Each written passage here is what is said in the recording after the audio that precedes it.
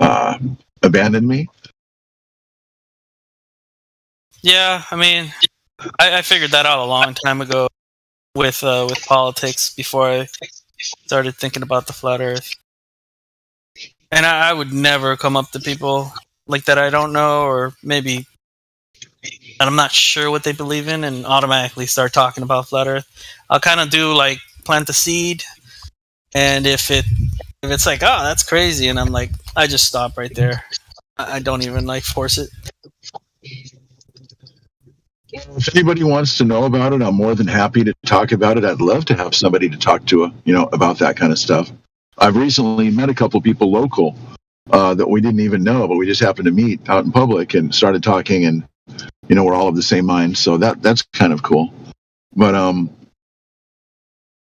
I don't right now. I'm at the point where I don't feel like I need to go ahead and spread the word, spread the gospel, let everybody know, try to save everybody from our society.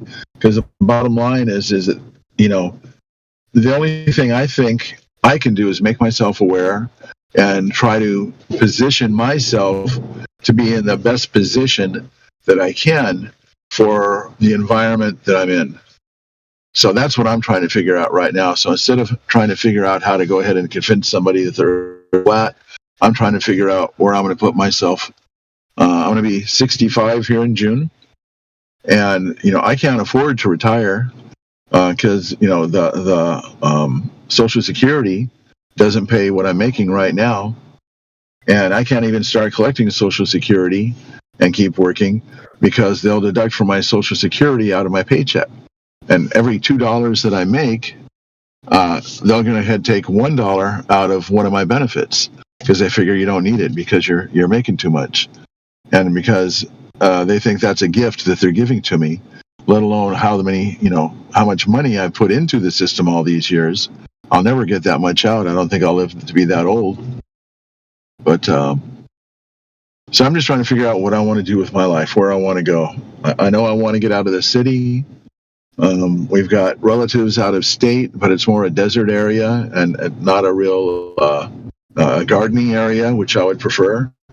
If I could get someplace that I could actually be close enough to a city that I could drive there, but far enough away that I'm not right in the middle of all that stuff, and have solar panels or a wind turbine or have a steady stream that went by, and I could go ahead and set up like a little paddle wheel to generate electricity and, live off grid. I would love to be able to do that, not have to pay an electric bill, not have to pay, a bunch of stuff, just the basic necessities to survive. That is my goal. So I'm still trying to figure out how to do that. But being a working stiff who's been working all my life that can't afford to retire right now, I don't have a big chunk of money to go out and buy a beautiful piece of property in a nice, safe, secure area that has all the stuff that I want. So, and that's probably a little TMI. The bottom line is that rather than trying to flat smack people and convince everybody, I've convinced myself. I've seen enough evidence that I believe more of what my eyes and my tools, and my instruments that I've used. I believe those more than what I've been told. So there's a whole lot more. This is just the tip on FE, and I don't know what all is there. And I think my biggest hobby right now, I think, is being a truth seeker, and it's trying to reach out and find, what else is true, and a lot of stuff we'll probably never know. A lot of stuff will be hidden. I often wonder if this was a controlled release about FE. I wonder about what's going to be going on, what could happen. I'm not going to get on all that because it's not Sunday. But the bottom line is FE is just the tip of the iceberg. So if they're going to lie about this, what else would they lie about? And that's where my interests lie right now, is where my interests lie. Where my interests are finding out the lies. But more so not finding out the lies, but finding out the truth. So just because you know something's a lie doesn't mean that you know the truth. And that's what I would like to do, is just find out the truth. truth about where we live, why we're here.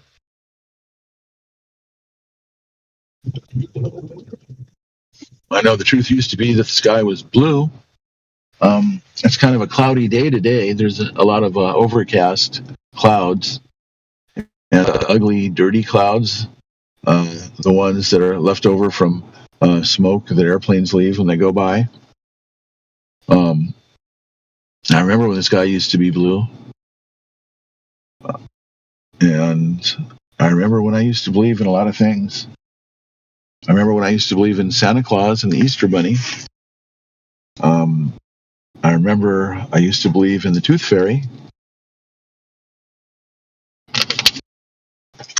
I remember I used to believe that medical companies were in the business to cure people. I've probably been shut off already. They are. They're here to cure you of your life. Well, no, they want to keep you within an inch of it, so you're dependent upon them, and they can go ahead. Water, aqueduct. That's what I was talking about before. Water in the aqueduct, and fluoride. So, some of the big toothpaste manufacturers, without mentioning any names, would always mention with fluoride in big letters, like it's something really great. And yeah, dentists recommend this because it helps prevent cavities. So you pay for your toothpaste with the fluoride, but then also add that in the water for you for free, because we want everybody to have healthy teeth. So who cares if you got health insurance, or if you get sick and you need some kind of medical help, but you're going to have healthy teeth. And one of the things I thought about a few years back, before I woke up, I was thinking about the aqueduct when I was driving past it. And I thought, you know what? If they wanted to really do some damage, and I think I don't remember, this is around 9/11. I don't remember if it was before or after. But I was saying if somebody wanted to do some damage, it'd be easy just to go ahead and poison the water, because there's easy access to this thing that's, at least the width of a football field. Bringing water down, gallons and gallons and gallons of water all day long. And if somebody, put poison in there, that could go ahead. That'll get a lot of people, and it's easy access to it. And then I think, I was thinking about, well, that would be a terrorist, but then the government's helping us out. They're putting fluoride in our water because they want us to have healthy teeth. And I think about that. And I think about how they used to, fluoride, I believe, is a byproduct that comes from making aluminum. And in World War II, when they were using a lot of aluminum for making aircraft, they had all this stuff that was a hazardous material that they had to get rid of. And one of the things that I'm not sure if this is absolutely correct, but I believe, if my memory doesn't fail me, that in Germany, they used to put fluoride in the water to help affect the people there, to keep them dumbed down or keep them more... I'm not sure the exact effect. I'd have to look it up. And I really wasn't prepared on coming in and giving a big speech about this right now. But that's something you might want to check out, is fluoride in Germany. And I think it was with their own people, aside from just the prisoners. But to try not to talk so much. Can I give you some personal information, like anecdotal information I got about fluoride in the water? Well, I believe you can go ahead and what's that thing? Distill. I believe you can distill the water, and doesn't that take it out? No, not really. But my wife's a dentist. Well, she works in dental practice. She's not a dentist, but she's like a dental assistant.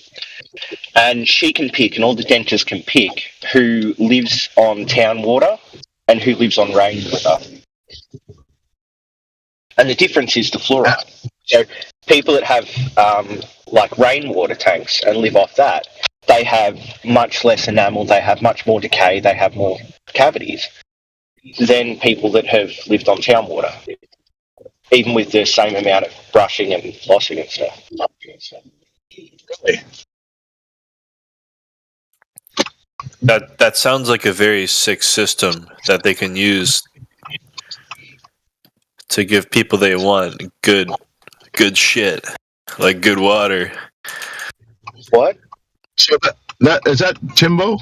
Wait. They don't choose the people that go on rainwater. The people choose to go on rainwater themselves instead of using town water. So I don't understand. They're not making some moral choice over who does and doesn't get fluoride.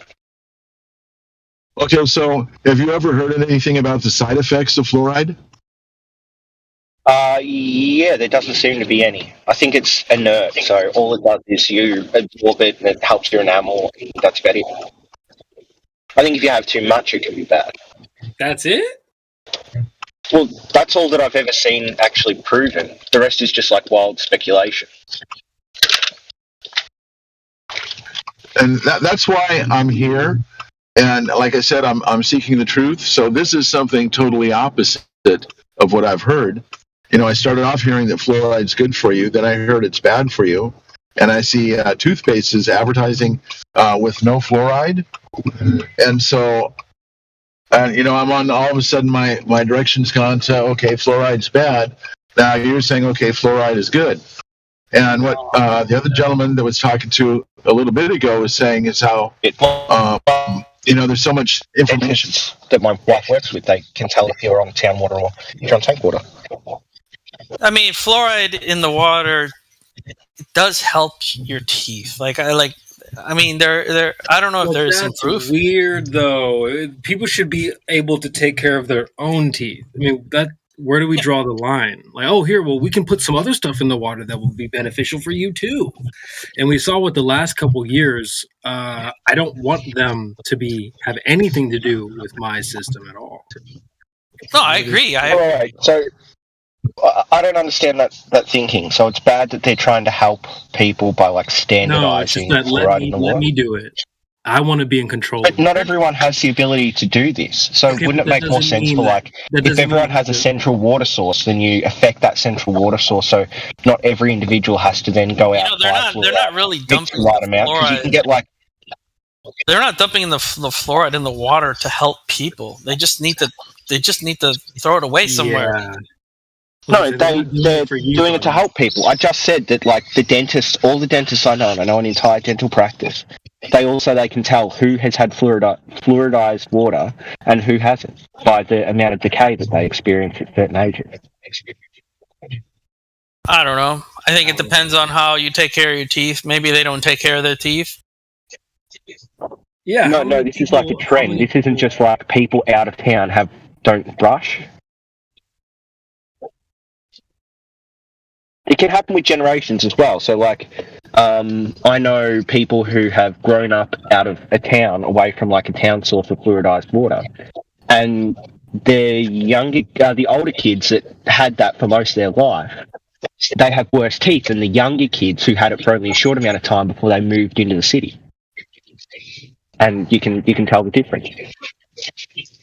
It's about the amount of enamel.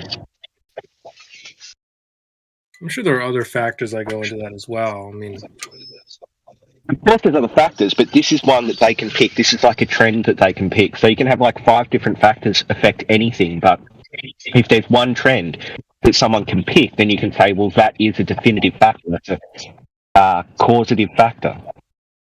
but I think you could still. I don't know if that would be evidence enough to convince me to go and just continue to drink tap water or like fluoridate my water or whatever.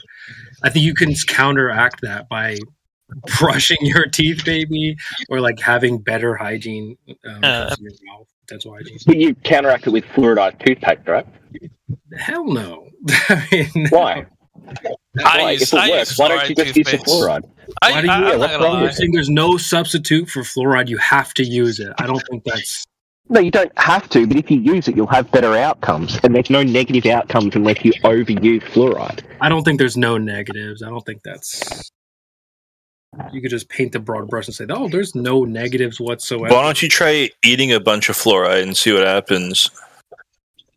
Well, that's what I just said. I said there's no negatives unless you use too much. Then you can end up with like fluoridized bone problems and fluoridized Yeah, I mean, guys, if you drink too much water, you can die. I mean, it's like everything in access is everything. I can shoot up heroin too in small doses. Yeah. Yeah, but heroin doesn't have any positive effects on your bones. Fluoride does. It has a shown positive effect. It's good for you unless you have too much. Whereas heroin is bad for you in all doses. It's just if you have too much, you die. Yeah, but look at what they would say. What about the effect on your brain? They would say that about the juice from the last 3 years as well. It's good for you. No, fluoride, obviously, when you consume too much of it, it does put you in a state of like, I don't know what it's called now. I forget the name. Delirium. And there's certain things that they're not testing for, that they don't care about, at least in the modern, quote unquote, medicine. I don't drink it, but I brush my teeth with it. And I rinse my mouth really well, so that's it. I don't swallow it. So what I wonder is who is conducting the tests? Exactly. Literally millions of people worldwide. In fact, probably billions of people worldwide have conducted fluoride tests because they're always put in city water. The outcome of the citizens would be tested by every single country on Earth across large expanses of time, like 50 years or so we've been doing this. And doctors, dentists would all be publishing data about like fluoridated versus non-fluoridated patients. How many non-fluoridated water sources are there? Where are they getting that water from? Rainwater, tank water. Anyone that I don't drink freaking rainwater or tank water. Or well water, I They didn't guess. ask me to take part of that study. or well water, yeah. Glacial? That's not the only way to avoid it. Glacier. I don't think anyone drinks glacier. But I don't think Very that many few, at people least. have that option to drink non-fluoridated water. So But here where I Yeah, live, which there's is great because it's worked. billions of It people. started out that lots of people had the option. Sorry, I overtalked you. I was just saying, you said billions of people did the test, but I mean, do billions of people have access to non-fluoridated water? We're talking about it now. Historically, very few people had access to fluoridized water. But now, lots of people have access. So do you want us to cut billions of people off so that you can retest something that's already been tested? Well, there's a lot of things in the water now. The current time, I guess that's what I'm referring to because that's where we live. But I mean, they're saying there's a lot of stuff in the water, people's antidepressants and stuff like that. So it's like, I don't know if that's something I want to sign up to be drinking. Not sure if that was a part of the study. Okay, so you want to because you feel like you need to be re-shown every single advancement humanity's ever made. You want to cut off safe, effective drinking water to billions of people potentially, just so you can be convinced of something. Does that make sense? Things that I didn't say. That's a whole lot of things that I didn't say. What's what logically follows from what you said? Not really. I mean, if people want to drink fluoridated water, I mean, kudos to them. Like, I don't give a shit. I never said anything about cutting off people's drinking source, dude. I don't know where you got that from. You want billions of people to retest it, don't you? And the only way you do that is by having a control group and then a group of fluoridated and then maybe a placebo group, right? No, it's already been tested. There are some positives to fluoride in your teeth. Obviously, there's no positives to drinking it. I mean, to like consuming it. I just think on the base level of it, just there's no negatives. We're going to put some stuff in your water for you. It'll be good for you. Trust us. That to me, I mean, does that not? That should be raising red flags. I don't care. It doesn't raise red flags at all because the people that are saying that are like just average people that have gone to school for 10 years to test if this is true or not. All you have is some bias that makes you think that any time you're told something is a fact, you're just not going to believe it if that person has any sort of power in society. I don't know where you're getting it's a bad bias to have. This is what the kids call reaching. It logically follows from what you say. That's what I'm saying. That's what the kids call reaching. You're reaching for things that I... No, it's logic. You're trying to So connect... what you said was that it should... You said it should concern you if they say that this thing is good for you, right? There's a question. Does it not raise a red flag that, hey, we're going to do something for you? And it should not raise a red flag. We're gonna sprinkle this stuff in your water, and it's good for you. Trust us. Don't worry. Yes, there's nothing in that implies either a good or a bad thing. It is neutral. So you then have to come up with some reason to think that it could potentially be a bad thing. It shouldn't raise any red flags because it's a neutral Well, we proposition. just look at trends. Look at the last couple years that we just went through. You said this. You said the word safe and effective. That's exactly what they said about the juice that everyone was damn near required to get. It is safe because it was safe. Well, I'm going to give you. It's good for you. I'm going to give you one. I'm going to give you like it is if one you trust the task science to do, and if you can do this, I'll agree with you. So, if you can find any scientific data that shows that the juice is worse for you than the actual thing that happened, like the disease, then I'll have an actual discussion with you as though it's a neutral position. But right now, your bias comes from this idea that you've been told that the juice is worse for you than the disease. This is my own nature. It's not have anything to do with this is what you're told, so I'm reacting to that. It's just simply, hey, I want to be in charge of my own food and water. I want it as clean as possible. It has nothing to do with daddy told me or whatever. I'm rejecting daddy's opinion. You just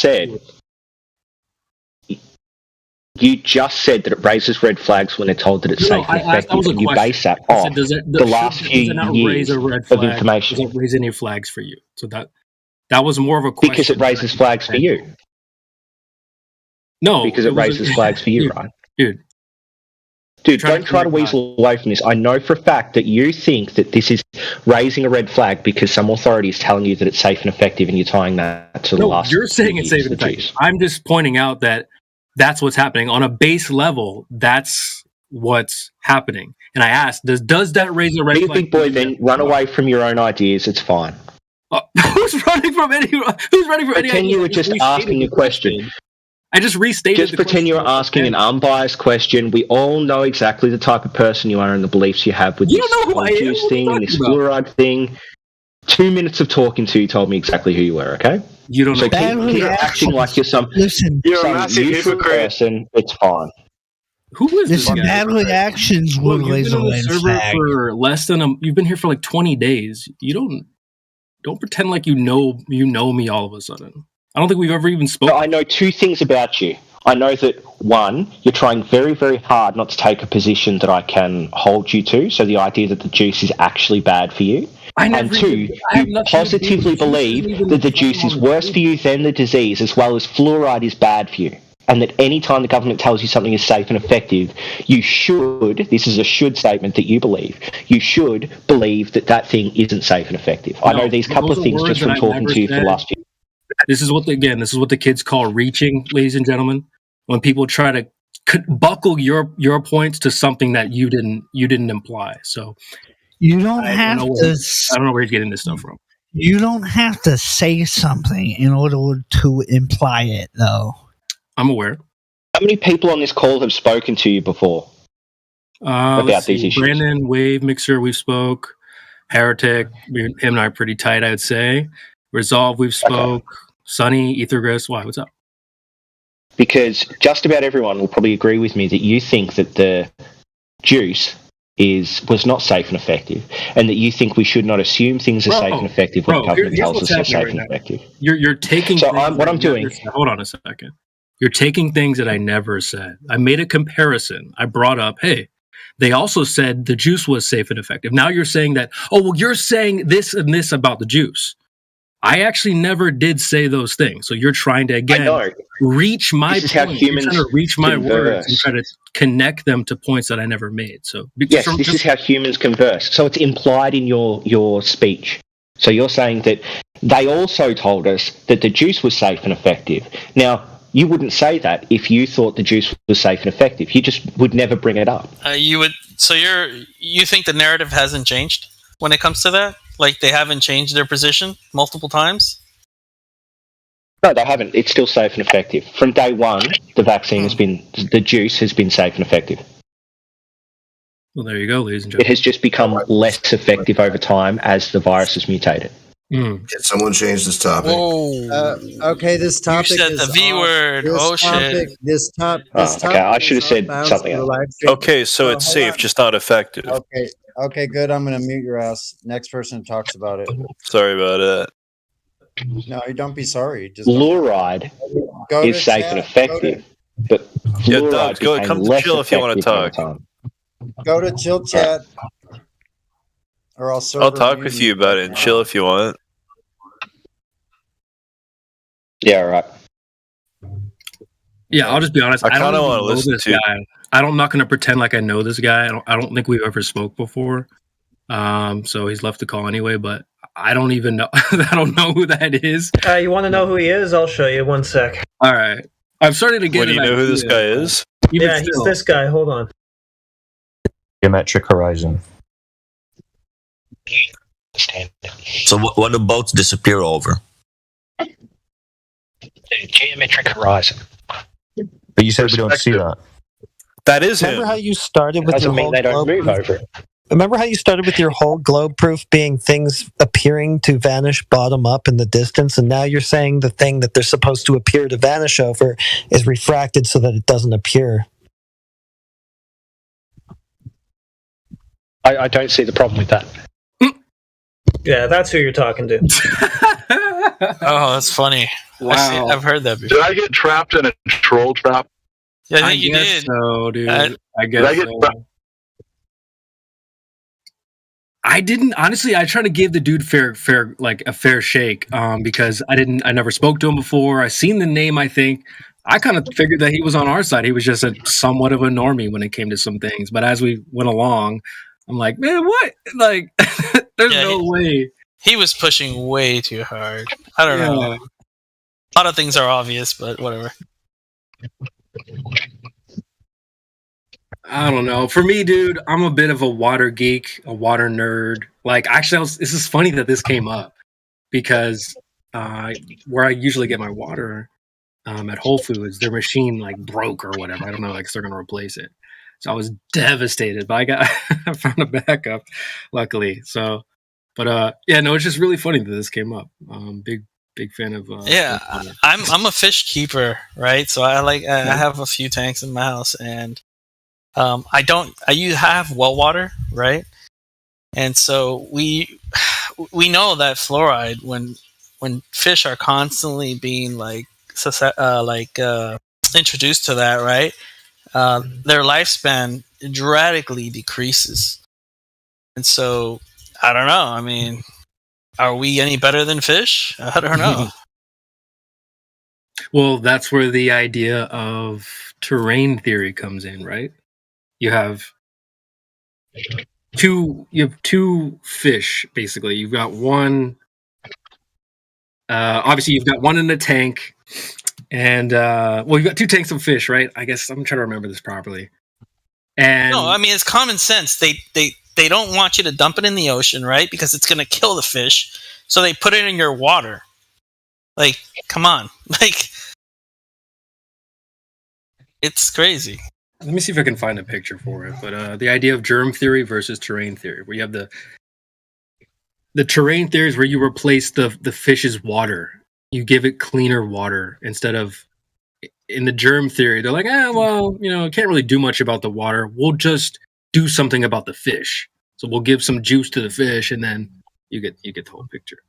So I think where you're coming from is that, well, let's just replace the water and give it a cleaner environment. We'll just give juice to the fish, so that when we poison the water next time, they'll never know it. Yeah. Yeah. All right. Yeah, instead of getting a better environment, they just give you vitamin C. Like, here, just take this. Yep. That's what it is. So, I said fish and many animals are much more sensitive.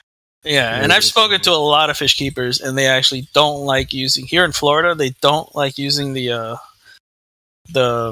tap water because it does have fluoride, and so a lot of them just use well water. I can't even remember the last time I drank tap water. It's been, honestly, I've been drinking like this type of water since probably 2017. So like 6 years. I've been going on strong. So I'm lucky to have a source that's really close by. You know, and listen. the fucking water also has chlorine in it, which I don't know how the fuck that affects us. I mean, That's true. Yeah. That's true. And listen, you have to ask yourself, why is fluoride at its source controlled by the NEC, the Nuclear Energy Commission? Why is it? Think about that. Interesting. Look, I'm all pro-choice, right? If you want it, have it, but it shouldn't be forced for everybody. Okay, damn. I don't care if it's good for your teeth. So what? Listen, it's giving people any kind of substance for health, Anything for health, and they say it's good for your teeth. So anything for health has to have a doctor give you a informed consent. You have to sign this. Your patient bill of rights are still activated. They haven't gone away. So where there's no. Hey, Sonny, is this thing on? Who was that? Yeah.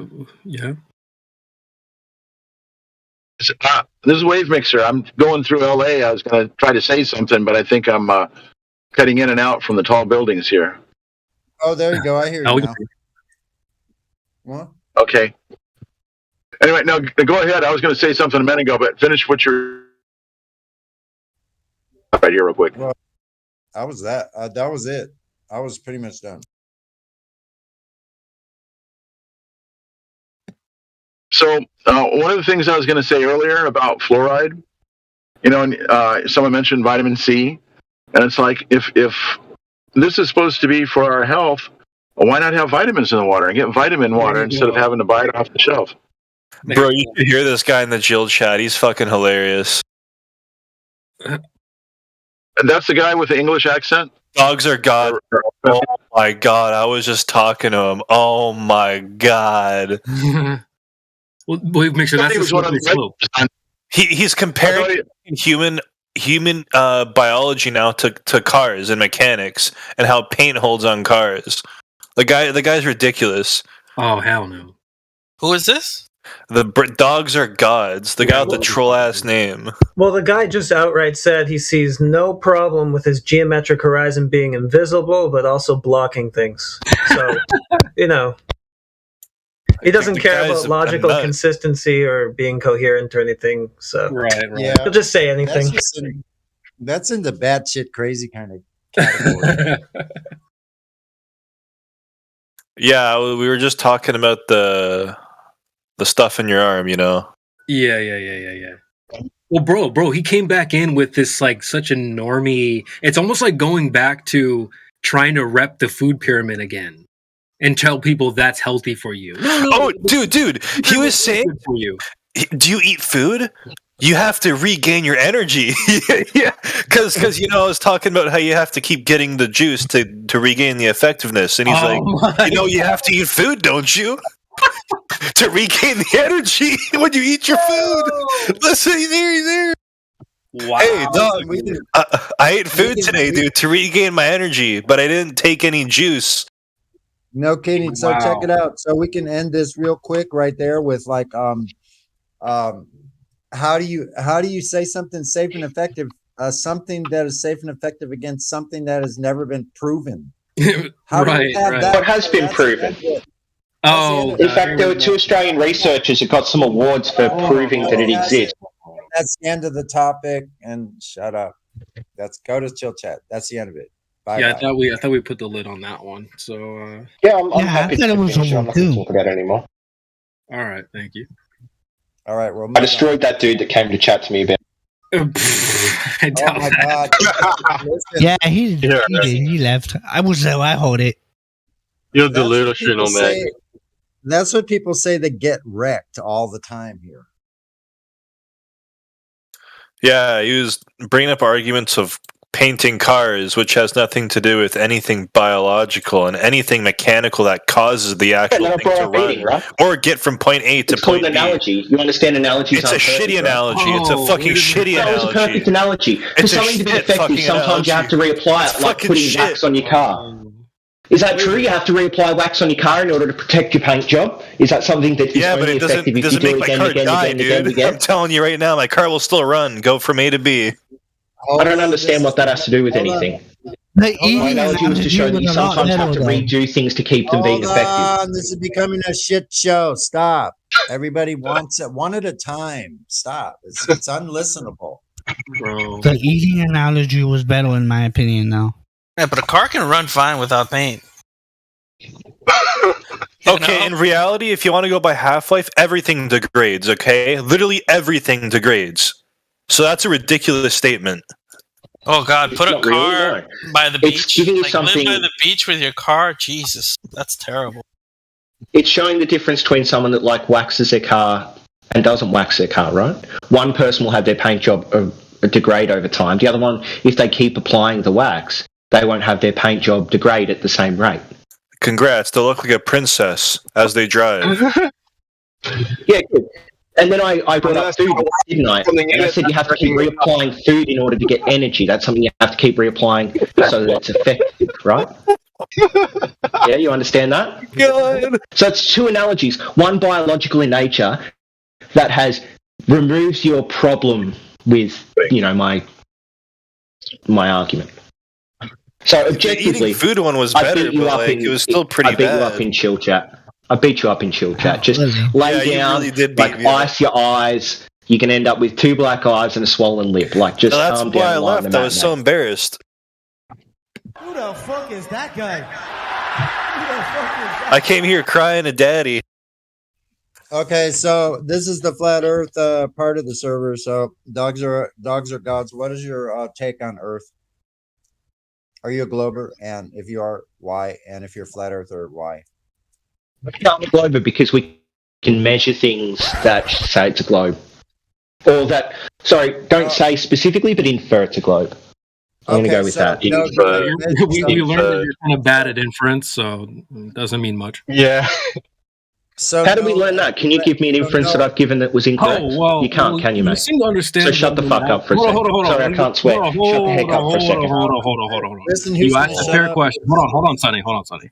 You asked a fair question. I was going to answer, and you immediately didn't allow me to answer that. Oh, the language on you. You blow your father with that mouth? Okay, so you asked, how do I know that? Now, I gave an analogy, apparently that inferred a bunch of other things that I didn't infer whatsoever. Now, then you came back and made two analogies, and we were able to understand your analogy. You said it's just an analogy, right? So you actually don't seem to understand. Your inference meter seems to be broken somehow anyway, so that's how I know. So pump the brakes before you start answering your own questions. Induction. I'm inferring inductively that when you say things like safe and effective, that's what they told me the whole time, buddy. I don't know if you even got my answer. That specific thing. Then it is reasonable for me to inductively infer that you are also being skeptical on that specific topic. So what can we infer about your analogies that you made? Does your car have a good clear coat on it right now? Can we infer that your car has a nice clear coat? Do your tires rotate? That I think that certain things are true about reality if there's scientific evidence for it. Done. So, What is that's what you can it's an infer, analogy, yes. wasn't it? What is going on? I don't have my car waxed. The It's analogy- Yeah, dogs. Thank you very much. So that's how I know you don't. So what? So what? You're just going to giggle, mate? So what? So you can infer from what I've said so far that I have a broad understanding of several topics, I can make analogies, and I understand how to make an inference. Not really. And you're just a giggling, petulant little boy. That's all you're doing. Yeah, guess what, young man? Sorry, do you want to actually hear about flat Earth, or do you want to talk amongst yourself so I can go? When I'm talking, you shut the fuck It's up. not like you know anyway. What are you going to do? Teach us about your geometry? Not there. Yeah, listen, buddy. If you do that again, I'll have you banned. You talk over me again, I'll server mute you just like you're muted now, and you'll stay that way till I unmute you. I won't put up with it. The other people might put up with it, but what kind of piece of shit comes into somebody's house and takes a crap on the living room floor? That's what you're trying to do here. It's not working. So you already admitted, sticking to the topic, that you have no direct evidence of the globe Earth. So now what you gonna say about that? I don't need you to interrupt me, Mr. Beta Male. Hold on. You have Jesse Lee Pearson, Jesus. So I didn't say I have no direct evidence. Yes, you You have did. to say it. We know that you direct don't. measurement. Do you have a direct measurement? All you had is a correlation or inference. You don't have any direct evidence. So you can infer things from direct evidence. Well, we know that you're not very good at that, so don't worry. Yeah, but you're missing the direct evidence part. So if you want me to give direct evidence, I can right now. But I was just teeing it up with, I believe the Earth is a globe because I can infer from measurements that we have in reality that the Earth is a globe. What measurements? Okay, Your inference skills are trash, so... What measurement? Name one. What measurement? What measurement? Name one. Name one. Sure. So I think it's called the Huber Bridge in Hull. And what kind of what is this? What kind of test? Is it a test? What is it? What are you, it is further apart at the top. It is further apart at the top of the two towers than it is at the bottom of the two towers. Is it a bridge? Yes. Yeah. Show us the documents and the blueprints, please. Wait, but fuck the bridge. You know what the water's doing? I'd be happy to. What's blocking the bottom of the oil rig there? Not a hill of water. So yeah, actually, that's exactly what it is. So yeah, forget the bridge. You think the water under the bridge is curved?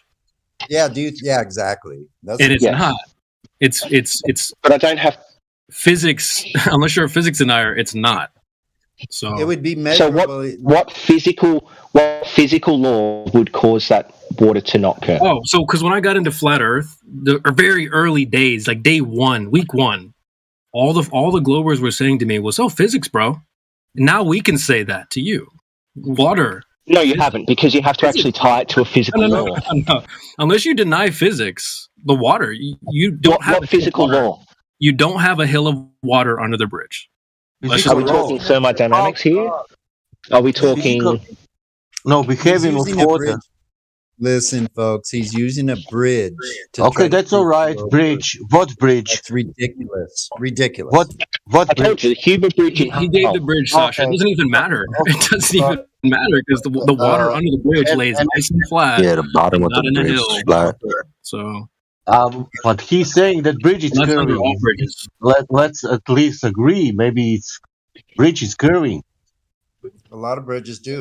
Sure. No, both towers are measured plumb consistently, and the amount of difference between one tower being plumb and the other tower being plumb varies about 10 centimeters according to measurements.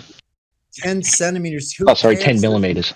You can't show us. That's the size of a 10 millimeter socket. You know how small it is. Anyway, listen. You can't show us that the water below the bridge is curving. That's what you need to show us. I don't have to do that to infer through physical evidence that the Earth is curving. It all comes back to it's all water under the bridge. But why it's curving only there? On where is that bridge? Nowhere else. Yeah, it isn't curving there. I don't know. Hold on, he just said it himself. It isn't curving there. Just like you just I'm sorry, I was just asked a question. Do you guys want to jump in and answer my question? No, that's cool. You answered. No. You answered. You said it isn't curving. Yeah, that's right. It's not curving there or anywhere else. That's the answer. You and your double standards. You asked me a question and immediately rumpused the answer. So let's not have these double standards. You showed a bridge secondary. You didn't show. There's a bridge over Lake Pontchartrain. Brandon, stop. Listen, you didn't show direct evidence. I was hoping to answer that question. Okay, can I do that, please? I'm not done talking. Hold on. You didn't show direct evidence. You showed secondarily a bridge that not direct evidence. We need the curvature of the water. That's right. You gave him a red herring. He gave him a red herring. He said direct evidence. As soon as you go to something other than the direct proof of the curve of the body of water that he was asking for, that's not what he asked for. Let's try again. Proof is your word, not my word. So I said evidence. that was the I said criteria. evidence. Do you want me to answer that question yet, or are you guys going to keep over talking me so I can't answer We it? we want direct evidence. We don't want your inferences from I bridges. did give We you want direct the evidence. No, you didn't. We want a direct measurement of a drop over a That means distance of a because body it's of water.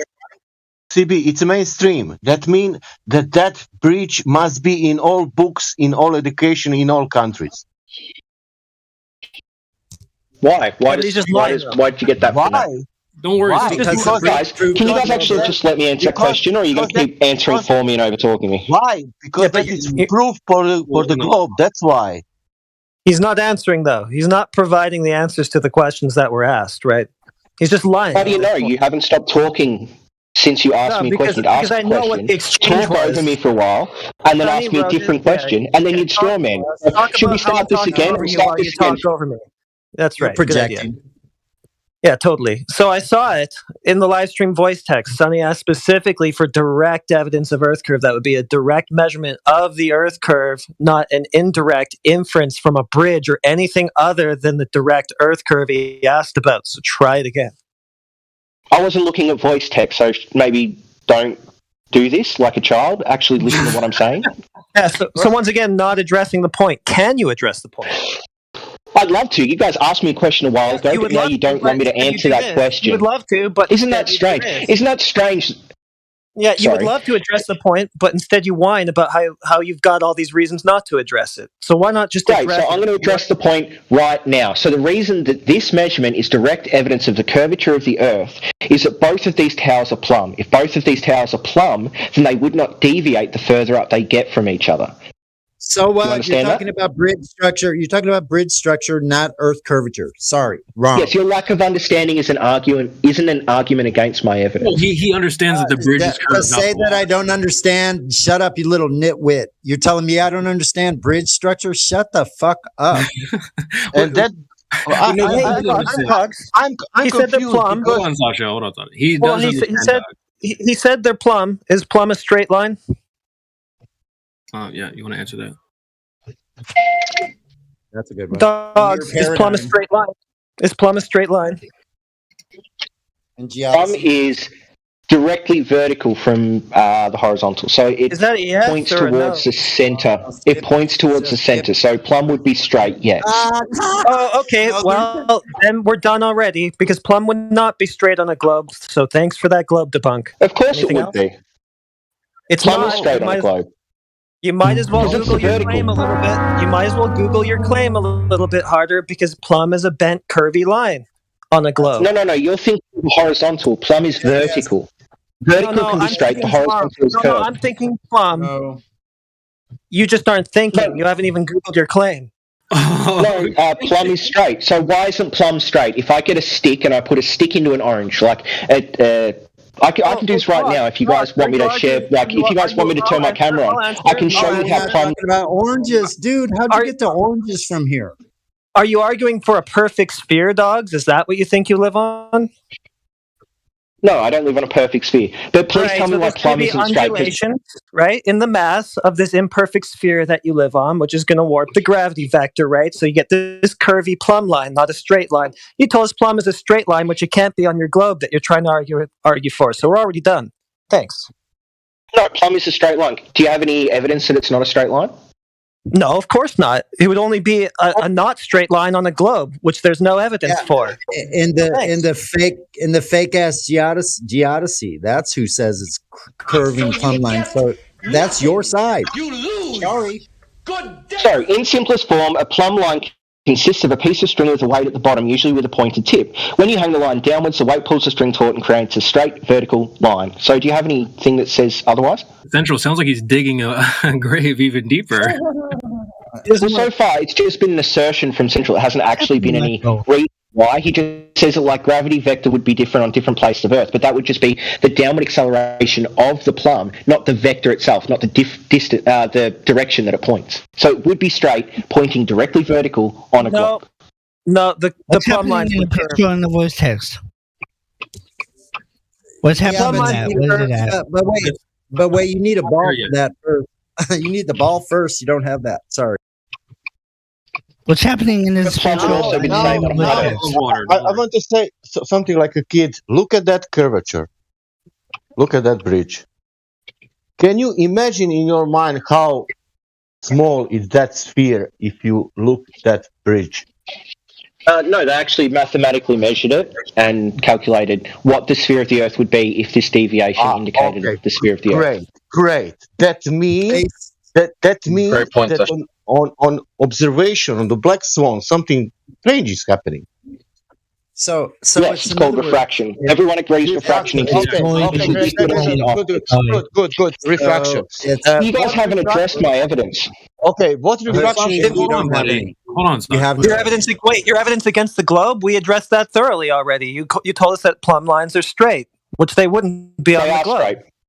They would be. Yeah, yes. exactly. Yeah, perfect. We agree. They must be straight, right? They'd be perfectly straight on a globe and on a flat Earth. So they're great. Oh, okay, you might want to update every geodesy textbook then.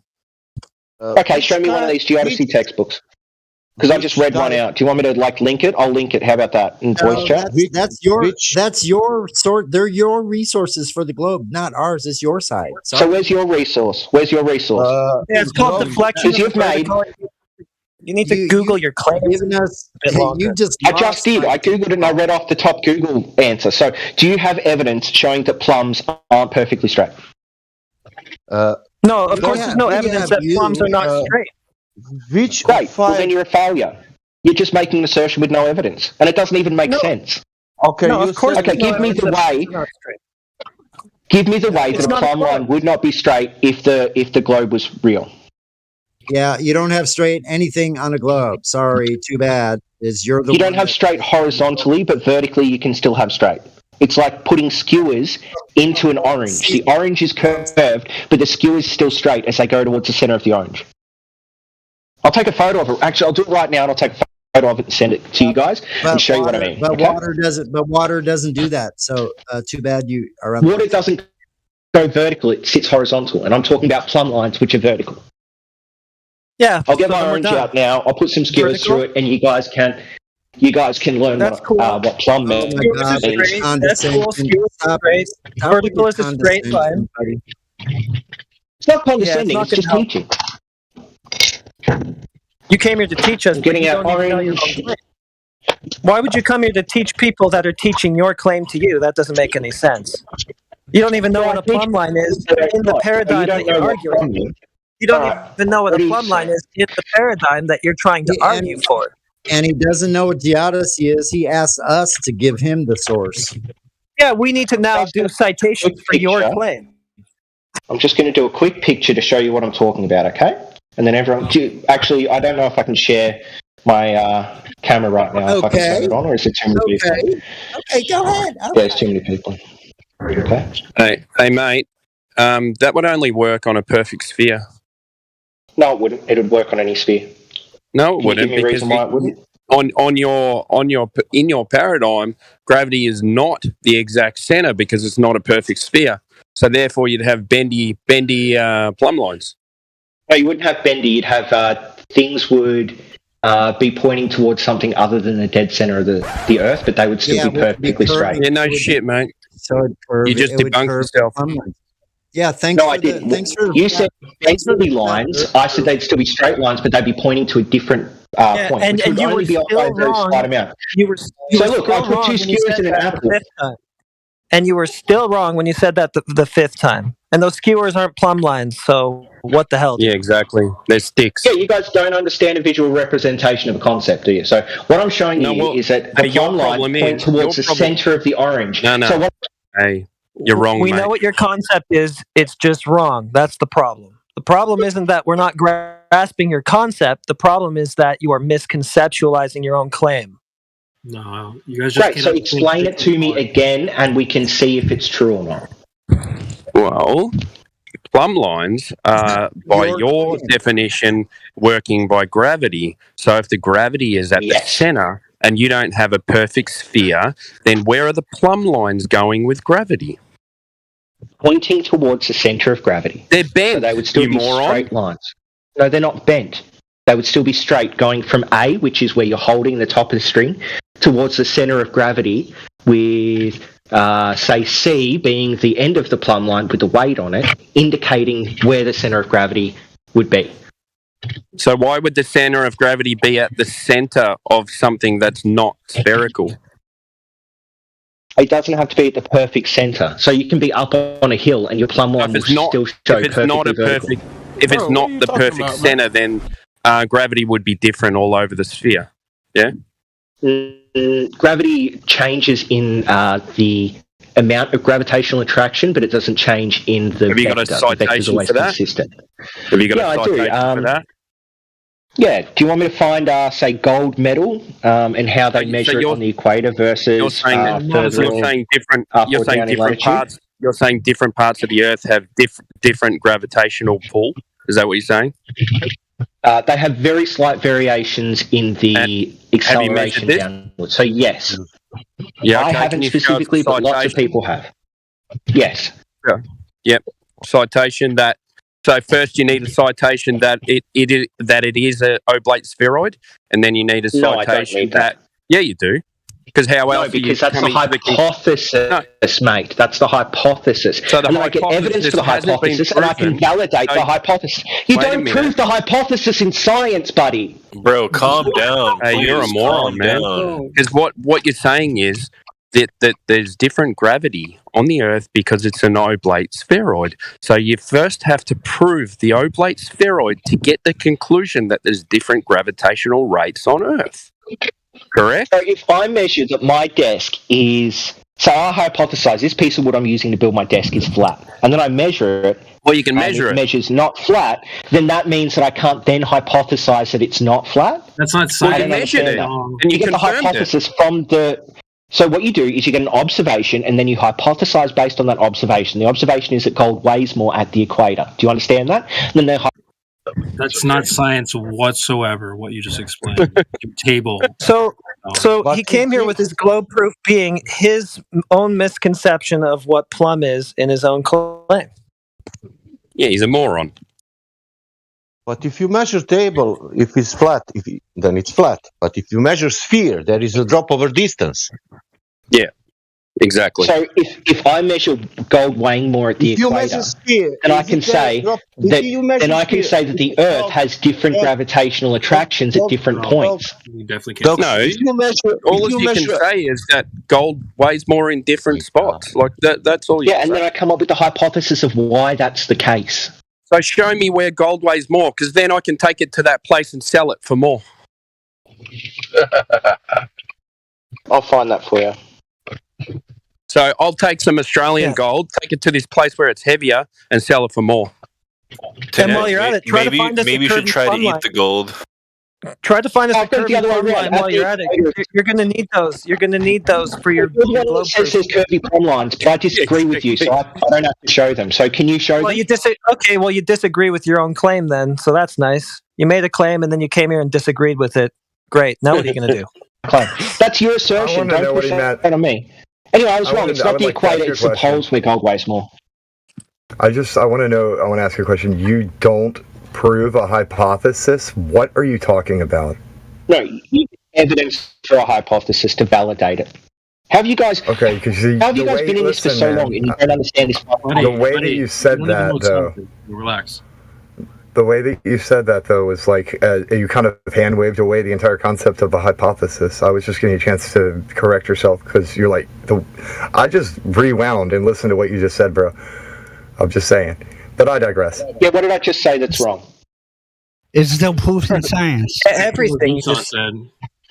It is a three-dimensional... Starting with plumb lines are straight on my ball card. That was... I don't know if that was the first wrong thing you said, but that was definitely one of them. There's no proof in science. Oh, here we go. There's no proof in science. Everyone's heard this, yet you guys still bring it up every conversation. Which is the only problem with you guys, like this specific server? Don't stop worry. spiraling. You're not in a position to be educating. I want to say my problem. Science, Sasha. He's not in a position to be educating anybody on science. Yeah, exactly. What science is got a complete category error. So try again, dogs. You got some homework. He doesn't even know what his globe is. Yeah, exactly.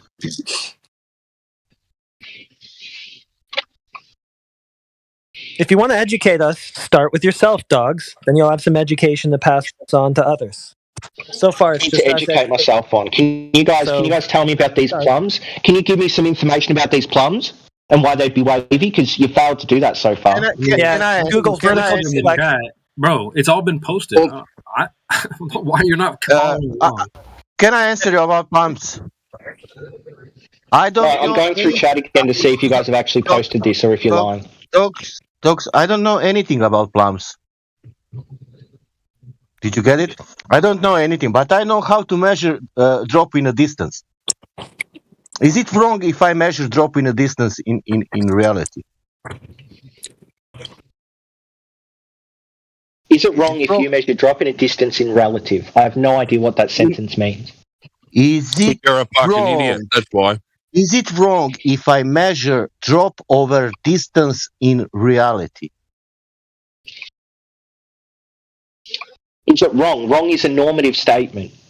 No, you can just measure answer the drop in fucking distance. question, you cocksucker.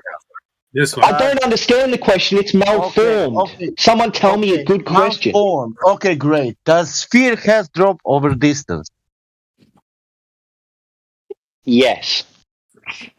Okay, I go outside and people saying this earth is a globe.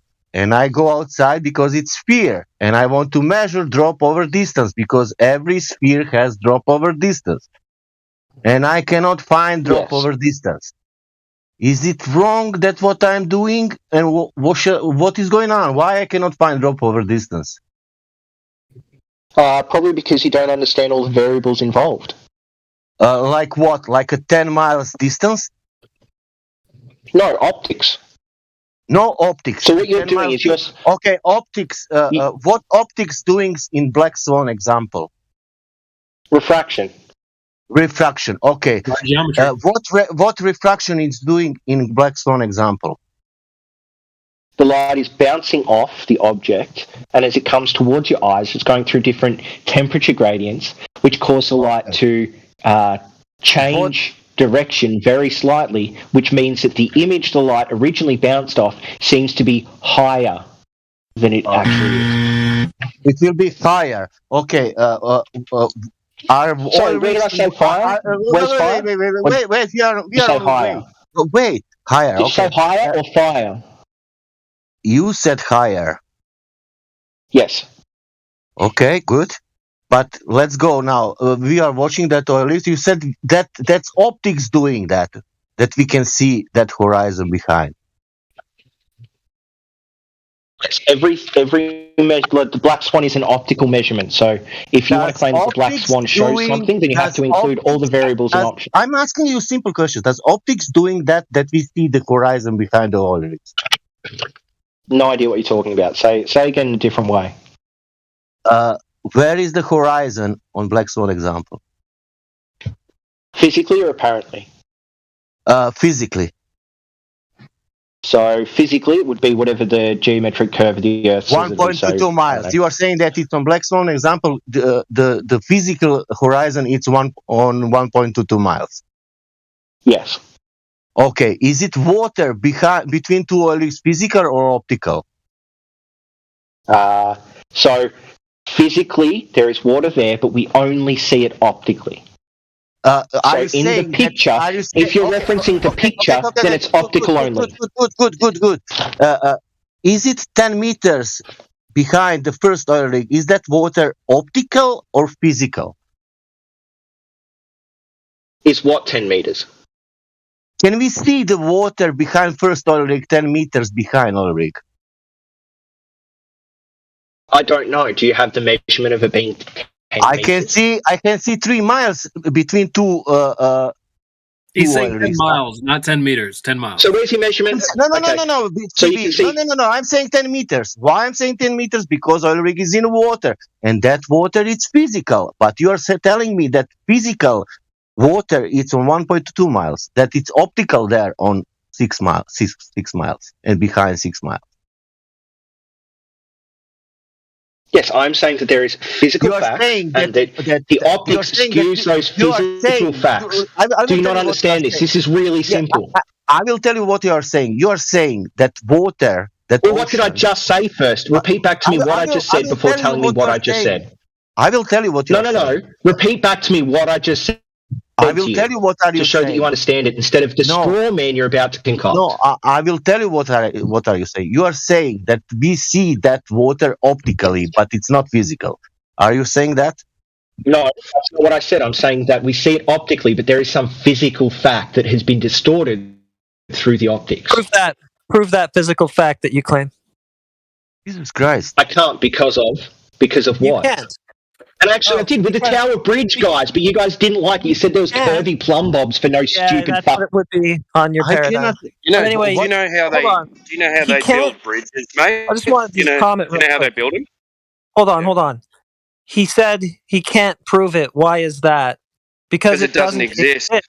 That's why you have to appeal to refraction instead of just showing it to us. That's why. Carry on. Well, no, that's not the inference. The inference is that I can't prove it because there may be some physical restriction. I can prove it to you with my eyes. That water between two oil rigs, it's real, man. It's ocean. Oh my God. Oh my God. Yes, the water exists. There is a physical fact of reality that is distorted through optics. Repeat that back to me so I know you understand it. Okay, a physical fact that you just told us that you can't prove? Well, how are you going to prove that? Exactly. Hey, mate. That the water's there. You can know the water's there because you can go out to that point and the water will be there. Is there a 1.2 mile ball edge there? No, because every time you move on the globe, the edge gets further, the horizon gets further. The horizon calculation is relative. Yeah, that's good, thanks. You said no. We all agree. Yeah, there's no 1.2 mile ball edge at 10 miles. That's incoherent and retarded. Okay, what's next? Wait, so all you do is you ask a question and then cut me off after the first word I say and mute me? No, stop for a second, guys, because this is bullshit. Shut up, man. You just rolled this. You got wrecked and you can't handle it. Is this all you guys are going to do? Every single time you ask a Yeah. Yep. Good idea. Yeah, how about you actually listen to what I say and stop being rude and breaking your own terms within this Discord server? Are you guys just hypocrites, or are you going to actually ask a question and listen to the full thing? Terms are that you don't personally mute anyone, but that doesn't apply to moderators. So, yeah. Man, so if I look right now, will it say something along the lines of moderators should not mute people who are... Why are you talking about this instead of your club? Yeah, I know. Can I ask you? Because every time I talk about what I'm actually trying to talk about, you guys mute me after the first word, don't you? Just say yes. Just say yes. You're going to have an aneurysm. Chill out, man. Hey, chill out. Hey, so how can I talk about the topic when you mute me too? Hey, mate. Yeah, how can you talk about it when you use all your airtime to not talk about it? Awesome, I'm ready to talk about it. So that water between the two rigs, the water between the two rigs is actually there. You can go out to it. But that's great. You already told us the 1.2 mile geometric ball edge of that water is not there. And that was the thing we were looking for. So who cares about the rest of this? Okay, the geometric ball edge moves every single time that you move. You told us you couldn't prove its existence, so how would you know that? What the hell? I can't prove anything because that's unscientific, but I can show it exists. I can infer it exists through measurements and evidence. Wait a minute. Can I just what measurements and evidence? That statement real quick? He said, "Are you guys going to go the prove thing? Because we just talked about this 2 minutes ago." Hold on, buddy. I'd like to address something you just said. You said that the geometric horizon would move if you move. Now, I'm thinking of a hill in my front yard. Are you telling me that if I move, that hill moves? Of course, I don't think you would actually say that. No, that's not what I'm saying. That's you completely misunderstanding how geometry and physics works. Do you want me to get the orange? I'll take another picture of the orange and show you, okay? So if you're on a circle and you move, and the distance of the horizon... Sorry, I hate to... But you could just address what I'm saying. You did verbatim say that if you move, the geometric horizon moves. So do you want to clarify that statement for us? Yeah, Yeah, great. So horizon is defined as the edge where the land meets the air. So depending on how high you are up, and where you are on that sphere, the horizon will be different for you because horizon is an abstract concept. That's not the definition of horizon. Sorry, wait a minute. You said the geometric horizon. So I don't need a definition of what the horizon. I know what the horizon is. No, it's not geometric. Now that's why I'm calling you out. Okay, you said that the physical hill of the earth would be moving if you move. Wrong.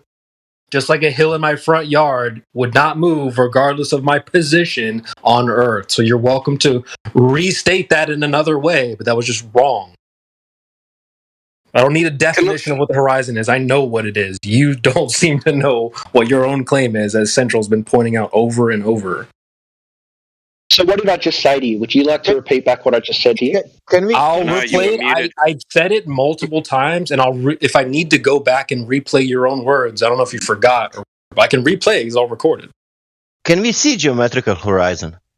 No, clearly not. Yes, but it's always distorted, so then it becomes apparent because you're looking at it optically. When you say see, when you say look, when you say take a photo of, all of that is optics, so it becomes apparent at that point. But I'm going to restate what the geometric horizon is. It's a calculation based on your height of where the horizon will be on a ball. So your height is a part of the calculation of where the horizon is. According to what you just said, when we see a 10-mile horizon, like the one in that picture, that's actually a 1.2-mile horizon. Yes. Now, how do you know that? What's wrong with that? Because we know refraction exists. We've measured refraction. We've proven refraction. That means you don't have a non sequitur. Non sequitur refraction. No, it isn't a non sequitur because that was the variable that caused. It doesn't tell me that the horizon that I see at 10 miles is actually at 1.2 miles just because you squawked the word refraction. You'll have to get more specific about how you actually know that there's a 1.2 mile geometric ball edge there that's been distorted to appear at 10 instead. Deviation in tower bridges from the base to the height. That tells me the radius of the Earth. The radius of the Earth allows me to calculate where the geometric horizon will be on water. Ta-da! Yeah, I want to talk about that too. So, what's your distance between the two towers? I think it's 1,440 meters. Give me a second. I'll pull it up exactly. From top to bottom, what's the difference? 36 millimeters. 36 millimeters from top to bottom. How tall are the towers? 155.5. Do you know about tolerance in concrete? Yes, they took that into account. What's the tolerance they used the GP. Over 150 meters. What's the tolerance over 150 meters? They removed that variable by measuring the difference, the movement in the two tower bridges over time. So they move. They move, and I'm fairly sure it was a 10 millimeter change. But I can look specifically. Why do they move? Is it called expansion and contraction? So why is it expansion and contraction? Is it for heat? What do you mean? There's how much do they move over expansion and I've already destroyed all this. Because they measured the flex. They measured the flex. So why does it matter if they flex? Do you know how much? Why does it matter if they flex if they measured it? Yeah, they measured the flex. What was the flex? How much? Yeah, exactly. I'll find that. They carried out a series. Okay, so you don't know, but you know that they compensated for it, even though you don't know what it was. 10 millimeters from the mean position using a kinematic GPS sensor. 10 millimeters. I just read it out to you. Oh, I've seen this. You know what the tolerance is over 150 meters? No, but they do with their GPS kinematic sensor. They do with their GPS kinematic sensor. Did you know that? Okay, over a 3 meter wall, we're allowed 15 mil of tolerance out of Plumb. So what do you think is on a 150 meter tower? Well, they measured it, and you get 10 millimeters worth of deviation from flex. You think that's intolerance of Plumb? The tolerance of Plumb, they measured Plumb. Yes, and what's the tolerance? When you build something, you can have your measurement of Plumb. The tolerance can be off, and you can fuck up the Plumb. You don't tell me. I'm explaining to you the difference. I build them every day. If you then come up... I'm a builder. You moron. Off Plumb, how do you figure out... Off Plumb is tolerance. Just take a You can use a laser measure, right? Laser Plumb. Yes, but Right? there's a tolerance, an allowable tolerance Yes, and what you that can do you're is you can allowed use to be off plumb, and it's can greater use than 10 multiple- mil. But they measured it after it had already been built. No shit, mate. How are you going to do it? So they before did it's that and built? showed that it was plumb. Well, you So it can't doesn't measure matter something if your before plumb it's line built. is off and your tolerance means that it was very slightly off plumb. They can then measure it after the fact and show that You're it's still plumb. saying that a 150 meter tower can't be 10 mil off plumb? You're a fucking idiot, mate. It is 10 mil off plumb. That's what they measured off plumb. and it's It's within 36 millimeter deviation from the base to the top. And that's still And what within they do- tolerance too. Is it? Yes. Tolerance for what? What measuring tool did they use to check plumb? Tolerance for off For plumb. what? For what measuring tool? Yeah. To get the tolerance of something, you need a measuring tool. Which measuring tool? No shit, mate. You can use a laser, whatever you want. Awesome. Which laser? Give me the tolerances for these lasers. Well, which one do you want? You got I fucking thought so, buddy. You've got nothing. Total station. Whoa, here you go again with answering your own Right, here we go. questions. Let him answer the You question. can use a total station to measure the angles off level. So I asked you for the. I how asked are you you for. gonna, how are you going to measure 10 mil off tolerance? Yeah, how are you going to measure it? They did it with a kinematic GPS sensor. Yes, and it's within tolerance of Okay, plumb. can you show me that? What do you mean? Show you that? Look up tolerances of concrete. The tolerance of this concrete your is claim, the tolerance dog, of bro? a plumb What's measurement. going on? The tolerance of concrete isn't the tolerance of a plumb measure. The plumb Tolerance measure of would be the tool level. you use. Tolerance. We're not talking about level. We're talking about plumb. How many fucking words you can? Well, plumb and level, same thing. 90 degrees off plumb is level. 90 degrees off level is plumb. What does level mean? Not curved. Oh, mate. Well, in the building industry, it means straight line, horizontal, level. Awesome. So why do you keep saying horizontal when we're talking about plumb lines? Because it's 90 degrees off horizontal. Why we call sea level sea level? It's not You don't know curved. what you don't know what you're talking about, mate. You need to go and look at tolerances off level. All right? Oh, you're a God. fucking moron, and you just So showed. you're saying the level is off, but we're talking about the plumb being correct or not. Well, what do you think level and plumb are, you doofus? Plumb is vertical, level is So horizontal. you're telling we're me talking that about a the human vertical. being can build a 150 meter tower and it be perfectly plumb from level? No. Is that what you're I'm saying? saying no, I'm So saying it that has a human tolerance, beings. correct? No, wait So up it a has a second. I tolerance. wasn't done. I'm don't saying care. that human Does it beings have a can tolerance? measure if it's This plumb nigga. after the fact. These guys are Well, fucking you should have idiot. been I'm done gonna because mute it was a simple. Yeah, hold on. It was a simple yes or no answer. So you should have been done by the time that you had to start saying, "I'm not done." So try again with the yes or no answer. It was a red herring.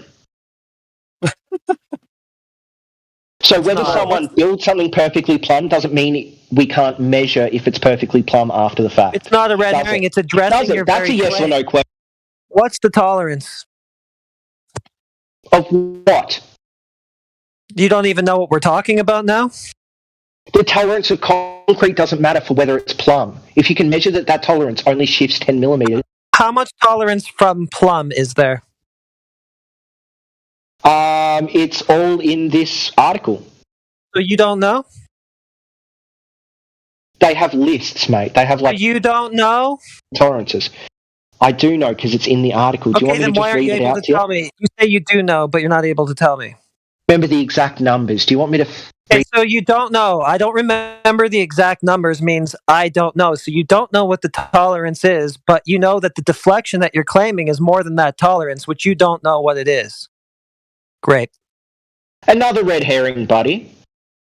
How is that a red herring? Because you're saying it's called the spot-on fallacy, actually, where you want me to specifically give some tiny minutia of like.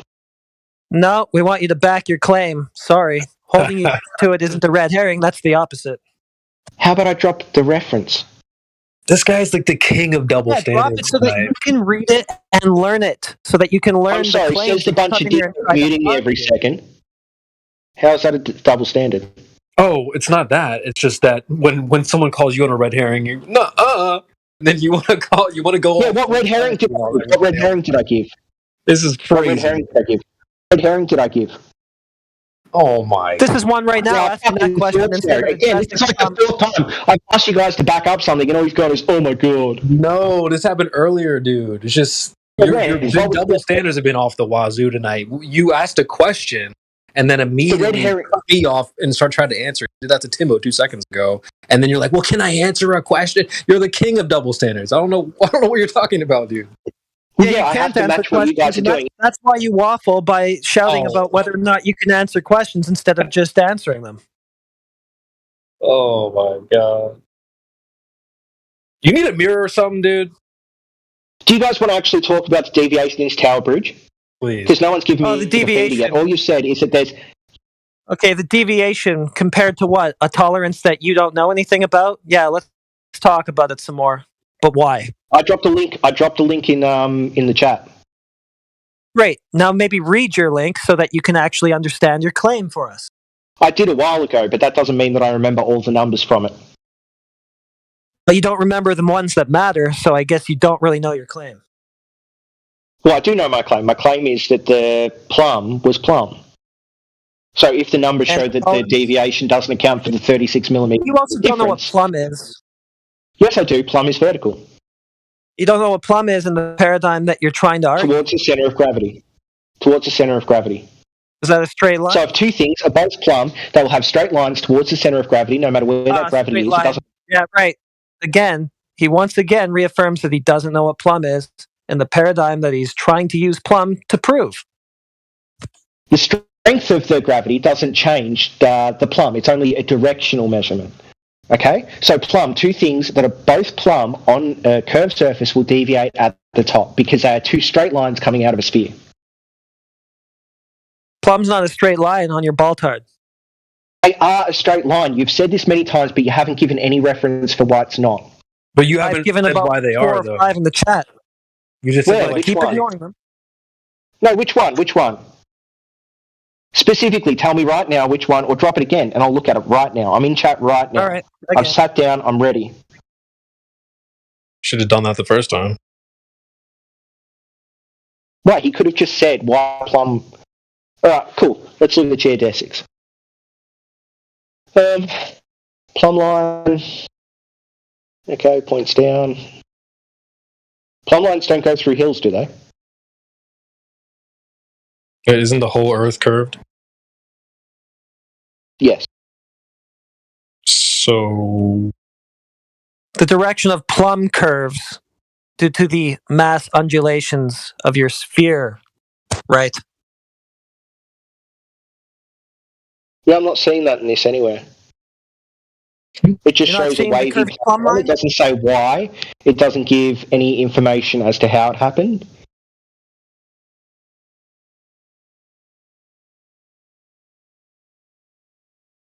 kind of how you're saying that they're just straight, like sticks, not why or anything. Plumb line, direction of gravity, mean sea level, deflection of vertical. Direction of something never proven. Well, great. Geoid, ellipsoid, AHD terrain.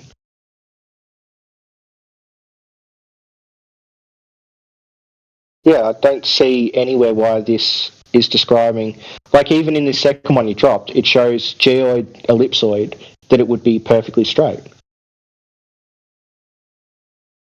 Nope, vertical would be a straight line, and the plumb line itself has a deflection from that, so it's not a perfectly straight line.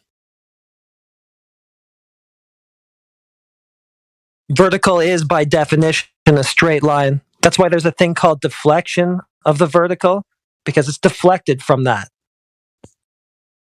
Yeah, I'm not seeing anywhere in these images that this plumb line would be wavy. Like this second one has straight plumb line. Dude. Like ellipsoid normal, and then it has geoid and ellipsoid that are both straight. It shows 90 degrees. Is the plumb line straight? The one that's labeled yes, the plumb line will be straight. Dotted line. Okay, it's a straight line. That dotted line, labeled plumb line, that says direction of gravity, that's a straight line. Let me see. Which one's that, the first or second image?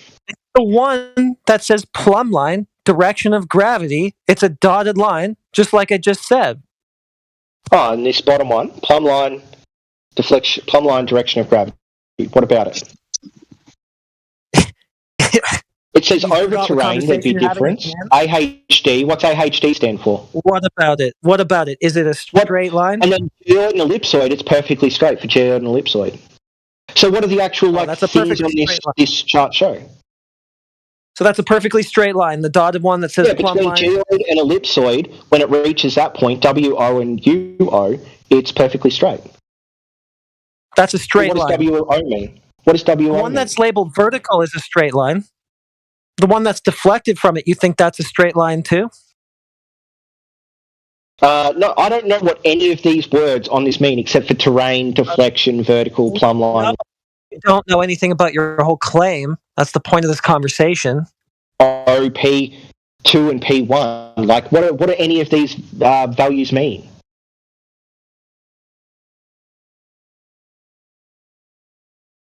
You know that you don't know anything about your own claim. I just asked you about your picture that you posted. What do the values on that mean? Do you have the source material? That picture is showing you what a plumb line is on your ball.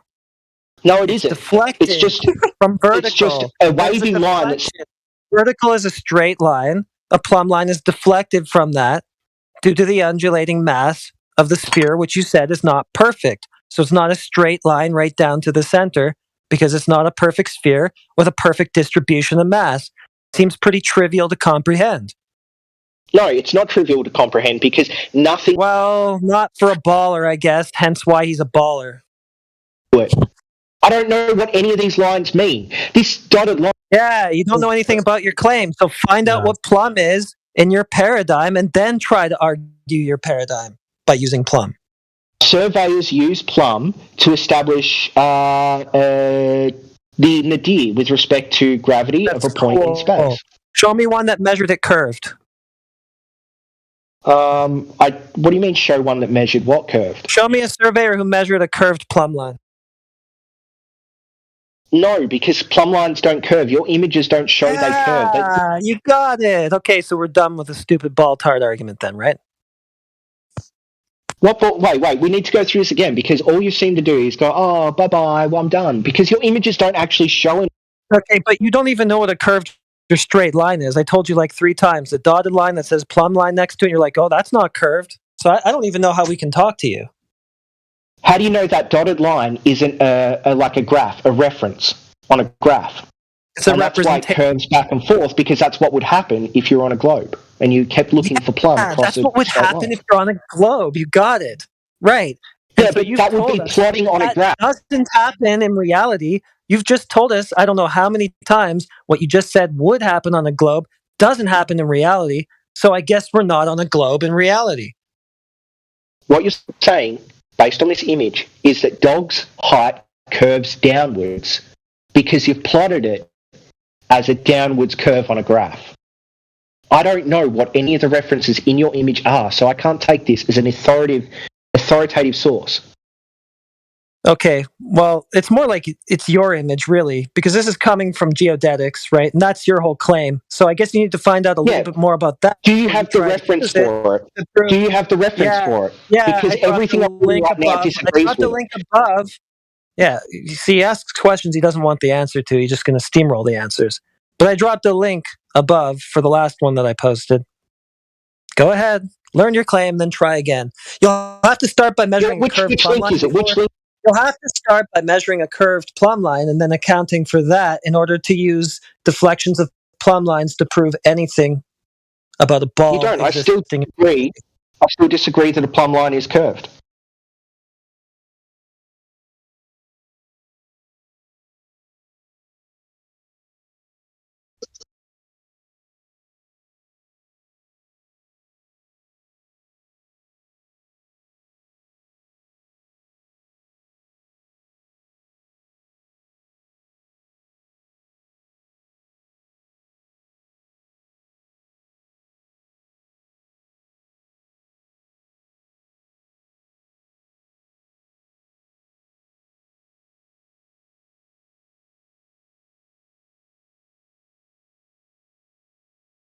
Okay.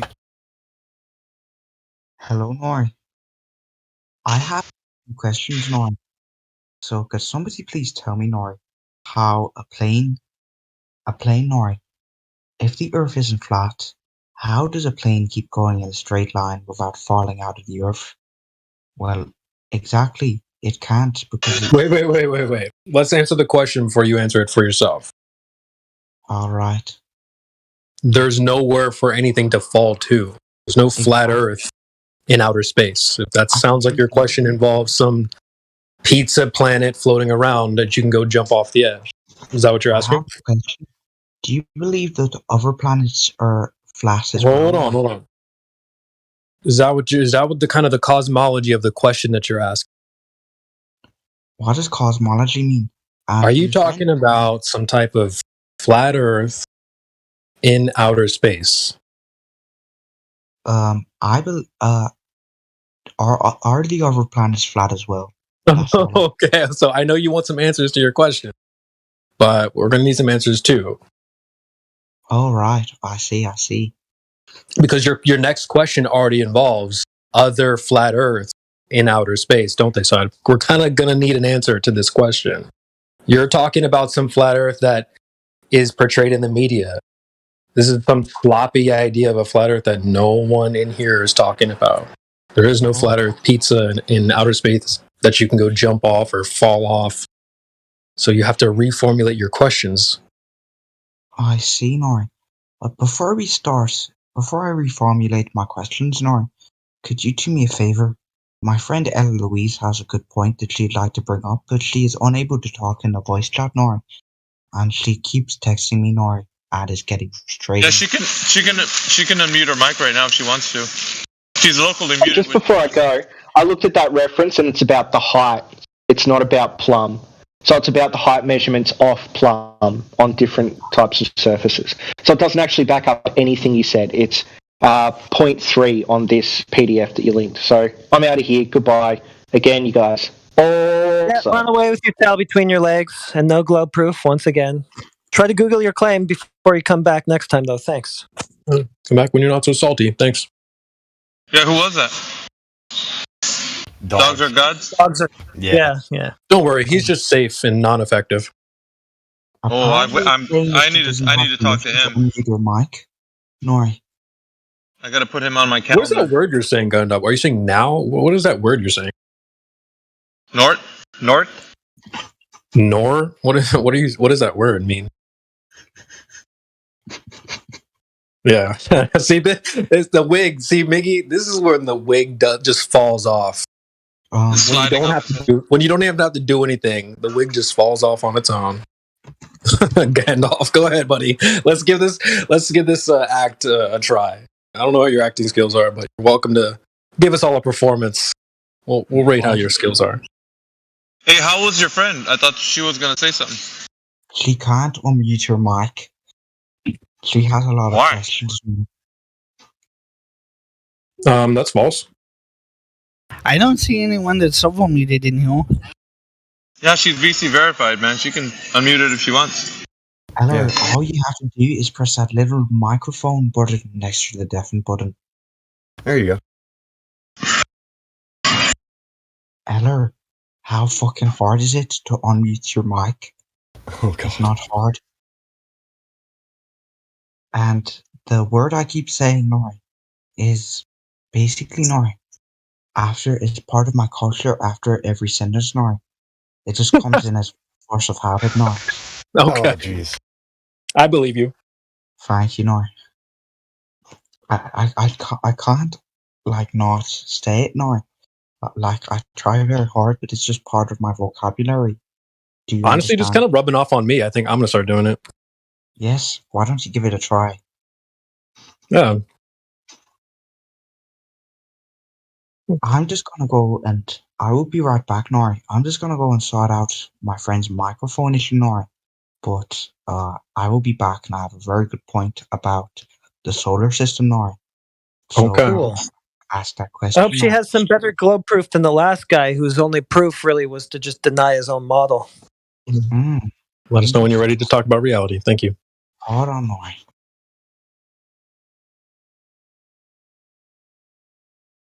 He spent that whole time just not eyeing his own model. Makes a claim and then not ahs it for an hour straight. Well, maybe I could learn something about the curve. Could you explain, just for the layman, the curved Plumb thing? Or should I go research it on my own? Well, it's pretty simple. I mean, the plumb line is going to curve and distort and be bent due to the uneven distribution of mass of the globe, right? So it doesn't work like the stick. It works more like what? Like a string or something? Like or the actual direction of down, right, is actually curved because of the effect of the gravity on it, right?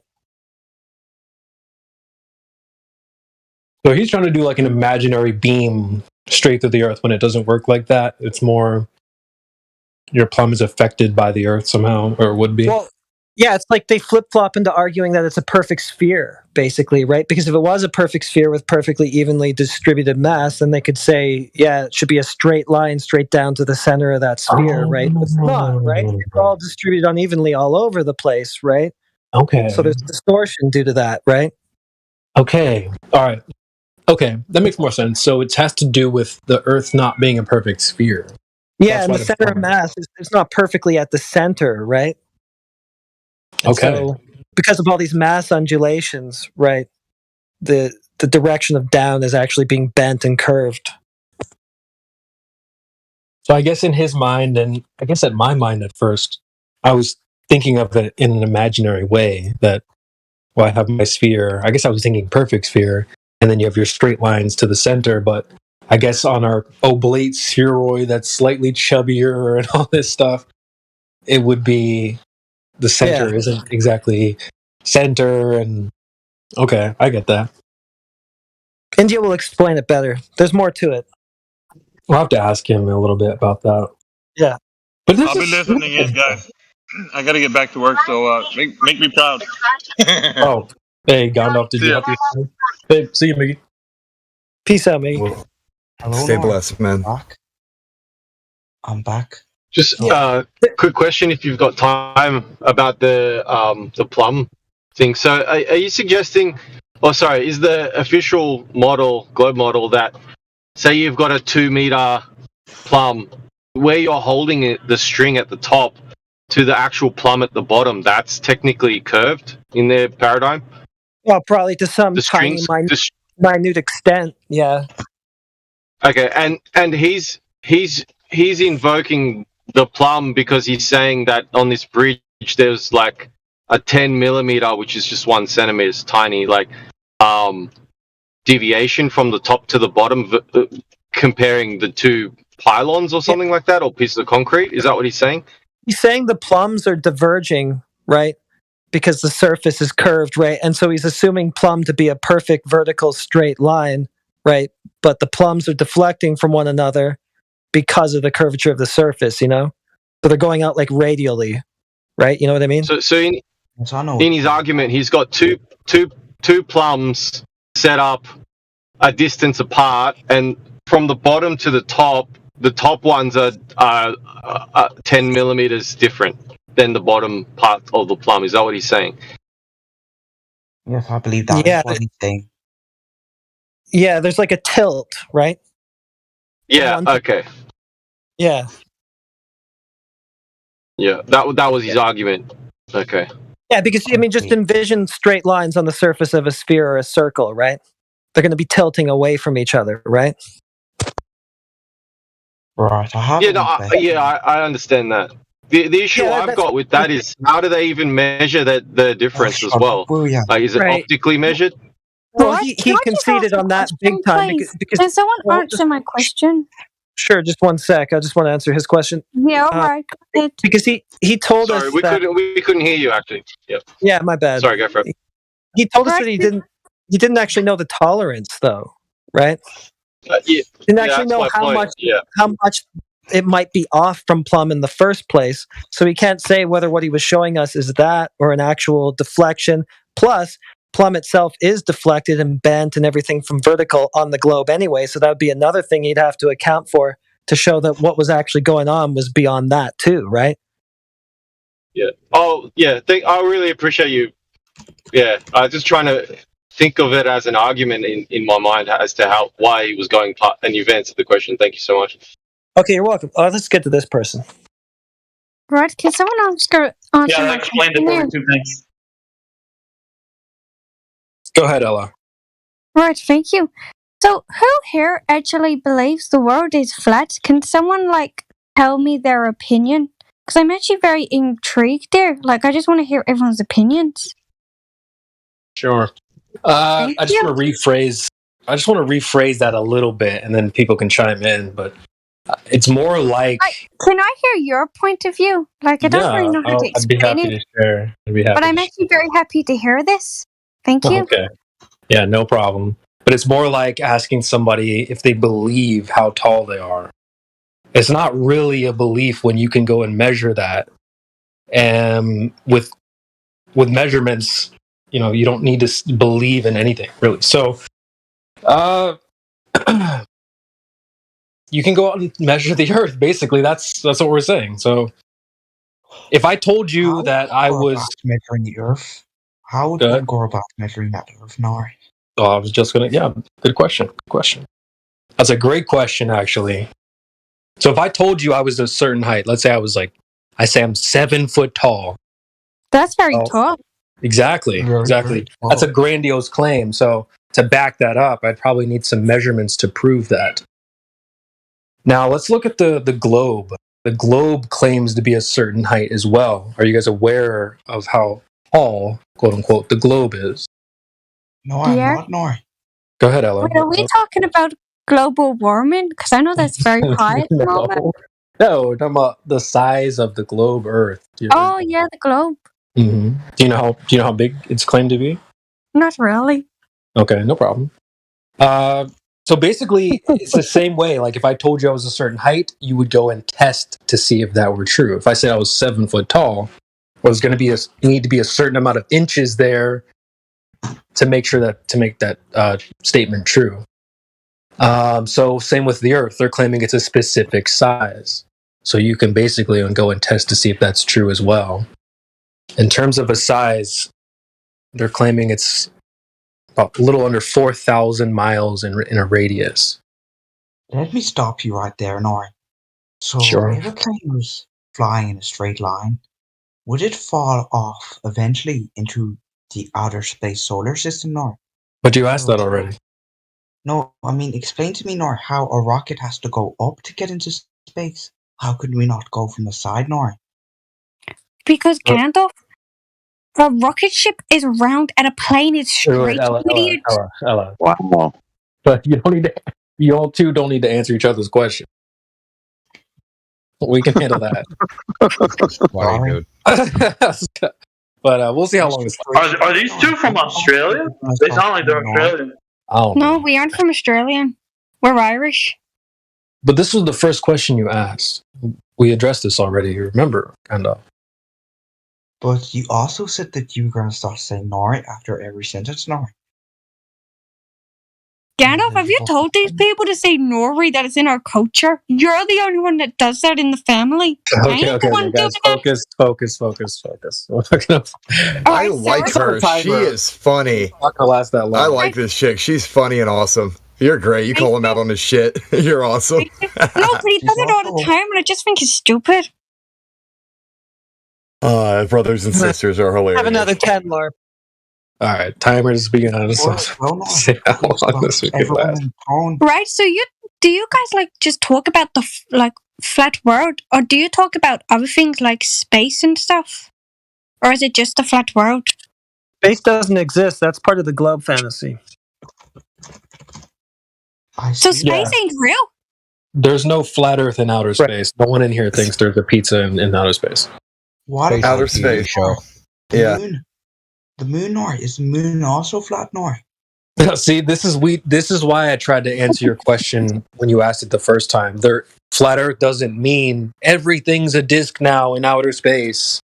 It doesn't mean anything's in outer space. There is nothing in outer space. There is no flat Earth in outer space. It doesn't mean the moon is flat. Doesn't mean the sun is flat. Scientists, Nori. The scientists have said that they've proven the Earth is flat. Is that just a conspiracy, Nor? I mean, they've proven the Earth is round. That must be a conspiracy, right? But I remember we talked about how big they claim the Earth is, so you can go and check to see if that's true, regardless of what any man or woman says to you. So I would recommend you go, first of all, go and find out how big they claim the Earth is. That's probably step one. You guys both didn't know, even though you believe in it. That's fine, but you should know. You should start to learn some of these things so you could go and check to see if what you believe in is even true. A lot of the people here believed in the globe a lot. I know I did. So I went to start to check to see if what I believed was true. And that's when you start to have some issues. Scientists also said it was impossible to fly. Yeah, I mean... So when the Wright brothers, who had no education other than high school, invented the airplane, mainstream science said that was impossible. That is impossible, Nor. Oh, so airplanes don't exist? They don't. It's a conspiracy, Nor. Yeah, goodbye. Aeroplanes do exist, you idiot. That's 2 minutes. We didn't even make it 2 minutes, guys. I kicked your dumb friend. So It's you can fine. drop your fake accent too. What do you mean, my fake accent? Yeah, it's not that good. This is my real accent. Thank you very much. We have an Irish guy here. I'll just bring him in here, and he can just ask you where you live. Well, maybe he's Yeah. got a different accent from us. Yeah. I'm pretty sure my little Irish freaking Lucky Charms accent is better. Yeah, that's what it is. Lucky Charms accent. Can I hear your accent then? You fucking bleed an accent. I don't even know, dude. It's just not even that good. Do you know what? That didn't even sound Irish. That sounded Scottish. Yeah, it's like a combination between Scottish and Irish. You can't make up your mind. That's why it's a bad Irish accent. Are you pinching your nose when you talk? I'm not pinching my nose when I talk.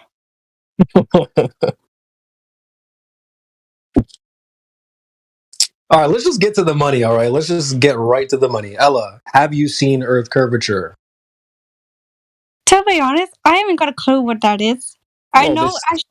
You've seen selfies from outer space, right? I know it sounds so stupid and right, but I only really came because I'm so intrigued what you all got to say, That's all fine. your opinions and stuff and beliefs. I'm just really interested. Okay, well, we're saying it now. So you've seen selfies from outer space, right? Can you explain what that is? I know I sound so stupid, but Okay. I have no clue, to be honest, and I'm so sorry. Do you know what a selfie is? No, I don't. Can someone explain it? And I feel What? so bad as well. Pictures of the globe. Have you been living in a cave? Jesus. Yeah, I know what you're going on about now. Yeah. This really don't know what a selfie is? We're living at the end of the rainbow. Wait, are you saying a selfie? Yeah, when you hold your phone up and take a picture of your face. Right, I don't say selfie. What do you say? What do you call it? A picture? Okay, so you take it. Jeez. All right, so I can't believe I didn't know you guys were saying selfie. I'm so sorry. all right, it's fine. So anyway, we have pictures of the globe from outer space. They show you a curved Earth. So have you seen that with your eyes in reality? No, I haven't. I've only seen pictures. Okay, no problem. Why do people believe that it's curved if no one ever sees it? Is it just because of the pictures? Do you believe the picture? Yeah, to be honest, I do. Okay, so could I show you some pictures of maybe Bigfoot? Would you believe that?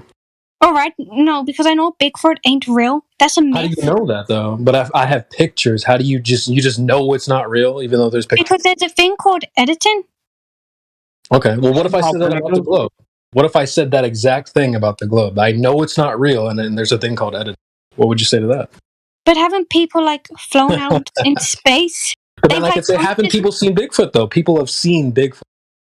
Yeah, but I swear there was some story about a man who is a dog, and they saw him and stuff, but actually they just edited him. Yeah, but I was also stories of men faking like they're in outer space and they're just here on Earth, and it's just edited. So I could say the same thing back to that. So what do you want to? We're gonna dance around this. We can tango around this point all night if we want to. Joe, what? You actually got a point. You're gonna do Irish clog dancing to it? Go ahead, Orion. What were you gonna say?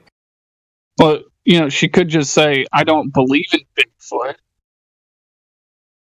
Well, it's just the point. I'm glad that we could talk about that because it was just a mirroring exercise to show that she understands that there's some things that can be faked, even though a lot of people might believe in it. And there's lots of pictures and things, but it's not real, even though there's pictures. Okay, so we say that about the Earth. They show us tons of pictures, lots of people believe in it, but we know that's not true. So the one that said about Bigfoot, do you believe in Bigfoot then? Hell no. No, the other person. No. You see, that's what I'm trying to say to you. You see, if I were to see one with my own eyes, I would acknowledge its existence. I wouldn't deny its existence. But until I would ever see one with my own eyes, it would only be a mere blind belief on my part. If I did believe they exist. No, I don't believe they exist. But hasn't it been like science provenly, like the Earth is round, like a curve? Wait, hold on. I just wanted to point out this point to where the difference. So I'm not going to claim, I'm not get ahead of myself and claim that there is no such thing as a Bigfoot creature. I'm just simply saying I don't believe in Bigfoot. I have no firsthand experience of Bigfoot. I don't believe in Bigfoot. That's not me. That's very different from someone making the claim Bigfoot doesn't exist. That's a positive claim, and it's hard to prove it negative. Is what I'm trying to say. I'm sorry to say this, but you sound so angry right now. Oh, Ryan, No, chill, I'm sorry. dude. I'm Yeah, sorry. relax, You just sounded bro. so Oh, Ryan. angry, and I thought he was angry at me. I was like, "Oh, okay." He's nice. He's nice. Bad cop Orion over here. I'm just saying it's not necessarily a good idea to claim a negative when you can't prove a negative. Is all I'm trying to say. All right, I like that. You sound like calm now. You don't sound angry anymore. I'll keep that in mind, though. All right, thank you. Feelings, nothing more. But that's the thing, though. That's that same standard of evidence. But there's pictures. Okay, so you're saying that they scientifically proved the globe. How would they do that? Right? No, I thought they did Pictures? say it. I thought they said it was like science provenly. Actually, they actually say that they can't prove it scientifically. I'm away from my soundboard. Who has access? Indio, can you click that button? I don't know if anyone has it right now, but Hey, where are you from in Ireland? Where am I from? Yep. Nowhere. Oh, I don't know if I should say that. That's a bit weird. No offense or anything. I know it's a question, but that's a What's bit your weird. real for me. accent? What's your real accent? Someone's gonna fucking find you. No one's gonna find you. What's my real accent? Yeah. We're going to bring in Pete Shea in a second. Pete, get in This here. is my real accent. Where's old dude? This is my real accent. I told you. Right there. Yeah, I heard it. But we both like doing the Irish accent, and to be honest, this Irish accent has actually got into my real accent. You're not very good at it, though. Yeah, you need some work, girl. You need some serious work on that. Before I used to be so good at it, and then this call kind of like messed it up. Because I couldn't help laughing. Who the fuck is that? All right, wait. I think I still have my timer running. You made it 9 minutes and 20 seconds. So congratulations. Is that good? You made it You know longer what the than your funny buddy. thing is? So Now you can actually relax and speak normally and actually have a conversation instead of just trying to stay in character. good job, Timbo. Talk about Was it a good accent though? No, I give it a Not 2 really. out of 10. I'm Australian and I could pick it out. It was annoying. I mean, it was good enough for the movies. All right, well, I'm going now, but it was nice speaking to you. Goodbye. All right, come back anytime. 10 minutes on the dot, folks. 10 minutes. That's about how much stamina these guys have. Oh my god. Jeez. They were probably streaming it somewhere, I imagine. What? Is that a real thing? People say that Nor thing? Is that, or was he just making that up? I don't know. That was weird, dude. Oh shit, old dude's here. Old dude. He's offended now. She's a proper one, no mistake.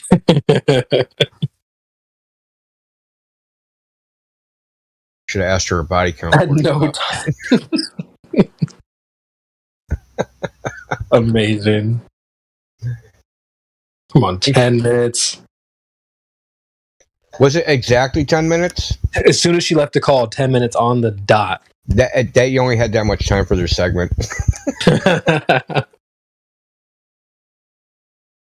Well, his first question was, fly a plane straight off the Earth. Classic. And then where does it fall to? Yeah, that was the first thing I addressed. How does that work? Exactly. Yeah, I'm gonna fly like it just. I don't even know what they think sometimes. Like, Dude, it's so how would annoying. that even work? Right? It's just like you're flying through air, then the air just stops, and then you just drop out of the sky and fall to what? Yeah. Oh, dude, it's just annoying. He was trying. Notice how they try to push their own flat Earth agenda. I tried to answer his question very directly. No, there's no outer space, nowhere to fall to. There's no flat planets. There's no other flat planets. But his next three questions were, so wait, is the moon a flat disk? Is other planets flat? Our solar system? It's like, dude, you're trying too hard to. Well, that shows you a lot about their mentality, though, right? How they think about the Earth. They don't think about the Earth. They think about off the Earth. Yeah. Their minds are in outer space. What do they call that? Muppet vision, right? They're the Muppet vision, right? They're outside the Earth looking back at it, and that's how they conceptualize the Earth as opposed to being on the Earth and looking at it. Yeah. Yeah, I say that in the chat all the time. You cannot look at the Earth like you can look at a puppet on your hand. A lot of people, they get that because that's easy. I look at my hand, I can see all the way around, I can spin around, whatever. You will never get that perspective of the Earth, ever. In my opinion. At least not from your fellow man, not from a screen. You might need to go ask your creator or whoever you think made this Earth, because you're not going to hear it from me, 'cause I don't know. Well, analogy I've used before, right? If you had like a peephole in your door, right? You've never been outside your house, you don't know what it looks like, and all you have is a peephole, and all you can see is the outside. Would you sit there and think that, like, where I'm at must be like whatever's out there? And that's how you'd analyze the stuff outside the peephole to figure out the shape of your house.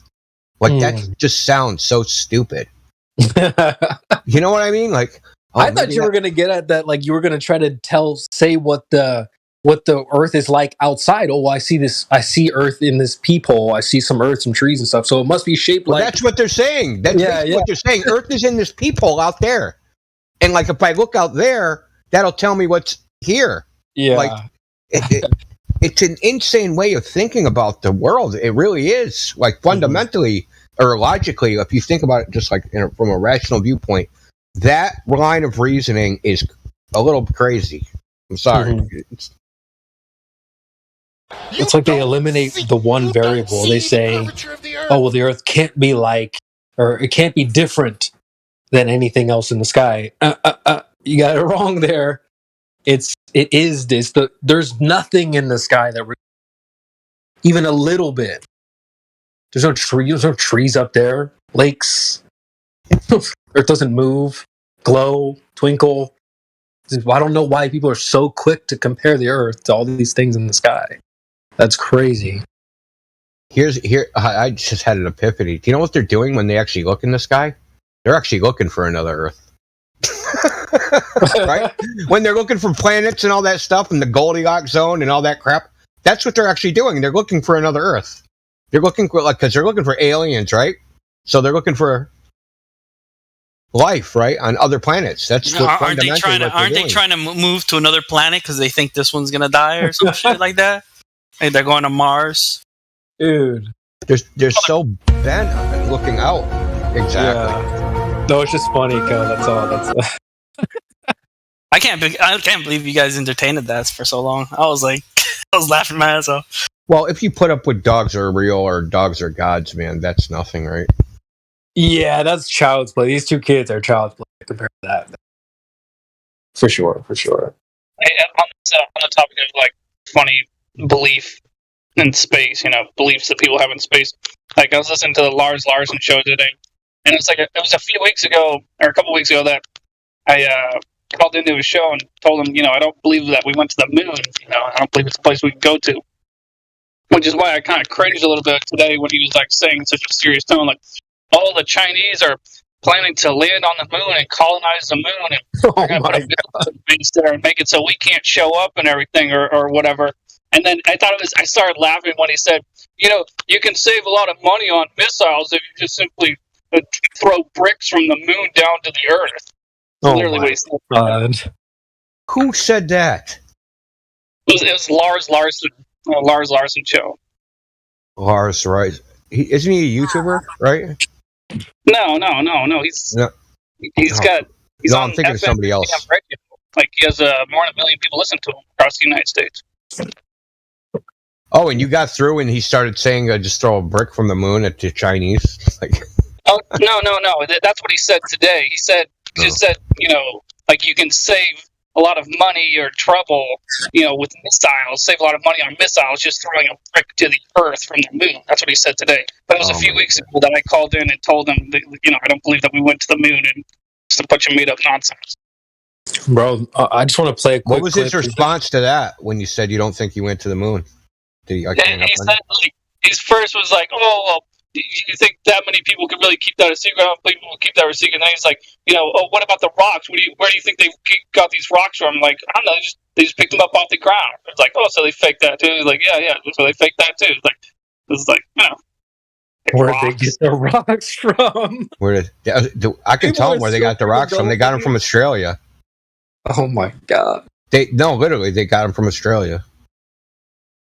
So there was a point in time where they were saying this mineral can only be found on the moon, and then people found those rocks in Australia. And then they said those rocks were blasted back to the moon by a meteorite, and they were blasted back to Earth. What? That's the story. Yes, dude, that's the story they had to make up. What? That's serious, man. It's called tranquilite. Like the Sea of Tranquility that the Apollo supposedly landed on, the rocks they picked up, they called it tranquilite. What the hell, dude? Yeah. And then they found them in Australia. In a very remote region of Australia, geologists found them and said, look, here's some of this tranquilite on Earth rocks. And they came up with a hypothesis that the only way they could have got there is a meteorite. So this is before the moon was a part of the Earth theory, right? Mm-hmm. It was before that this was kind of discovered, and they said that a meteor struck the moon, or a comet, or whatever, and it blasted the rocks off the moon, and eventually they were captured by the Earth's gravity and, crashed into Australia. Damn. That's the same. That's the same thing with the meteorites that they find in Antarctica. They find meteorites, and they say they're supposed to be like pieces of Mars.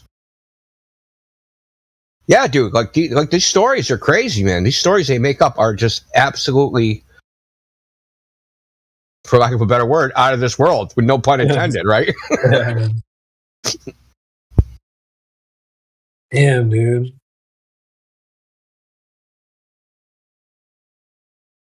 Well, I mean, have you ever heard the whole thing like there might be life on Mars?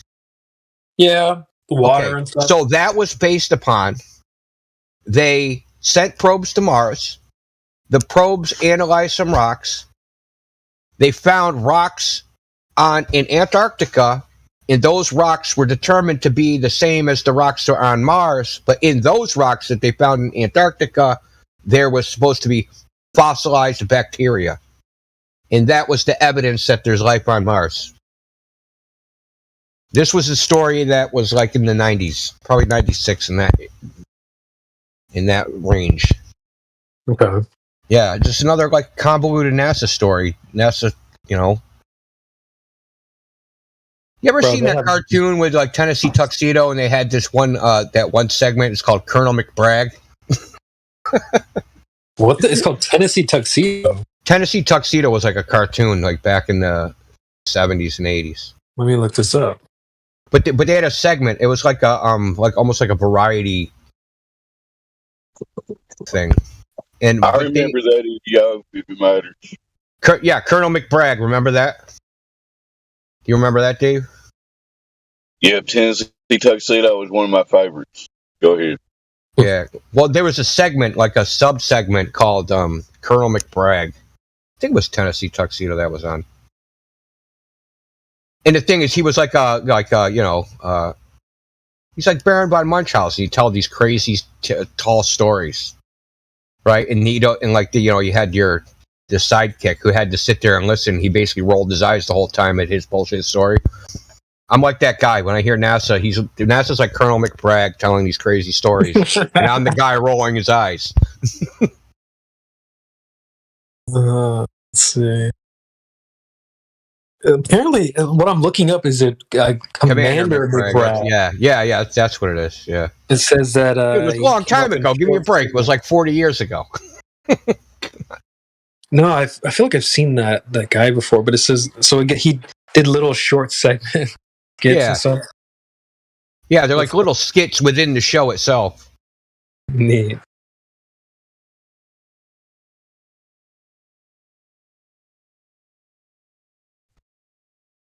I just wanted to say if that girl's accent was more real than the globe, that matters. How did dogs end up leaving? My internet went to shit at that point. He said that the Plumb thing was something about height. Were you here for that, or? Yeah, I caught that last bit, but just before that, I actually didn't hear any of him talking. I just know he was saying nonsense and saved you the trouble. Yeah, I didn't have to. I was afraid of getting triggered and having to come in here. I was waiting for you to jump in and help us out, but no, it's no, because I know just the engagement I had last time, and he didn't acknowledge what I posted in the chat anyway.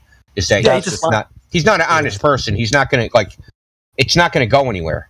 Every time you could pile a mountain of evidence on him, he's never going to concede. He's never going to acknowledge your evidence. He's never going to do anything. He's just going to spew his narrative and keep on yapping his gums. So it's like a pointless interaction. Once you've got him on something too, he's just going to change his claim right after that. He's just going to pretend he didn't say what he said and try to change it. Yeah, he'll try and change it to your claim, like Zanuck. Yeah, that's exactly what he did. Actually, that's funny that you said you didn't listen, and that's exactly what he did. Yeah, well, that's what they do. They try to change their claim to your claim. Once you prove that your claim's true, obviously that has to be his claim because he has to have all the true claims. So he'll just adopt your claim. That's why he was pressing you central, huh? He was pressing you heavy, like, "Oh, tell me what Plumb means." Like, dude, this is your freaking claim, bro. Well, he wanted us to provide proof of a curved plumb line. I was like, oh, okay, you're disputing curved plumb lines. I guess we're done then. Yeah. So crazy. That's supposed to be your claim. You're the one who needs to provide the proof of that, right? So. Yeah, that's I've had. Now that's just another example. I've had many Globers I bring up the curved plumb line to, and they go, "That's some flat earther bullshit." Like, no, it's not flat earther bullshit. That's gold bullshit. That's not ours. That's yours. Dude, they hate their own claims. Because it's ridiculous, because nobody in their right mind will say a plumb line curves, dude. Because that's a bridge too far. That's like, you're going way too far. Like, that's even worse than NASA's rain and diamonds, like when you say a curved plumb line. Yeah, it was so funny. So he just kept demanding proof of curved plumb lines. It was like, great, we agree. There are no curved plumb lines, so I guess no globe. So what else? What else is there to say? Well, dude, I didn't even know the guy. That was the first time we spoke. But I when I joined the conversation, he was going on about fluoride. I'm like, and the Wave Mixer, shout out to Wave Mixer. He was like, Wave Mixer's like, well, dude, so you're telling me, because they were telling me fluoride was good and then it was bad, and now you're telling me it's good again. And so that's what I heard when I joined. I'm like, nah, dude. Well, he's trying to say fluoride is good for you. So I mean, whatever. That's my own bias, but the last I heard, Timbo was talking about fluoride. Is that who it? I thought it was Timbo. Maybe it was him. Yeah, it was him. It was him. We were getting after it. He was saying like his wife's a dentist or something. Oh, that was Dog saying that. Dog said that, yeah. Oh. Well, I mean, if you want any evidence fluoride causes brain damage, it would be him. I mean, yeah, like, oh, fluoride's good for me. Blah, blah, blah, blah, blah. Like, no, like, you can keep your fluoride. I don't want to be like you. Have some more, actually. Yeah, double down. You double down on everything else. It's just so funny. Yeah, he spent like an hour trying to disown his own globe claims in order to prove the globe. No, they don't curve. Plumb lines don't curve. Okay, yeah, keep saying that. That really helps you. Dude, who can hit the soundboard? Hit the curb your fail button. Come on. This is just crazy. Did you see his orange with the toothpicks or the apple or whatever? Yes. Did you see what I said to him? Like, You stick said a put third another toothpick- stick in there. Yeah, and you put one another in. third toothpick in there, then tie a string, right? And then measure the angles of the strings. It's going to be a 180-degree triangle. Uh-oh. Yeah. The only way it becomes greater than 180 triangle is when you reduce the horizontal direction by sliding those strings down to the surface of the apple. And now, because all those strings are now curving on the surface of the apple, now they're greater than 180 degrees.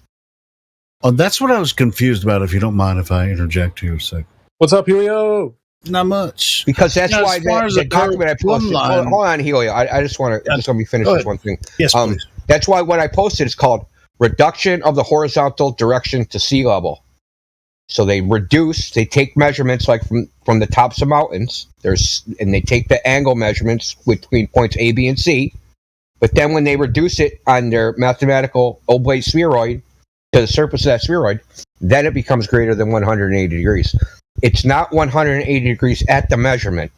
It's greater than 180 degrees after they do their mathematical mathematics, right? After they do their transformation. And that's exactly what the concavers do. Yeah, they do the same thing. Yeah, of course. That's all I was going to bring up. Yeah, it's because the plumb line, they're not saying the plumb line is curving. They're saying compared to the other one, there's a difference at the bottom. They say that they diverge underneath the Earth's surface. Yeah. The opposite. They drop them in wells and shit, and then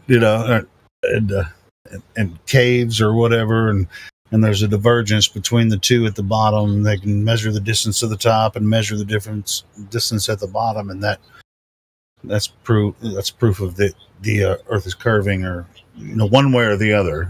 Actually, the only like reference I've ever gotten from that is the Tamarack plumb lines.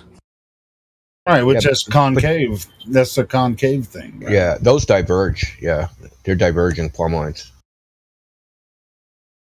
So I've never heard a glober use that example to prove globe, because they would be closer at the bottom instead of further away. Yeah, they're supposed to be.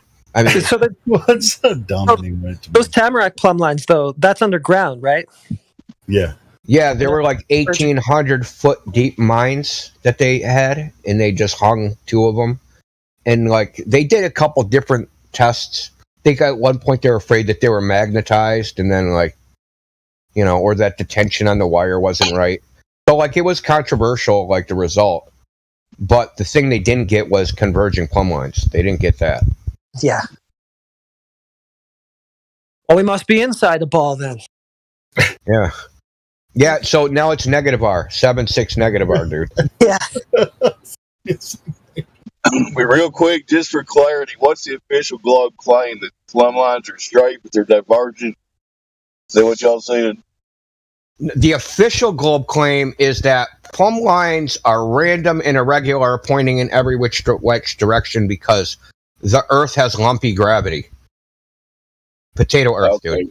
Yeah. That's what I thought, yeah. I mean, that's as much evidence for globe or concave or whatever shape as the Aristosthenes thing, with shadows and sticks, or wells, however you want to throw it together.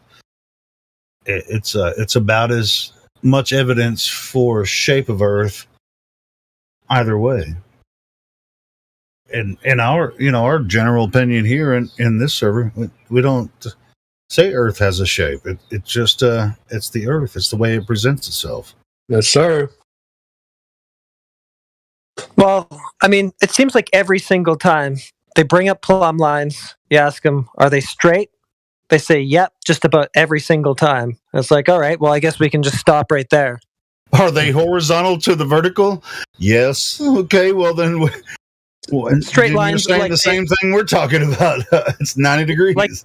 Yeah, straight lines they wouldn't be in the paradigm that you're arguing for, so I guess that's it. Silly. That's when you go, it's like, well, you're just believing something that you can't prove or that obviously cannot be true. Was he doesn't arguing even like the Verrazano Narrows Bridge? Was he doing that argument? I didn't catch the beginning of it. I just heard him making a bridge argument and the plumbs of the towers and stuff diverging. I think you probably started listening about the same time I did. Then, yeah. Yeah. So I just asked him, Plumb, is that a straight line? Yeah, it's straight. Okay. Well, no globe then. And he just spiraled for an hour trying to argue that plumb lines are straight on the globe. That's all he did after that. Well, steel cable suspension bridges are cambered. They don't make them vertical; they camber them out because it makes because of the tension, the weight of the bridge and the traffic that's going to be going across the bridge. They have That's what we told him. Congratulations, bro! Curved bridge, not curved water. Ding dong. Yeah, exactly. There's that too. The bridge itself, and then he didn't know what the tolerance from Plumb was either, right? But he knew that this deflection was more than that. It's like, okay, the towers are on each side of the suspension bridge are tilting away from each other. Yeah, it's for the tension. They have tension lines going all across the bridge. If they put them straight up and down, you'd be driving through a dip over the bridge. Well, if you look at the Verrazano, that bridge, they're listed. They have like a thermal expansion, right? So they have to account for thermal expansion of the bridge. Okay. It's 12 feet. Damn. So that means the size of the bridge. Well, it's a long ass bridge, right? So, like, if it's a little bit different, they have like expansion joints. You know what I mean? Bridges have expansion joints, so the bridge can like flex. Because you can't make a stiff bridge; it'll just bust apart. Sure, right. Yeah.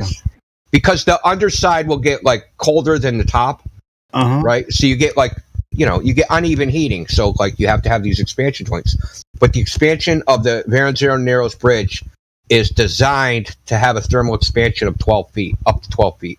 Wow. So why do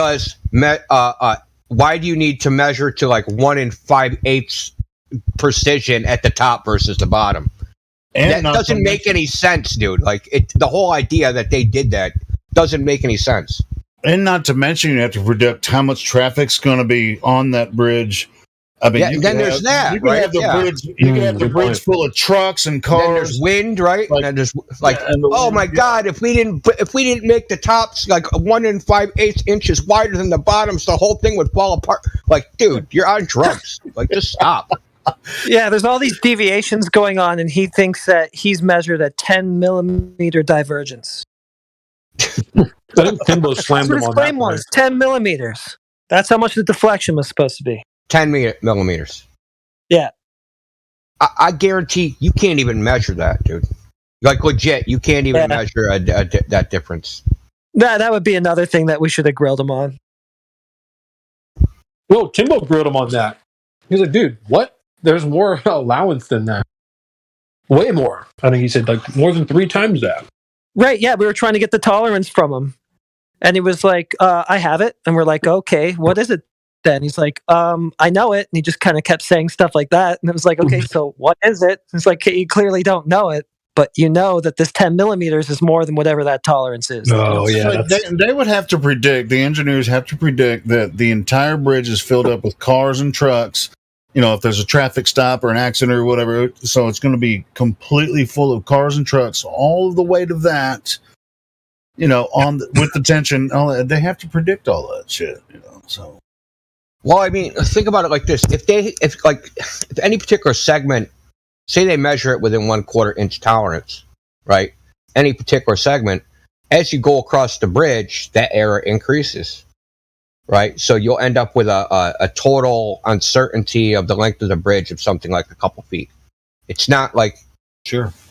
So it's not like it's a 1/4 inch on the whole bridge. It's 1/4 inch per measurement. Like, so if I measure say you're using concrete sections, right, and you're dropping the sections in, and you say, okay, it has to be 1/4 inch tolerance. That section, when you drop it in, it has to be within 1/4 inch of whatever it says on the engineering drawing. That's why they have the expansion joints on the bridge. When you go over a bridge and it's going thump, thump. Yeah, thump, exactly. thump, thump, thump. That's That's where Yeah, because you got to account for the curvature of the Earth. Those are curvature expansion joints. So when the horizon goes from 1 mile away to 10 miles away, you got that breathing Earth thing, like the dude last night. Yep. Who was it last night? Ryan Osiris. No, That it wasn't. goofball. It was. Oh yeah, Ryan Ostris. Yeah, that's right, Ryan Ostris. Yeah. Mm-hmm. No, but atmospheric refraction explains it perfectly. No, it doesn't. Nice cope. Atmospheric refraction makes the bridge different sizes too.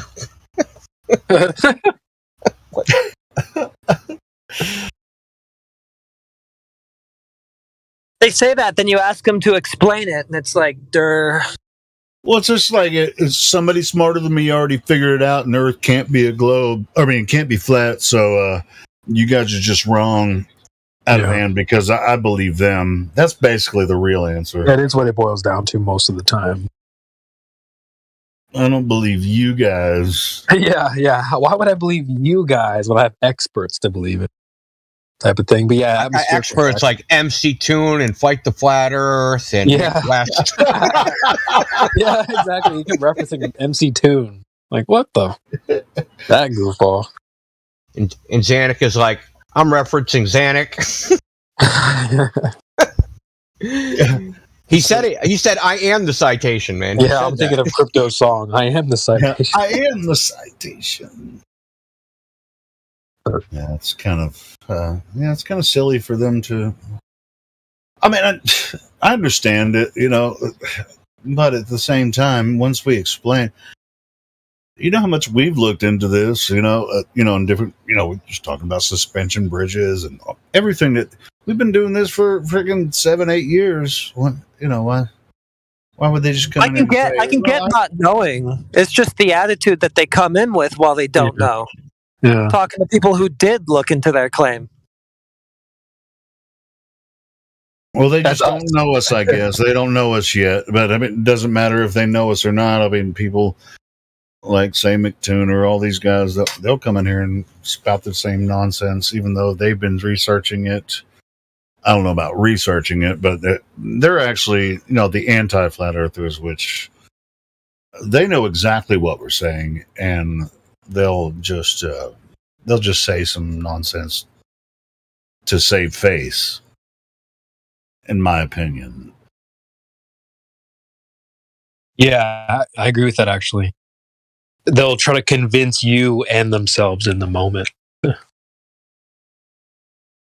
I mean, nobody knows what's in someone's heart, but I mean, if you've talked to us for 6-7 years about the same thing over and over, and we've shown many examples why we can't consider this globe idea anymore, and they're just still sitting there. Well, what about this? What about this? It's like, well, I've already considered all of that. Yeah, right. You're not going to bring anything new to me. I've already seen it all. Yeah, they're the ones that haven't seen it yet. So you guys need to be. What about this? Well, yeah, you need to. You're the one who needs to do some more investigation. So not me. Don't come running at me. It's like these guys haven't looked up this stuff themselves. So they think we haven't done the research. No, that's you. No, I don't blame new people. I don't blame them for thinking, oh, they can just come in here and talk to flat earthers and just like, hey, man, everybody knows Earth is a globe, so I can just go in there and say whatever. Yeah. And I don't blame them for that. That's cool with me. And honestly, I agree with you. I was going to say I agree. I think there's a side to that the media gasses them up. I think I think it's common sense that if you really think it's a globe, you probably would think lowly of flat earthers, but the media does heavily gas these people up. Oh, they're so stupid. You can they're like kindergartners. So they set people up for failure because then they tell people to come walking onto a highway when they join the server. And it's dangerous. Cool. A lot of people stick around though. That's why we're here. A lot of people that are new to the topic, they instead of getting butthurt about it, when we start getting into the details, they don't get butthurt. They stick around. They listen to the proper arguments, and they stick around. So props to them. People that do stick around.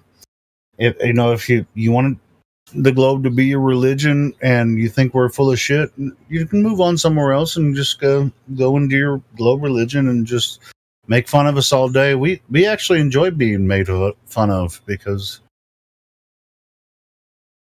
Well, I don't enjoy. I wouldn't say enjoy being made fun of, but it brings more traffic here when you go out there and say, "I talked to these flat earthers and they did so and so." When we treated you with respect and we were trying to be totally honest with you, because every single one of us that you're going to talk to in here was a glober at one time. When we felt the same way when we first came across this.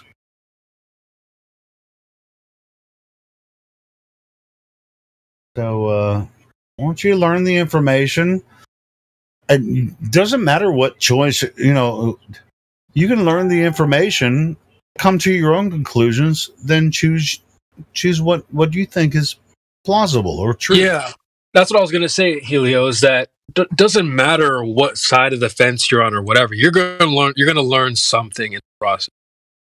I know I have. I certainly have as well. Yeah. And the reason we're here is to meet people that are, maybe some are familiar with it, maybe some aren't. If they have questions and they're genuine in their pursuit of knowledge, then we can share the information we've come across, and they can share their information. Then we can have an open dialogue, and then nobody here's trying to convince anyone that the Earth is flat. So, and I often say that. I say that up front. A lot of times I'm just like, nobody here's trying to convince you. We're sharing the information we've come across, and you share with us information. We'll have an open dialogue, and then you can leave thinking whatever the fuck you want to think. Nobody cares. I'm not getting paid to do this, and I don't gain anything from somebody learning some stuff about the Earth. So I do it for a few different reasons, but I ain't gonna lie, when somebody sticks around and it's like, wow, this is something I haven't heard about, and they keep sticking around and they're like, oh, I'm learning more. I always love that, Mm-hmm. Yeah. So that's good stuff. So it's just like we're seeking the seekers. That's what I say often. I like that. Yeah. So we're seeking the seekers. If you're curious and you want to learn more, it's not the flat earthers don't have all the knowledge. The globe earthers don't have all the knowledge. It's about awareness of your psyche and how you can understand both sides of the argument. Make your decision. Not a decision, because nobody knows what the Earth is actually, right? Yeah, we just know what it's not. Yeah, we know what they're saying about the globe is not possible. Yeah. So when we say flat Earth, we're not trying to convince you that the Earth is flat. What does that even mean? It's a red pill. Yeah. It like triggers a reaction in people. You got to swallow that sucker whole. You can't take the red pill halfway. You'll get tremble or something. I don't know. I love that portion in the movie The Matrix when he goes and all the computer sound, and then he just like, it's not easy. Pulls that shit out of his mouth, and he's just sitting up in the pod, and then he looks down. You remember that scene in The Matrix? Yeah, absolutely. And he's just like, oh my God, they're using human energy. It's like, what? Anyway, that right there is exactly what's happening through media. It's like, once you want this, you want to go down this place? Okay, fool. And that's what happened to Neo, bro. And then once he took that and he woke up, Then he got sucked down the tube. Boom! Who was he introduced to? I was just going to say, I can imagine a Glober waking up in the pod, looking around at the millions of other pods, and just be like, yeah, this is flat earth fakery. Yeah, right. So what you guys are saying is Silent Green is people. Oh, he would grab the tube and put it back in his mouth. Yeah, I was like, dude, he'll just go It's back like, to sleep. bro, it's too late, man. It's like, God damn it. And then all of a sudden, you get flushed down. It's like, Or they'd look around and they'd be like, this is all right. As long as the globe's still real, right? I still have my globe, right? I can handle this. Just go back down to sleep. And then you get back to where it was it, guys? Was it? No, it wasn't Tank. It was, what's the other guy that sold out and he's like, I just want Cypher. I want to go back to the Matrix. I want to take Hey, I got a question. Where did Dogs or Gods get this little graphic that Simcord just posted? Where do you get that diagram? Anybody know? You want me to reverse search it or something? I tried that. I just tried that. I couldn't find it. I was hoping that you posted a link or something. What were you going to say? It doesn't look like a sphere correctly, or what are you going to say about it? No, I just want to look at where he got it from. Oh, okay. Yeah, there's a measurement missing from there. Look, these guys These guys never read their own citations. Wait, we can ask Brandon. Ask Brandon, have you seen this before? This post from Simpcord at 39 minutes past the hour. Are you familiar with this little graph type thing? The picture with the cold measurement thing? Yeah. There's no bridge 14. Hold on. 14. Well, go ahead. You guys go ahead. You seen this before or no?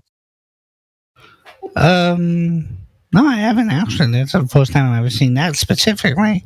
14 kilometers. I'll find it.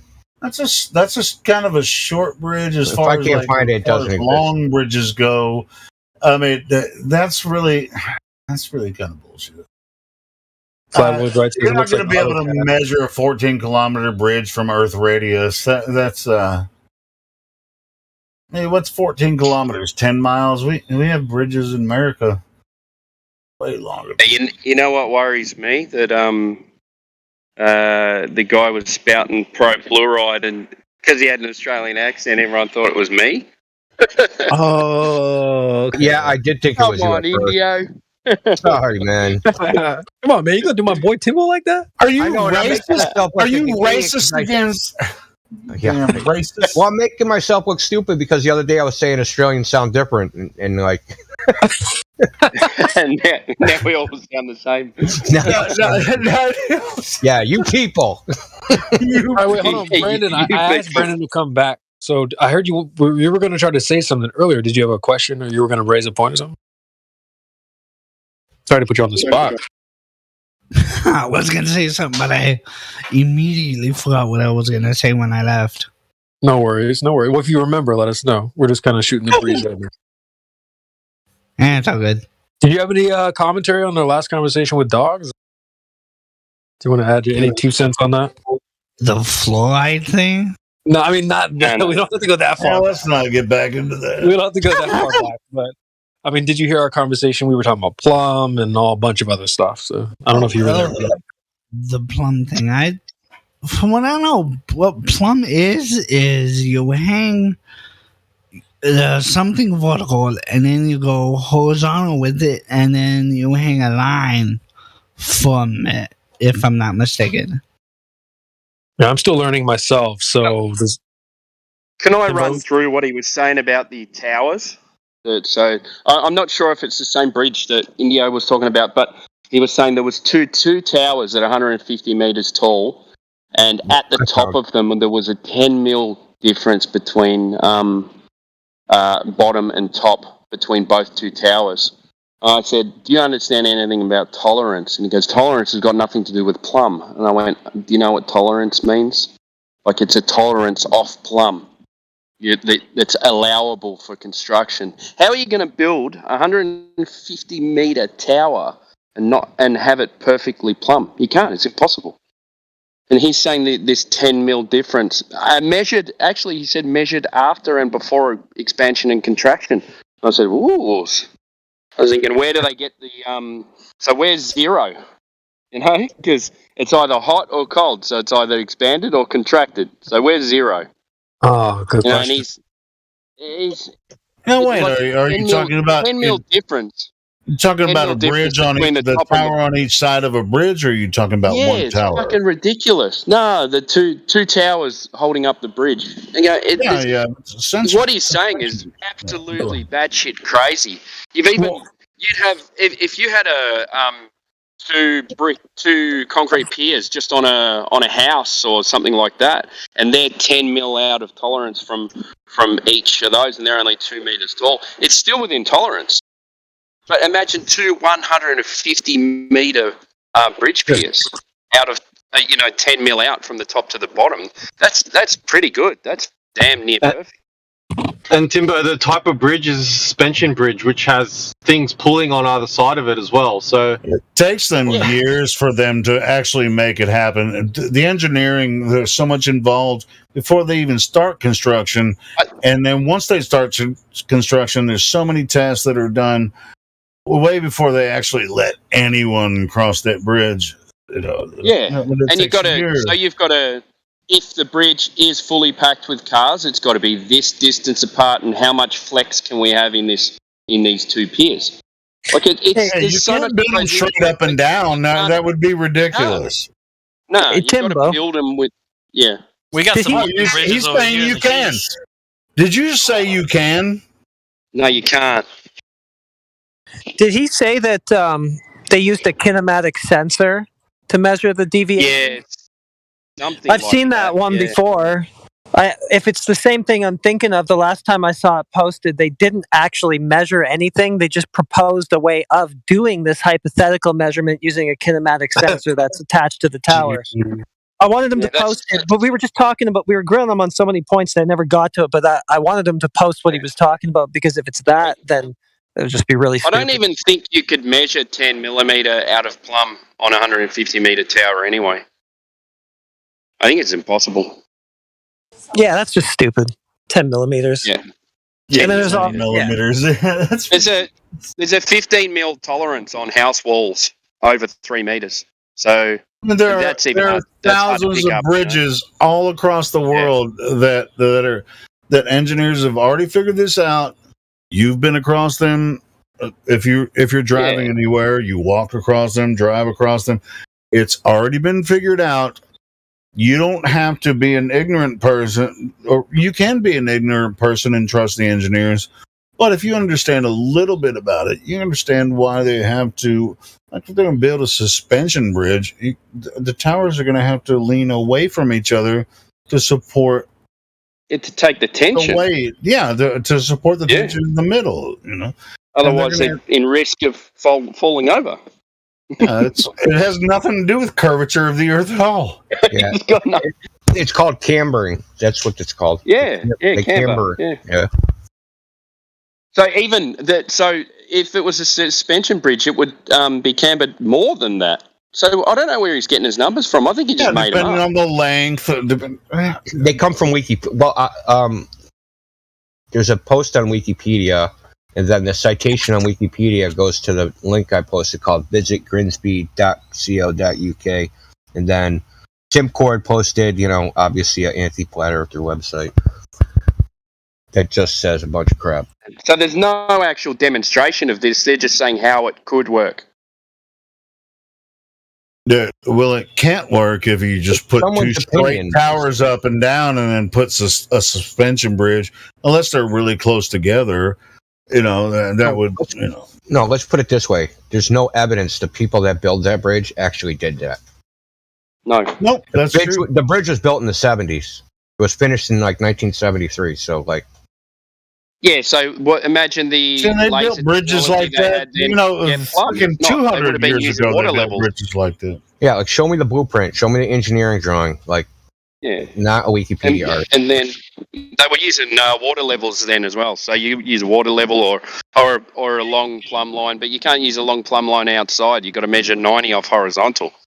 So, You know, you got a long plumb line any longer than 4 meters, it's going to start blowing around in the wind or anything. Well, if you're It's going to not gonna build be a plumb. bridge, you definitely don't want the water to reach the bridge level. So you want to build it far enough above the water, its highest level, whether you're building it across the sea or a river or whatever.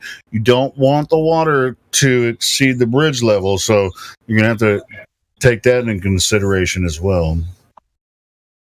Even looking at the example of 1,400 approximate meters, 10 millimeters deviation doesn't sound like enough curve anyway. Like it's on not. there, so like his example was stupid because it didn't even. That's not even enough curve to fucking. Yeah.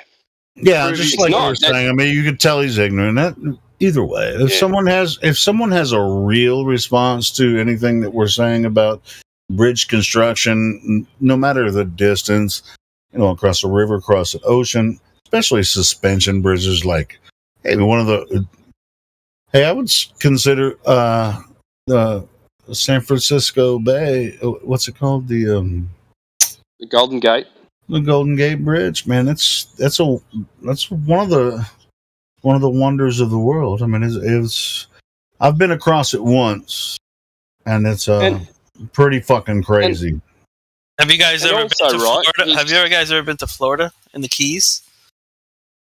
Yeah, but those aren't suspension bridges, but those are awesome too. Yeah. I haven't been there, but I've been across South Louisiana, across similar bridges, and you just drive for miles across swamps. And it's just like, all right, well, I guess they got this figured out. I ain't dead yet. Now, this other thing that he was talking about as well. So the Earth has got different gravitational rates at different places because of the oblate spheroidness. So he said gold and silver measures different weights in different parts of the Earth. Now, where's the information for this? Because if we can do that, I'm going to take the gold from a place that doesn't weigh much, buy it there, and take it to this other place and get it sold there. Like that's the dumbest shit I've ever heard. It weighs more? Where's the citation for this? Yeah, but that's pretty. Does it weigh more? That's pretty incoherent because he's saying that the gravity warps everywhere, right? But then he's saying it's perfectly consistent and uniform, and it's just a straight line down. Plumb is just a straight line all over the surface. Then on the other hand, he's telling you that there's all these undulations everywhere. So which one is it? Yeah. So does the Earth have a bigger gravitational force where Mount Everest is? Well, if he wanted to be a perfect straight line everywhere, I guess he's got to say it's uniform and it's a perfect sphere, right? Well, then it's not an oblate spheroid. Uh-oh. I mean, you can just use the stuff they say against them. Because I mean, you just let them talk for two straight sentences, and they'll just contradict themselves usually. Yeah, he's a perfect candidate for that. No, sure. I mean, and it's like he's annoying too. He's fucking annoying. Yeah, it'd be different if they'd be like, okay, well, here's what I heard, and then we tell them what we've heard, and after we've heard that, doing research some stuff, here's how they build bridges, and we can go through the spiel or whatever we just did. And they're just like, oh, well, you just don't understand, because it could be like the plumb line is due to refraction, or my plumb line dropped in a well can be like a little bit different than a plumb. It's like now you're talking about concave, or the plumb is this, and you know how they're freaking stupid. Then they become religious zealots for the globe. Yeah, exactly. Did you hear him trying to discredit me? Because I didn't know what laser they were using to measure the deviation in the bridge. So therefore, I don't know what I'm talking about because I build houses every day. He's a fucking idiot. He's probably never picked up a hammer in his life, mate. Yeah. I used a hammer today at work. Yeah, or a level. Multiple times. And I used it. I used it with a tap, and I used it hard. Like I hammered something like hard. I use a tap sometimes if my nail gun doesn't fully set the nail. I use a tap, hit it with a hammer, because I'm a cabinet builder, so I make shit look pretty for the people that's going with the cabinets that I build are going to be in their house. I want to be impressed. So I just posted in the chat that this is the foundation for one of the piers, right? For one of the piers of the tower. How are you going to build the tower up and get that tower to be within 1/4 of an inch, 36 millimeters of the other bridge that's all the way across the water? You can't do it. All they did, impossible. Right, they built the upright as plumb as they could. Measure the distance right from there to where they want to put the other tower, and then built that as plumb as they could. Yeah, and then the next section. Yeah, and then put in the suspension cables. Then put the suspension cables and built the stress structure behind it. And then they pick up the sections of the bridge with like a crane, and then bolt them into place, and that's that. Yeah, but as far as the structure goes, the engineers would anticipate the weight of the bridge and the traffic, and that's why they put the expansion joints in there, because you can build them straight up, but if you don't put on the outside of the two structures, if you just put the line straight to your big towers, the wind is going to move it, dude. The wind is going to move it. I think the sway for the World Trade Center was something like 12 feet or something. Yeah. Well, a lot of people talked about when they were higher in the towers, they were just like, I can feel that building moving around all the time, So, yeah. But I'm just talking about, those, like if you build a suspension bridge. I saw that picture before, though. Somebody in another server, that Inquisitor guy, was arguing, I think it was the same article that picture was from, that they were talking about using a kinematic sensor on one of the towers to measure the divergence between the towers. But what they said is that it was just an idea. It was just a hypothetical thing, and that they couldn't find any example of it actually having been done. So if that's what this dogs guy was citing, it's not even a measurement. It's just an idea of a measurement that they floated. I don't even think even differential GPS is accurate to within 36 millimeters. So there's that too.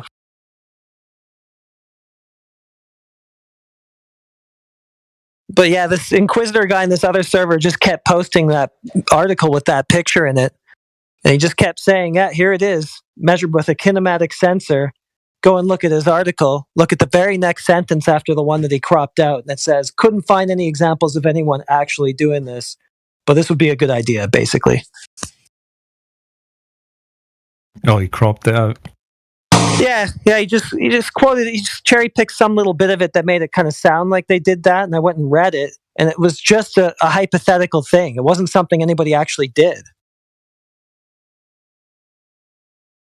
I remember looking at the LIGO, the gravity wave thing.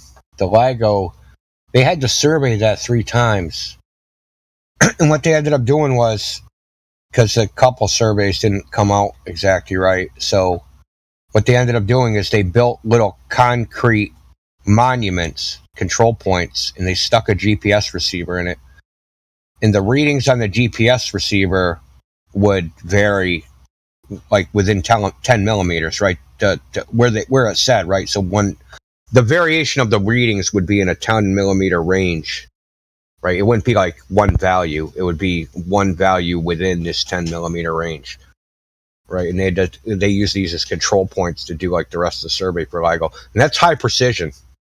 That's not, LIGO is supposed to be able to measure like 1/1000th of a proton radius. What was the distance between the control points?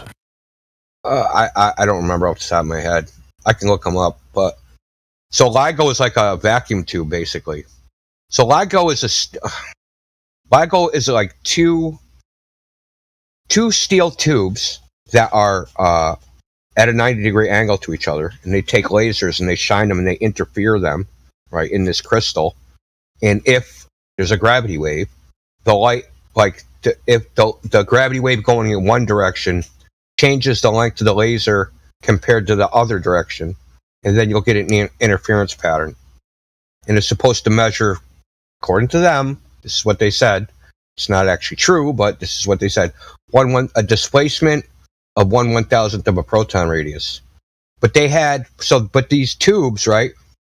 They're vacuum tubes, but to be able to make a vacuum tube that is strong enough, it's actually they took steel cable, right, and they spiral it so that it becomes a tube, and it's like welded together as it's spiraled to form a tube. And inside that, they have like a tolerance that they can't be like within, I think it was like within 10 inches of the sides. So it's 1.4 kilometers long, has to be completely freaking straight, right? Because a laser straight in a vacuum tube has to be completely straight, and the tolerance has to be like within, as far as the laser within the tube has to be like within 10 inches. So it has to be like 10 inches from all the sides. It has to be dead center 10 inches. But the tube itself is something like, they were like, 6 feet in diameter. Yeah, I found a cool article. I was just skimming over here. This one's pretty cool. But they had to do like 3 different surveys because like they were just like screwing up. It was never, that's how difficult it was, right? And that's only like 1.3 kilometers. It's not like, and it's on the ground. It's not like it's in the sky like the towers, right? Like the 2 bridge towers.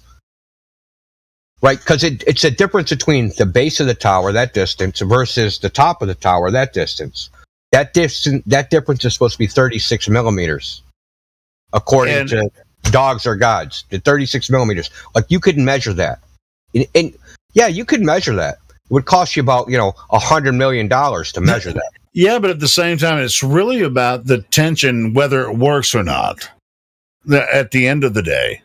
The tolerance between the towers doesn't necessarily matter. It matters about the tension of the cables that are run to. I'm just saying, even if taken as true, even if you take everything he said as true, to actually measure that tolerance to see if you actually got it after you built the bridge, that would cost you like $100 million. LIGO cost $4 billion to build. Yeah, with a B, dude. 4 with a B. The billion. Which, even if they found something with it, they're not going to tell you what the results were. Well, we know it's not for what they claim it's for. Yeah, well, that's what I'm saying. Yeah, these suspension bridges are pretty awesome, man, when you really look into it. Pretty awesome. I'm trying to see if I posted in the server before some of the LIGO survey data. Might have been the old server. I mean, I could dig it all back up. I mean, that's not a problem. But they went through a lot of problems trying to survey it. Nice, CB. Peace, brother.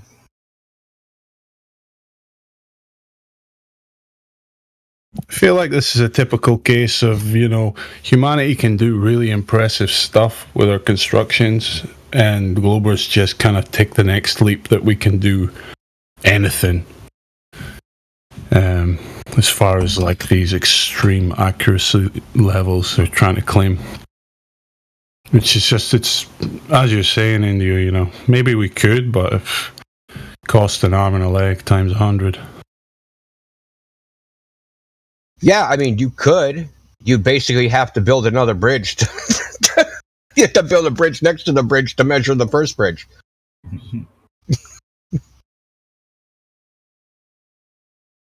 The road to nowhere. Yeah, reference bridge, yeah. Yeah, you need a bridge that, like, to go up so you can actually, like, measure the distance.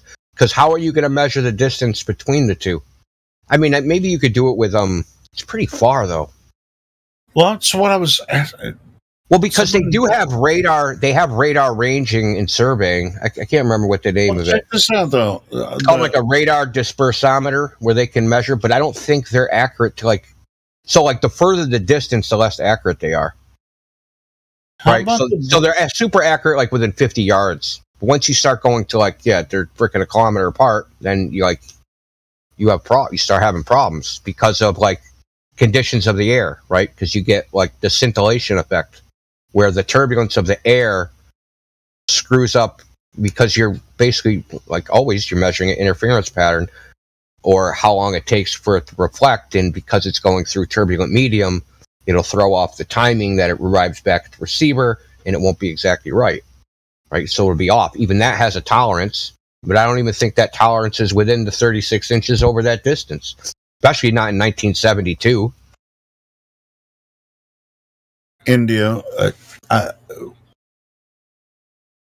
there are bridges that have been around for long before 1972, across the Florida Keys, across the Philippines, and China, that just go across the ocean, and there are government agencies that maintain those bridges so you can travel between the islands. You think when they built those bridges, they ever thought about the curvature of the Earth?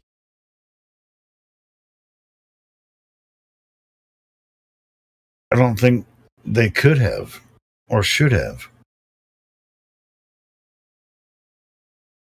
because there is no curvature of the Earth. Yeah, well, in one instance, they say it's negligible, and then they say they include it in the building. And you go, well, which one is it? No, the engineers of the bridges don't say that. No, they don't even include it. No, I'm talking about Globus. They're building bridges hundreds of miles long, and they don't even consider the curvature of the Earth at all. No, not at all. And then we sit here and argue with shitheads that think that just make shit up all day, for no reason. I looked it up. It's called EDM, electronic distance measuring. It's used in surveying. Its accuracy is, hold on, let me see. 3/64ths of an inch per 100 feet. So every 100 feet, it gets worse. And it's probably exponential once you get, it's probably actually not even like a linear relationship. 200 feet is, 1.1.560. Well, it would be fucking, I don't know what the fraction is. Yeah, it would have 230 seconds or something, right? So it would be 330 seconds in accuracy at 200 feet, and then 1/16th at 400 feet. It probably goes exponential, though. It probably gets way off once you get at really far distances. How did they build the bridges between the keys? I mean, some are 30, 40 miles long. Some of them. They just built them off sea level, didn't they? Yeah, as far as I know, but it has to be.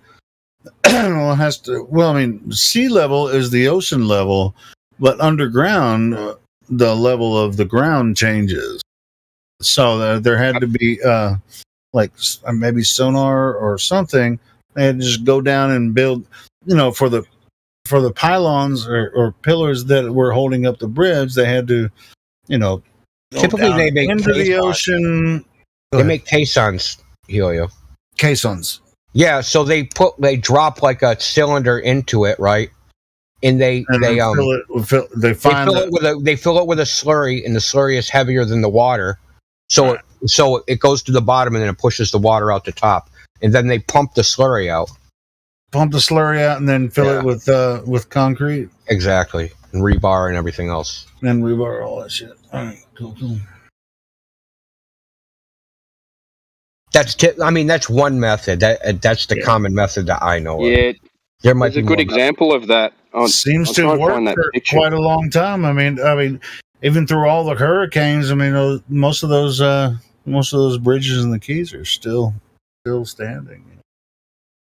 They've been hit pretty hard. They do the same thing around here, but it's so they build a lot of stuff around here, and it's not high above sea level.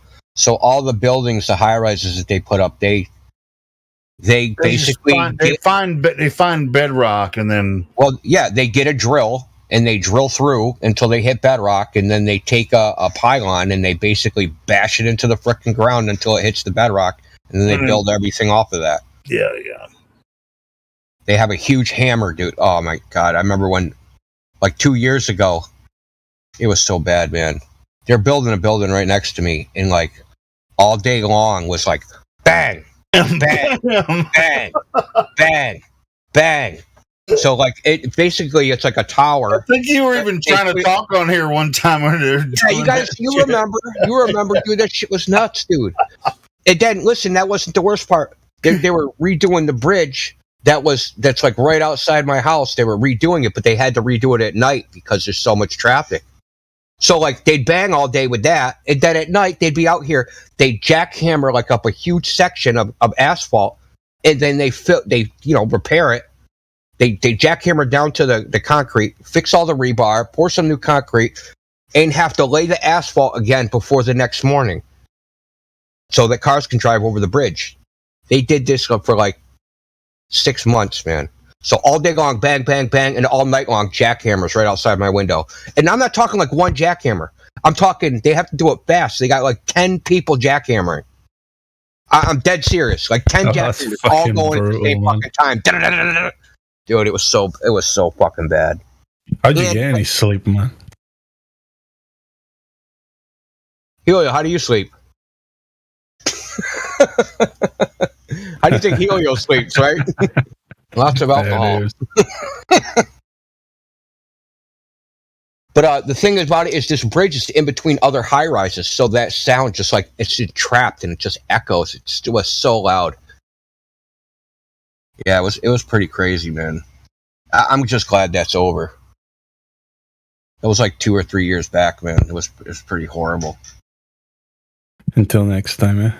Yeah, they're still building buildings, but they've done all their bashing. So I mean, I'm in the country, and I actually, because of you assholes, sometimes I stay up late, or I watch too many TV shows, or I drink too much. I don't know. My sleep schedule is not like scheduled over there. Hey, man. I do sleep sometimes. Oh, I didn't even tell you the other part. I live at like Mass General Hospital. I live in the flight path for the emergency helicopter, like the flying ambulance. So it flies right over my house whenever someone almost kills himself in the car. When are you gonna move to the suburbs? Like I don't even hear like regular noise anymore. Like an ambulance, that's like quiet. It like has to be like a jet turbine or like I used to live in downtown. Pile up. That might sound a little loud to me. God. Or dogs as gods on the live stream, right? Yeah, that's just like fingernails on a chalkboard right there. Yeah, it's just like you can sleep through freaking murder next door, and you'll be like, "Yeah, I'll see that on the news next day," and I'll be like, "Yeah." I don't know. Yeah, Boston, I'm sure, is a lot busier than Little Rock. I've lived in downtown Little Rock. It's pretty busy too, but yeah, it's great. Look, you literally can't go down any street when they're not building something, man. Like literally, like because like they're turning everything like into condos, and like you can't go down any street, any little side street, and some house isn't being renovated into something else. There's like construction everywhere, all the time, 24 hours a day. It's just wow. And it used to be, the thing is, before all this construction happened, they were ripping up all the streets. It was to the point where it was like a joke. You know how you got the orange barrels when they're ripping up the street, so not to fall in the hole? Yeah. It was a joke like, oh, what's the Cambridge City flower? Oh, it's an orange barrel. Like the little flashing light on top of the orange barrel, that was the city flower. It was ridiculous, man. Well, I live in the country, or like outside of the city, but the city I live in is one of the fastest growing cities in America, in Fayetteville, Arkansas, it's Fayetteville and Bentonville. Have you ever lived in the city? Have you ever lived like in Fayetteville, or you always been like where you are? No, when I moved from Little Rock, which I've lived in downtown Little Rock. So. Oh, okay. So you've lived in I lived in the city. Yeah. So, but anyway, it's fast growing, but I work in the city, so yeah, it's just construction everywhere. It's just like constant. It's like everywhere you go, there's traffic everywhere. It's like people come from Oklahoma and shit. I'm like, right. That's the thing. The tourist. So, I'm talking about people come from Oklahoma to work. Oh, yeah. Well, people the because same it's thing right here. next People to come people come from New Hampshire and Maine and to work here. Some people they can't even afford to live in the city. They like live up in New Hampshire It's and like then like I commute to work in the city, and so I have to every morning I have to go through the traffic. I'm not far from the city, and I'm like 20 minutes from the city. But as soon as I get there, it's just traffic, man. It's just like it's not near Boston traffic, but so- I mean, but it's weird here because there's only traffic during the week. There isn't really traffic on the weekends, other than like in the summer, right? So it's like it's strange, like because you have all the people who work here, but like during the weekends they don't come here, and the only people that are like in the city are people that live here and like tourists and stuff. So like the traffic is totally there's like barely any traffic on the weekends. And like if it's like a Labor Day or holiday weekend, everybody leaves. And it's like awesome because there's nobody around. I love it. There's nobody here. Everybody's gone. Yeah, like Labor Day weekend is the best, dude. Labor Day, Memorial Day weekend, everybody leaves. It's the best. You can like lay down in the street and you won't get run over. You ever heard of Eureka Springs, No. Arkansas? Well, it's like there's Eureka Springs. Sounds cool. Sounds like I want to live there. It is, dude. It's beautiful. Well, the whole Arkansas is awesome. Well, at least the northern part of Arkansas. The southern part of Arkansas is where Chinese buy their rice from. Yeah. So it's like they can't even grow their own damn rice. They have to buy it from Arkansas. It's called Riceland. You've heard of that company. It's one of the biggest companies in the world. Yeah, I've been through that part. I've been through that part of Arkansas, man. A long time it's ago. like when you go from Memphis to Little Rock and then go to Oklahoma. Yeah, if you go south, wherever the rice paddies are, that's where I was. All I know is it was 110 degrees out because I was young. I was like, I don't know, 13 years old. And it was like 110 degrees out, and I rolled my window down, and there was like 1,000 mosquitoes on top of me in like 1 second. I was like, what the hell is this? Okay, well, might as well be Arkansas. Well, I mean, yeah, it's Riceland, man. I mean, mosquitoes just like at a certain point, you can't help that because mosquitoes growing in pollen. Yeah, they're not supposed to look like a fur coat, okay? Like, yeah, well, that's one thing. Going from Little Rock to Fayetteville, there's not as much. It's not as much standing water. That's where the mosquitoes grow. Yeah. I just put a picture of that type of foundation construction in water. It wouldn't be that bigger construction on that Florida Keys Yeah, bridge. I see that, Timbo. Yeah, I see what you're saying. Yeah, With they those have to, smaller they have ones, to push all the water out of the way.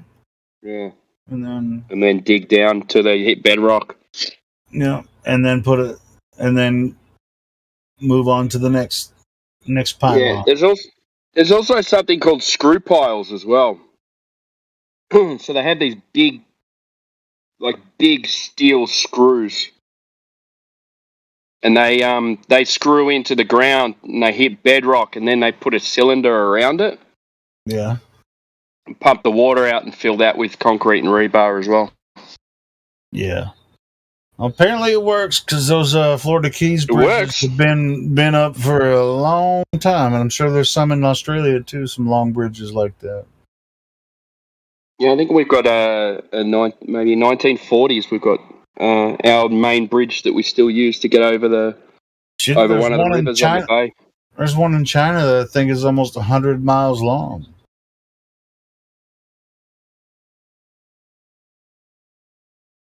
And the Chinese are obviously flat earthers. Obviously. Yeah, that's what their satellite. That's what their cosmology was. That's what their satellites show. That's what their bridge shows. So,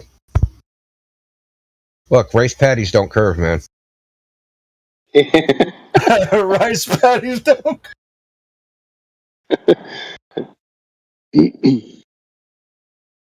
Goodness gracious. I can't believe the Chinese buy rice from Arkansas. When I heard that, I went, "What? What? Are you serious? You didn't know that? Look up Riceland. Yeah, look up Riceland rice.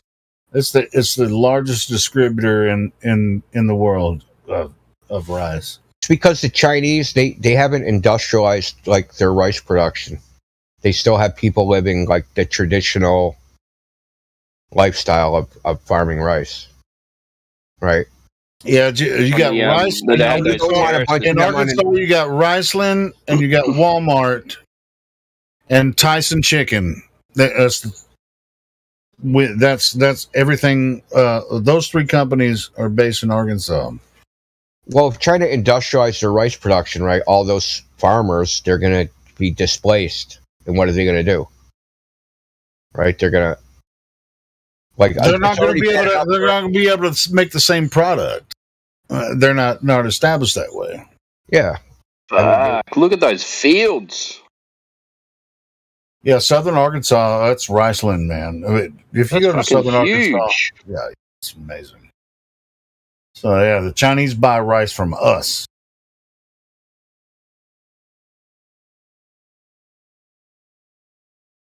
Not all their rice, but a lot of it. Always sell it back to us at a markup. yeah, they probably do. They probably back it up and be like, "See." Is that an American company, or has that been? No, it's Riceland is originated in Arkansas, where I live. Yeah, is it public? Is it a public company? Is it on the New York Stock Exchange? Yeah, I think so. Yeah, I wonder who owns that. Betting Carlyle Group or. Oh yeah, well, I mean, they've sold out to other companies since then. Yeah, but it originated in Arkansas. Riceland is probably the Chinese own it. Not yet, but maybe they will eventually. But yeah, I think they've sold out to another like Nestle or something. Who fucking knows, But yeah, Riceland originated in Arkansas as well as Walmart and Nestle's a huge company. They own everything. It's like Arkansas is the heart of America, the heart of corporate America, The heart of America, or at least in the South or the Midwest. Northwest Arkansas is the heart of corporate America because it's like Walmart. Oh, is that where Walmart's from as well? Yeah. Riceland is not a public company. It's not. It's farmer-owned agricultural marketing cooperative. But I'm saying I don't think they're. Yeah. I don't think they're going to give it up, man. But it's Arkansas, right? Yeah, they're smart. Yeah, it's Southern Arkansas. I'm trying to remember the exact.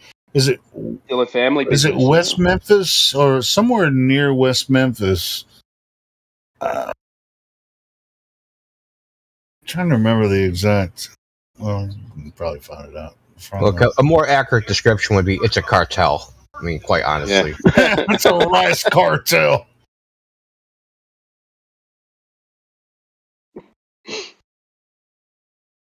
Oh, Stuttgart.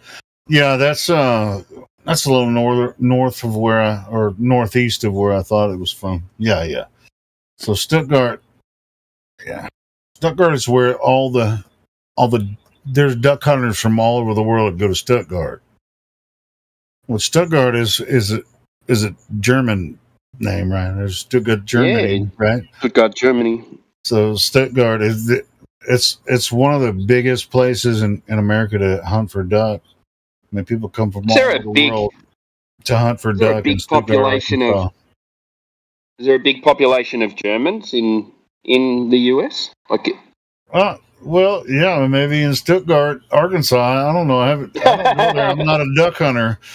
I don't go there. I've been through there, and I know that I'm pretty sure in Stuttgart or around that area they make a lot of ice cream and they make rice and they're duck hunter and there's like duck hunters that come from all over the world to hunt there.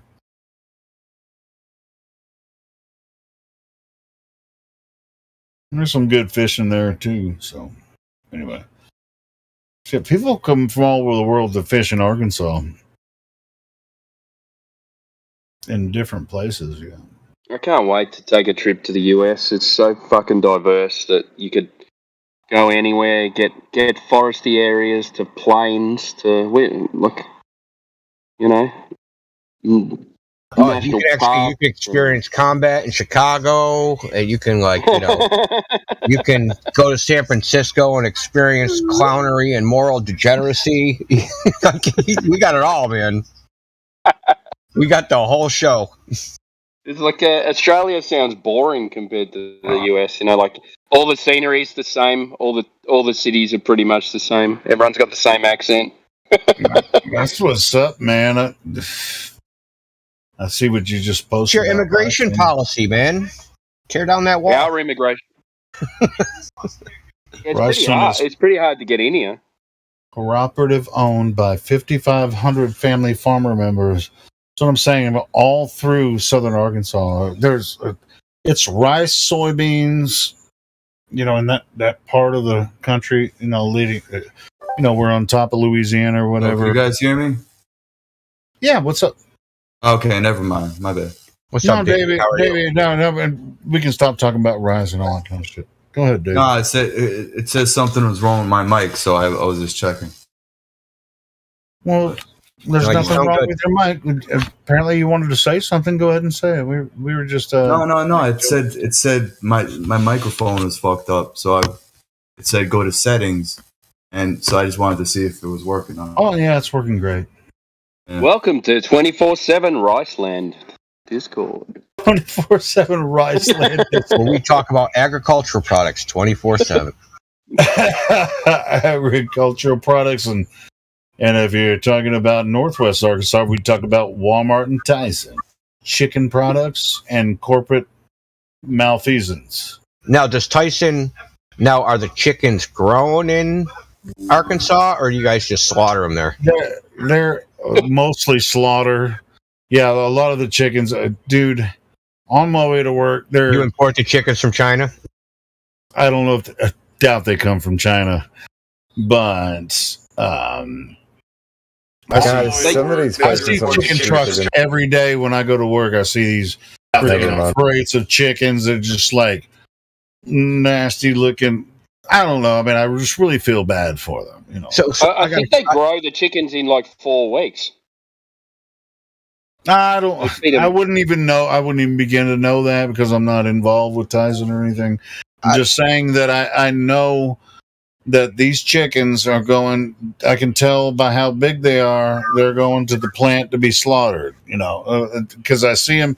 There'd be like be a semi truck next to me with crates of little chickens and little cages, or big chickens and little cages, and they're looking all gritty and shit. They boxed them up, and they're about to take them to slaughter plant. Do you eat chicken?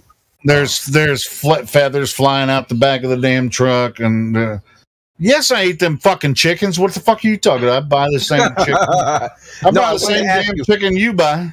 No, probably not. But wait, so I want to ask one question though first. I can buy some free range chickens if I wanted to. I want to know how much chicken costs there.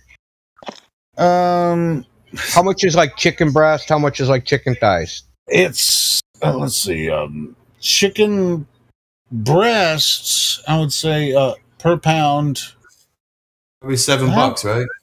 $7. Jesus Christ! No, I was going to say it's about 4.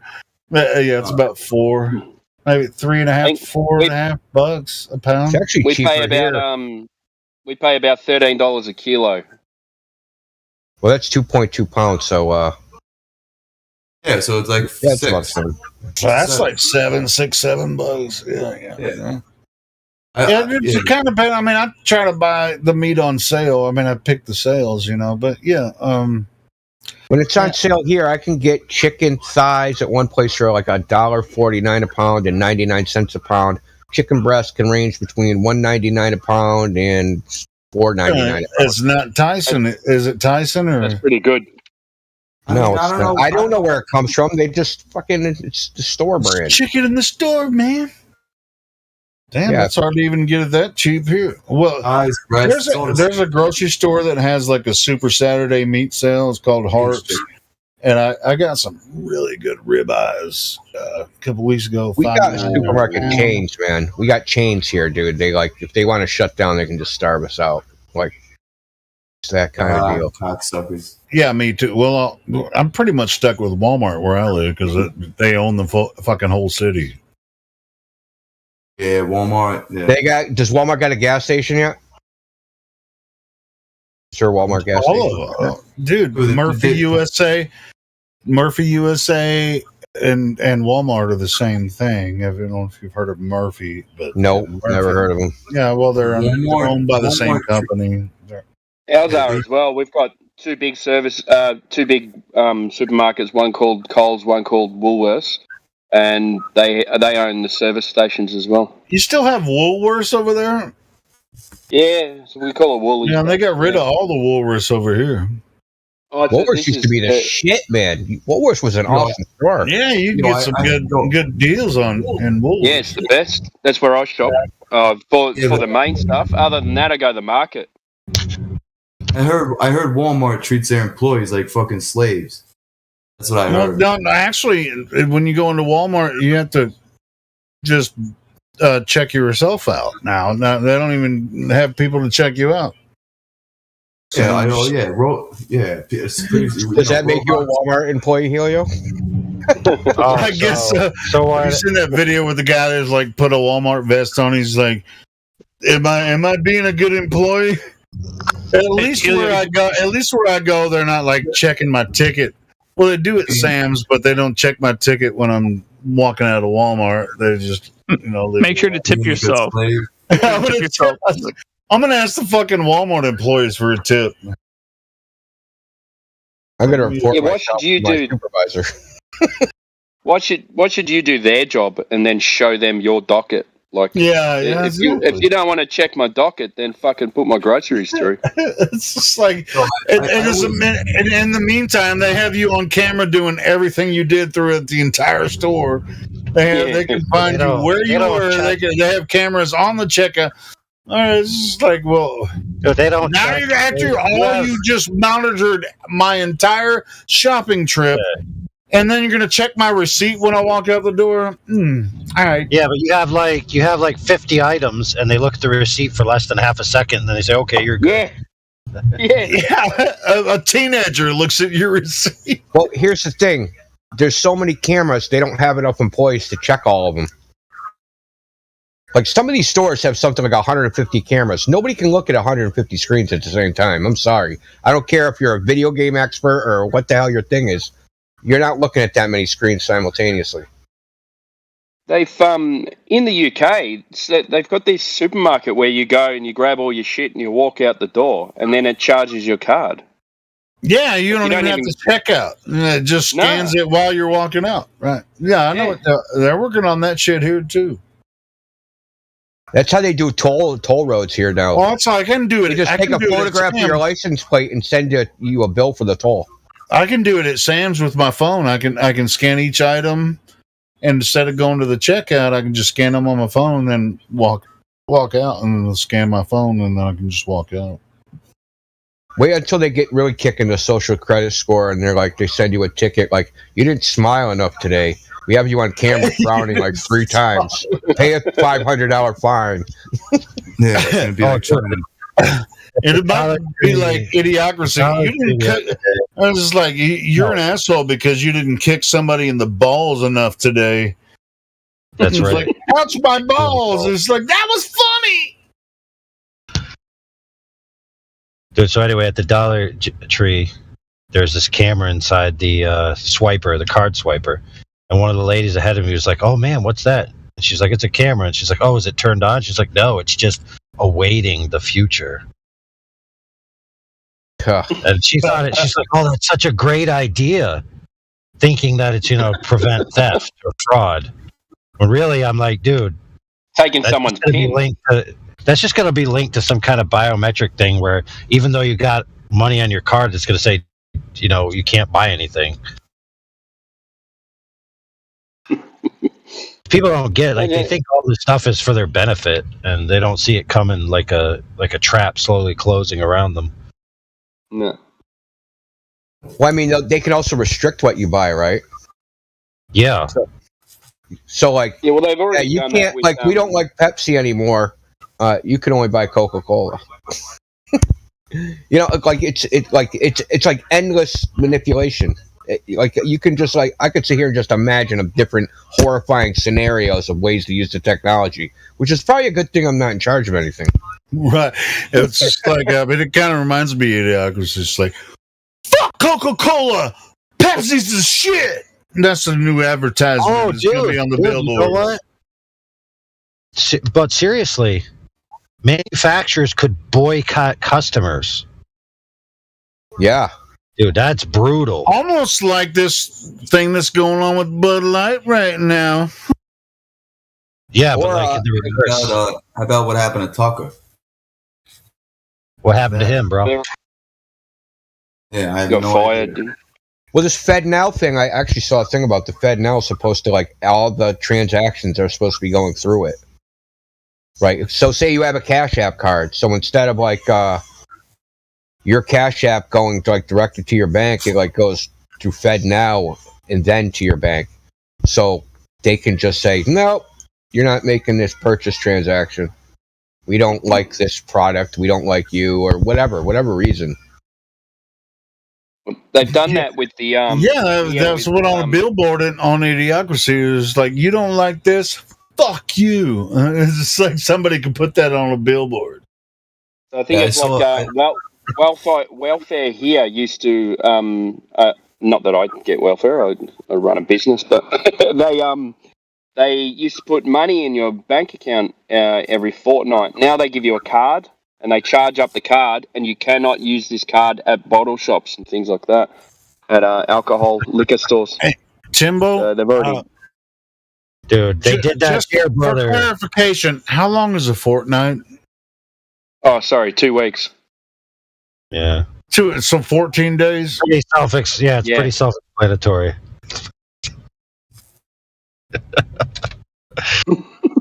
Anyway, back to the card restriction. I'm just messing with you too. Yeah, they've been doing that here for a long time. People were trying to buy alcohol with food stamps and shit. Yeah. Yeah. So you know how they got it. This is what they did, bro. Bro, check this out. It's amazing. So what the politicians did is they push it through so you can get emergency cash reserves, and then all the dudes just put ATMs next to their businesses. So you go there with your food card, take out some emergency cash reserve, and then buy alcohol. This is proven, by the way. There's a girl that did an investigation. She was a congresswoman. You go right next to the location to adult clubs, gambling, and liquor stores, and all the transactions are withdrawals for cash right next door. And so it's obvious what they're doing with the cash. Yeah. So also here you can just find like a dirty store owner that'll like run your food stamp card and like give you the cash. They'll give you like 50 cents on the dollar. So like, you know, there's all kinds of grifts, dude. He just there's always a way around. The girl just ring up $100 as groceries, right, and just give you the $50 and be like, yeah, thanks. Run your food stamp card for $100. Yeah. So in her investigation, she tracked all the cards that in a certain way, and she found out that a large portion of the cards weren't even in the United States. They were being used overseas, and they had the biggest card she found had a $14,000 cash accrual on it. Which means because they give you, instead of it wiping clean and then they give you new money per month, you get to keep the certain accrual. Rollover minutes. People basically would come like and get rollover them. minutes, right? Like they'll remember. Yeah, exactly. And they were getting them under false pretenses, like, you know, fake IDs and all this type of stuff, and then just mailing them out to their loved ones in other countries. I was thinking more along the lines like there was some Eastern European guys going around to these poorer areas and going, I'll give you $50 for your cash card. I mean, they were when they did. That wouldn't work, would it? I mean, they did do that to a degree. Some of the Eastern, a lot of people did it from a lot of countries because they were just during the crazy Mexican beer germ, you know, fanaticism. They were just throwing money away. Like basically, if you had like If you could come up with a name and a social security number that matched, you could get money. That's all you That needed. easily. That easily. And a lot of money. Not like a little bit of money. Some people were raking in like, I mean, I think the biggest amount I heard of was 1.5 million someone ended up getting. Oh no, the biggest was somebody that worked in the in the government, and they were just going through the system looking for names of people that didn't take like the COVID benefits, and then they were applying for them and having that money sent to their bank account. So I think they accrued something like $11 million. They weren't checking. They weren't doing anything.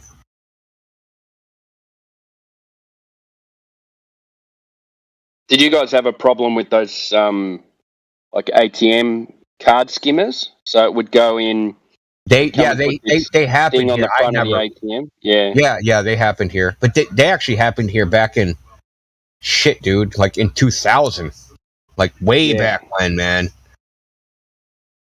Yeah, the ATM card skimmers, and you know that's just one of them. And they have these like number randomizers as well. So they'll go online and try online purchases, and what they do is they just keep on plugging in these random numbers until one hits. Oh yeah. And then they keep trying to use that card as much as they can until it says no. And then bang, they do another randomizer.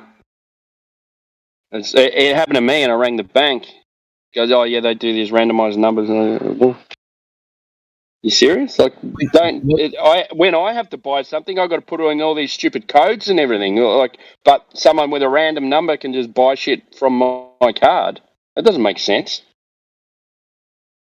I swear they're fucking participants in it. Quite honestly. Yeah, they must be. Because, like you said, if I try to make a large purchase, they'll like send me a text. Is this really you? Yada yada yada, right? But like some random dude, if like someone just takes a photograph of my thing, all of a sudden that they can, buy $200 of gasoline at the gas station. Like what? Yeah. Mine was someone had brought $600 worth of jewelry. I go, well, why don't you trace it and see where the fuck they're sending the jewelry? Like, wouldn't that be smart? They weren't interested in actually catching anyone. I think they just gave me the money back, and I was like, what do? They must write it off as insurance. So it doesn't matter. They don't care how much money they lose. They just write it off. Yeah, who takes the hit? I don't know. Does the jewelry person take the hit? Who takes, you know what I mean? Do they just get charged back?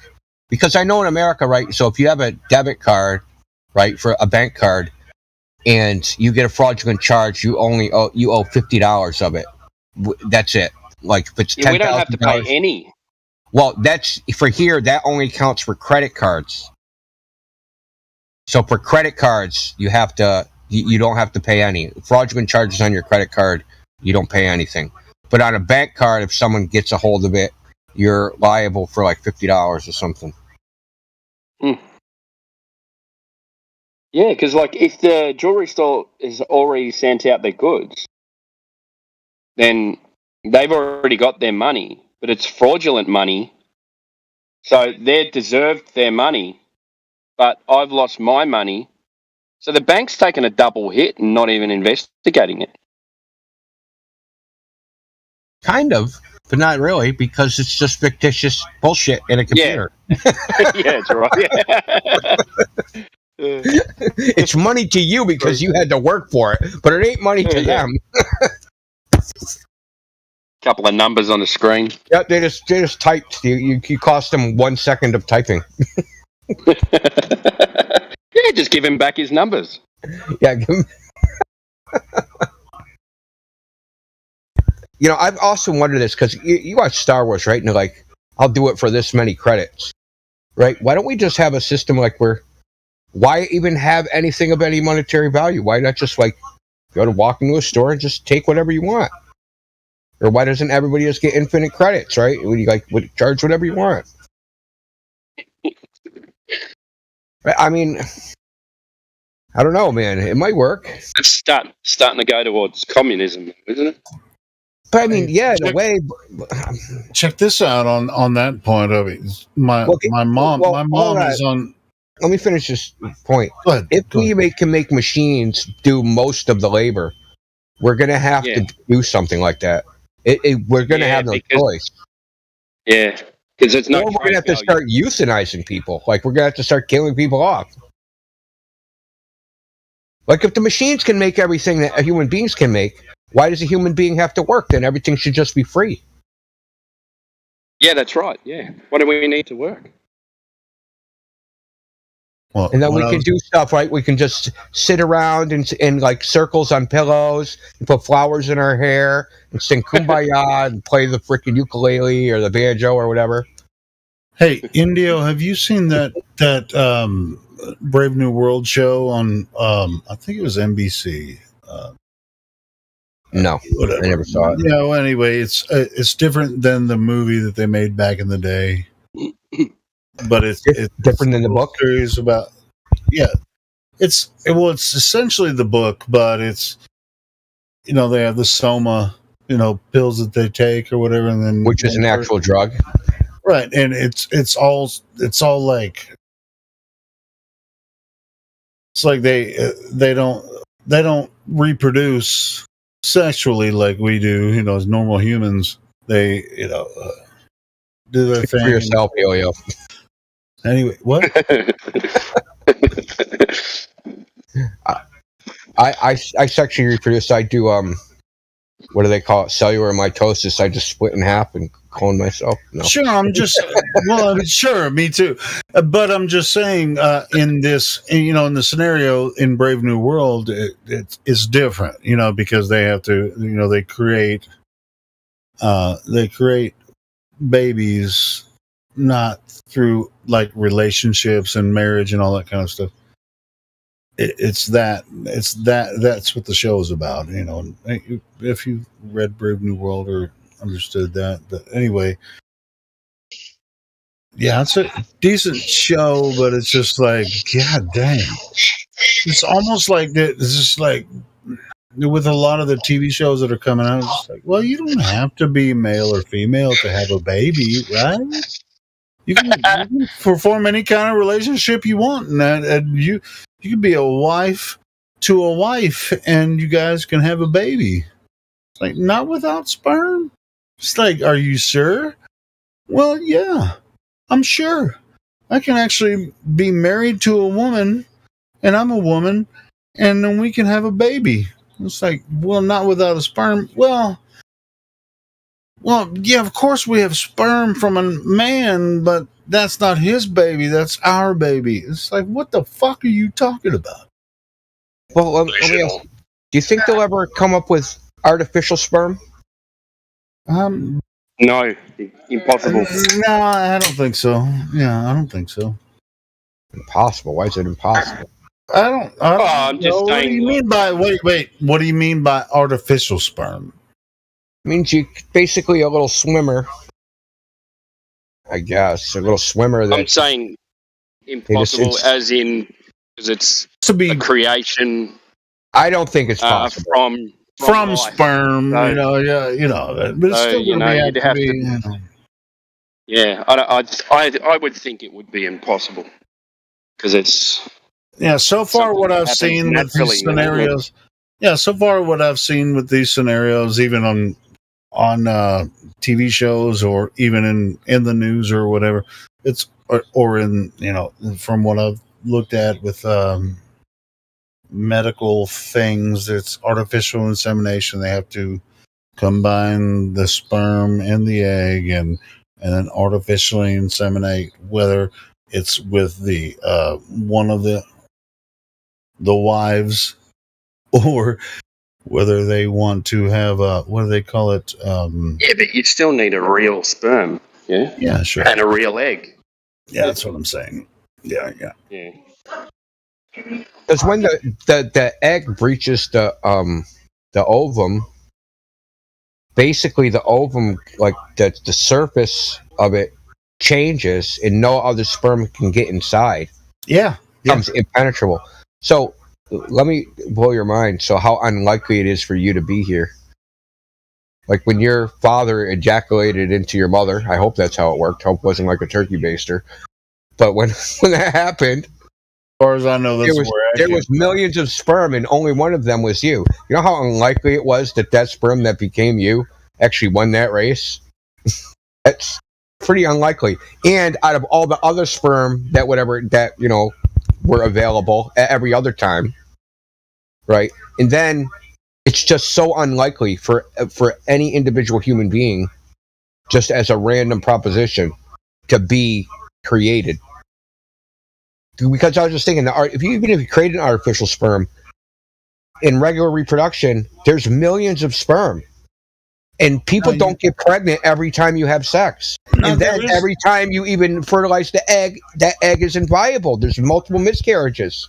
And then when the baby's born, it still might be fucked up. And then the kid might not even live to 12 years old. And then like the probability of like making it to 18 years old is fucking low.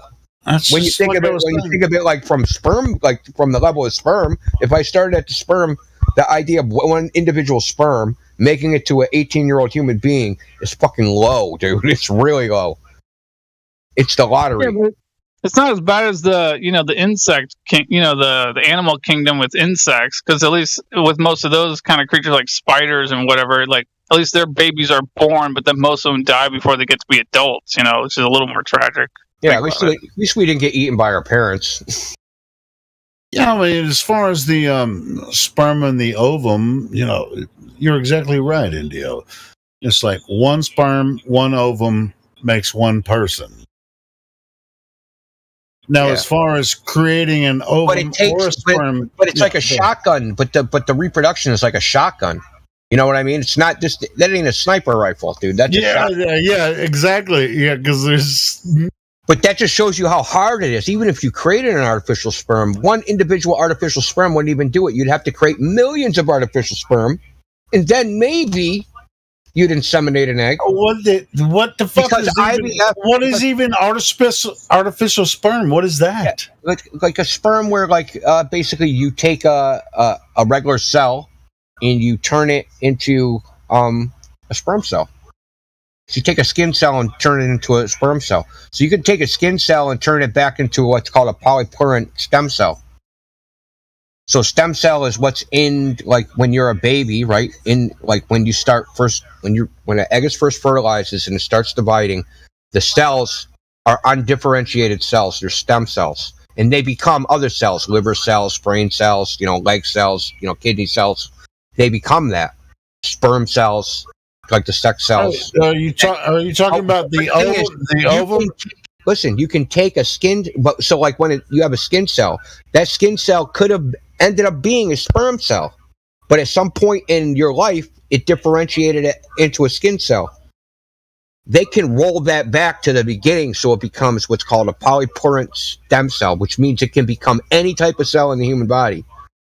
It can go back to the beginning. You can turn back its time and turn a particular cell back to the beginning. And then from there, you can turn it into a sperm cell, right? Theoretically, this is hypothetical. I'm not saying this is possible. Well, that's what I was asking. I mean, to inseminate, it would be an artificially created stem cell, meaning it wasn't created in the testes of a man. Right. Well, that's what I was asking. I mean, can the ovum actually accept that? That's what I was asking. Yeah, I mean, the reason I was thinking about this because IVF, as it is, right, in vitro fertilization works 1% of the time, and they do multiple eggs, right? They just don't just stick one egg in you and it works. They use multiple eggs. They use hormones. They cheat. They do everything possible, and it still only works 1% of the time. And sometimes they regular reproduction with millions of sperm and it barely works. It only works something like 12% of the time. It's already ridiculously hard to reproduce. I wish I knew this when I was younger because I would have had a lot more kids if I knew it was this hard. Really? You want that many kids? I don't know. Well, if I knew I was that lucky, man, I'm going to keep rolling the dice. Yeah, I guess so. It's just like, hey man, they'll give you money to go to the sperm bank. You might, if you go to the sperm bank, you never know. If you hit three pointers in a row, are you going to stop shooting? Or are you going to keep shooting?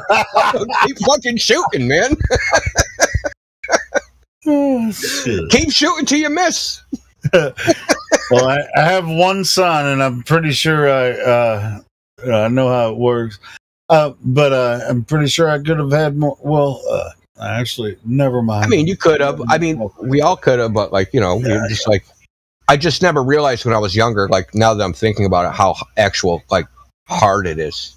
It's not that. Yeah, a lot of people try forever, and they're never able to. Like couples get. If a female does not have a child by 50 years or by 30 years old, her chance of having a child is only 50%. Yeah. That's horrible odds, dude. So there's a 50% chance you would not have a child. A coin flip. Kind of makes me think of Idiocracy again. Remember that at the very beginning of that movie? It's like, well, we're not going to really try yet. And all the freaking dumb rednecks are like, oh, we got children. And then the girl's like, nah, we're not ready yet. The people on there are just like, oh, we got to finish college and we got to get our life. And it's like, maybe we'll have a child later. And it's just like, well, good fucking luck with that. Yeah, I mean, yeah, I don't think artificial sperm. No, it's almost like I should probably write there's such a thing. I should write a science fiction horror book about that shit, dude. I mean, that's actually. I think you could use my sperm to actually, inseminate someone because I think artificial insemination is real, but I don't. What in the hell? I don't really think that. Gattaca is almost the same plot line. What has the same plot line? Gattaca, the movie. Oh, Gattaca, yeah. Oh, yeah. Yeah. Gattaca's another one too. I liked that movie. That movie was kind of bizarre, though. I felt bad for the guy. Of course. So how's work, Mickey? Pretty good, man. I thought I was in a 24/7 Flat Earth Discord. Man, I got kind of sidetracked here. Like dogs or gods gave us all brain damage, so we've decided to. It's something you guys are. I mean, we're talking about tangents. This is like Thelma and Louise, like off the freaking. The speculation Sunday has kind of bled into speculation Monday. I was thinking that today too. I was just thinking I should have been out here on Sunday. What the hell, man? Getting my Sunday swerving. Yeah, bleeding. You said bleeding, man. It's a gushing wound, man. That sucker's a geyser right now. Well, I have a feeling. I mean, as it moves toward, I think there's a tide coming where, even though we, as much as we try to keep it on flat Earth, we're with our emotions and with other people's emotions, we're gonna do our best, but it's not gonna. Mickey, did you hear Dogs or Gods earlier? Did you hear his little thing? No, I actually got in the tail end of when he was there. What was he on about? Oh man. Someone else want to tell it? I actually didn't hear it. I just was in the chat, chat skanking. I didn't hear it either. Apparently, he said that two bridges, some bridge, is tilted away from each other. They're farther apart, proving the Earth is a globe. That's like a 2017 argument. Yeah, well, who are we talking about here? Yeah, we're just basically talking about tension. Yeah. How much are they apart? 36 millimeters. Okay. Interesting. That's what the globe predicts. Whether it's actually 36 millimeters apart, nobody knows because he didn't actually produce any evidence that they were 36 millimeters apart. 36 millimeters on the Sagittarius? No, like the bottoms are closer together than the tops by 36 inches. Of a suspension bridge. That's what they would be. Exactly. That's what they would be. If the Earth was a globe and you were able to construct something that size with perfect precision. Yes, exactly. Yeah, that's fine. What was his evidence? His claim.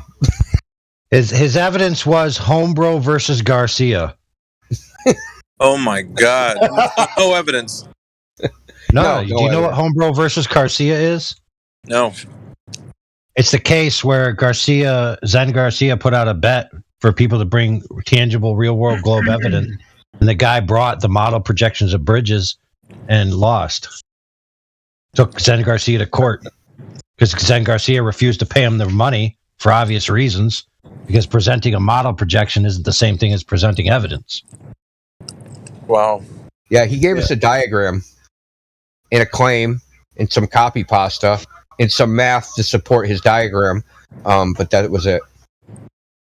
So we got basically another basement warrior who wanted to come in here acting like he knows what he's talking about, or an expert in the field, and produces nothing. Yes, exactly. And then and when he was called on it, he stopped talking. And he rebuked the globe claim that plumb lines curve, and asked us to prove his belief system.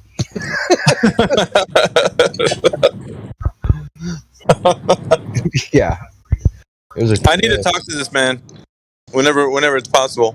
Oh my God, he's got a bad attitude. That's even better. I like him like that.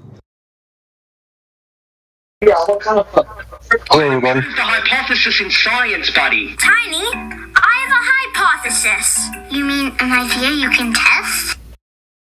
What's up, Larry? Hey, what's that guy's YouTube channel? Anthony from the UK. I can't remember his YouTube channel name. Who? Anthony Riley from the UK, I think is his name. Oh, Sleeping Warrior? Sleeping Warrior? Yeah, that's it. Thank you so much. Yeah, no problem. He hasn't been here for a while, but back to your regularly scheduled roasting. Yes, dude. Bring on the numpties. Like, line them up and shit. I'm not satisfied till I see everybody's arguments burning. I think Brandon, he brought in the Lake Pontchartrain Bridge, man. He's recycling arguments too. Who, Brandon? Yeah, Brandon reset to the beginning of his NPC script, like from version 1.2 that was released in 2017, and he brought in a picture of Stanley's Bridge.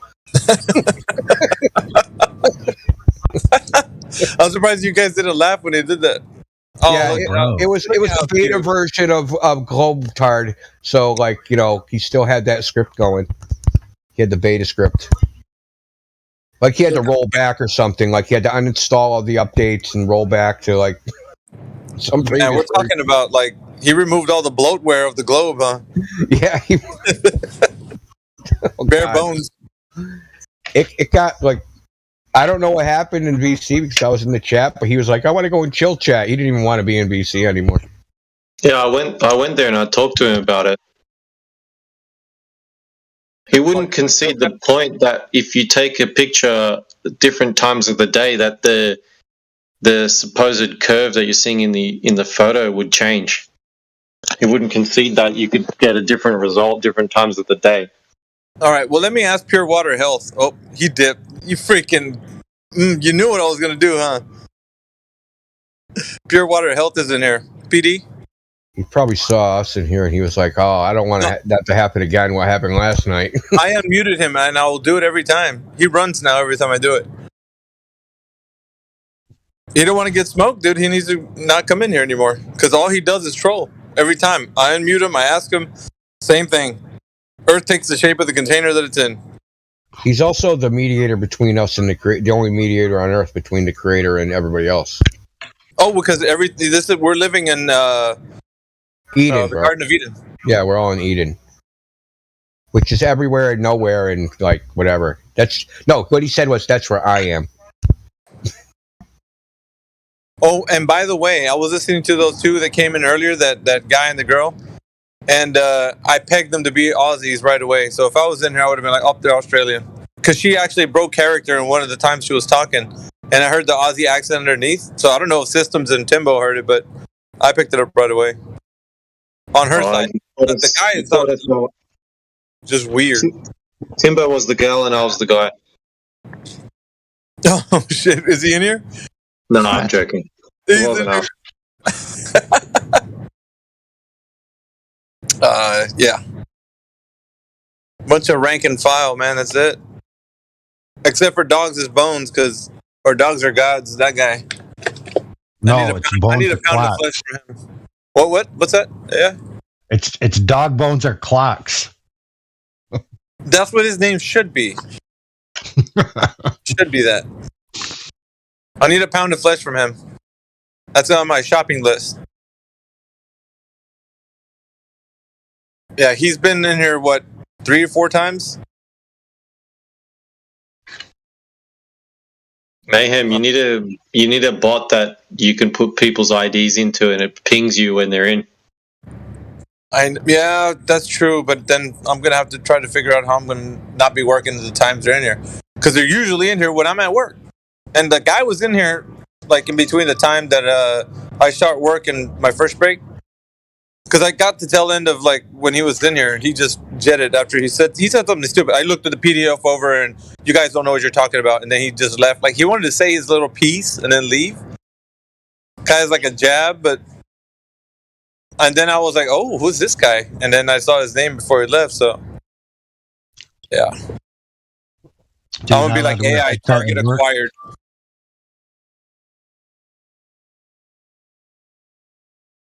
You can run on for a long time. Run on for a long time. Sooner or later, he'll cut you down. That's what's up, Biggie. You know what I mean? I do.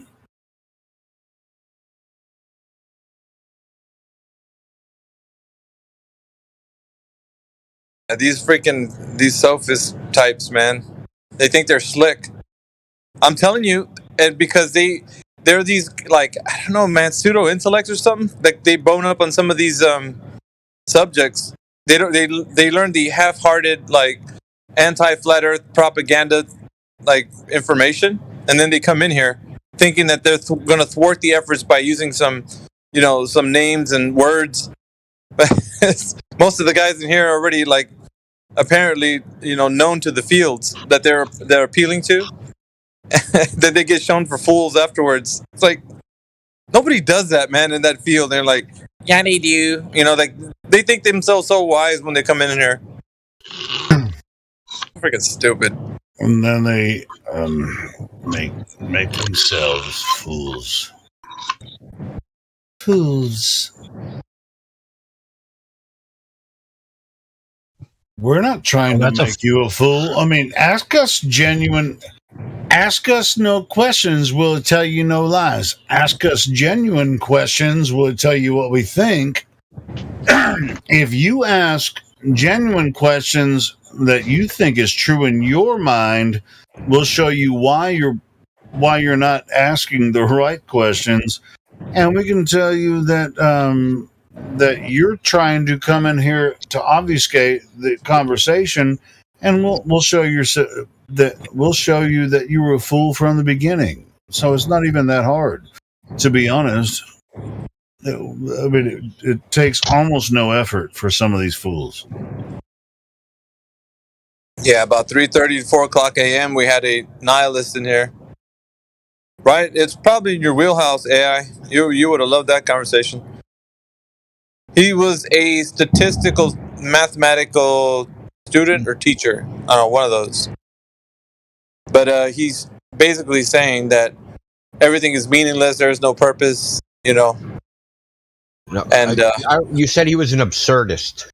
Yeah, he's I pegged him to be nihilistic, but he said he's an absurdist. And basically everything he was saying was kind of like, if you look up the term existentialist nihilism. Yeah, that's what it fit, like his description of what he was saying. It was like an amalgamation of absurdist and nihilist together. So it's like really bad on bad, just super bad. Yet he was a statistical, mathematical person, basically saying that all the information lines up, as what he said, it lines up with the globe. And they were like asking him questions, how? Like, in what way? Where do you see it, like, lining up? Like, gravity. He said gravity. I thought that was cool. Yeah, and that's the basis. Yep. It's like gravity. If there's no gravity, there's no... Yeah, he said because of gravity, we know that the Earth is a globe. I'm like, dude, that's so stupid. I said, you have to have the globe first before you have the physics that work on the globe. That's how it works. Like, you can't have gravity first. That doesn't. Well, Yeah, but that's not even a whole sentence. Yeah, exactly.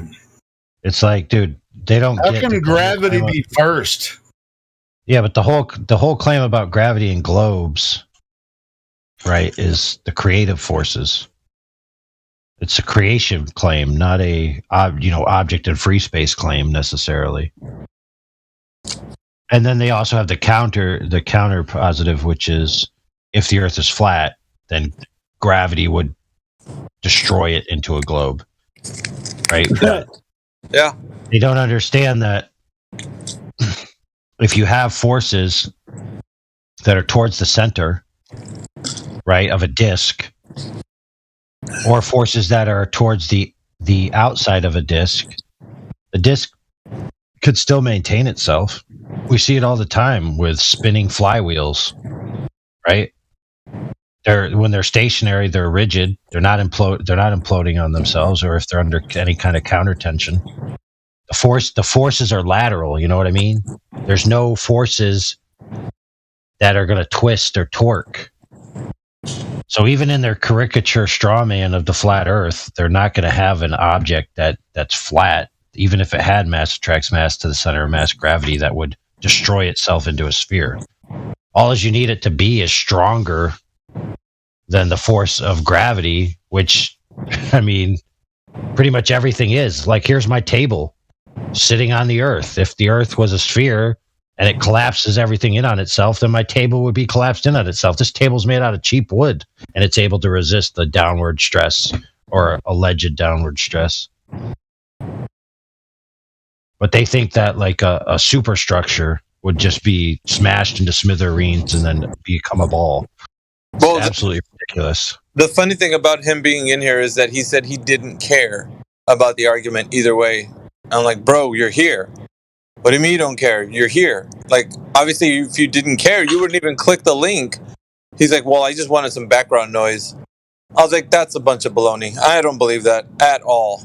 I was like, if you want a background noise, you can just get it, somewhere else. But like, you're here. You're here with a purpose, like for sure. That's like even in science. I mean, what AI was saying,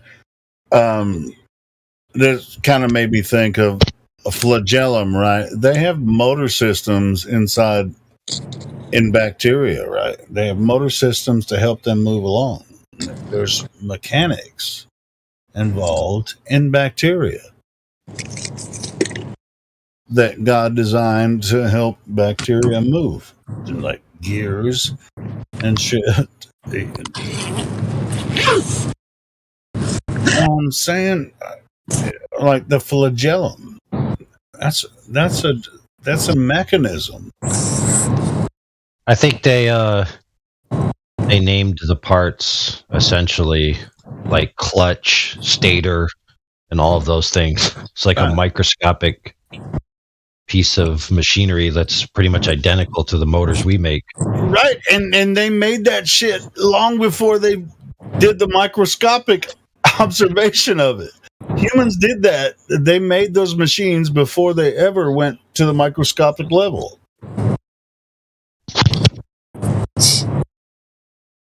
So humans are already understood creation long before they ever went to the microscopic level of understanding the creation of the creator. They're using gears long before they use microscope to understand the flagellum and the gears that work inside bacteria and other cellular objects. So cool.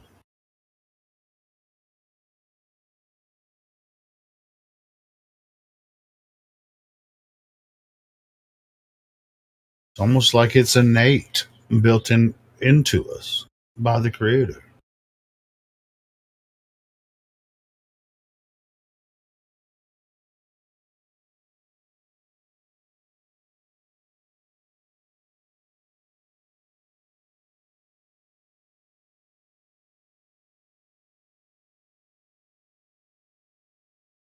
When you can see it, you can't unsee it. the creation.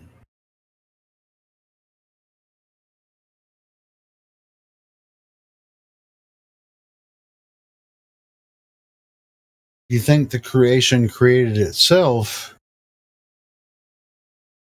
you're an imbecile. That's so stupid. Don't ever say that again, Helio, please. What, you're an imbecile if you think that they created... Think that the universe created itself, or this earth, or anything. That's so ridiculous. Well, that's what I said. If you think that creation created itself, then you're an imbecile. I ask you not to repeat it again. It's so ridiculous. Please don't repeat that. People don't need to... Oh, I'm so irritated right now. Okay, well, I won't say you're an imbecile, but I would say that you're seeing an it. imbecile.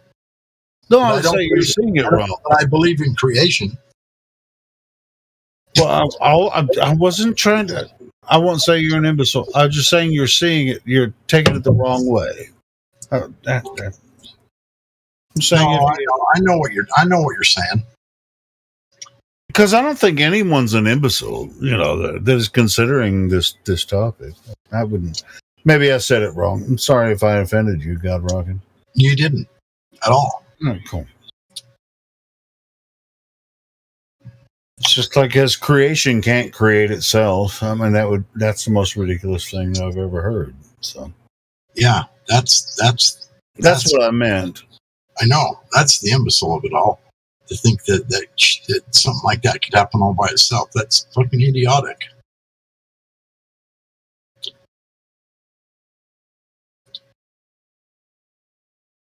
Doesn't matter how many billions and trillions of years you give it to have all these different little things happen by chance happen. I mean, you know how many different things would have had to have happened? I mean, not just the human being, created, but now you got plants, bacteria, you got every living creature. I mean, they all just specifically designed themselves so they could live on this wet ball spinning rocket flying through space. Yeah, and their magic formula is time, right? I mean, that's the only thing they have. Well, given enough time, maybe everything could have happened on its own. No, I don't buy that for a minute. Me either. You guys remember the when they did the probability of all the factors that are needed for like life? And I remember some of those factors are refresh our some of them. Yeah, some of them are biological and some of them are physical and cosmological. All the constants and everything. And when they did the odds of them all being perfect for life, like the odds that they got was a number that's one in greater than all the particles of the universe. So literally impossible. Right.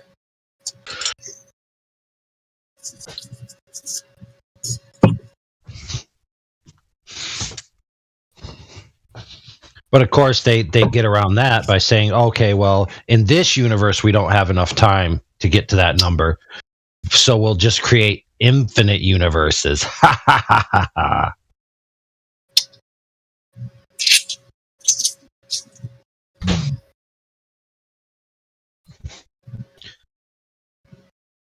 Right. So if you have an infinite permutation of universes, then the universe that has the one in a bajillion quadriglugally right chance of happening is a certainty, right?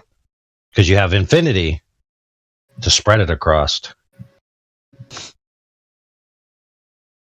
How convenient, right? It's the same like with refraction. It's basically infinite refraction.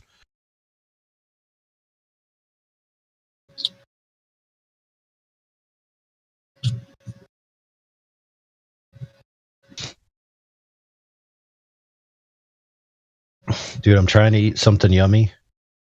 But I was doing silicone. And my hands are covered in silicone. Everything I eat tastes like silicone.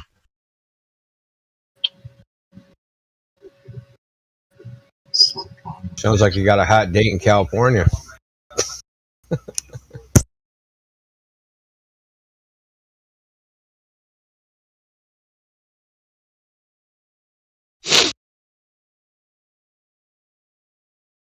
Oh, they don't make boobies out of silicone anymore. That's right.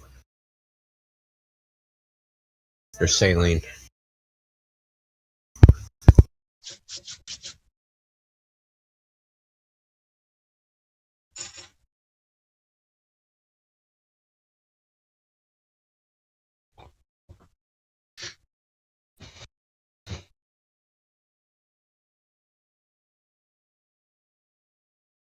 Dude, we should make a business that has like some kind of magnetic substance that goes in the implants.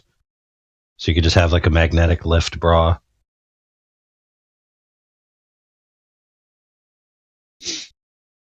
That'd be a good idea. Yeah.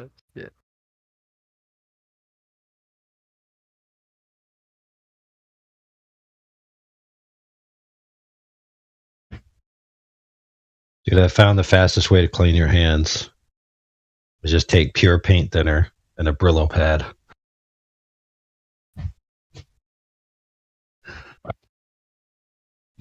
You know, it's really hard to get off that spray foam stuff. Dude, I got it stuck to me right now. It's been stuck to me since Saturday. Yeah, if you get it on your fingernails, forget it. It pretty much has to just grow out. That stuff like really adheres to fingernails. Well, the trick is like if it gets on you and you just let it sit there and dry, it can come right off. But if you smear it in any way, shape, or form, it's over.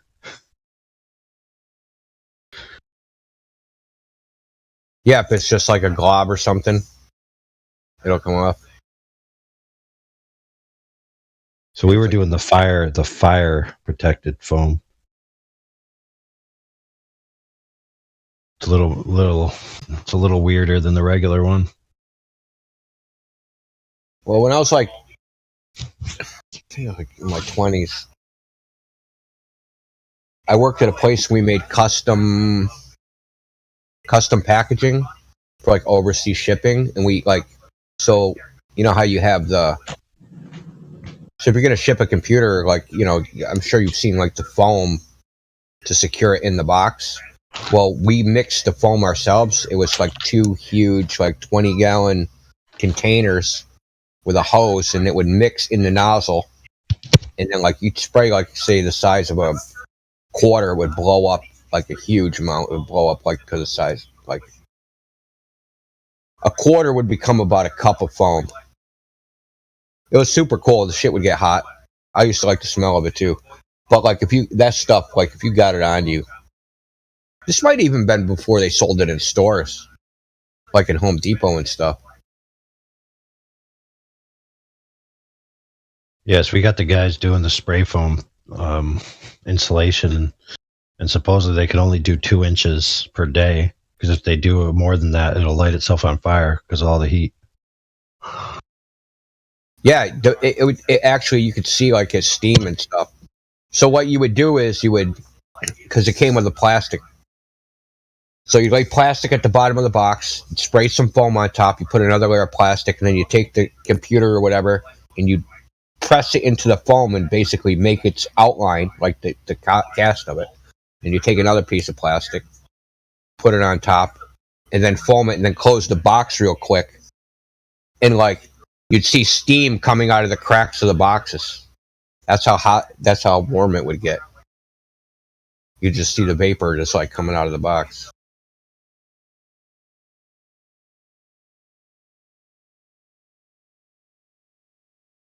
I used to love that job, dude, because it was just because we had to make custom, because we were shipping stuff all over the world, and we had to make custom things, and all the stuff was a regular shaped. That's why people would come to us, right? How do I ship this without it getting broken? And it was just really cool because we had you would have loved this thing. They don't make them anymore, I don't think. That's what my boss then told me.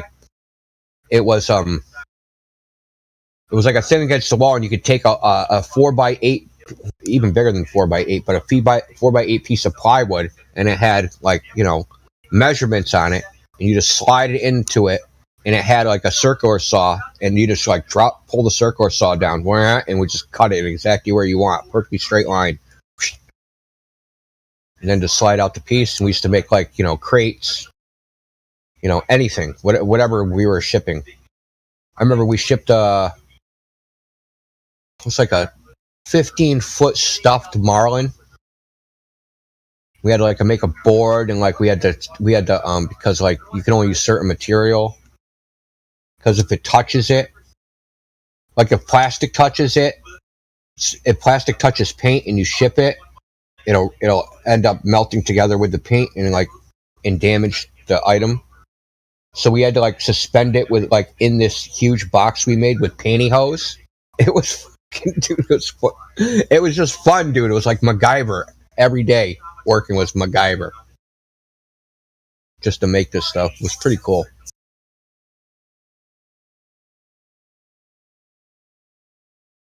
Then your wife finds your work bag because you're working late. What is all these pantyhose? Yeah. I swear, this big giant marlin. Yeah, freaking right, buddy. I was saying, what are you, transphobic? Actually, I figured it out. The best excuse for that one is, dude, you caught me. We robbed banks. We robbed banks.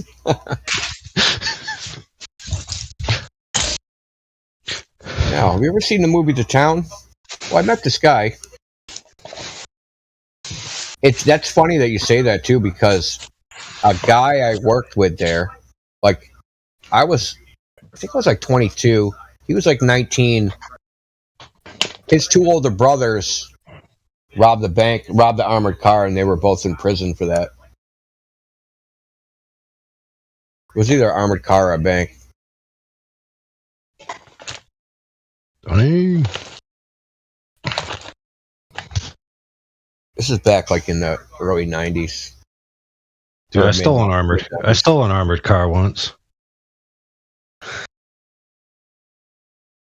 Freaking jacked that thing to my helicopter, kicked all the money out so it'd be lighter. Zed, thanks for the armored car, sucker.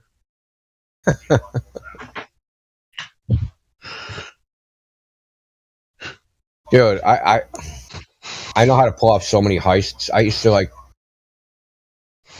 Dude, my hero wasn't Superman. My hero was Lex Luthor. Like, that's like, you know what I mean? That was my hero. The evil freaking genius that gets away with crimes. Like, so I used to like think of all sorts of crimes and how to get away with them. Like how to steal an ATM machine out of a wall. One that's bolted in. Alright. Some of that shit you want to keep to yourself. Yeah, probably should. Well, I mean, how do you steal an ATM on a globe?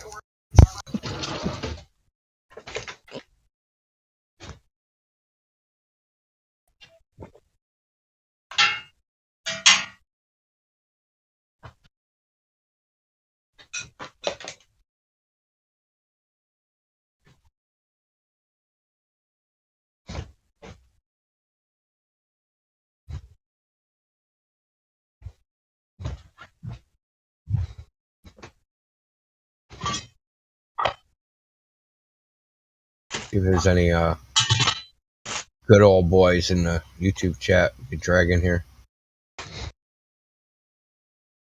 You know, these guys, they like to always complain about Matthew Learns, but I'll tell you what, he's always reliable. Yeah, he's reliable for his obfuscation. It's funny you bring that up, but I didn't do it. But I go to this convenience. It must be my fault. I don't know who did it, but anyway, I go to this convenience store every day. I mean, it's where I buy my cigarettes and I get drinks or whatever, Cokes or whatever on the way to work and stuff. I go there one day and the whole freaking front of the shop is just broke down. What the fuck is going on here? And apparently somebody busted down the double glass doors that were in the front, tied a chain around the ATM machine, which is right next to the front doors, and tried to pull with a truck. Tried to pull this ATM machine and steal it.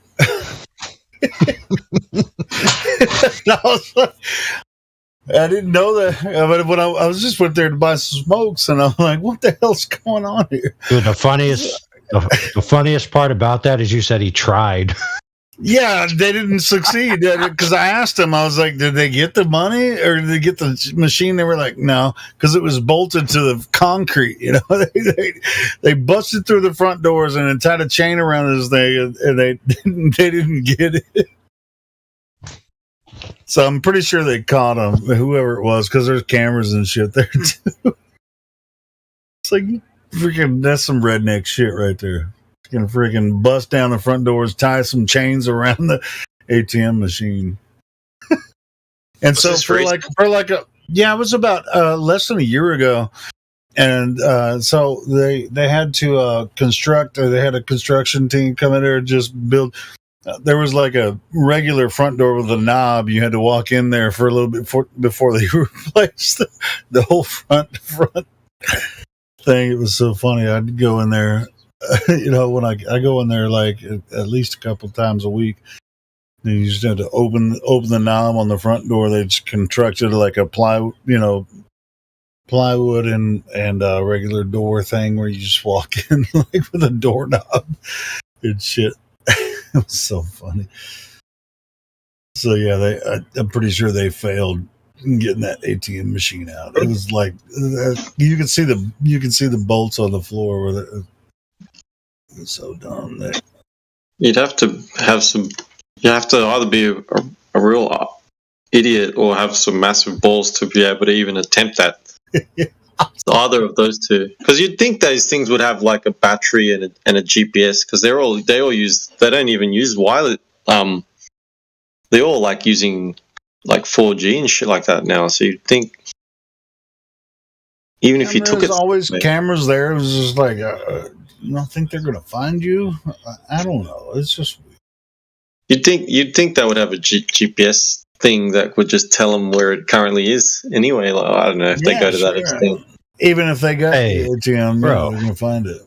You got it, bro. But check this out. You know what I just realized is that Walmart aisles are big enough to drive a 4x4 down. Shit, not in my store. Shit, I can barely get by other people. I'm talking about the main doors and the big access aisle that literally goes straight to the electronics department. Oh yeah, bro, you can drive. Yeah, you just back your pickup truck in, take every freaking TV they got, and goodbye. Oh, TVs are in the back for a reason, I guess. Probably, I don't know.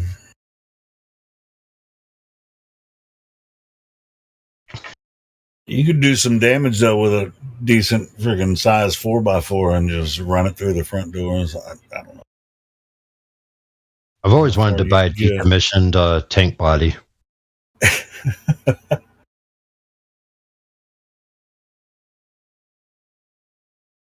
I want an Abrams.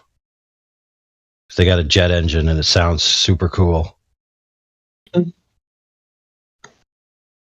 Are you just going to cruise around town? That turbine engine's loud, though, compared to a diesel.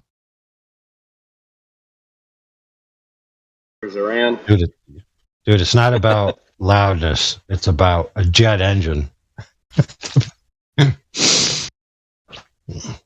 Was it, there was it, what's the, there was a Netflix show, some country, what is it? Oh God, the name is on the tip of my tongue. Redneck dudes. What? Where they built tanks and stuff. But no, I'm thinking about these redneck guys. The one dude is Bubbles. Oh heck yeah, dude! Trailer Park Boys. They tried to heist an ATM one time, and they did something similar where they were like trying to bust up this ATM and I remember that. That's what that reminds me of. It's like that happened in my town. I was just like, went to buy some cigarettes and like, what the fuck happened to the store? It's like, somebody tried to steal the ATM. Is that show with Darnell, the black character with the afro? That one? Maybe. Or is that one? That one I think is Trailer Australian. Boys had. God dang it! I have to look it up now. Had Ricky, Bubbles, and Damien or Fabian. Yeah, the actors' names or whatever. were Trailer Park Boys. Julian, that's who it was. The show's called Trailer Park Boys. Yeah. Oh, okay. There's another one. I can't remember what it's called, but I want to say it's out of Australia. And it's the one where he the main character dressed up as all the characters. You dress up as a chick, you could dress up as this black dude. Yeah, that's funny. What's it Yeah, called? if you guys never heard the classic Squash Nigga, you better go watch it right now. Man. What's it called? The guy who does it, his name is Chris Lilly. Oh, are you talking about Angry Boys? Yeah. No, you know Chris Lilly who dresses up as Jemay and Yeah, he did another one called Angry Boys. Oh, did he? Yeah. That's an amazing show. I've been actually watching it with my wife over the last couple of weeks. He's hilarious. Did you get the Squash Nigger yet? I haven't gotten to that yet. It must be later in the season. Oh, sorry. No spoilers. No. Spoilers, I'm gonna have to watch that shit. It's hilarious. It's a good shit. It's hilarious. Trust me, if you don't let anyone spoil that for you, it has a huge payoff. If you enjoy that, you might enjoy a show called All Aussie Adventures by Russell Coit. That's a good one too, man. You'll love it. That guy also does a comedy series called Summer Heights High as well, where he's all the characters and he acts like he's a Samoan, he's an arts teacher, he's a girl character. He's it's so funny. Oh, and Dude, you know what? The first series he did was We Can Be Heroes. Yeah, that's a good one too. That's hilarious. Dude, an awesome character for his show would be a character that gets online debates in a Flat Earth forum. Yeah, it would fit. And you guys that have seen it, you know it would fit perfectly with the shtick of the show. And he could be the Glober. Yeah, exactly.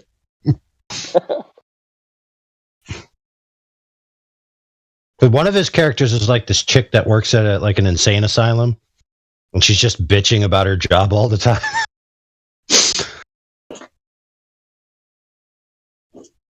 That would actually be good if that character met a boyfriend that was a professional globe arguer online.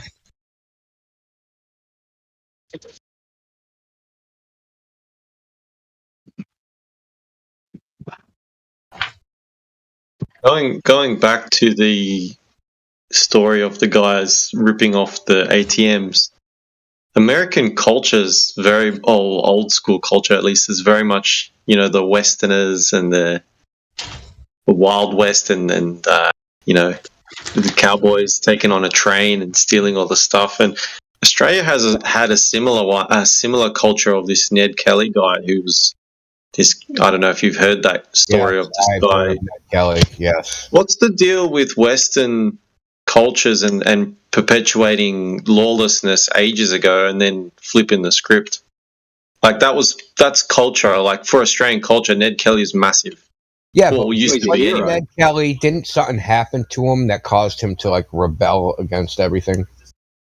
It's not like he was pretty just sure. a nice guy that just decided to go off. Like he was, something bad happened to him. I thought, was he like was he a veteran of some war and went crazy or something? He was an Irish immigrant, but I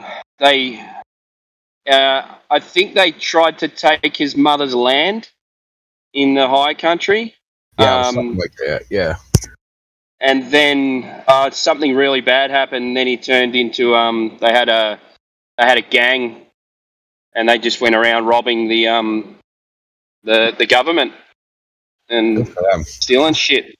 And then he dressed up in this lead suit, and they robbed a train and had a shootout with the cops, and he killed many cops, and they were just shooting at him, and he's standing there in this lead suit, the lead or tin, I can't remember what it was, but just shooting at them. Yeah, but my point is, like, yeah, so that's a pretty big story. Everyone in Australia growing up that's probably over 30 knows this story. It was perpetuated in schools, especially in stuff like this. Seen the movie. They don't do it anymore, but I find it funny that they used to really push that as a story as if it was something virtuous, and now they don't do that sort of stuff anymore.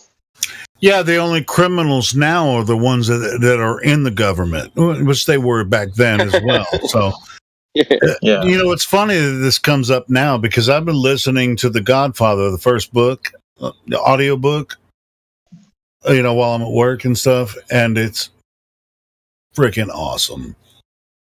It is like Johnny didn't want to be that. He eventually had to be. You know? Yeah, he had to take over the family because Sonny got killed, and yep. And then it's just like he was just like, I'm trying not to be this, but they're trying to. Yeah, I mean, the Godfather story is so awesome. Michael, don't you mean? I mean, Michael. Yeah, Michael, not Johnny. Yeah, Michael. Yeah. He went to the army and then came back and had to get involved. Yeah, it's the same type of thing. Just like, is it American? Is it Italian? You know, it's both. But I think also those stories come up because they bring up the tragic ending, you know? And then they say, this is what happens if you go against the government. You end up dead. Right, and they were saying that the Italians was like, I can't remember the term that they use. It was like, just don't talk to the government, don't talk to the police, don't talk to anybody, keep it within the family, keep it with. It's like we already know nobody's going to talk to the police, so we'll keep it this way. You know what I'm saying? Anyway, it's just interesting the way. I just find it funny how it's a culture. It's a very culture that a lot of Western countries pushed, say, even just up to maybe 20 years ago, and now it's like not even pushed at all as the actual culture in the.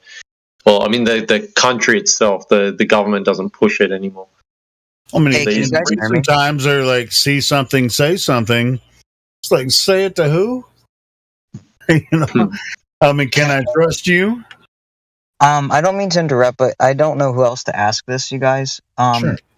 Is anyone from the United States? You don't have to tell me what state. Just, are you from the U.S.?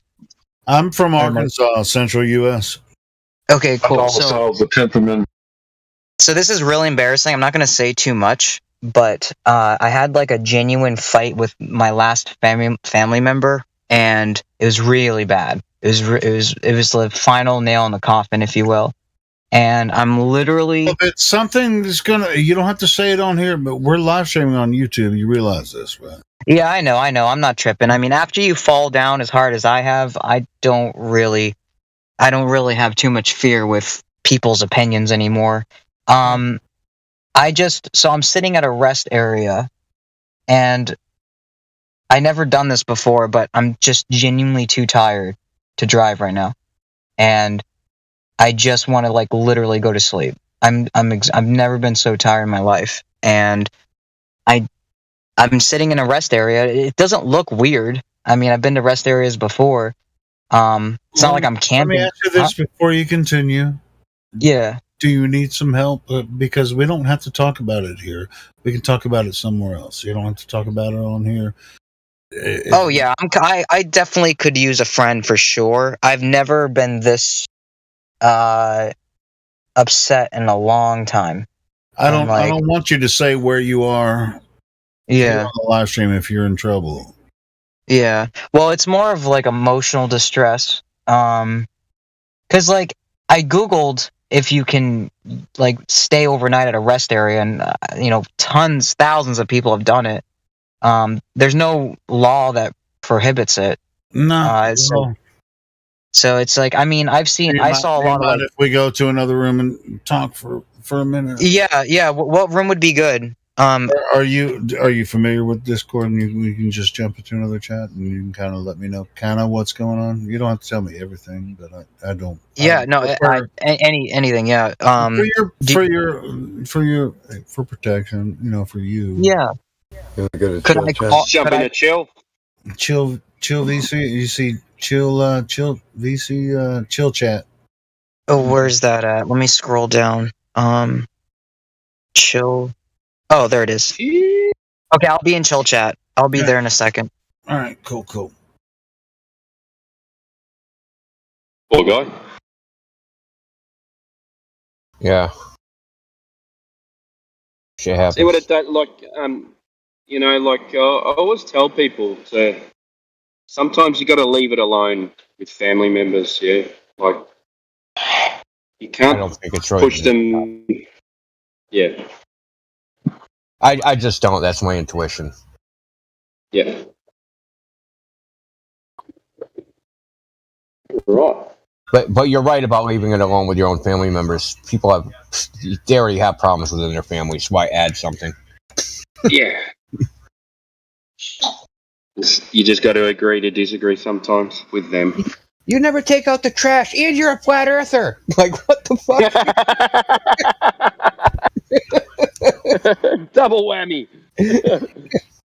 You suck.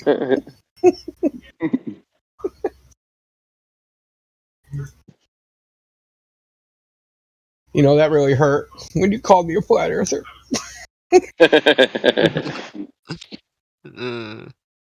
Holy shit.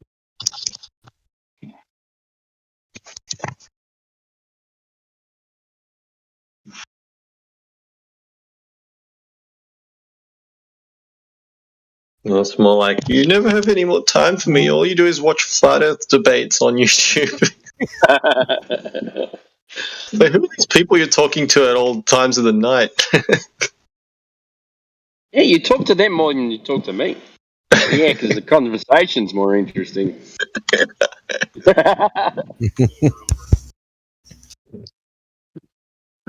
You're not showing me the curve often enough. You're not showing me your curves. So if you paid as much attention and listened to and joined me in Flat Earth, then we'd have more to talk about. If not, man, you can just talk about things that we talk about. Keep it separate. Well, I think people should do the things that interest them individually. Yeah. And then that's what you talk about. Talk about what you did, and you talk about what you did. Because if you always do the same thing, then there literally is nothing to talk about. Because you did the same thing together, right? If you do everything together, what are you going to talk about? Yeah, remember that time we went so-and-so? Yeah, this was cool. That was cool. That's the end of it, right? But it's not really a story because you were both there, And you should never let anyone stop you from doing what you're interested in as well. Oh, of course not. Yeah, because then you get resentful. You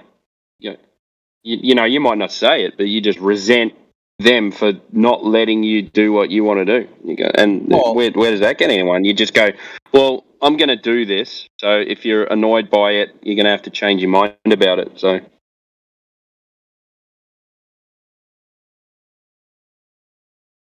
Yeah. As long as it's, within reason. Yeah. Yeah, as long as you're not like a flat earth junkie. Yeah, or my new hobby is fucking other women. Like that's ridiculous. You go, oh well, I'm going to do whatever I want to do. That's not along those lines. That's because that's silly. That's unmoralistic. But if you've got an interest like, riding motorbikes, go ride motorbikes. And she said, I don't like you riding motorbikes. She said, well, okay, well that's what I like to do. So I'm not doing anything wrong. So I'm going to ride motorbikes.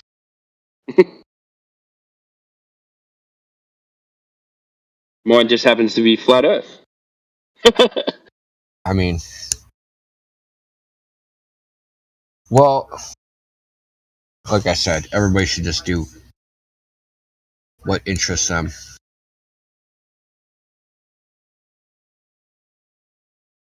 I mean, I'm sure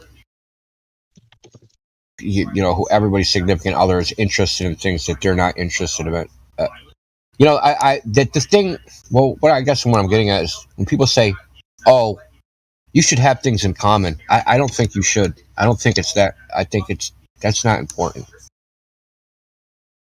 I mean, you should have the same principles, the same moral principles. You should have those in common, but like the same interests. You don't have to both like football or both like rom-coms or both like horror movies. Having some common interests is okay, but being like clones of each other, that's boring, right? It's almost like you're talking to yourself at that point, right? If you like everything the same, you're just talking to yourself.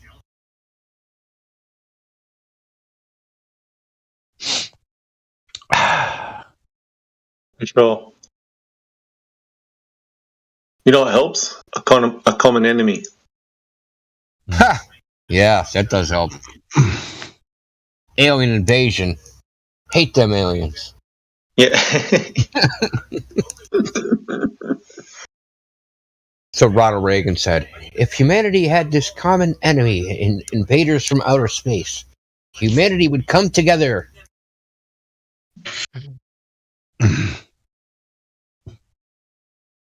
No, they wouldn't. Unless one part of humanity sides with the.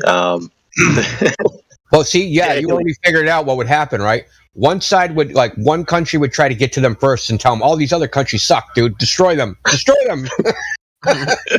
They're all out to get you. Destroy them. Doesn't take long to figure out. Isn't that what was it the French women or whatever? So when the Nazis showed up, they just immediately abandoned their men and started shining on the Nazis? Wow. I don't know if I want to comment on that. Yeah. Is that actually true? I can't remember which group it was, but essentially the women, as soon as the Nazis started coming, they just left their husbands and started whoring themselves to the Nazis to survive. I mean, that's understandable to a degree. I'm sure they made deals like, hey, you could kill my husband all you want, but me and my kids, we're in, right? Well, I mean, maybe they were using the modern definition of strong and independent by being run through.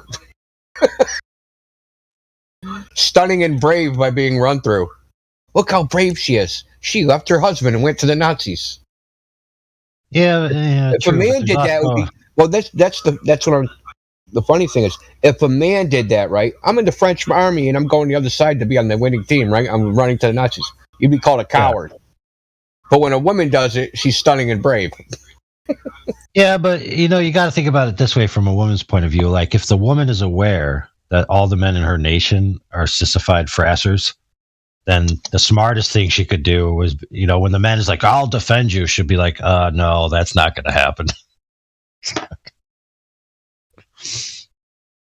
One of us has the ability to get something done here, and it's not you. Yeah, why did they surrender? I don't really know that part about why the French surrendered so easily.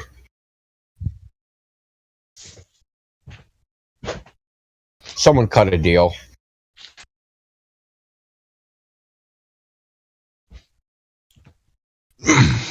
I think most places did.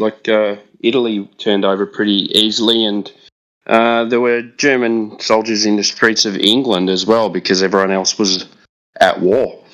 So I think most countries are kind of. Denmark, I know, surrendered, and Norway and all those places, they just gave up.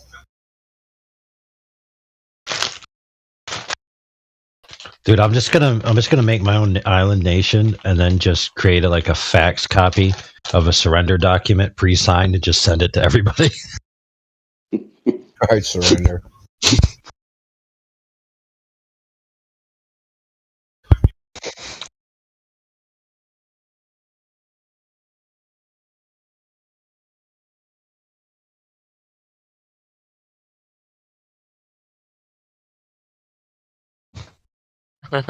Yeah, nihilistic Chris. Someone just DM me. Nihilistic Chris on YouTube's asked me a question to you.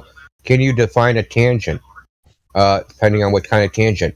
The kind that I go off in this chat all the time, like a tangent of speech, or a tangent, which is a line that intersects a sphere at a point. That tangent?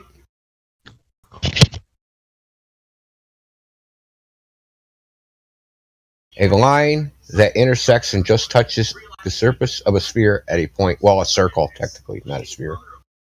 And no, I don't need to go look it up. Nihilistic Chris is like the fake flat earther. Now he has like a heart on. He's going to come into the YouTube chat every day, apparently. Dude, I can give him an explicit example of a tangent. George Hamilton.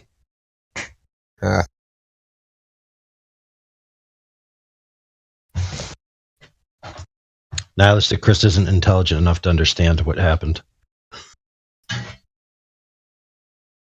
It's called a pun, Mr. Nile. You know what he said in the chat? He said, welcome to Globe Earth. Yeah, how is that? Welcome to Globe Earth. There is no tangent that actually exists in reality.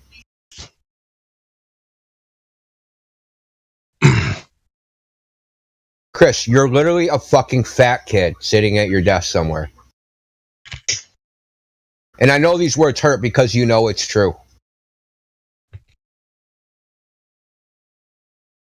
Fucking loser. I haven't been fucking laid in, if ever, probably half a decade. All right, now you're hurting me now. Well, I mean, yeah, but you're not being a douchebag. Well, isn't the stats that 1 in 3 men haven't had sex in the past 5 years? Well, I guess I'm hurting one out of 3 men got hurt right now.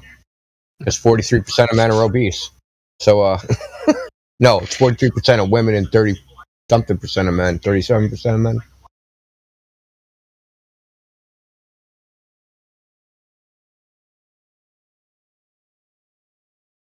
Speaking of that, shouldn't we ban the BMI index for the fifis?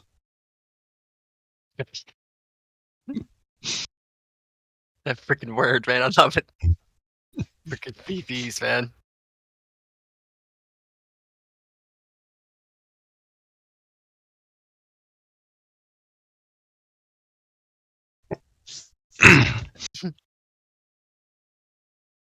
Now, listen, Chris, if I tattoo a globe on your giant gut and you lose weight, what shape will the earth be then?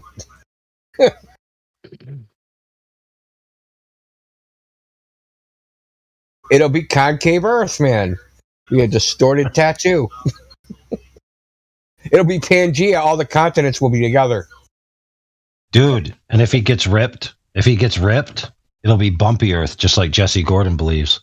Yeah, bumpy earth.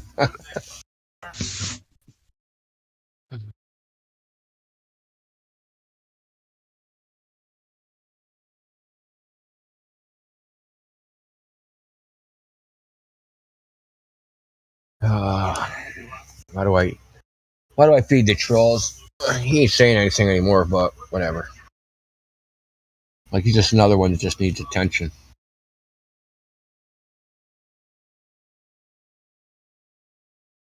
The attention you're going to get from me is negative. If that's what you want, I'll give it to you. Shoot, I'll take it either way. Why do these people ask Indio if he knows what a tangent is? Why doesn't he just look it up? Because it's going to be the same definition of a tangent. Oh, man. I mean, that's like 7th grade. Maybe it's not like you come up with a different definition of it, though. If tangents are defined, therefore globe Earth.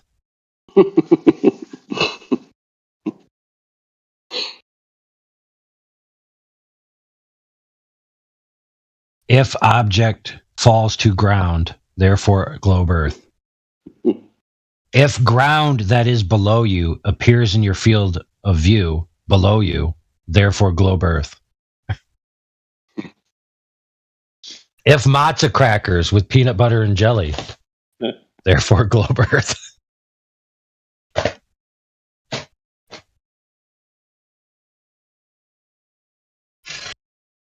think the best one is. Oh my God! This dude said, "I'm defining tangent from the GE point of view." No, moron. I am giving you the geometric definition of tangent in geometry. There is no globe point of view, and a tangent isn't from any point of view. Geometry. Learn something. Dude, that's painful.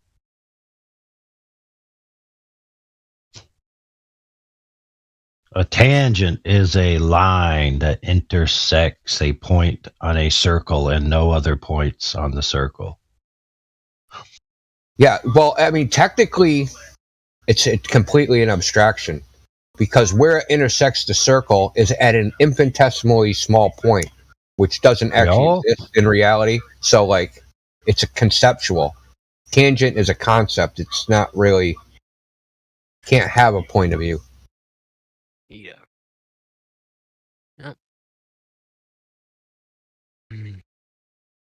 Oh yeah. Right, and a chord line is a line that passes through 2 points of a circle. Yeah, and even points are abstractions. And if you take a chord line and you get the midline between the chord line and then you put a 90 degree to the apex arc of the circle, that's known as the sagittah. Using the circle segment formula, Mr. Nihilistic Christ. And if you take that and then apply it to globe earth geometry of the radius in which they claim, and then you look at the alleged hidden heights and angles of view to objects, you can go out into the real world and falsify the globe in less than a day.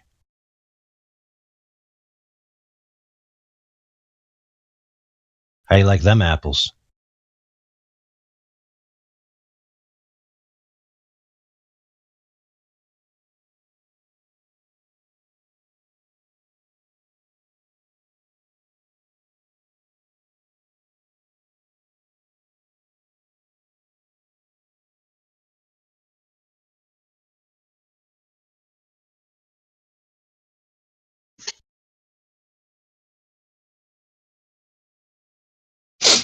So in other words, the alleged geometry that you claim the Earth is, and all these circle formulas and jargon, what good are they? In the real world, they don't match. So unless your claim is that the globe Earth is an ideal geometric configuration in a model, right, that doesn't exist in reality, then you have no claim. Because I'll concede to you that you have a quote unquote alleged model of a globe. What you fail to have is a globe in reality.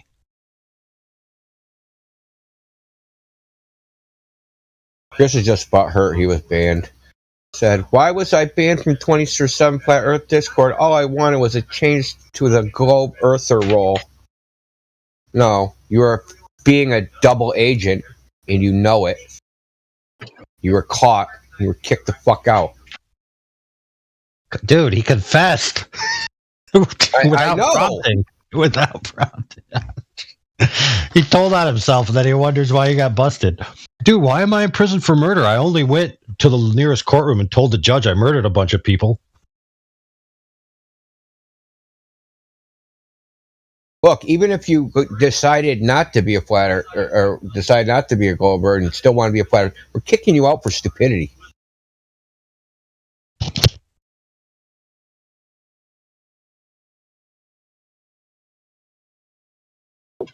Literally confess to being a double agent and say, change my role. Yeah, I don't think so. Change your role to banned.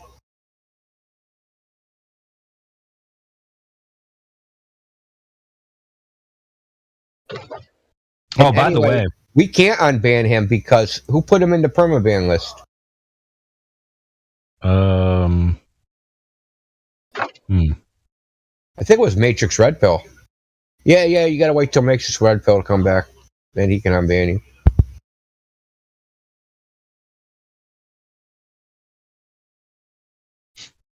Y'all are so stupid. Why'd you ban me? Let me back on the server. I hate you.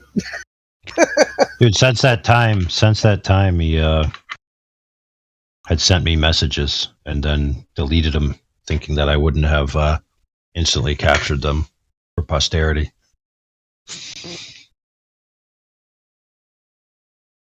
Basically, to the tune of playing the game gives him a rush. Life, dude. Talk about freaking aiming low. That's what I'm telling you, bro. Like, you don't see. Like, I want to troll Discord. That would be Yeah, you don't see this type. You don't see this type of behavior rampant in the flat Earth side. No, don't get me wrong. There are some, but it's just like these. Just weird behavior is just like pervasive with the Globers. Yeah.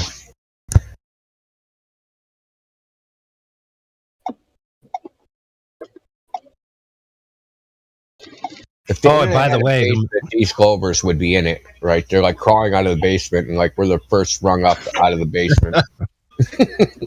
I got to caveat my previous statement. A lot of the whack jobs in the flat Earth are the kinds of people that don't want to call themselves flat earthers. They want to call themselves something else.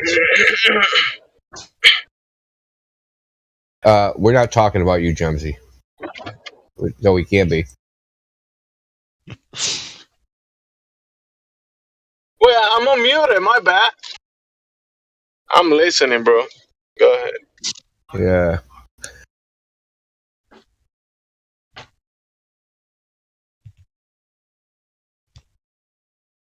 We're just chilling like villains.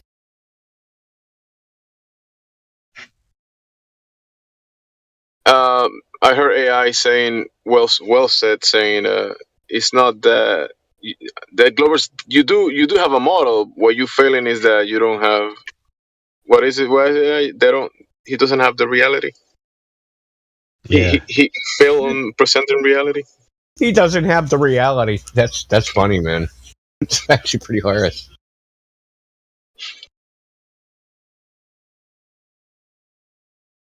You do have a model. You're just failing on something else. The real is level. Oh, yeah. You got to think about it this way. A lot of the statements they say are true. The problem when they're not true is when they try to say that they're reality. So, for example, if the Earth was a globe and the horizon was here and an object was here and it was obstructed by here and all of these other caveats, if all of these things, yeah, that works fine in your model, but it doesn't work in reality.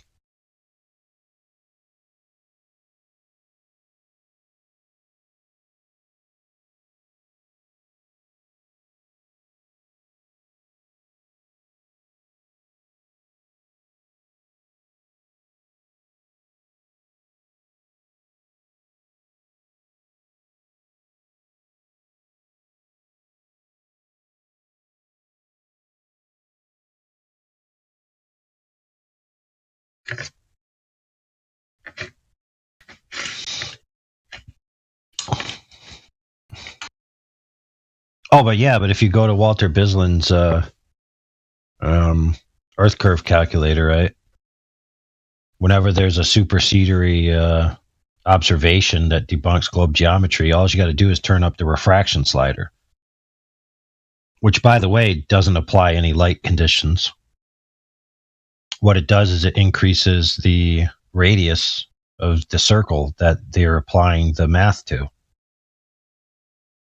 Using that previous formula that I was explaining to Mr. Nihilistic Chris there, that they're lowering the Sagitah by increasing the distance between the 2 points on the chord line. So they're literally changing the geometry of the circle to get the quote-unquote perfect model to work.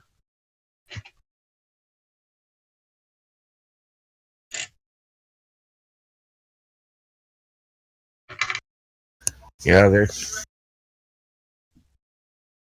someone named Mr. Binkles that's a nasty cultist. I'm not sure if I want to try and get him in here. Maybe I should.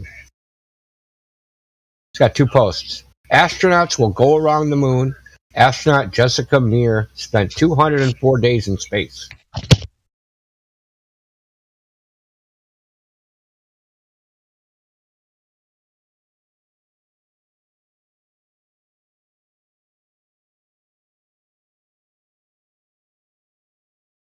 So is the first one future proof, or how does that work? Yeah, what is that called? The Back to the Future fallacy or something? They will go around the moon. I thought they'd already been there.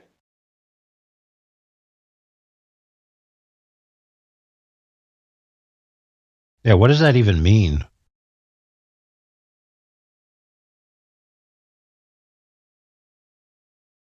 Like you're trying to make a statement. They will go around the moon in the future. Like, what does that even mean or apply to?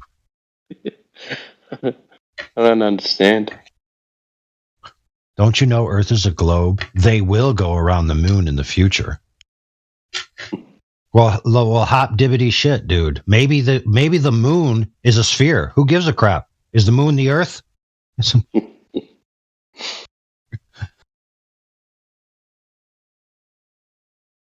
Look at the sky. That's got a fancy Latin name, by the way, for the fallacy. Appeal ex ante. The future-proof one? Yeah. It's called appeal ex ante. I like that one. I'm going to remember that because it comes up a lot. It's spelled EX space. Hold on. EX space ANTE. Ante. Yeah, ante, like antecedent, before, precedent, coming first. So the X is, yeah, you're appealing to the after effect of the thing that has not yet occurred. Yeah. It's like cart before the horse, in a way. Yeah. That's a good one. Because I've always just said future-proof, but that one sounds better. Yeah. That when you know the official name of something, for some reason it's just more zingy for who knows why. Just one of those human things where it's like, oh, there's a fancy Latin name for that. Now I really know what I'm talking about. What is it? Appealum ex ante? Oh. Yes.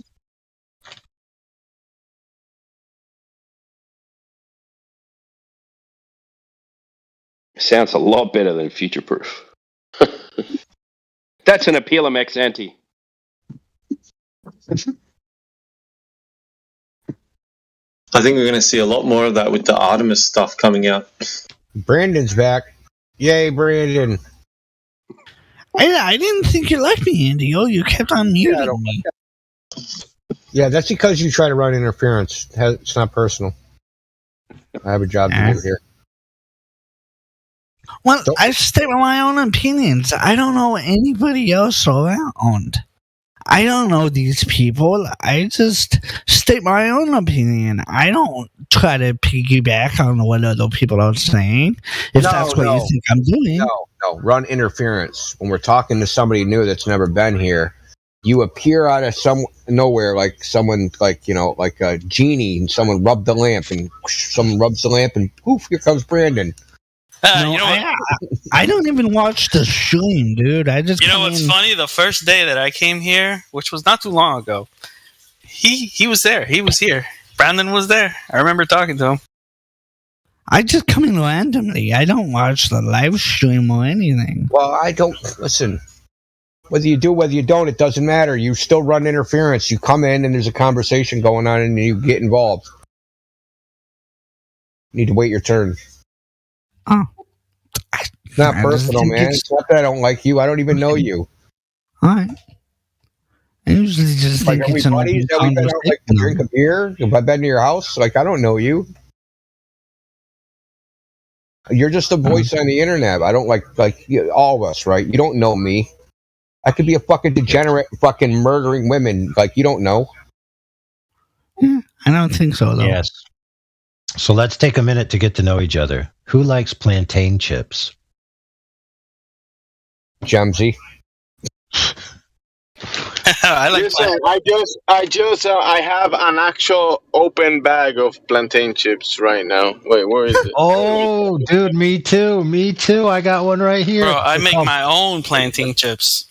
What's Oh, up? there you go. He got us. He got us. Cause All right, I listen bought to this. mine. You ready for this? It's called. It says banana, but it just looks like banana. It's actually BARNANA, barnana, which is a pun, I imagine, on bar none or something. Bar none. And then it says Unreal. That actually organic plantain chips, simple, savory, not sweet, made with coconut oil and sea salt. Ooh. Sounds I'm kinda delicious to weird. me. I'm kind of weird. I like salt and vinegar chips. Yeah, they good. My problem is I love bananas, but I can't eat regular raw bananas. They have to be cooked or something. They can't be dehydrated. They have to be cooked. All bitter chips are good unless you got a cut in your mouth. Then that's Yeah. Yeah, that really sucks. What happened when you eat raw bananas? What happens? It just makes me really tight in the chest, and it's very uncomfortable. Mm-mm. It started happening when I was in my 20s. I couldn't figure out what it was for the longest time. So finally, like, all I ate was just a banana, and then I was like, "Yep, it's the banana." Yeah. Look what I just posted from my freezer.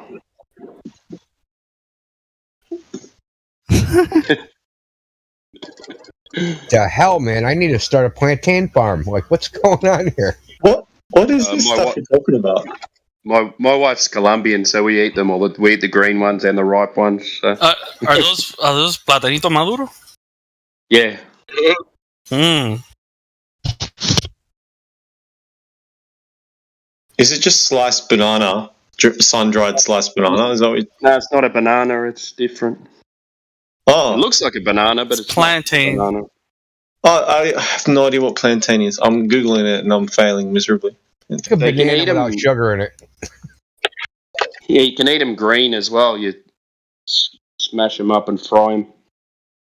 You got this is You some cut them high up level. into slices. You cut them up into like little slices. This Yeah, is some the high ripe- level troll. ripe ones? I reckon you guys are trolling me. Google it and pictures of bananas come up. There's Yeah, two they different look like kinds. bananas. They're different. You could mash it all together. You could mix them like the sweet plantain and the green one, and you could mix it, smash it together, and then you could eat it with meat or fish or whatever savory stuff Yeah. with it. Yeah, so like you take a banana, dude. Take a regular banana, step on it, covered in dirt, right? Then take a bite out of it. And that's basically what a plantain is. Oh, nice. Jesus. Stop it. It's basically a dirty banana. That's the best way to describe it. Well, I thought plantain It's like was the look, original a banana. A banana is like the city mouse, and a plantain is like the country mouse. I'll need a different analogy because is what do they taste shit or? No, bananas like Gotta cook them. a girl going to Starbucks, right, and getting a frappe de leche de mucho caprane, right? Grande. And a plantain is like a dude just getting coffee black, extra strong. Okay. So it's bananas for men. you got to cook them. Okay. You can. No, you don't have to cook them if you can eat them ripe. They just don't taste the same as a normal banana, but you can eat them. Yeah. You don't want to eat that stuff by itself, honestly. And then when bananas get a little bit old, systems. Yeah. They taste really kind of banana-y and a little bit off, you know? Like, I don't know how to explain it, man. You know which ones are the banana best? tastes like a banana? That's what it tastes like. Yeah. Thanks, man. Cheers. The best bananas are the finger bananas. I don't know if you guys have eaten. Oh, yeah. The little ones? Yeah, we get them. We grow them here. Yeah. Oh, those are the best.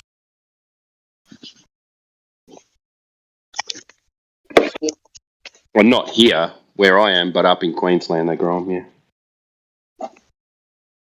Too cold, yeah.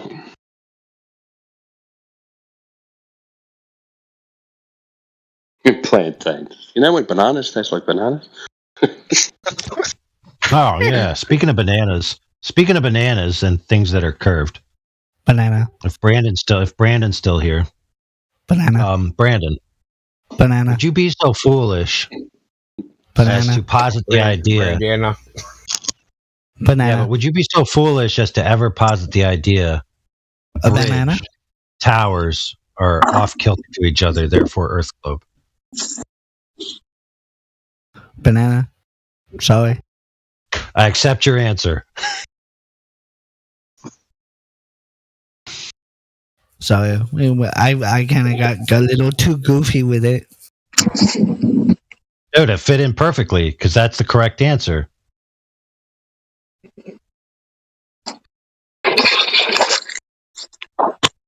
Well, if you've seen the movie Monty Python and the Quest for the Holy Grail, the Earth is banana shaped.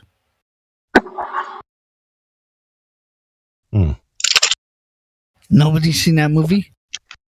Yeah, but I don't remember anything being banana shaped. Oh, it's a discussion that the first night of King Arthur's Round Table was having with King Arthur. He said the Earth is banana shaped.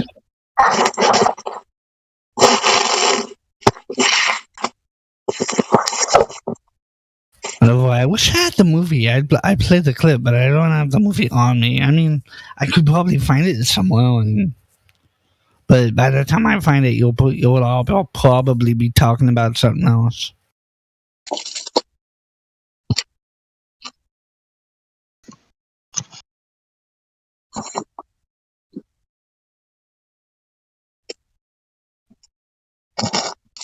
I'm gonna try it anyway. So, Brandon, how many people a day cross that Lake Pontchartrain bridge?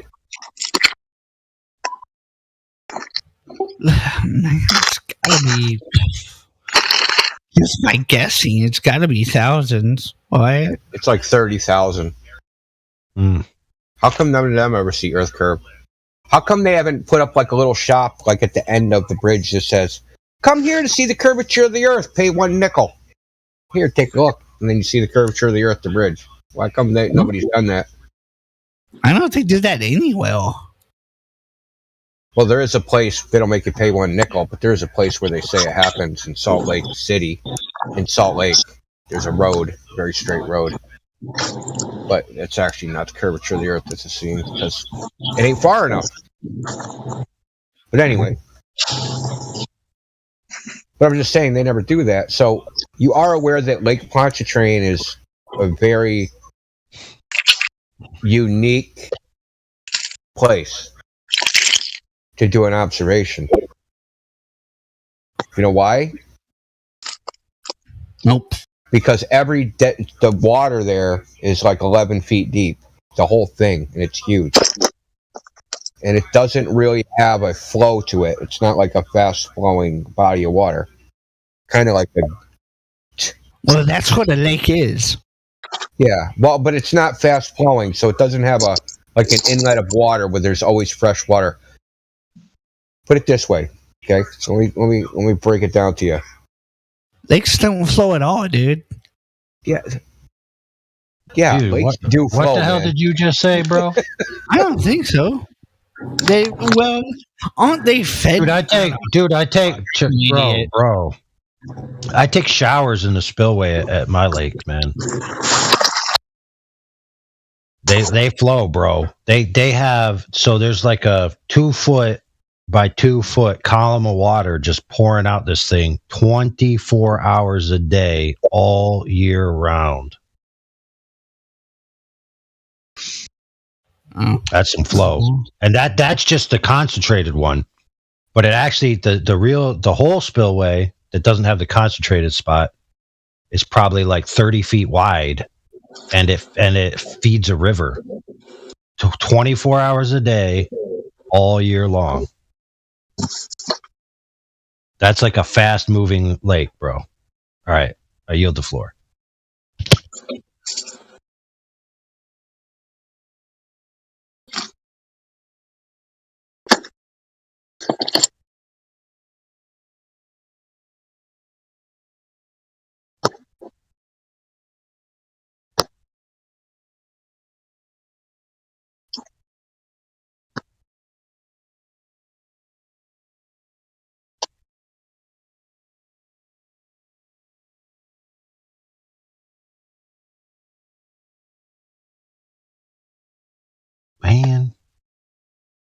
Where's the rest of the story?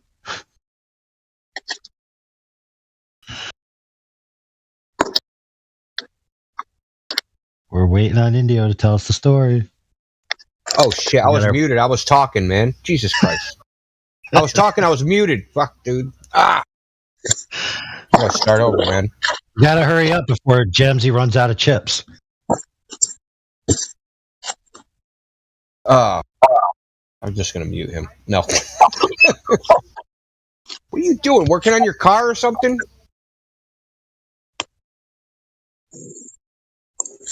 So Brandon, there's buoys in Pontchartrain that measure the air and water temperature, and they measure it every 6 minutes, all day, every day, going back years.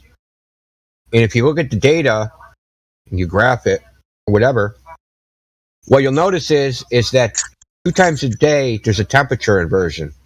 So that means that for 6 hours of the day, the water will be warmer than the air, and then the air will be warmer than the water, and then the air will be warmer than the water, or the water will be warmer than the air again, and then go back to air warmer than the water. So the temperature is flipping back and forth. Jesus Christ, Jimsy. Dude's digging a ditch, man. I had to mute him. I found that clip if y'all want to hear it. So, no, I want to finish what I was saying. So, Lake Pontchartrain is literally one of the worst places on Earth to do any observation.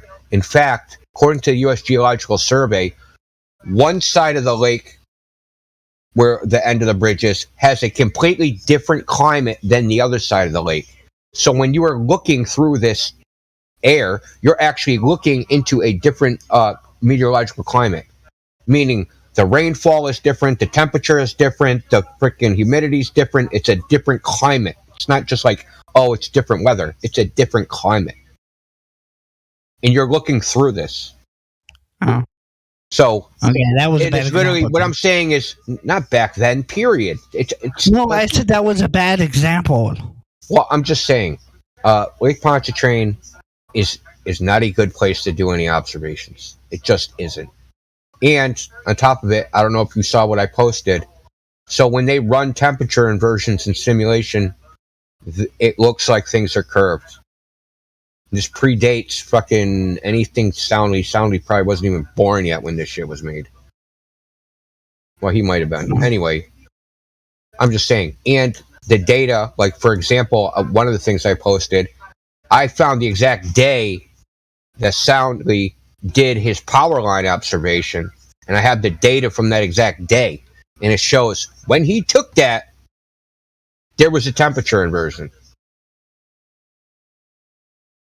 Okay. So this isn't like a theoretical thing, right? That, oh, it could be a temperature inversion, like you guys say with refraction. Oh, it could be refraction. You guys are like, that's what's we actually have the data from the location that it's happening. Okay. That's saying, hey, there's a temperature inversion. Oh, we have a computer simulation. Oh, what happens when there's a temperature inversion? It makes shit look curved. Oh, what does it look like? Oh, it's a temperature inversion? It looks fucking curved. Boom. Pretty simple. All right, cool. Anyway, that's that. All right, here's that clip. Hold on. Is that really just how we know the Earth to be banana shaped? Shaped. Oh. Yeah. Banana shaped Earth. You need it. Yeah, that movie is so awesome. The Sword for the Holy Grail. That's kick ass. Another movie of his that is cool. The one that was, I guess, is The Life of Brian, which is funny also. Take that.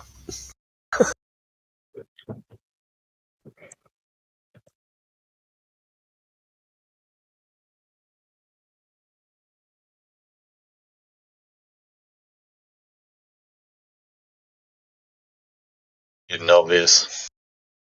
Obvious it'd be. Definitely not. Yes, I listened to what was said.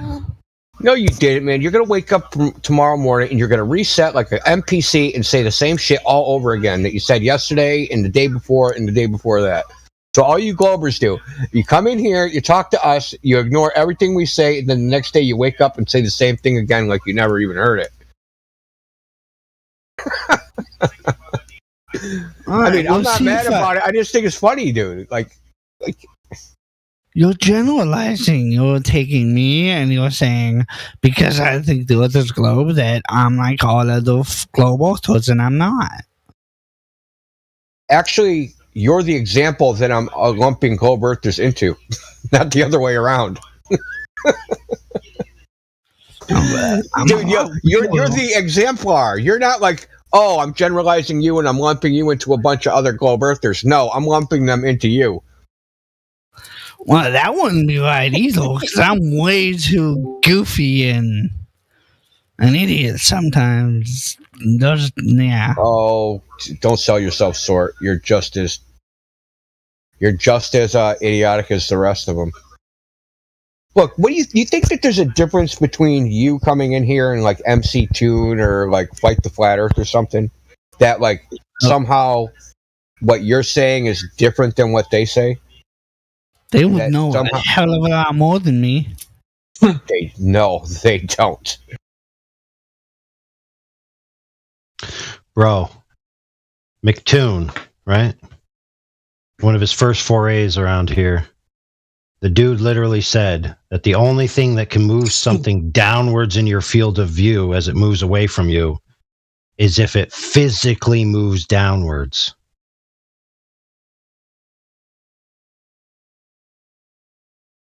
Yeah. So he basically he denied that if something moves away from you and maintains the same altitude, it will automatically move downwards due to the laws of perspective. He denied it flat out.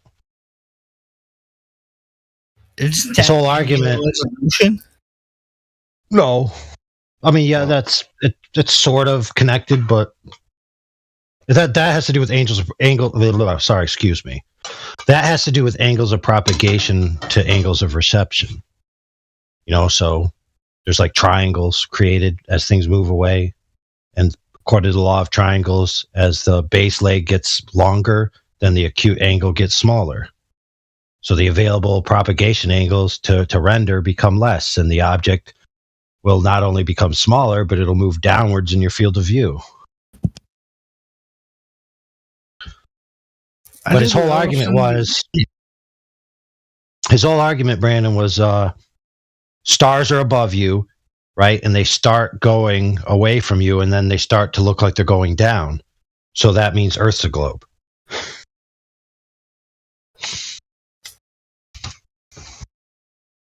Yeah, to put that in basic batshit crazy terms for you to understand, Brandon, that's someone that thinks street lampposts are descending because of the Earth curvature. Descending in their view.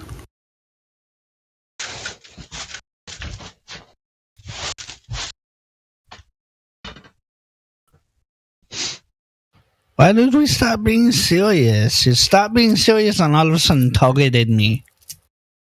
What? I like being silly. No, you're not being targeted, man. I like it when you go all silly, banana. Dude, man. Like, listen, this victim mentality, man. Now I'm targeting you. Okay, this is targeting.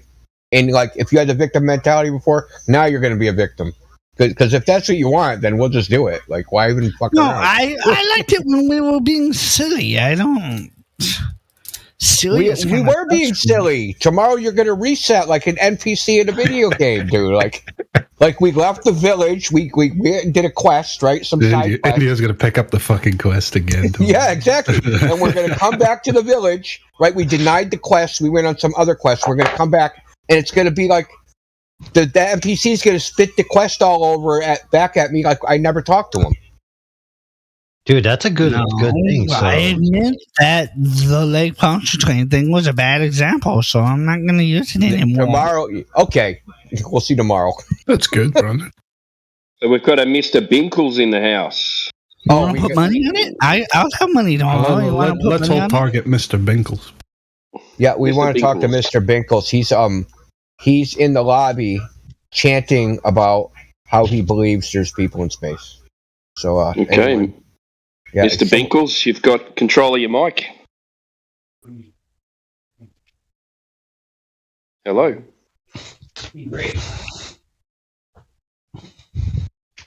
Mr. Binkles. Mr. Binkles. He lit up a couple times, so his mic's working. I don't think he realises that he's being unmuted. Maybe he doesn't know how to set his mic, because when I first got into Discord, that confused me. Part of the broken mic gang. Yeah, we know, brother. He flashed. He flashed for a second, so his mic works. He flashed a couple times. Globers seem to shop at the Schrodinger's mic shop.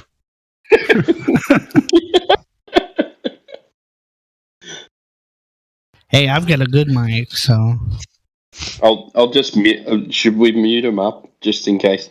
Nah, leave him unmuted.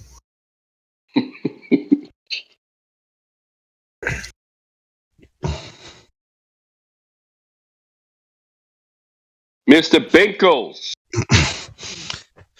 Yeah, so Mr. Binkles says people are in space. Neil deGrasse Tyson says people are not in space. And that anyone who thinks they're in space should be laughed at. Did he actually say that? Pretty much, yeah. I mean, not in those exact words, but he's basically making fun of people that think people in the ISS are in space. More likely because he romanticizes the idea of quote unquote outer space. So he doesn't think being so close to the Earth qualifies as actually venturing out into the great beyond, into the big black unknown, right? And it's basically like, just going down to the store. It's like a philosophical stance. Yeah, so like when I go down to my local store, I'm shopping, right? But if I go to the next city over, I'm a world traveler. Seen it all, man. The 7 wonders of Walmart. So the people that think they're in space in low Earth orbit, it's impressive. It's considered space to people like Mr. Binkles because climbing 3 stairs to leave his mother's basement is considered high altitude to him. So I've got a new standard. I think that I've got this standard. I think everyone should adopt it. And I think Neil deGrasse Tyson would actually agree with me. Is that you can't qualify yourself as having gone to space unless you're far enough away to see the Earth in totality. I'm with that. I'll agree with him. Yeah, I would agree with that too. So in case you didn't know, Mr. Binkles, it's mathematically impossible for anyone on the ISS to see the curvature of the Earth. They're just going to see a big flat plane.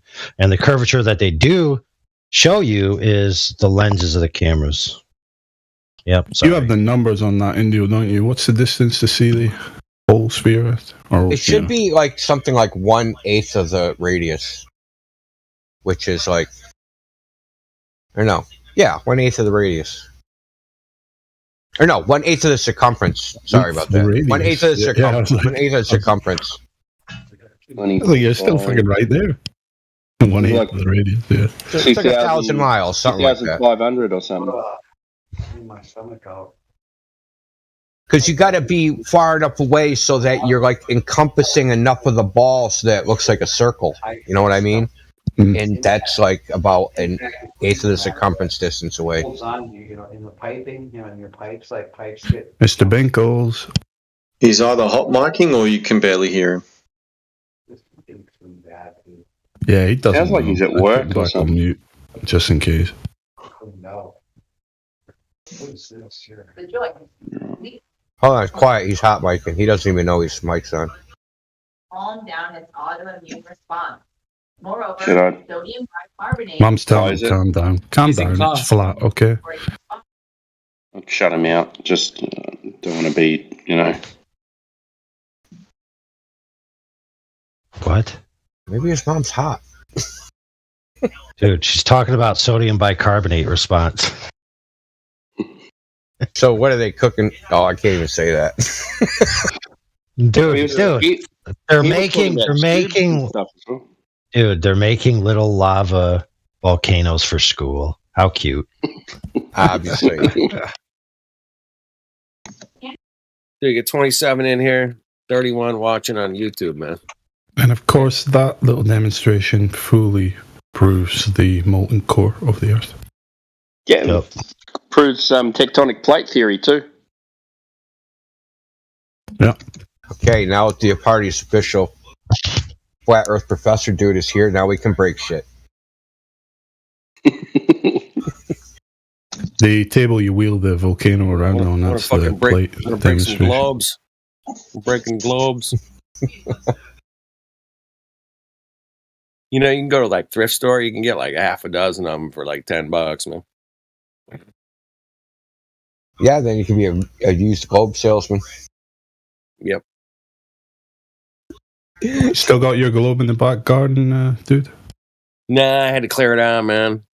Yeah. I had to bring in some bicycles and stuff. And That would actually be a pretty cool video to like GoFundMe. Is like go to like one of these trash companies and get a big freaking like 40-yarder trash truck and just go door to door. Yeah, we're here to take your globes away. Just grind them up in the trash truck, dude. Just live stream it, grinding up globes. you need one of those. Hey, you want to recycle, right? We need a wood chipper, man. Oh, we could do that too. Yeah. Yeah, that would be awesome. Well, we're gonna give you the updated Earth, and we'll give them Gleason's maps.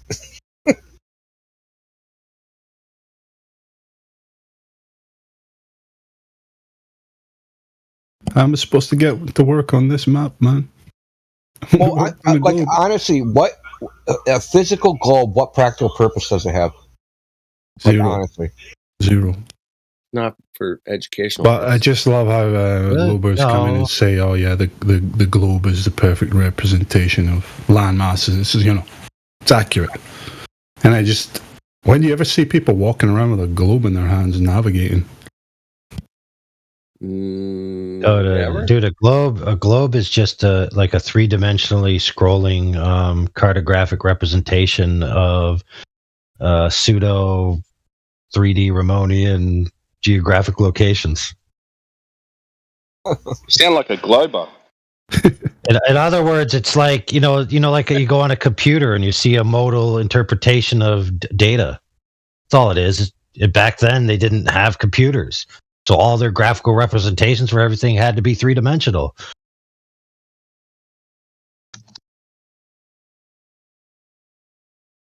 just texture wrapping, like in 3D. Like graphics. scrolls, yeah. Like before books where you could flip pages and flip back and forth. You had these big ass long scrolls that if you wanted to go back to page 72, you literally had to lay it on the ground, roll one side out, then get your other friend to roll the other side up. That's hilarious. What is Ramonian? It's some frickin' dude. Kind of like Aristotelian or Platonic. How do you spell that? I thought. Yeah. Well, he meant Riemannian, but yeah. I was gonna start singing Teenage Lobotomy, but anyway. We've got Sippy Cup in the house. Sippy Cup, the globe skeptic. It's been a while. It's Bernard Riemann. It's called Riemannian geometry. What's up, Sippy? I'm sorry, say again, India. What's up? His name is. My name's so cringe on here. Well, let me change it. Can you hold on 1 second, Sippy Cup? I just want to give Gregory a name. The name is Bernard Riemann, which is like Riemann. And Did you type that in live stream? Yeah. I'll just post Bernard.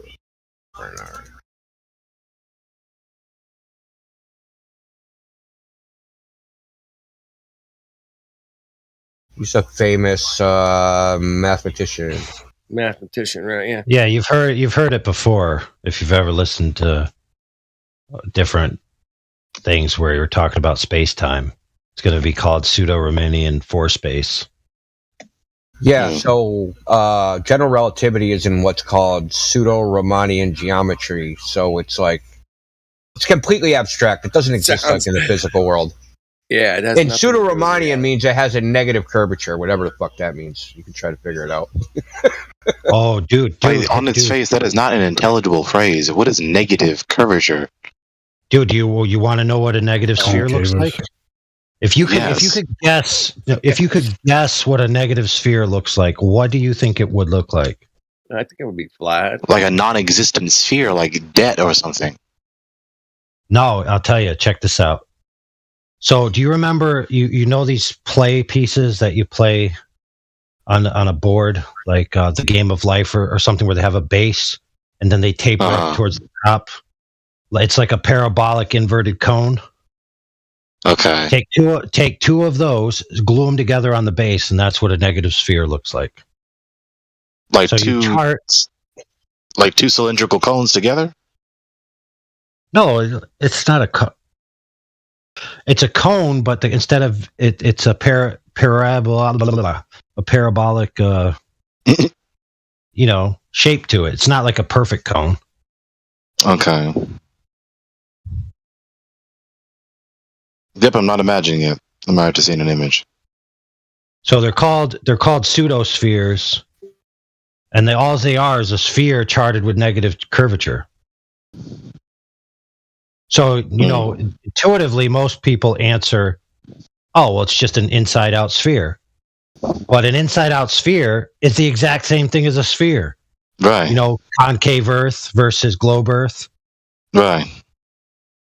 Just being on the inside of the sphere as opposed to being on the outside of the sphere. Yeah, if you want to Google it, just Google pseudosphere and it'll come right up. And what is their point in mentioning this? I don't think we had a point. Dude, the point is this. There's a lot of dudes in the past who got geometries named after them. That was the point. Yeah, there was a period of time where they just came up with these like abstract geometries derived.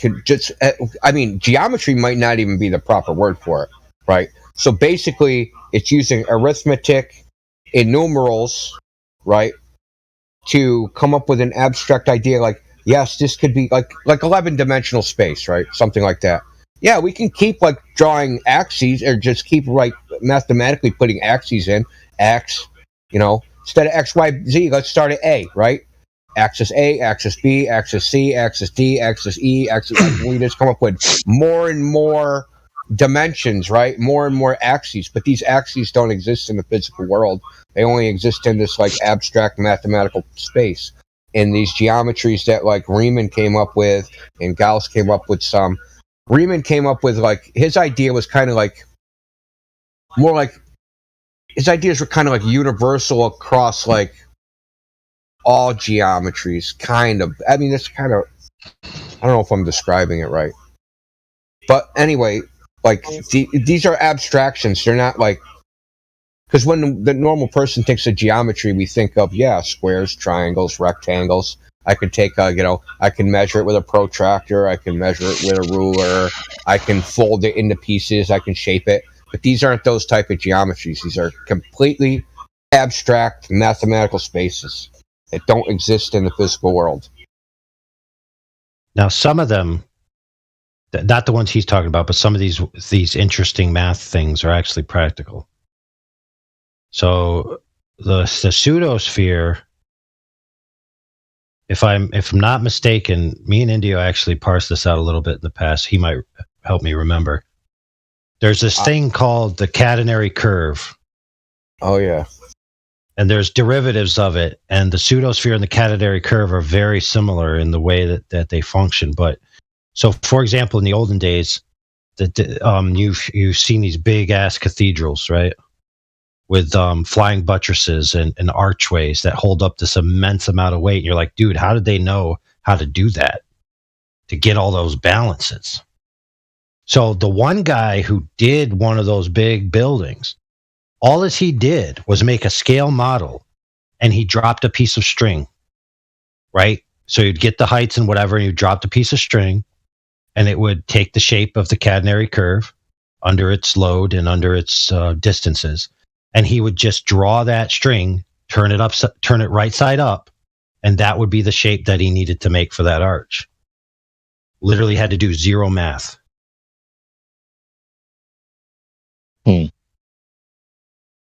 Yeah, so a catenary curve is like if you take a chain, right, and you hang it between two posts, that chain will hang in a particular curve. The form of that curve, it's like the weight is completely evenly distributed, right, across that curve.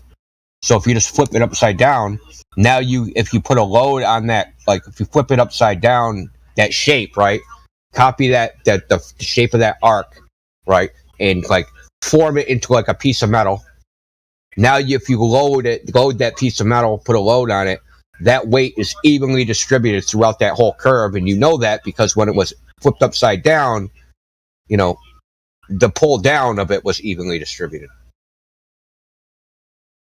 Yeah, it's like a little cheat. But it was also came up with mathematically, separately. By the way, this is also why, little flat earth history, why Brian Mullins' torque the line, quote unquote, curvature test would never work. So his idea was, and other people have tried this idea and come up with varying results, but the idea was you take a cord, a high strength cord, and you stretch it, right, between point A and point B, and then you take it out over a body of water, and then you see whether it maintains a straightness or if the water, touches it. The problem is that the weight of the cord that you have will force the cord to take the catenary position. And so when you go out to the middle of the cord will be touching the water. And you'll say, look, the water curved upwards to touch the cord. Therefore, the Earth's a globe. Yeah, that's funny. But it's the cord that's curving. Now, we calculated back in the day, and I'm not going to bother trying to find it. You'll just have to take my word for it. We calculated back in the day the amount of force needed for a line sufficient, right, to have enough distance to make it to where you could really tell for sure what's going on. And the force was like no vehicle on Earth or whatever could even dream of producing it. It was something like 400,000 foot-pounds, if I remember right. It was a ridiculously high number. Like the tensile strength of the string would have to be something like 400,000 foot-pounds. Did y'all learn this from YouTube videos? No, catenary curve I already knew already before I was ever in the flat Earth, but you can calculate there's actually calculators for it, and you can calculate how much force it takes to pull the string taut, basically. Did you learn this in college or university? Me? I don't remember. I don't think so. I don't think I learned about catenary curves in university. I mean, it was covered, but I don't think I don't know. It's hard to remember. I don't think so. What about you, AI?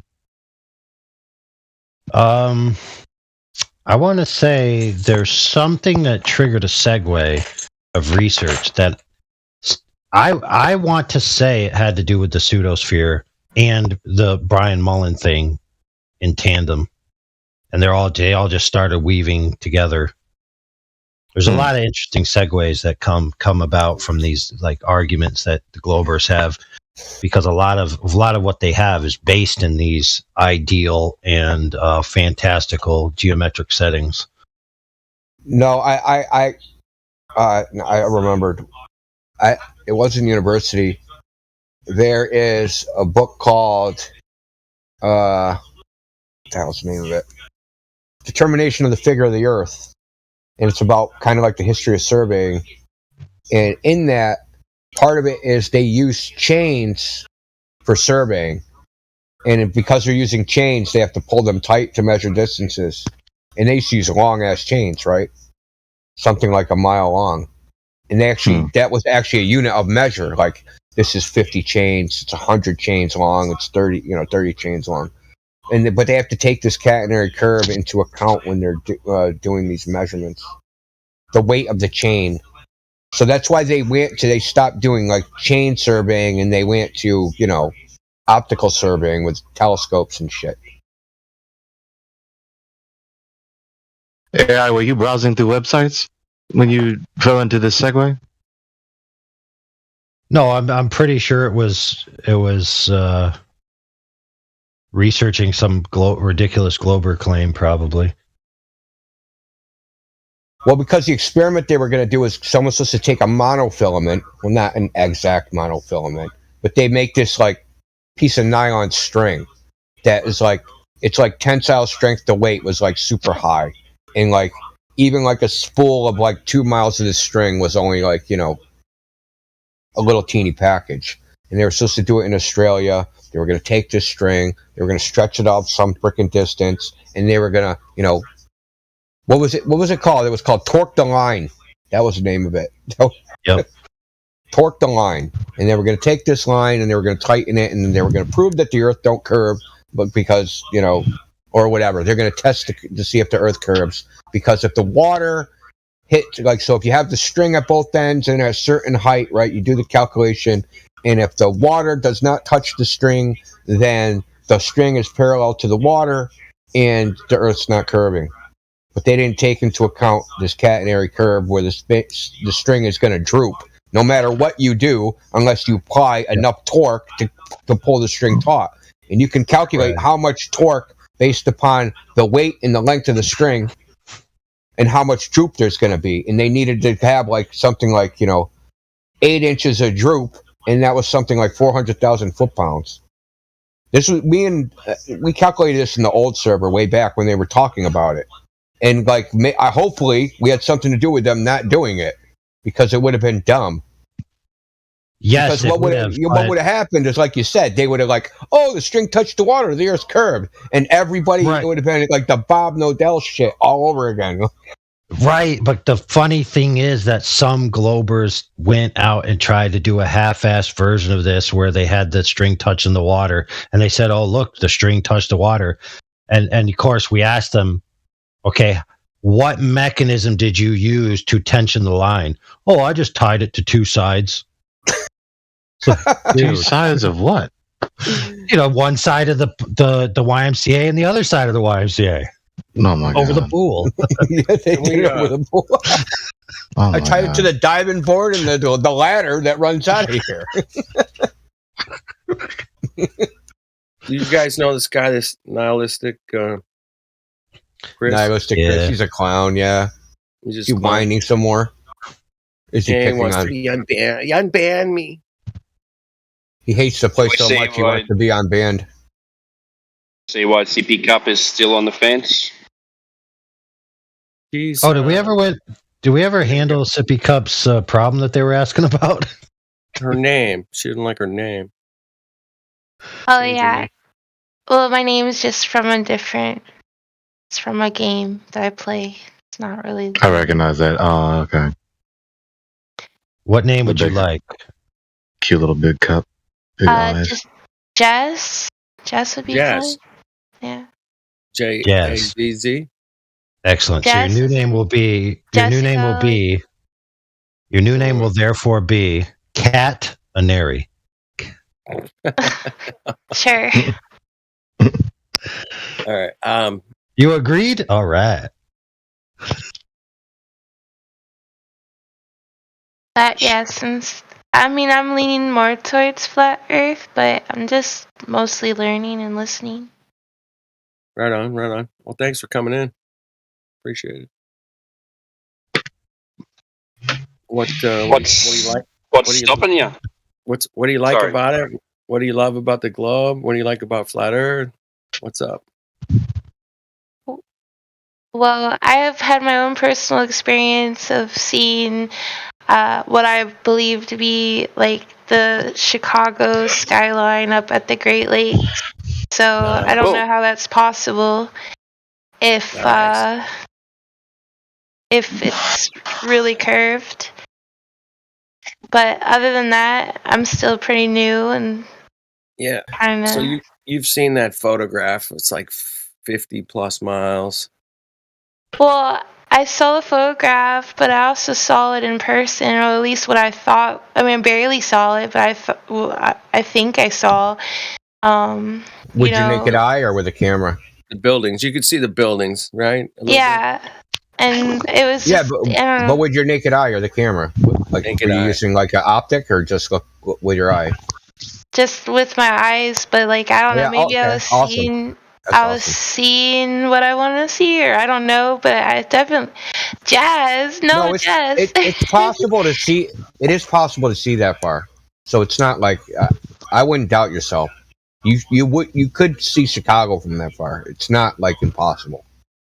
No, it's super. But like it would be impossible if it was curved. So that's Well, yeah, exactly. It wouldn't be a limit of your eyesight.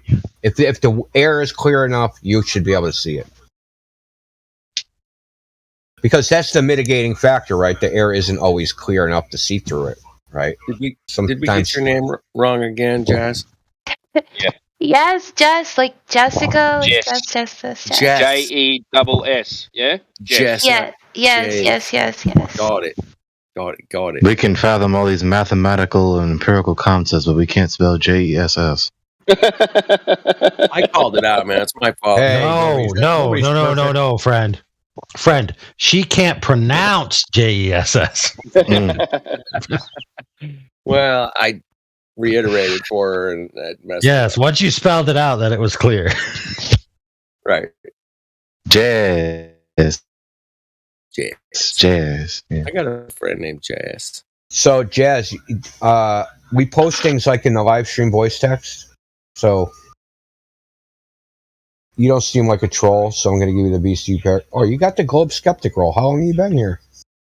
She's been here a minute. I talked to you before, right? Oh, yeah, I'm out of the loop, man. I think so. I've been here a few times. I don't really ever join voice, but I read like the channels. I think I talked to you one night, late night. But anyway, welcome back. Anyway, I've been here for months, I think. Yeah. Might have been back like in January or something. I want to know, hey dude, is there anyone here you haven't spoken to? Me? Yeah. Donkey Kong's back, man. What's up, Kong? And what a trippy week you've had, right, brother? Damn. Ooh. Let me say. Full 180 flip. What a trip, huh? Twice. Like, have you gotten any sleep? Have you gotten any sleep at all, Kong? Talk to me, man. He's probably sleeping right now, actually. Listening to Twice. Is he back on the globe? No, I don't think so. He's just hanging out here. It's great. I was here when he came in and spiraled hardcore, man. It was pretty fun. Oh yeah, he was saying, he was going on Mickey from the streets. Yeah. Mm-hmm. All right, Mickey from the street. But yeah, it worked. I'm glad you're back. Been here, I don't know, all week. It looks like. Flat Earth dude, remind me again, when the globalist makes their argument, especially when they usually appeal to the supposed photos or photo footage, and then it obviously presupposes the cosmic paradigm that we live on a ball, surrounded by water and other gases in a vacuum, right? Yeah. After they say that, in order to justify the presupposition that we live in such a cosmic paradigm, just remind me again, what did they say to argue for that cosmic paradigm? Well, they love going to lights in the sky. Love those. So the lights in the sky are there, and they're stripping around, and they're moving in the orbit that they are moving in. Therefore, that necessarily indicates, or hopefully they don't say that, but it strongly indicates we live on a sphere. Well, that's the claim. As you know, it's a big one. Big claim. What else did they say? Well, what else did they say? Say the water bends around the ball. it looks flat. It's not flat. And what causes that? Refraction and calculations. They that's their big claim. Lights in the sky. I love that. They do not claim drop over distance. That's not in their vocabulary. They don't like that one. Weird. Some of them don't even understand it. Right? Sasha's in here going, show me drop over distance. I dare you. In reality. Where do we see this? Well, Can the difference be differentiated between the Serbian or Czechoslovakian and the Russian in their accent? No, they're all the same to me. You know, I guess if you live there and you're in the culture, you probably hear the differences. But I suppose it's like America. Serbian and Croatian's a different language. It's similar, but did I get it wrong? Is he Croatian? He's Croatian, yeah. Oh my God! See, look. It's okay. Can't remember everything. It's not going to be possible, but we can try. What was that? He's going to come get me for another Croatian. He speaks 3 languages. It's fantastic. What question? Can you? What was that question you were asking, dude? I didn't really understand it fully. He's asking what the Globe guys basically will say. You know. I'm just contemplating their arguments again. What is their argument for their about Globe? pictures? Lights in the sky is one of them. That's a big one, man. That's right up the top of the list. They've seen the ball from pictures and videos. Mm. But remember, we were speaking about it the other day because there's only one that's claimed. Remember, we were talking about this, Gregory.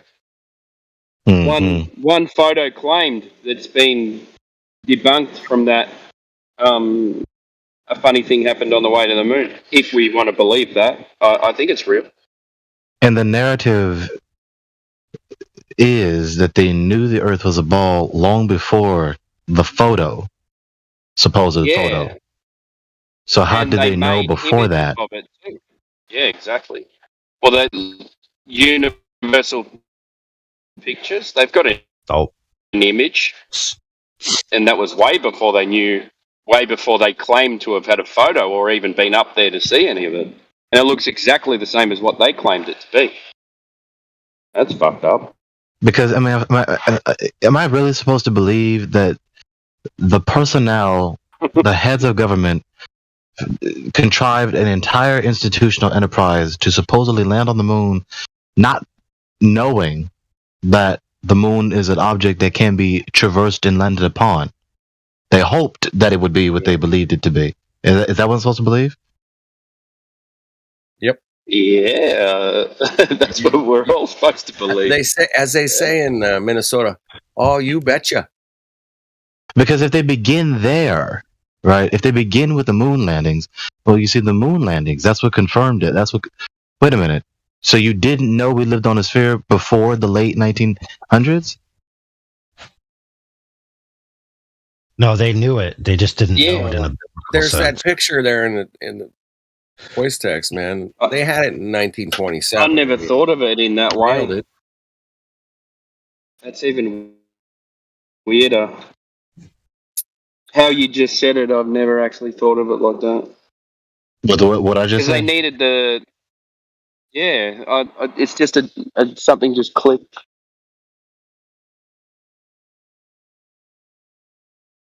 It's a PLX And that makes anti, it even brother. worse. Ah, there it goes. PLMX anti.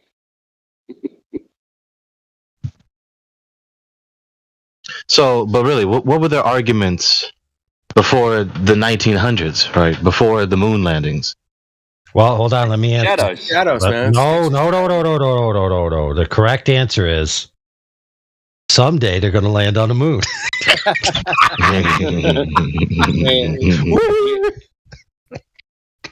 A PLMX anti. It's a new word of the week. Okay, no, but really. Sticks and shadows, man. Come on, really. I mean, I think that's what they had is some calculations and sticks and shadows. That's Is it. it- Man. Angles to the sun. And What about the 1 degree difference in 60 mile star angles? What about that? Could they have created it from that? Absolutely, man. You just take the angles, you lay it out on the paper. It's just geometry, man. It's nothing complicated. Okay, so far, number one, Eratosthenes, right? No. That can be accounted for on a flat plane with a local light source, incoherent adjacent light rays. Guaranteed. Secondly, that can just happen on a flat Earth. Absolutely. Due to perspective? Correct. So next, what else do they have? Any questions, class? It's very just simple. crushed it right It's very simple. God so is simple, perfect. man. Why do we got to complicate the crap out of it? I'll tell you. Listen, God is perfect, right? Right. God created us in His image, right? Mm-hmm. Mm-hmm. God is the creator, right? Yep. Mm-hmm. The sphere is the perfect shape. Therefore, the Earth must be a sphere if it's created by a perfect God. Now, that's silly, but that is the philosophical underpinnings of the venture to prove that the Earth was a sphere. Exactly. And then I would ask them, perfect in what sense? It's a circle. Equipotential. It's never ending. It's a. Did he say potential? No, equipotential. Equipotential. Now, stop right there, and if you're worth your salt in philosophical matters, you'll have connected the dots. That if God created the perfect equipotential shape being a sphere, and gravity is the thing in the globe Earth paradigm that creates spheres, then in their view, what is God to them? Gravity. Correct. Sheesh. It's a grave deity. Have you ever heard that one? Grave deity? Yeah. So not only that, but some of these people have said as much in sentences that go like this. If you take all of the positive numbers and all of the negative numbers and add them together, you get 0. Which represents all numbers. Right. Therefore, because of a force called gravity, something can surely come from nothing. But gravity didn't even make a perfect sphere. What kind of God is that? Oh, that's right. It's an oblate spheroid. Come on. Well, and it's a little chubby on the bottom than on the top. Screwed up. Chubby. Nope, friend. You done screwed up because you forgot the second caveat, which is after they realized that a sphere wasn't the perfect shape, but actually an egg was the perfect shape. Ooh. And that's an insult to eggs. A little chubbier around the bottom. Right. That's not an egg. That is not an ovular shape. Where's this egg picture of Earth, man? I always ask them, where's the... Oh, but you think I'm talking about an egg of a shelled reproductive system. No. Like a... I'm talking about the divine feminine egg. Oh, shit. The divine feminine egg.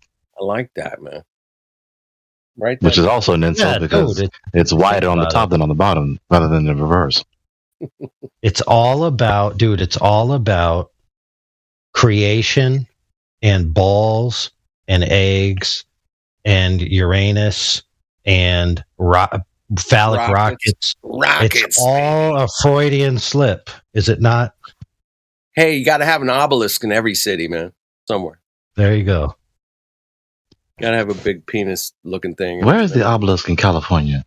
Now, it's got to be. Why did I say a bunch of things? Why did I say a bunch of things that sounded kind of scandalous and perverted? Well, that's because this entire thing is just a perverse venture into a misunderstanding of creation. That's all it is. That's why all of their claims about these things are the creative forces in the past, like gravity creates spheres. Well, why can't gravity just exist on a sphere that's already in place? No, friend, that can't be true. It creates spheres. That's right. It does. I saw it in a 0G plane, man. They created spheres. In a place where there's no gravity, you saw gravity make a sphere.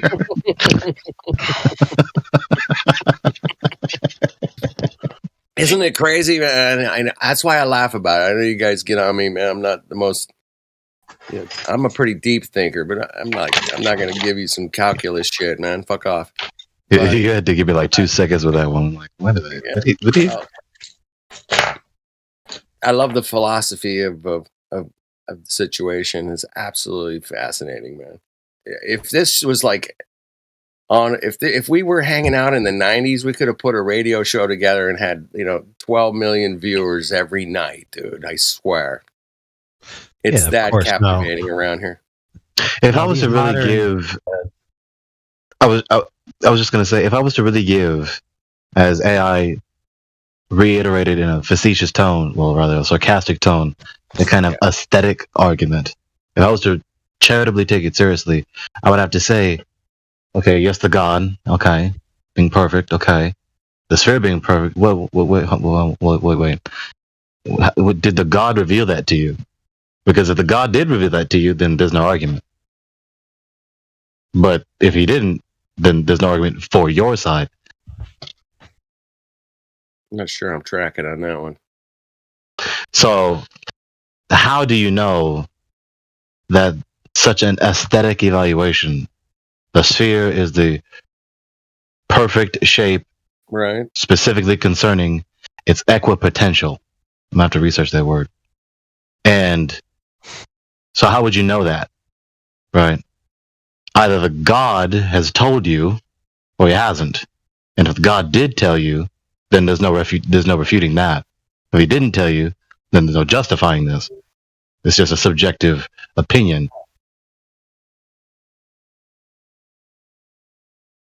Well, I mean, is God the voice in my head?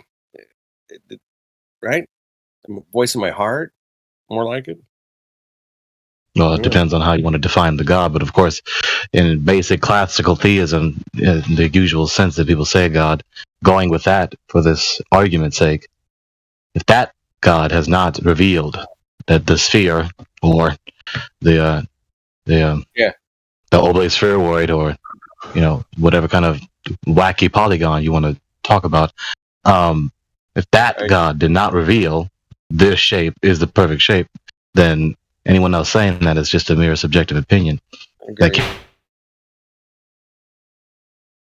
I mean, there's a lot of opinions and philosophy. We can name the circle, the perfect circle. You guys have all heard the different terms for. It's like never ending. Well, God, listen, friends. God already told us what he thinks of the idea as a sphere is a perfect shape. Okay, it's very clear. So oysters, right? Their waste products are formed into a relatively perfect sphere. So God's idea is that if you think a sphere is a perfect shape, then your idea is poop.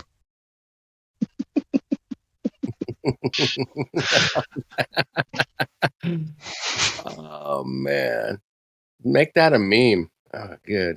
That's good. But I mean, people do prize oysters for their luscious. What do they call that? There's a word they call that. The goo inside the oyster. No, but like it's pearlescent. They call it pearlescent. Right. But it's like that semi-translucent, glossy look. Use pearl on the abalone shell in guitar necks all the time, dude. That's a big time product of guitar necks, man. Check it out. All those little dots and it's on the fretboard. They're all abalone pearl, most of them. But what's the most prolific shape in nature? That's a good question.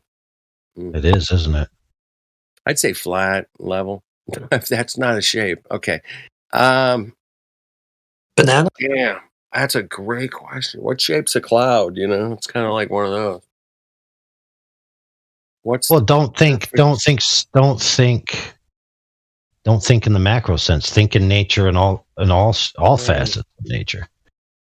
Like if you could define a shape in nature that you could find and say this is definitively a geometric shape, what one is the most prolific? And when you answer that question, it definitely isn't a sphere. I'll tell you that much. No, something like a flower or something. Oh. I can't remember But I do think I heard before where someone claimed that it's like what is it called? It's some kind of crystalline octagon or hexagon or something, maybe. Something along those lines. Chris Sam says it's fractal. Yeah, actually, yeah. So, like, if you think of a honeycomb, what's that? It's hexagon. It's like Yeah. a rose, right? The same. Fractal. And a hexagons can actually be shaped, if I'm not mistaken, aren't soccer balls made up of hexagons? I think you're right. Yeah. Yes, which are start out as flat fabric, right? Mm-hmm. Exactly. So, therefore, the Earth is a hexagon. All right. Now, I like it. Let's see. Who wants to be the bishops in my new religion? The buy-in is $300 a piece. I promise fame, fortune, notoriety, maybe a martyr's death.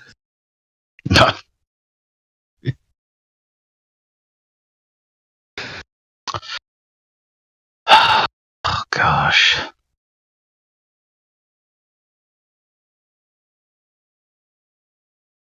But see, that already has a bias to it. This idea that if God creates something, it must be a definitive shape or a platonic solid or, some other arbitrary geometrical configuration, and that it can't just be a bunch of gobbledygook.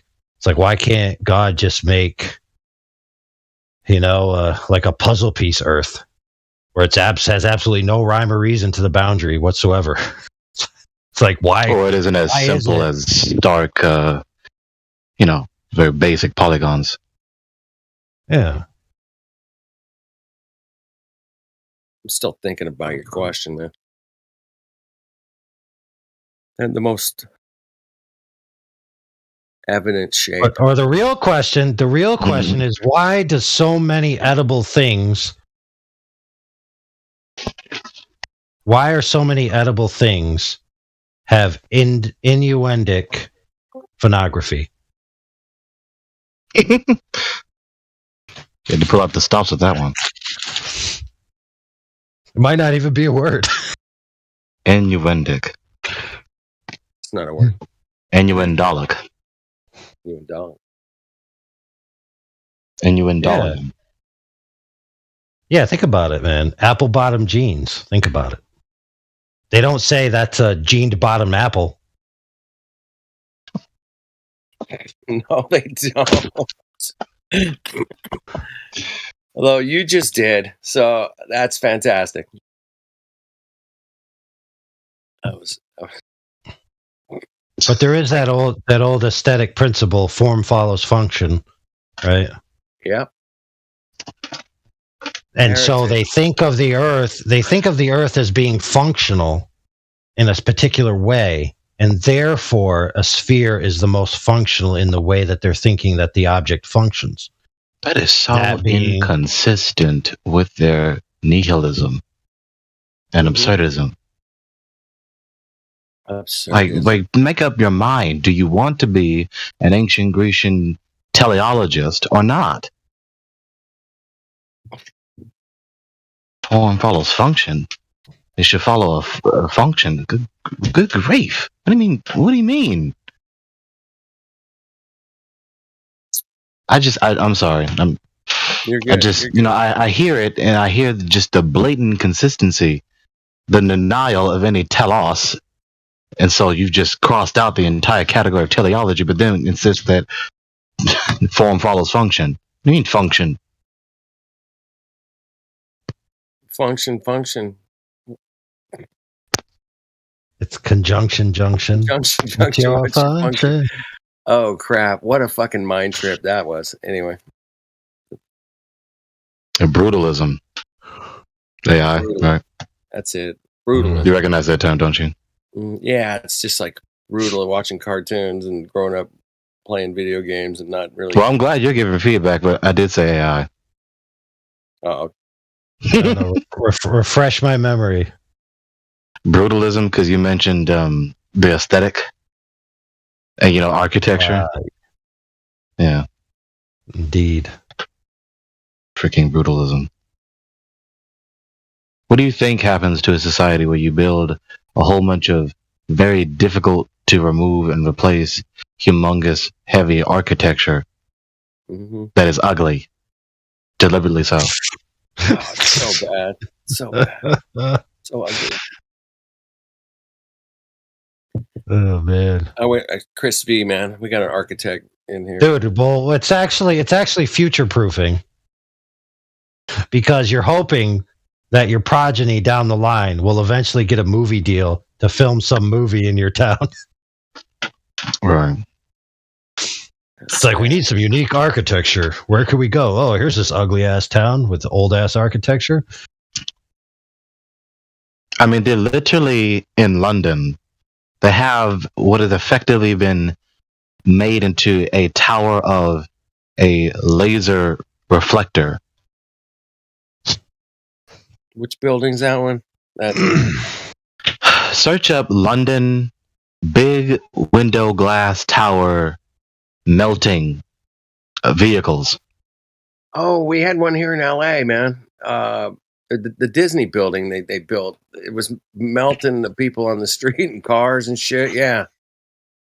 It's like, what the FUCK? What the fuck? Yeah, they did it here in LA, man. The Disney building did the same thing. Probably not as much as the London one, but yeah, let's check. Can you imagine the conversation you have to have with your insurance agent? The damn building melted my car. Dude, I'm suing your ass. What? Wow. Well, technically it wasn't the building. It technically was the architects and the construction workers who designed and then built the building and then reflected the heat of the sun onto my property. Dude, I'd be straight up telling my insurance guys that Superman zapped me. You might as well. Because you have plausible evidence. All right. Superman was pissed. He wasn't being very accurate in his battle.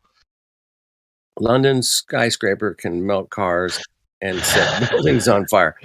There you go. Lovely. Yes. Anyway, speaking of... There you go. Speaking of that's crazy. Reflected converted solar gain, what about reflected converted lunar gain? Yes. Why do I ask that? Well, because I'm still waiting for the results, and I forgot who they were, but they were a flat earther and a globe earther. They were supposed to do that experiment where they would simultaneously live stream together 3 tests, one with a laser infrared thermometer, one with a traditional calibrated certain type of thermometer. I can't remember what it was. And then the other, with a magnifying glass. Right. And then the next one would be a solar camp cooker. And they would take these 3 ways and see if they could get a dramatic difference with the moonlight. By amplifying just a base, right, with the thing. Then the other one would be the just a base where they would get just a shaded moonlight, an object in the shaded moonlight. Then they would also have one where they would have a similar object with a magnifying glass focusing the moonlight, and then another one with the solar camp cooker, which has a parabolic dish that focuses the rays back towards the center to cook your food. Mm-hmm. And maybe it would cool the food down dramatically. I was just about to say that. Rather than melting something, we'll freeze something.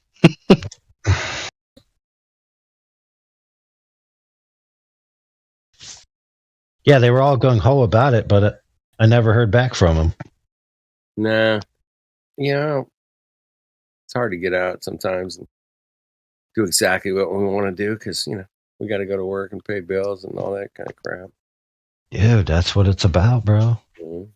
But hey, there's London buildings. That was 2013, man, when they melted the buildings. I always have this weird thing about 2013, man. I just can't remember what the fuck happened in 2013. But I certainly don't Time wave. remember that. The correct answer is time wave 0. Time wave 0. Yes, in theory, the prediction about 2012 being the end of the world, it was actually just the end of the quote unquote world. Yeah. So time wave 0 was a prediction that the creative and expressive and useful cycles of human creativity, expression, industry, and all that just runs out. And then once it reaches a certain level, everything that you get is just repeats. It's nothing new until it, implodes itself, and then you get maybe like a dark age or something, and then it starts over. When did the iPhone come out? Oh my goodness, dude! Was that the early first decade of the 21st century? No, I don't think it didn't. I would definitely. I think it was late.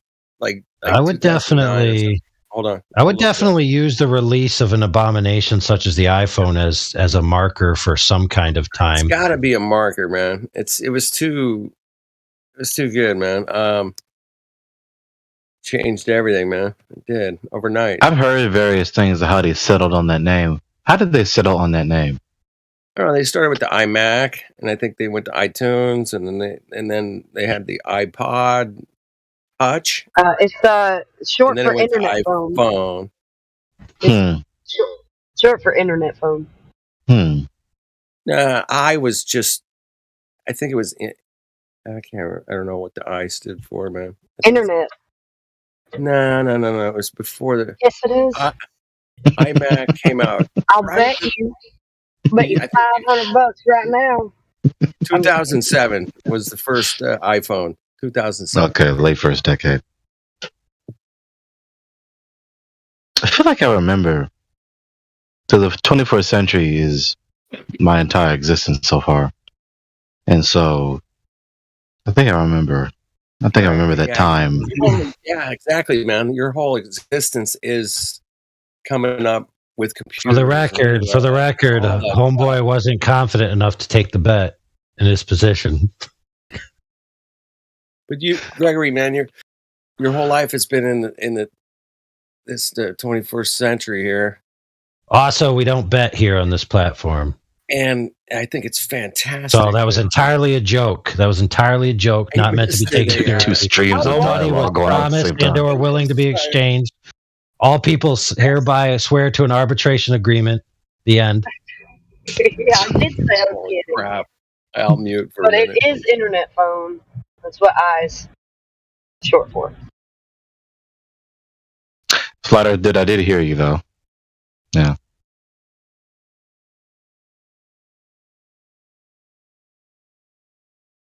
Awkward. Two entirely disparate lines of dialogue going on at the same time. A of AI is short for awkward.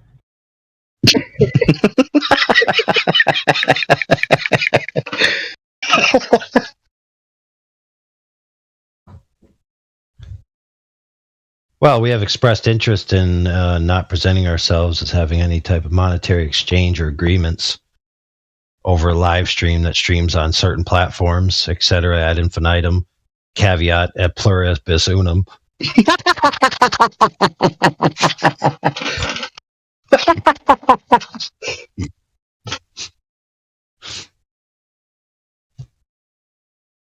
Man, I wish I could remember what Wonka told Charlie at the end when he's reading the contract to him about how he failed by drinking the fizzy drink. And he's like, and you signed right here. Caveat I say, bloogity, bliggity, black, black, bibbity, boop, blah. You failed, sir. You are not getting the prize. Like how many was gonna say? So, Chris M said that according to Steve Jobs, founder of Apple, in 1998, the I word, iMac, And therefore, the iPod, the iPhone, the iPad stands for Internet Individual Instruct. Okay, yeah, you're right on.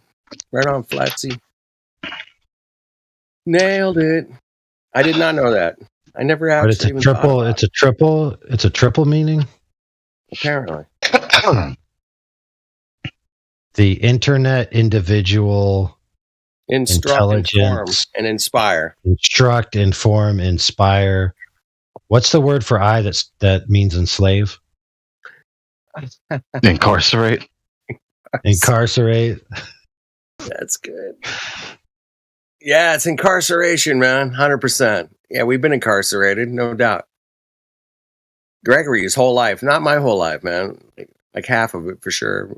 But it was an incarceration, the internet thing, man. But it's also freedom, man. I mean, we never had this tech, man, when I was growing up, man. If I'd have had this tech, man, you guys would be toast, man. I'd have made fucking, I just didn't have it. You said 3 words that began with I. I was going to say triple entendre, but then AI, just Quadruple. who wants to break out the thesaurus tonight? So now I have to say, what? Octo entendre. There we go. Octa. There you go. I think that's right. Gregory, you give me hope for the future, bro. Big time. You have no idea. I'm glad. And I walk down the street going, I know this Let's cat, see. Greg, man, on the internet. This cat has got his shit going. I love it, man. You're like I don't know, man. Just thank you, man. I'll just say thank you, bro. And it's always great. Right. Thank Hear you. you. Listen, learn. None of us are perfect, man. But you're diving in so deep, man, and I appreciate you sharing. Thank That's all we can do. That's all I can do, And All right, pop quiz. Let's go through the upples. Upples. Yeah, so obviously one is just one. There's nothing there. So you got double, triple, quadruple, quintuple, sextuple. What's the next one? Septuple. Yep. Then octuple. Then what's the 9 one? I forget. Oh my god! Now I have to Net or no, Spanish nueve, something with an N. Isn't it right? Yeah, that does sound right. But what is it? All right, somebody Google it up, man. I got the last 2. Nana, not Nana tuple, because the Nana gone. Really? Yeah, Nana gone.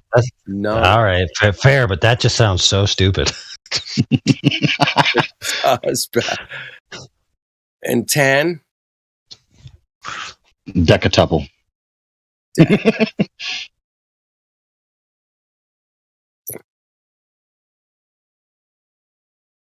And now, how does that relate to flat Earth, man? What? That English girl came in here this evening for you, some of you. She tried to play it off like she was Scottish.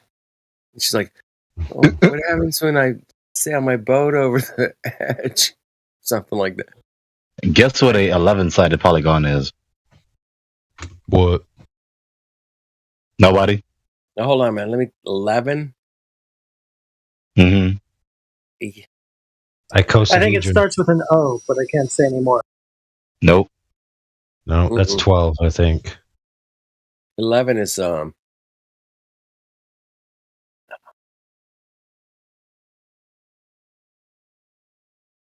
it's not sex. It's not, nope. Mm-mm. I'm not. Let me know when you give up. Anybody want to jump in? I'm drawing a blank. Hendecagon. I was pretty close. It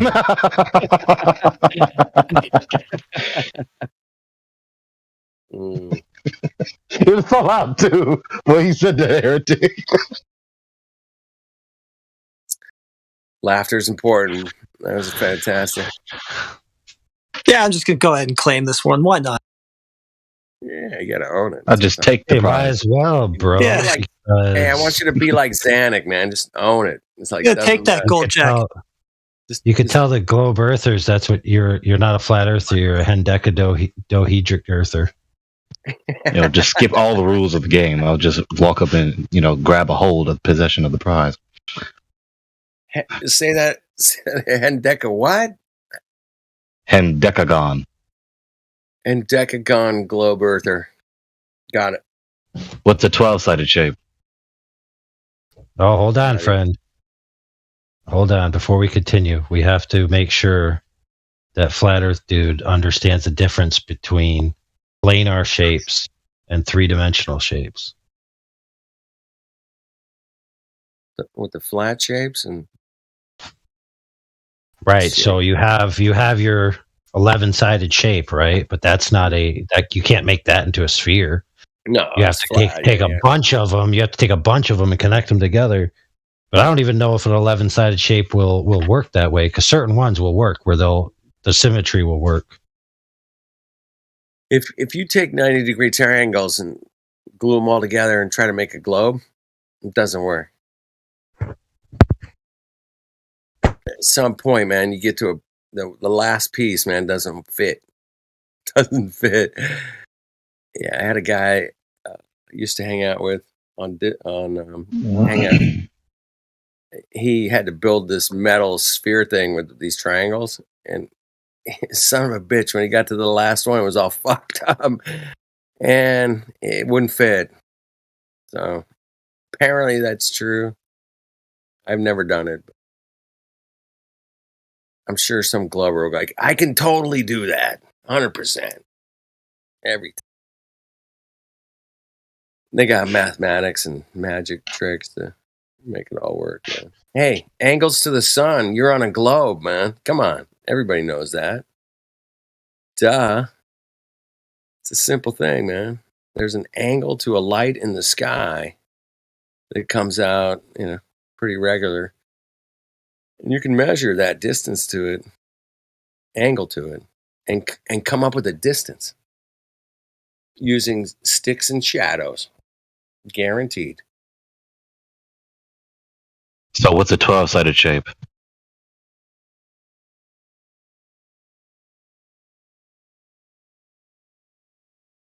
We'll have to mute the live stream for me to answer that.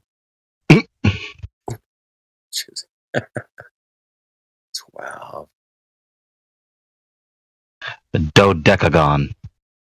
Wow. I would never have guessed that, man. It's not something I've looked into. 12-sided shape. Dodecagon? Yeah, that's it for sure. Okay. Can you play that in a B flat? That'd be cool, man. Thanks. A 13-sided shape is a tridecagon, or a triskidecagon. Triskidecagon. Dude, how do you spell that, man? TRISKAIDECAGON.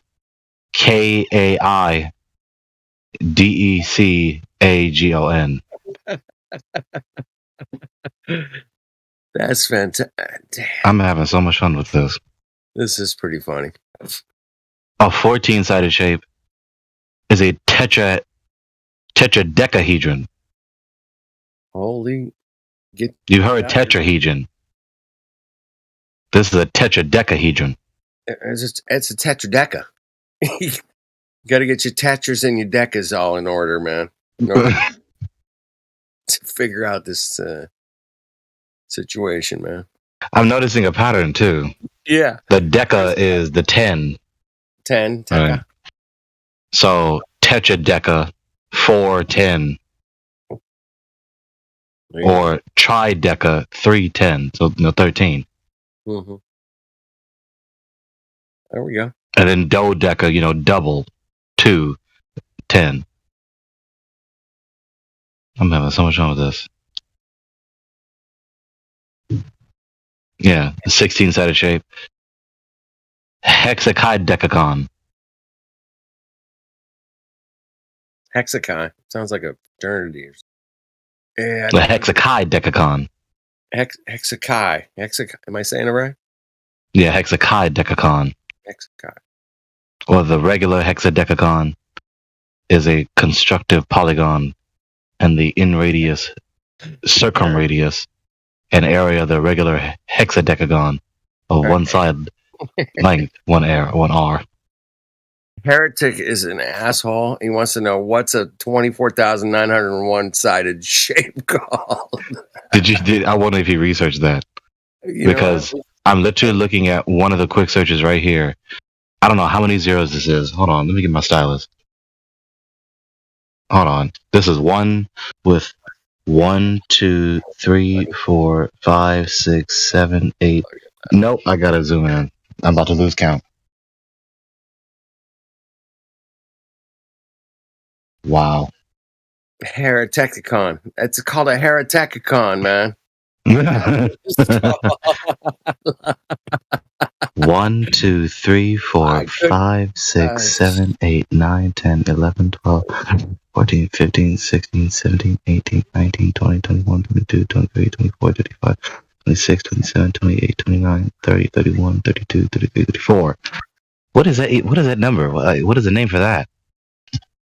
It's just 10 to the 33rd power.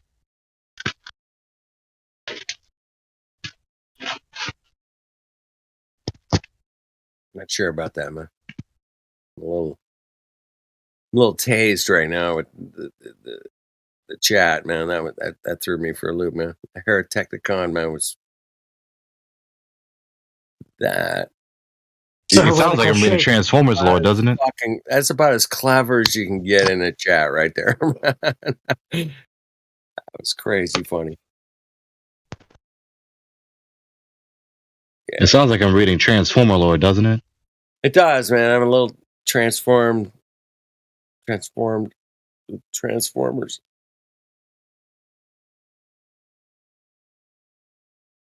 Keep it going, Gregory. This shape, what do we got? With 10 to the 33rd power, because I had counted 34 zeros after the 1. Megagon. It's the Megagon? Megagon. With 32 zeros? Megagon? Just a shape, and it's mega-sided. So many sides. Megagon. I like it.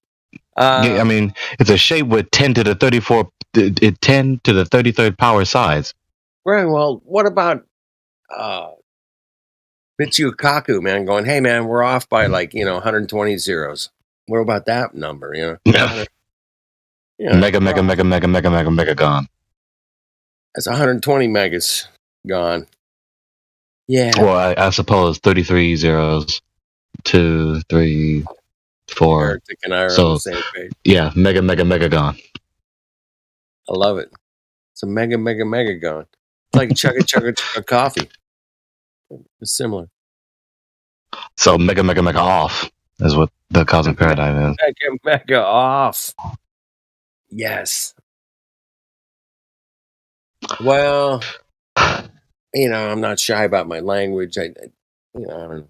I guess I grew up in a street corner, but I try to be better in the future. But the amazing things that we bring up about shapes, sizes, calculations, theories, philosophy. It's very inspiring. Thank you guys for putting up with me. My pleasure. A 17-sided shape is a heptadecagon. An 18-sided shape is an octadecagon. 19-sided shape. Oh, Lord. A neochidecagon. How did these Mongos come up with these? I mean, it seems like it's an old Greek kind of language. Yeah, these are Latin or Greek prefixes or terms, base words, putting them together. Yeah. So, enneadecagon or enneachidecagon. Well, don't they claim that there was the old Eratosthenes, man. Wasn't he Greek? Yes, yes. Yeah, he was Greek. Yeah, man. Yeah. 3rd century AD. I thought he was Canadian. Hey, I thought he was Mexican. He likes tacos. I don't know. He measured taco shadows. He can't, There's just the ridiculousness of measuring shadows and angles to things. It's like, okay, you definitely live on this ball. Okay, right here. Yeah, 100% sure. What? Eratosthenes from New Jersey. Yeah, 100% sure. It's from New York. Hey, I'm globing here. Hey, shut up. No, there's truth to things and there's angles to things, and I get that, man. I build things for a living. I'm like, I got to angle stuff all the time. It's like, okay, angles to stuff. Does it prove what I'm doing? No, but I got angles. At the end of the Look at what day, Flatsy posted. If you measure a shadow, you can. That's measuring. That's the same as measuring the Earth as a globe. well, of course, everybody knows this. We learned that in kindergarten 3,000 years ago, we learned it. when they said, "Hey, this is what you live on. Yeah, one of these roundy things. Yeah, you good? Okay, we're gonna be a test on it on Friday. You guys be ready." Well, you can only get different length shadows on a ball. Yeah, that's right. There's no way to get it on a flat Earth. Man. Don't be ridiculous. If the Earth was flat, all the shadows would be the same length. If the Earth was flat, you could see to China. Man, that one. Oh, fuck off, man. Come on. That one pisses me off. Somebody brings that shit in here. And even Matthew tried to pull that shit on me one night, man. I called him out so fast. Like, no. Wait a minute, man. Don't you be pulling that bullshit, man. Come on. Stop it. If the Earth were flat, all the satellites dishes wouldn't face in that direction. Well, there is evidence to like satellites pointing in a certain direction in the sky. On the equator, they point straight up, right? Yeah, Earth globe. Definitely globe. 100%, guaranteed. A 20-sided shape is a icosahedron. Icosahedron. Almost as though Costco made a computer program.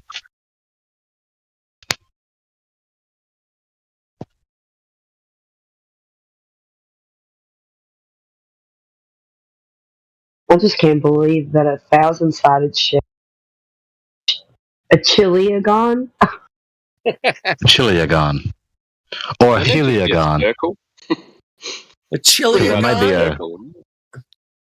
it could be chiliagon or a heliogon. Because if it comes from Greek, it may be spelled with a key. Yeah, you're right. Or if it's Spanish. Yeah, they're coughing up some flames. A heliogon.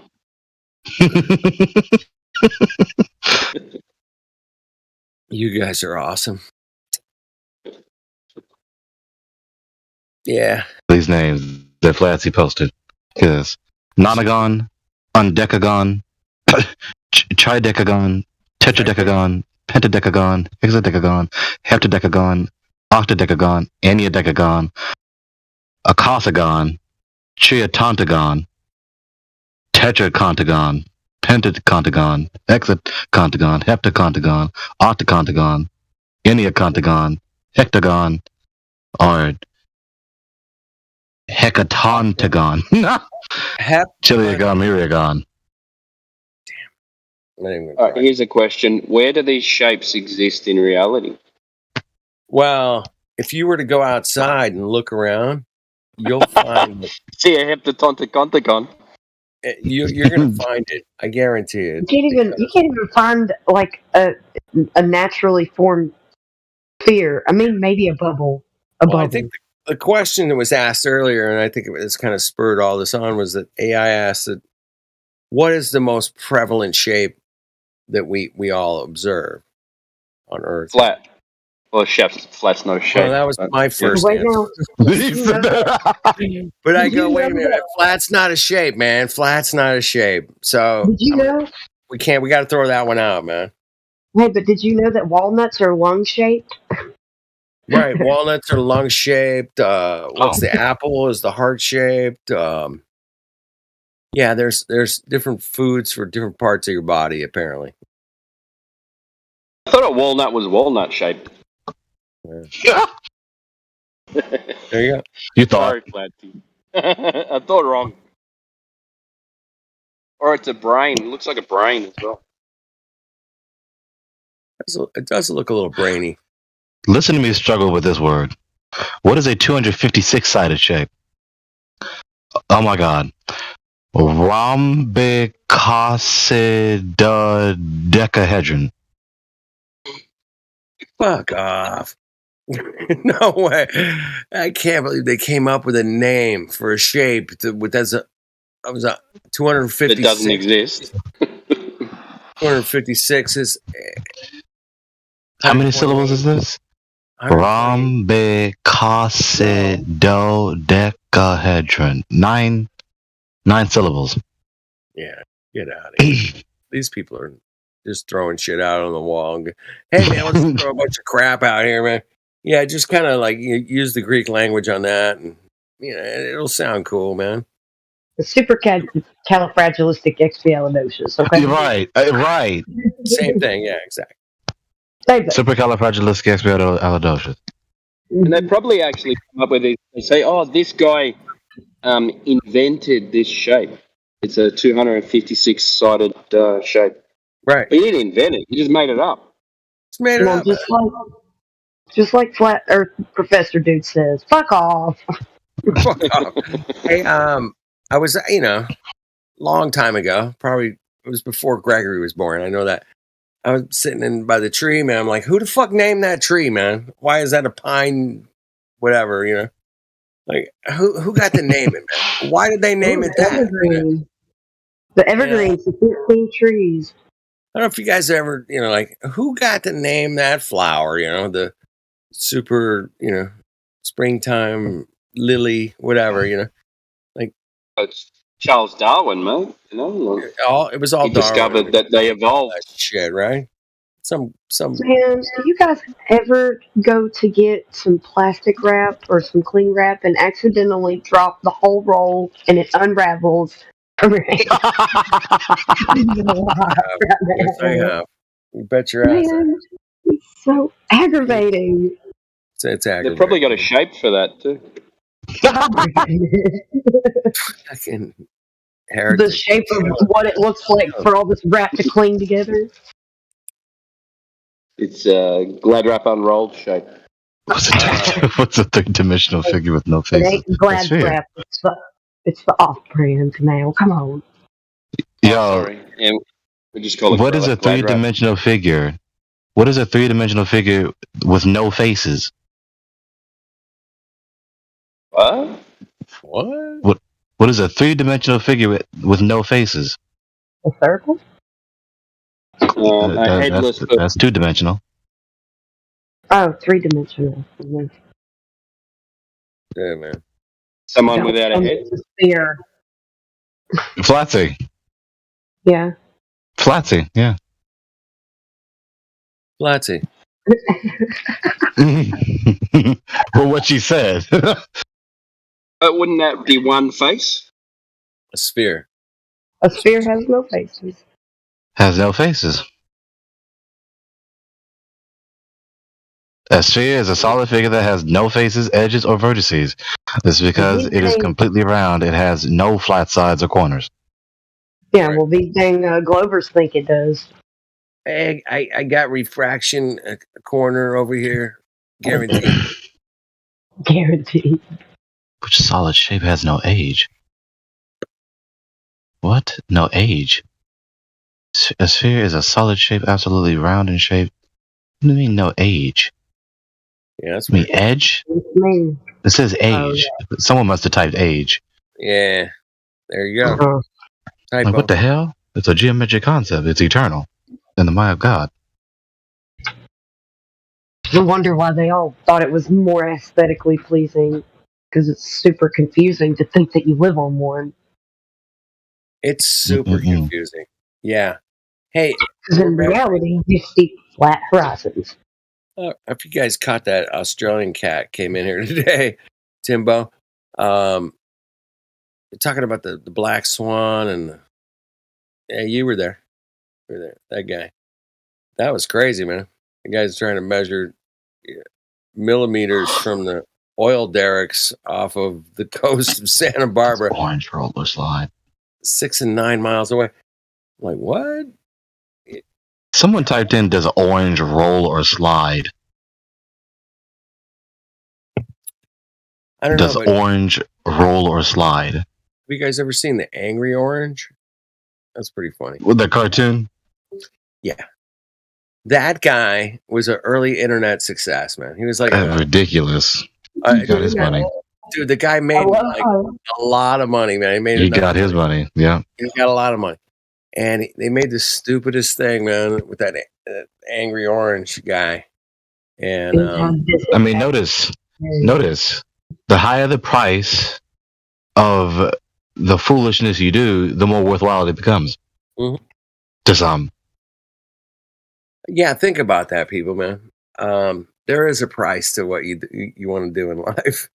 You know, do you want to have your face featured on an orange for free? No. No. I mean, How about for $1 million a month? Yeah, Sign me up.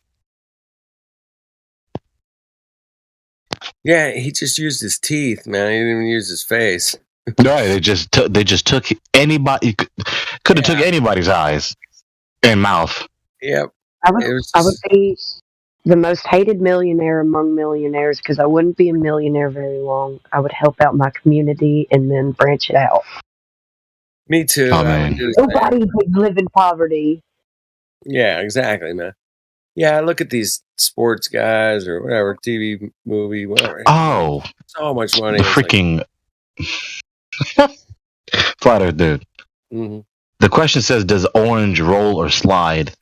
I'm thinking the question is referring to the color itself, not the food. Right, not the fruit. Okay.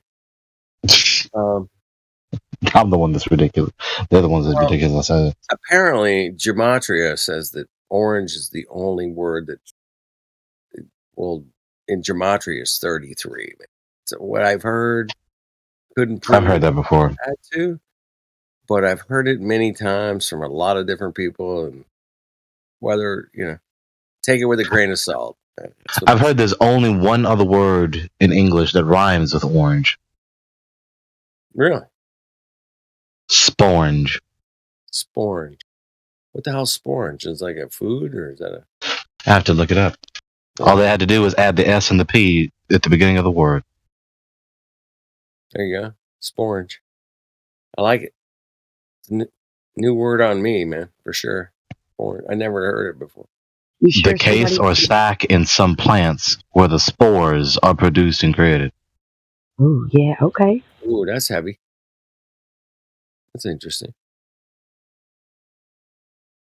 There you go. So technically, the center of an orange or whatever fruit like that. I think we need to challenge all these rappers and say, hey, man, rhyme with the orange, man. Go for it. Right. That's exactly what my friend did. He was trying to rhyme. He's a rapper, and he was trying to rhyme with orange.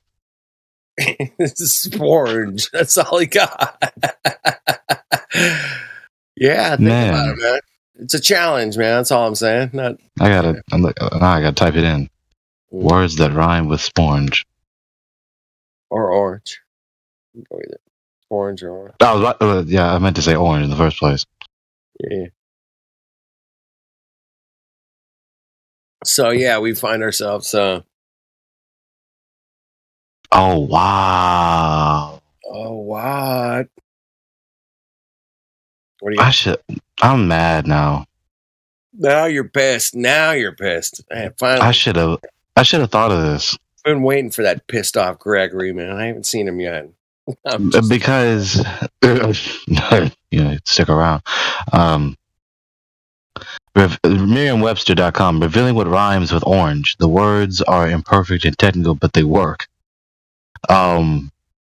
What to know? A handful of words form half rhymes with orange, using the latter half of the word, including hinge, fringe, and impinge. However, sporange, the botanical structure that creates spores, is an existing word that forms a near perfect rhyme with orange. You see what they did there? Whoa, dude. Yeah. Orange, inge. The syllable inge. Orange. Yeah. I've never said inge so many times in my life. Me either. I've never heard it that many times in my life. AI, man, you're killing me, bro. Shit.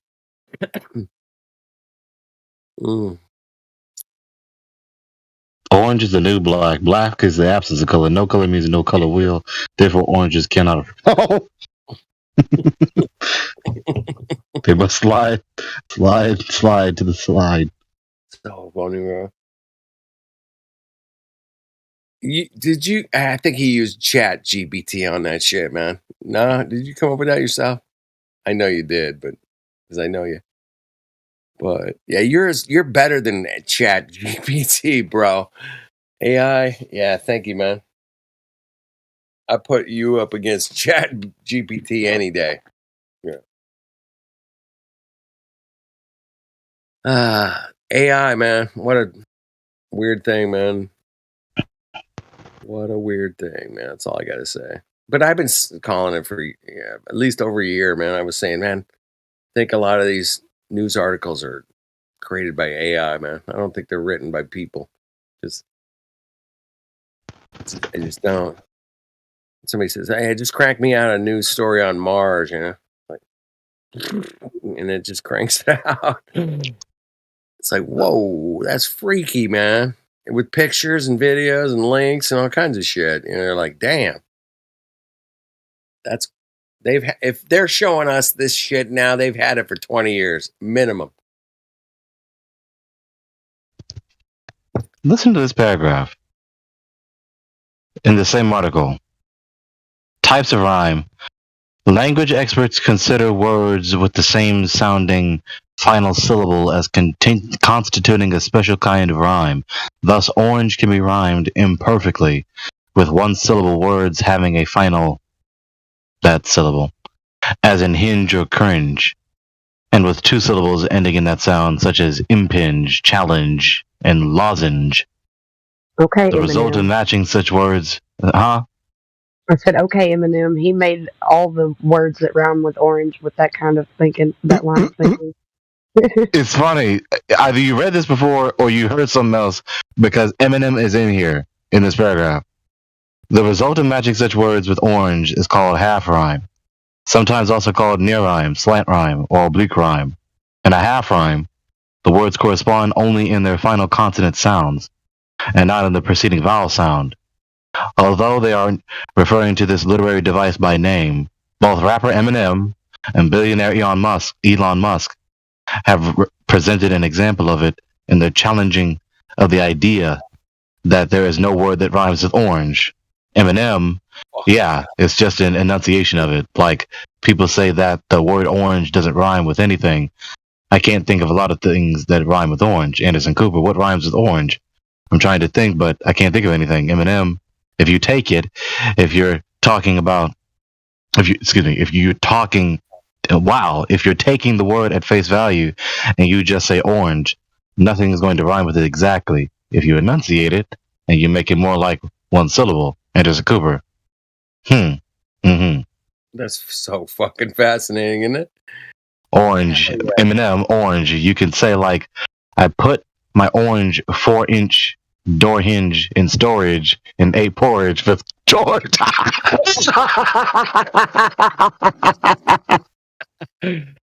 Get the fuck. Oh, that's amazing.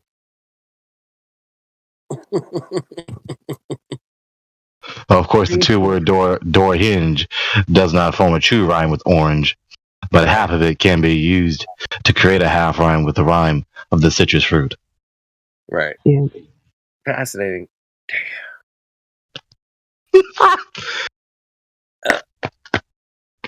I'll just clap. Well, golf clap. Right. Golf clap. Don't want to be too loud. It is late. Yeah, it is getting late. 11:20 here. I think you and I are in the same time zone. I think. Yeah, yeah. I darted my eyes right down to the bottom right-hand corner of my laptop screen.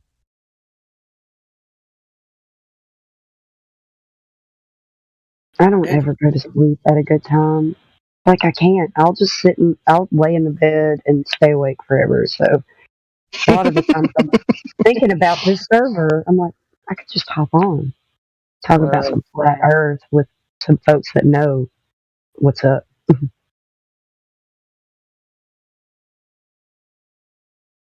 Well, the intellectual capacity of a platform such as Discord providing such an amazing technology that we all enjoy and share, it shows the possibilities of what we could actually do in a great society that would want to collaborate and figure out things for sure, without a doubt, and not fuck things up.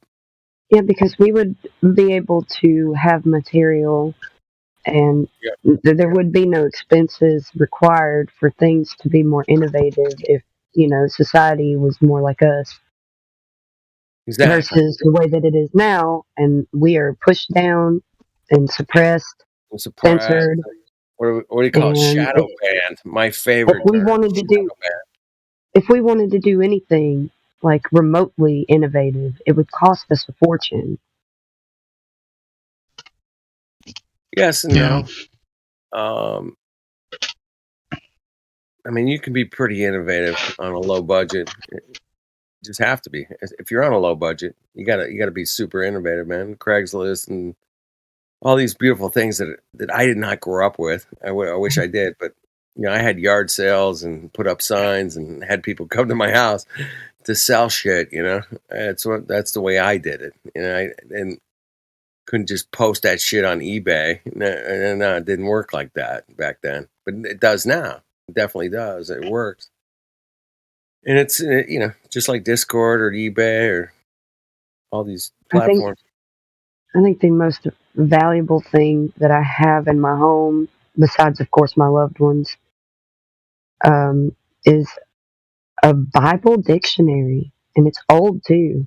And it's nice. It's not mine, but somebody's letting me borrow it. Right on. Yeah, read it. A Bible dictionary, man. That's interesting. I don't have one. I mean, that would be pretty cool to have laying around.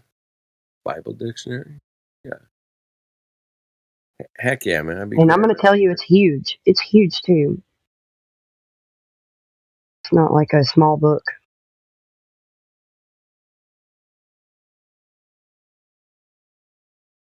It has like things like the plants and what they are, all of that kind of thing. I had to look up. I can't remember what it was, but I looked up some sort of root with some sort of properties that I was looking for. Mandrake. That's it. It was a mandrake, and that's in the Bible. Mandrake. And in the Bible dictionary, it tells you more in depth about what it is and what it's used for.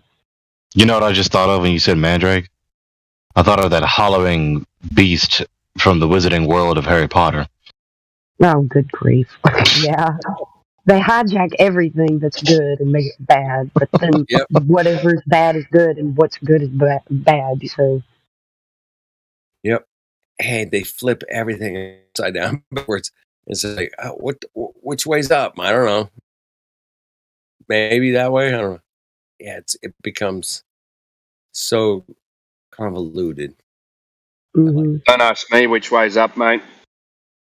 Hey, you're upside down, mate.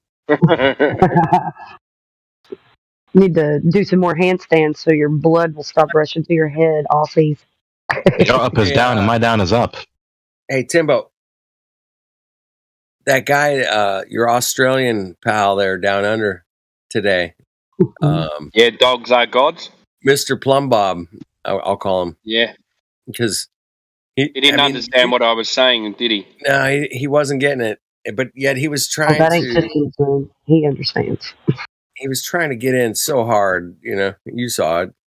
Yeah. Yeah, just because I couldn't splurt out what laser I could use to measure how much a 150 meter concrete tower was out of plumb by 10 millimeters. Right. He goes, I gotcha. It was crazy, man. I'm like, I was just thinking about dude, what laser I could how use. the fuck are you gonna measure a centimeter from 30 miles away, man, or 10 miles or 6 or whatever?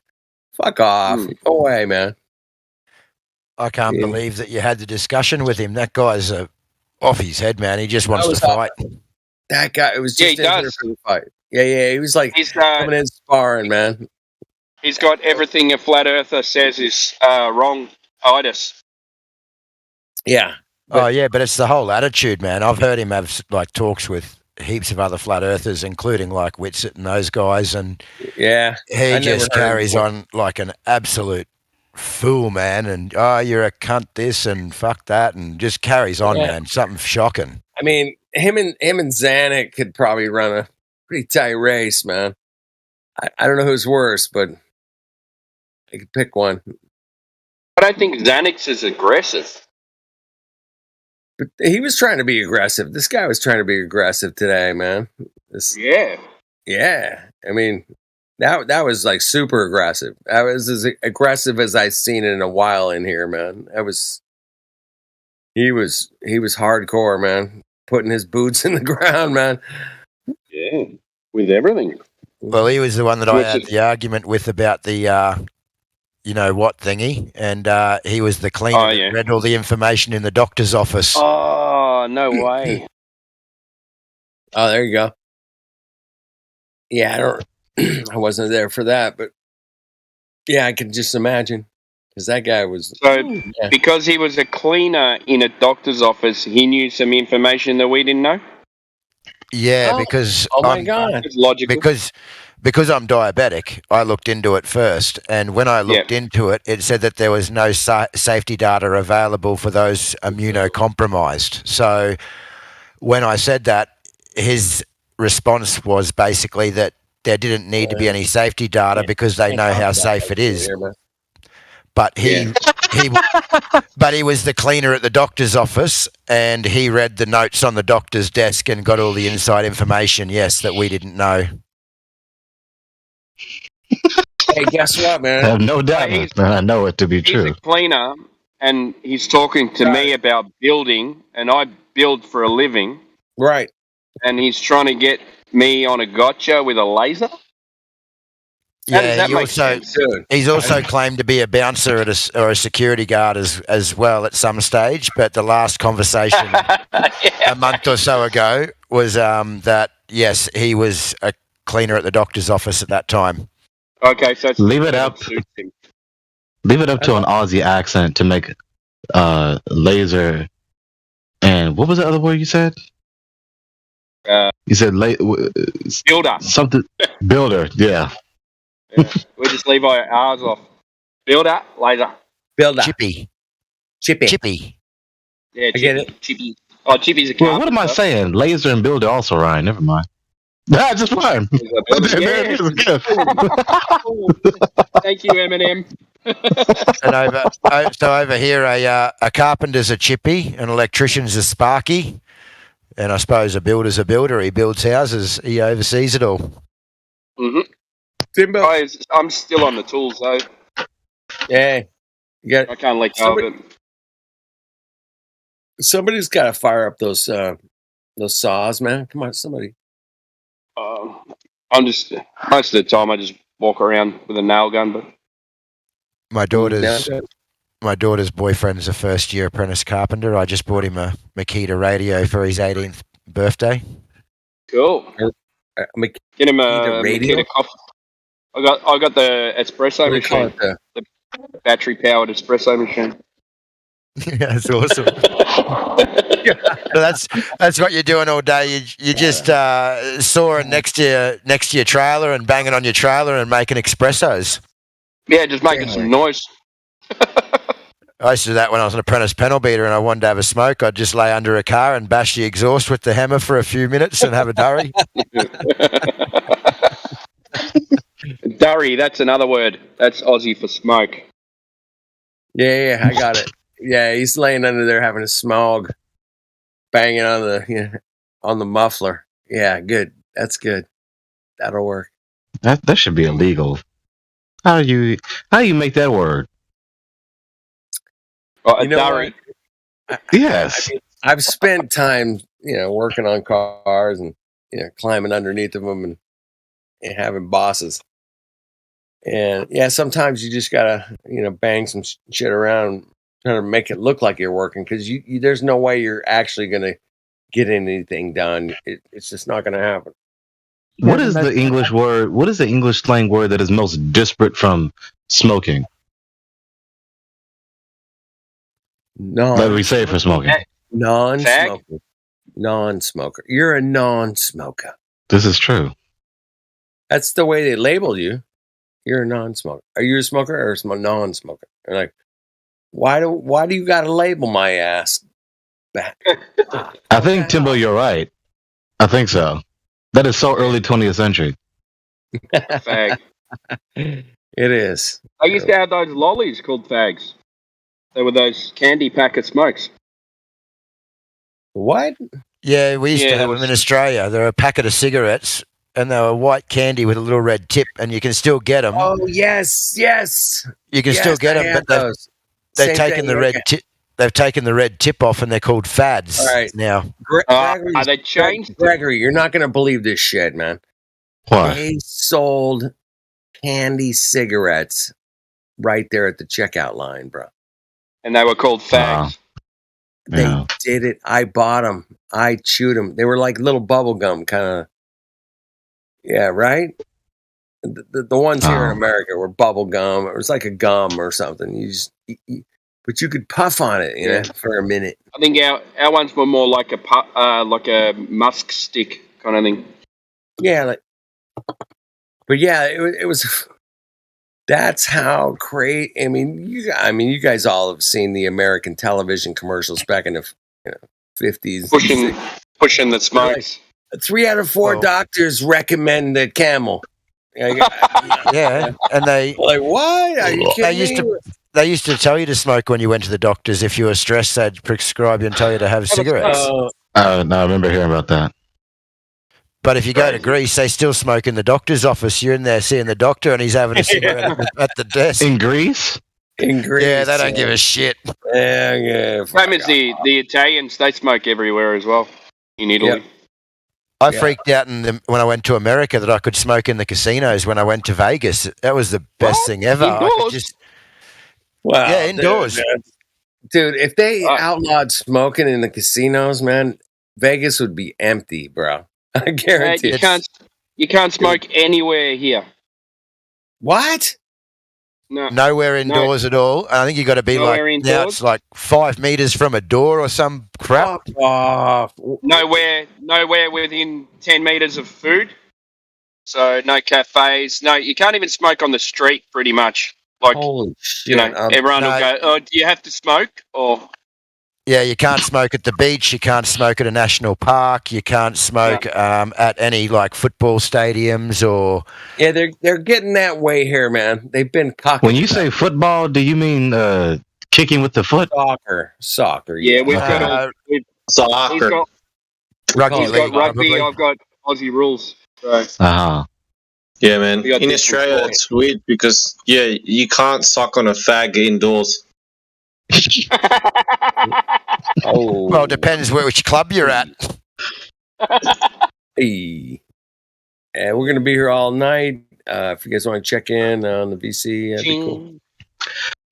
Is it true? Am I correct in inferring that in the United States, the demographic that is most likely to call a bundle of sticks a faggot is like in the agricultural southern mid central area? That's a good question. We need somebody from that area to answer that. That'd be good. They're changing all the names. Helio Helio would be good. Yeah, we're gonna have to ask Helio that one.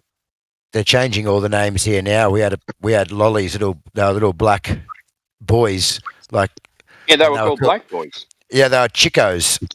Chicos, that's it. Yeah. Yeah, so they've changed the name of chicos because that was offensive. We had coon cheese, but they've changed that because that was offensive.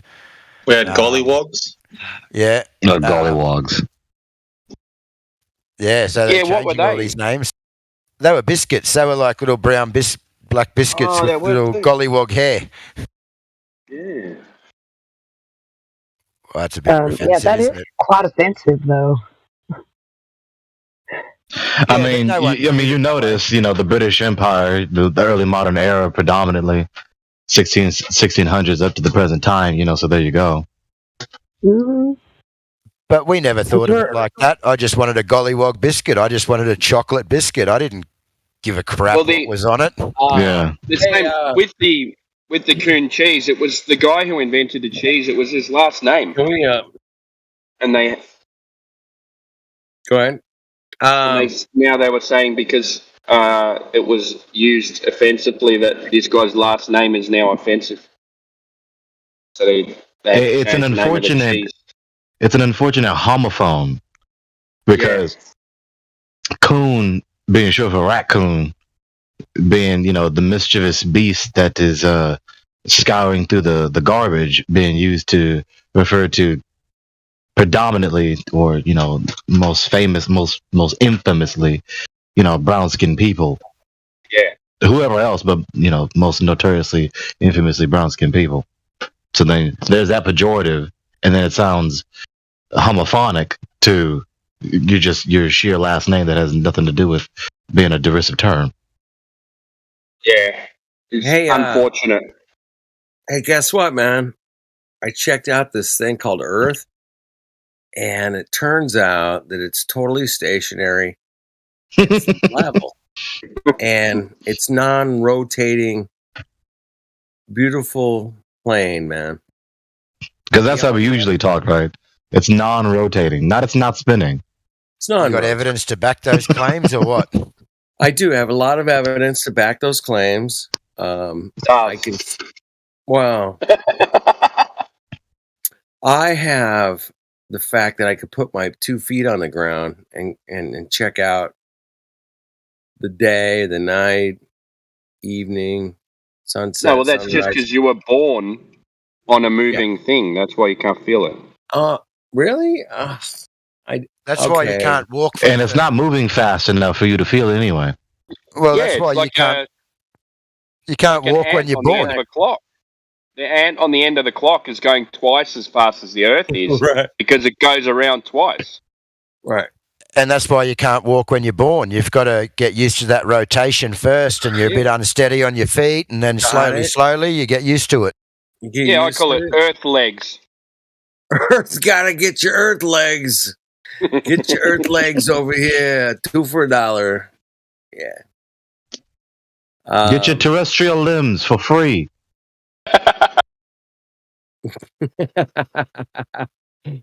Get your telestial limbs right here. Step up. The telestial. Terrestrial. That's a mixture of terrestrial and telescope. And celestial. Get your Nephilim legs. Oh, good. Did Mayhem stream that debate live today? That one you had with that other guy with that dogs? I'm not sure. Someone will clip it. Maybe Simpcord. He's always onto it.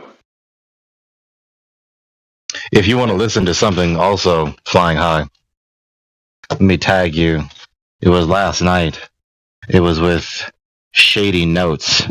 Oh, I need to listen to that too. Miggy said it was good. Yeah, cool. Thanks. He was good. You got to say good with the. Das was good. It was gotten good. No, it's Australian good. Hey, it was good. Mercedes car, automobile, vroom vroom. Das is good. Never mind, he gone. I thought I'd stay up late last night and go on the FED live stream, but it ended up an hour conversation about amplifiers, and I shouldn't have stayed. Well, never mind. He was here. Hey, Hey, Vutscat. Wuscat? He's got VC verified and link and bedrolls. Hey, welcome, Has Wuscat. anybody? Welcome. He was just up top as 5969100. I don't. Okay. Welcome, Wuscat. Do you have permissions to open your mic? He's VC verified. Yeah, VC verified. You can open I your just mic. saw him change. What do you call the picture? Dude, Mickey's gonna get off work here soon, man. So get your ass in What do here. what do you call the picture that everybody puts for themselves? Profile pic? Avatar. Yeah, PFP.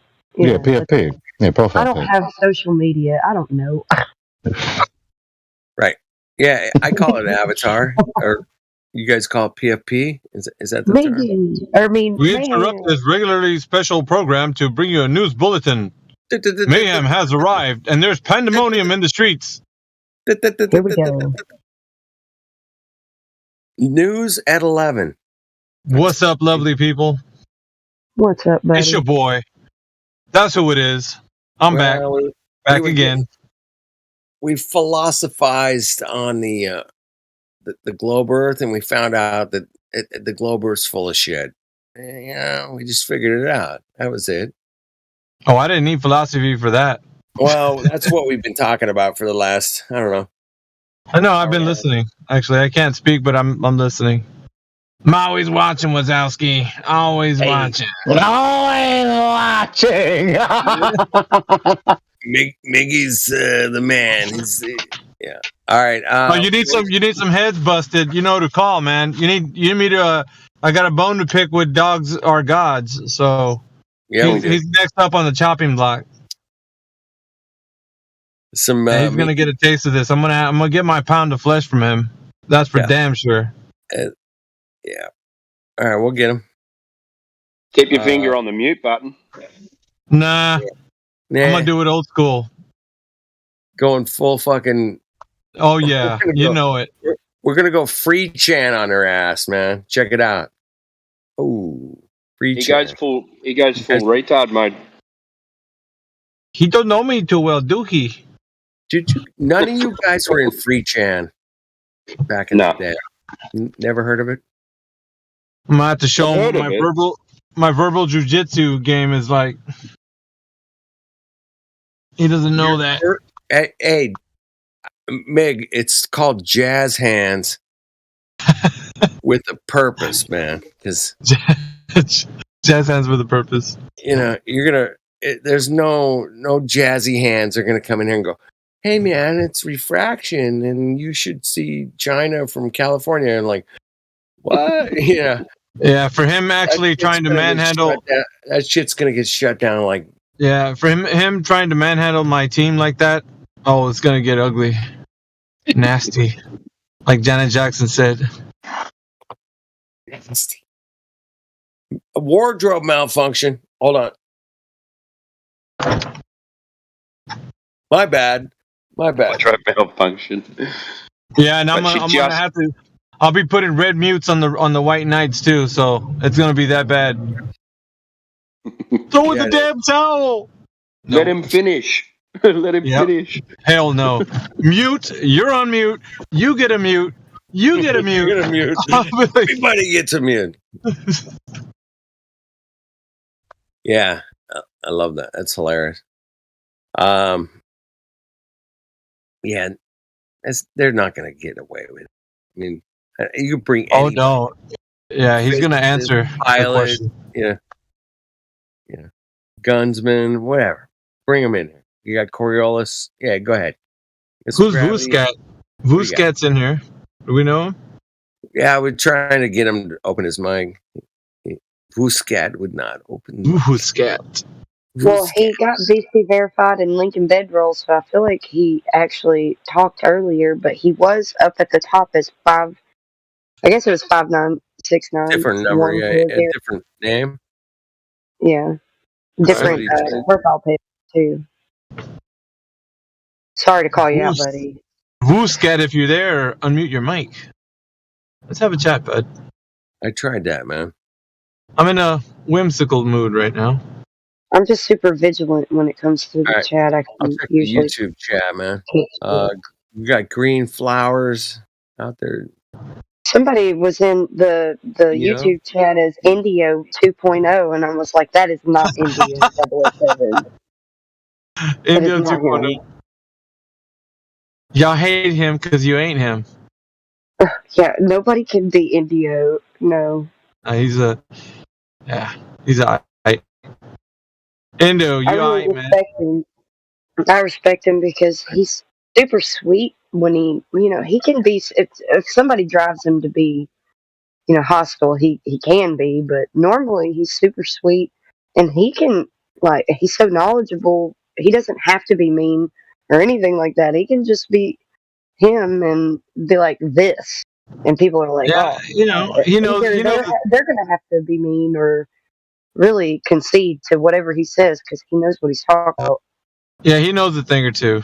Gregory will just like beat you with words. He's just like, dude, I think I lost just based on I don't understand what you just said. I don't understand what Gregory says. They're actually the Glovers are leaving the conversation going like, dude, did I win? Did I lose? I don't know. Like, I don't know what the hell just They happened. lost. No, they lost. They all lost, man. Every single Gregory fucking one of knows them what is he's talking lost. about. They all lost. He Guaranteed.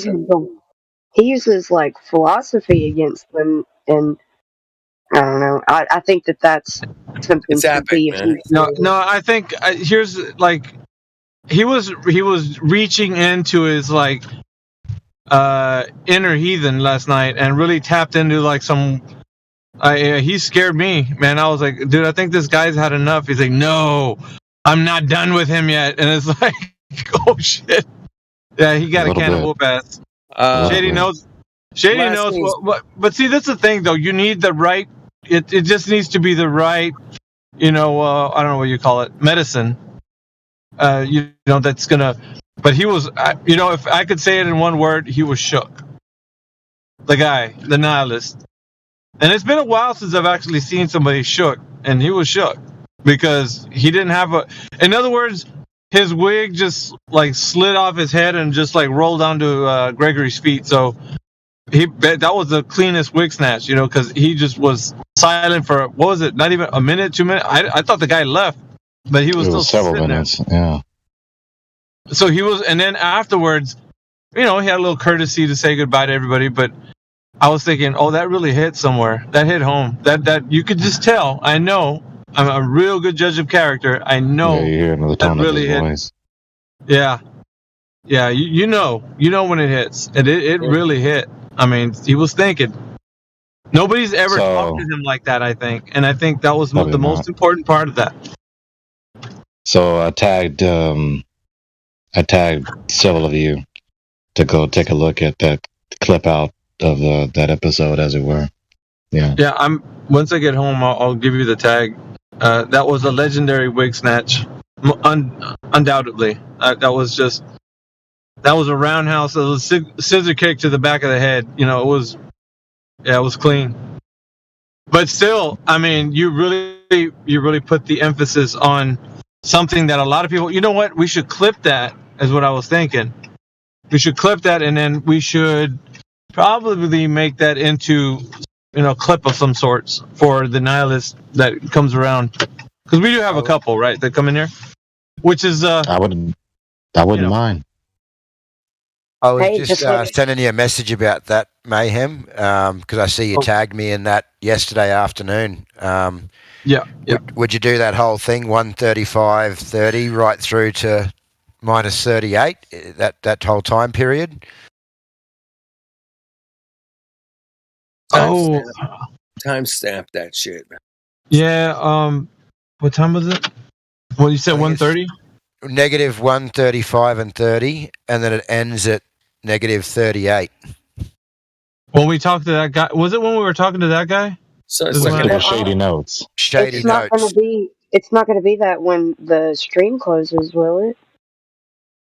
I would like to say it was about 2 streams ago on Helio's, because he does it in 12-hour chunks. 12 hours? Yeah, but it's not negatives when you have the screen posted, is it? Well, the reason I typed it this way is when you drag the mouse along the cursor to navigate the video, what pulls up is negative blah blah blah blah blah, and so that's why I typed it that way, because that's what you're going to see. Because it doesn't have a time marker at the bottom of the screen; it just says live. That's right. So, That's what I mean. Like So once it's posted, it's not in negatives anymore. So listen, and this is just, I'm gonna I'll put it to you guys this way. If you've never had a conversation with somebody, okay, I there's a song called "How to Save a Life." If you've ever heard that song, like, and if you think about it, like, if you had one moment in time to actually reach into this person's psyche and make a difference, what would you do, and how would you approach Then it? I know how to save a life. That song. So what I'm saying though is, like, the emphasis here is that if the person that came was one who was as far as possible from God, right, and you had one moment in time to make the greatest impact on this person's life while you had them in your audience, right? You could bend their ear just for a moment. What would you say to that person, and with the most impactful way that you could, to at least get them to realize where they're at is the most dangerous place of how they're thinking, right? If they die in this knowledge and you didn't do your best to actually, I would think about it like shock and awe, because they're in a state of, like, obliviousness, right? They think they're going along the world, their thinking is right, they're rational beings and that. But if you could, for just that one moment, shake them so badly that they could just be like, whoa, what is this? Nobody's ever talked to me like. And so what happened that last night was a moment in time like that. And I think I wouldn't call it a performance. It was Greg tapping into a part of his, exhibition. It was an exhibition. Exhibition, that's a great way. But it was also another way to actually, like, if you wanted to reach this person, you couldn't go through a normal conversation. It couldn't happen with, like, a soft chat. This wasn't like the type of chat that was going on. Was a very abrupt, very, like, you'll just listen to awakening. It was a rude awakening, and it was something that you probably never heard, and it's a side of Greg that you need to hear, because if you wanted to present this to another person that was in the mindset of shady notes, then this was something that they need to hear, because they don't know, okay, what I hope you clip it. Yeah, So- somebody clip it, put it in a... Impcord. Impcord's got this. He's It always sounds like on it was about an hour long. The SimCord, yeah, it was about an hour, I would say. Hour, right? Yeah. I can give it a go. I've never done it, but I'm sure my kids can teach me how to do it. All right. I would love to hear it, man. I would love it. Yeah. I think I was in the beginning of that discussion, but I jumped out. I had to go, but I think I was right at the start for first 5 minutes or something. Yeah, you should have seen the way it ended, Flying. It was great. The silence after all of it, because I felt, I felt the energy. The energy was it went from being somebody who was very crass and just, sure of himself, to actually broken. He was broken after the conversation, and it was not anything like you probably would have never. It was great, because this is the type of brokenness that you need to understand that you don't have all the answers, and the thing that you think is the right way to live is actually abhorrent and just repugnant. It's not even there isn't any hope or future for that kind of thinking, and so it was kind of like pointed out that. Well, Gregory has done the same to me, but not in that kind of context. Like, my way of thinking isn't abhorrent, but his way of explaining some things just turned me around. Like, it was awesome. So he's done it to folks that aren't in a horrible way of thinking. Yeah, but like these types are, it's almost like if you think about the scripture that talks about how Yeshua would leave the 99 to go get the one. This is like the one that has strayed, the one who's in the world totally just cut off, right? Yeah. but they're not really. You know, it's a facade. It's a facade. It's just. So anyway, I don't want to say too much Gregory's more. not so quick to bite him in the throat. He wants to, guide him back. Yeah. Yes. But the end game is the end game there was to actually put him in a position where he's rethinking or reconsidering his position, and at least it was a pause of like, wow, I never heard of that before. If anything, not to say that he's going to full on tomorrow defect, but I'm just saying what it was just a good pause for him to something to think about. Whether or not we probably won't see the gentleman anymore, but that's beside the point. The seed was planted. So when I was talking to him, you listen to what the person says. And of course, we are humans. So we are not a bunch of walking computers. We are sentient. We have emotions. We have values. We have desires. We have pain. We have suffering. You see? And we cannot live as though we don't live in the God's world, who is emotional, who has values, who gets indignant against what is perceived to be evil, of course his perception being supremely good, who delights in what is perceived to be good, of course his perception being supremely good. And so with him, he wasn't even really trying to hide the, as it were, dialectical tension in his worldview, where in one side of his mouth he will tell me he's an absurdist, he's a nihilist, he only cares about math and statistics so he can get a nice little career and get his money and satisfy his little idiosyncratic tastes. But then he also says on the other side of his mouth that he cares about logic and consistency and truth and falsehood and utility. You cannot have such things in a nihilistic, absurd world. No. You cannot justify any evaluation whatsoever in such a world. But he will insist. Not only did he say, but he insisted, because you heard his indignation, his indignant curiosity, which is like it's simultaneously investigation and interrogation, because he's saying questions with genuine curiosity, but with indignation. Mm-hmm. And so I answered them. And when I answered them, I confronted him to the heart. Yeah. Telling him as it is and getting it to the heart. Because if you don't get it to the heart, then it's not going to be completely appreciated. It's not enough to just have information or memory or beliefs or knowledge. Because if you don't value it, then it's as good as being completely ignorant. It is effectively inconsequential if you don't value it. Right. You know that Indio, he has a way of saying the same thing you did in layman terms. He was like, how you can take something and you can press it in your palms to find the spot that's the weakest, and that's how he handles like people on here.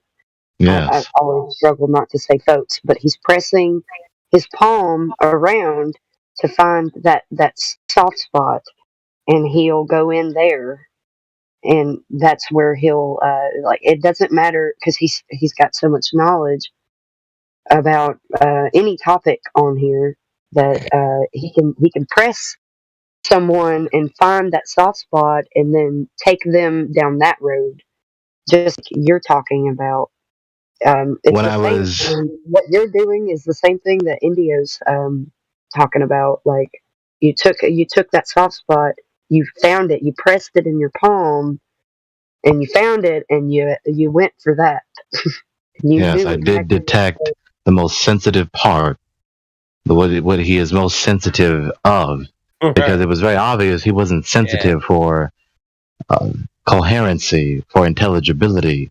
He wasn't sensitive for that. You know, he waffled back and forth again. He was incoherent. He wasn't sensitive for being incoherent, so he waffled back and forth between nihilism and absurdism. And so he effectively, eventually, just conceded to both and just ascribed both to himself eventually. And so I also, in principle, refuted them, but I focused on, okay, so if you're not going to be sensitive to the abstract side, if you're not going to be sensitive to the principle of it, then you're going to be sensitive to the emotional side of it. You're going to be sensitive to the sentient, emotional, practical side of it. The most people, like people that are the most nihilistic, are searching for a reason not to be that way. They don't. I mean, this is something that they battle with internally. Maybe they don't say it on the outside. They'd prefer to, appeal to the one side of the absurdism, but what good is it going to do you? And they can ask themselves that question, and they're going to ask themselves that question. Like, they're probably going to be the people that'll call out, if you're real, then show yourself to me. Like, they're going to be those people. Right there. What you just said is very true, because when you press them and test them on that, sooner or later they're going to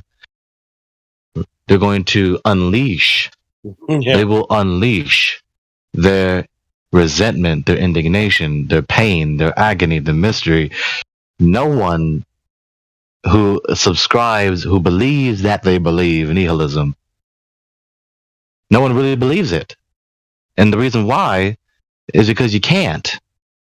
You see, the very instance where such a person believes anything, they are either self-consciously, to whatever degree or greater or lesser degree, they are self-consciously valuing that notion, that conclusion.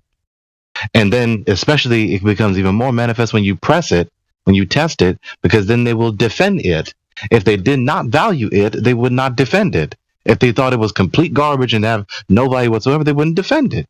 You only defend what is valuable to you. You only defend what you value. That's right. That's why I'm still here, baby. Oh my goodness.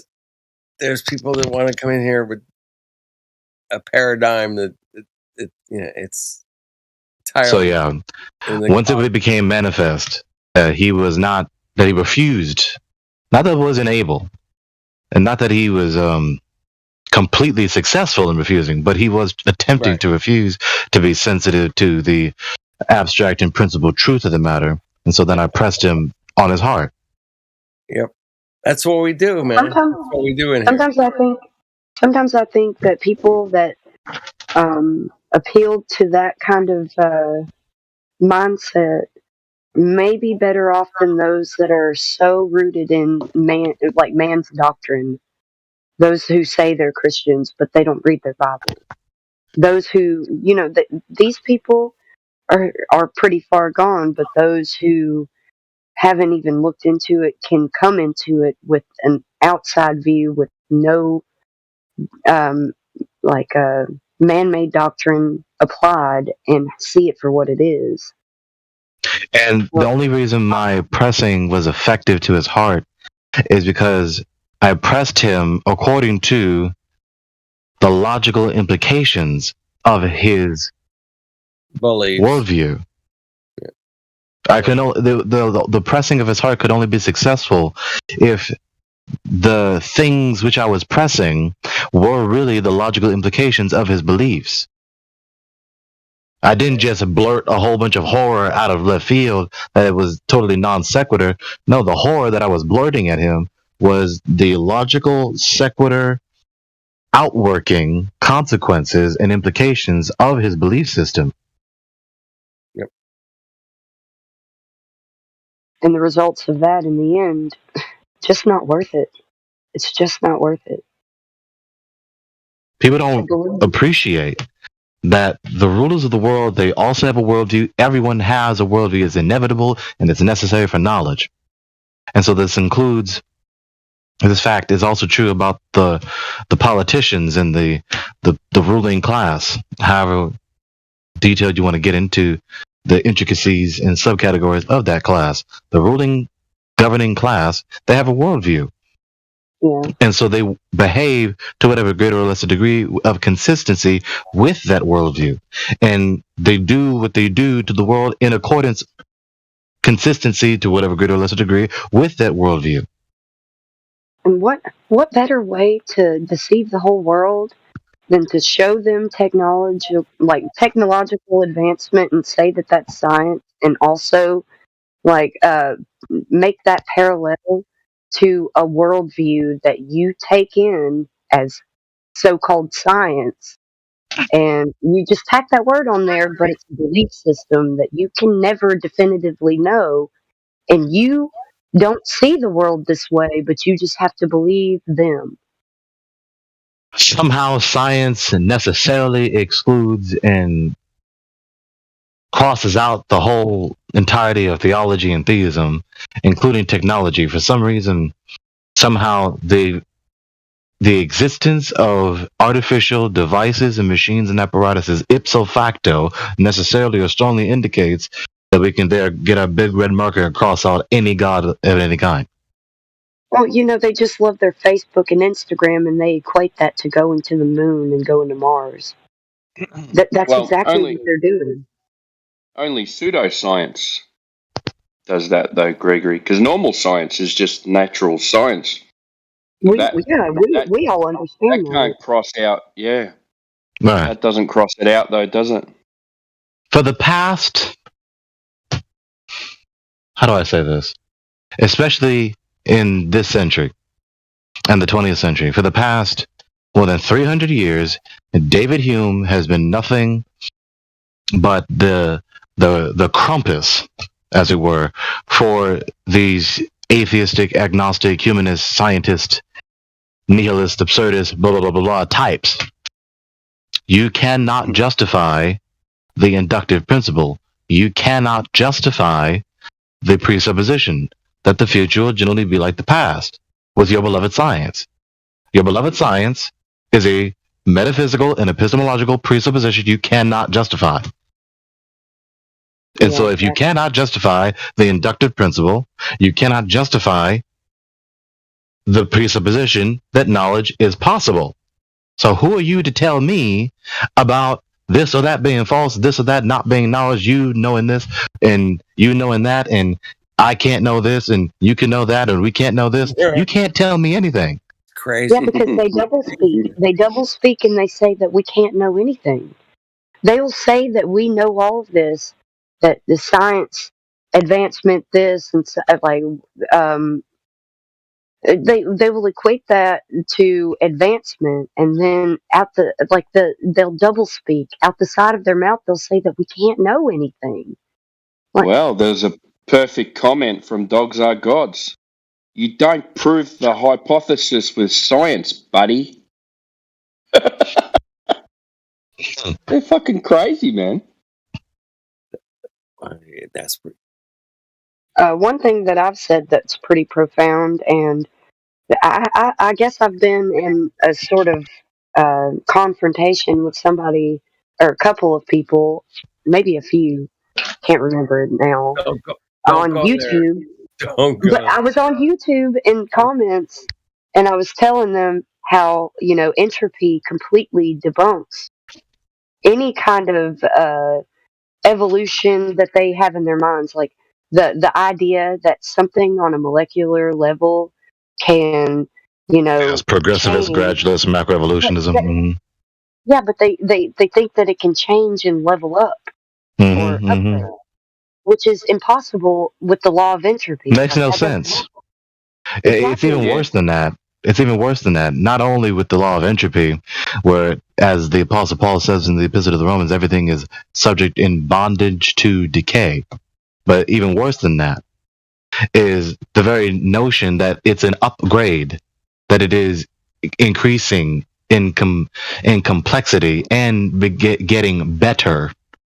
There is no such notions in a world that is only matter. Better, function, complexity, none of these are matter. Moving. Apostle Paul was quite intelligent. I wish that people wouldn't misconstrue his words. That's for sure, or misinterpret. Yeah. So that's how bad it is. I really want to emphasize that. The evolutionist, the materialist, so-called naturalist, physicalist, materialist, they cannot justify anything. Why? Because there's only matter. You see, if you have that premise in your worldview, then there's nothing else. There's nothing else. There's only matter. But these people tell me that I don't understand entropy, like a law of thermodynamics. Look, I don't understand it. You don't understand, Kim. I don't understand it. Like, these people are fighting me tooth and nail, and I've been like, I kind of screenshot some of the conversation and put it on here. Don't fight them. Don't fight them like that, man. I've stopped because at this point they kind of equated that I was a flat earther if they want because to I fight, said that nothing can leave the earth. Nothing can, has, or will be able to ever leave the earth. Like the rockets and all that kind of stuff, that can't happen if, the second law of thermodynamics or entropy is at play, because we have gas pressure gradient and all on the earth. It's not possible for anything to leave. We are here, and it's vast and created for us. Why would they want another worldview? What's crazy in the story of Adam and Eve? If it's like Adam and I can't pronounce it the way that it is. Adam and Chava. Yeah, exactly.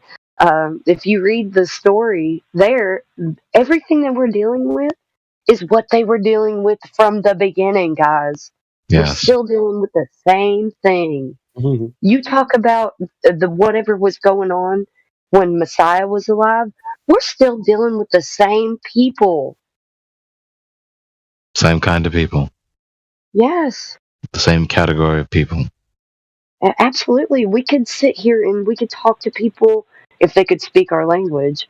We could talk to them and we would have the same conversations as what we're dealing with today. Yep. So that's how I addressed. That's how I addressed shady notes. Whatever is the most sensitive part, then if you're willing, I will touch it. And when I touch it, then by the grace of the God, name of Yahushua, I can shine a light to you that will light your path unto the door, which is Yahushua, into the sheepfold of the Good Shepherd. You're amazing, Gregory. I just want to commend you. Not only are you a light in the world to those who don't subscribe to the right worldview, you're a light in the world to us too. So. Hey man, that was a heavy trip, man. That was heavy. I'm gonna have to smoke. I guess I can speak for myself, but that was good. it doesn't matter where you are. When you're a light in the world, you are a light in the world. You can't hide that underneath. You don't put that under your bed. You don't put that under your nightstand. You put that up top and you let it shine. Thank you, sister. Likewise. Hey, I'm not that good. You're way better than I am. You guys put up with me and Helio. Shit. I love you guys. Look, I love you guys. You have things about you that are shining the goodness too. Like I'm never going to. I just have to give credit where credit's due, man. You all are. This is why I'm here. You all are lights. Yeah, that's why I'm here too. Shine bright. For sure. That's why I'm here. Everybody contributes a little bit here and there. I Wow. love your What are we simple talking approach, about? Flat Earth Professor Dude. You're like, hey man, you can go out there and you can check it out. We Well, live on Earth. we You can live go on out there Earth. and you can check it We out. can check it out. Exactly. It's not. It's not that hard to check it out. Good morning, good evening, good afternoon, and good night to you all. Y'all bless you. Hey, that's from the Truman Show, or Truman movie show, right? Mm-hmm. I mean, 24 hours. Someone's over there, someone's over there, someone's over here, someone's over here. Might as well get them all. Hey, did you see the flat Earth with the dome over it in that movie? Did you see that one? Yes, I did. Yeah, you betcha. I thought that was interesting. That's all I'm saying. I'm not like but I kind of took my time tonight to go and there is check a out lot that of new animated show on Netflix that Janae was talking about today. Yeah. And you don't have to stay here, Gregory. It is, good enough. You don't. Good night, y'all. Blessings. Blessings. I watched that garbage and saw how they depicted flat earthers in that garbage show. It's called Deep State, or no, Inside Job. Inside Job. Okay. And it's an animated show on Netflix. And it's like, do we even have Netflix anymore? I don't know, because I haven't watched Netflix in I don't know how long. And apparently my husband still pays for a subscription to Netflix, but we don't watch it ever. But he just has a bunch of people that do use his Netflix and give him subscriptions to other things. It's kind of like a barter and trade thing. And so I went on there and I watched what Janae was talking about. I know I say Janae, but that's how she, put her name on here. So yeah, I know it's Jenny. She's great. Anyways, I went on there and I watched that freaking episode, and I'm so mad how they depicted flat earthers because we're nothing like that. And her dad, or the main character's dad, is the one who created the flat earthers. He just fed them nonsense in the show and made a bunch of flat earthers, and they hijacked a yacht and made them go to the edge. And she was like, Hollow Earth is real.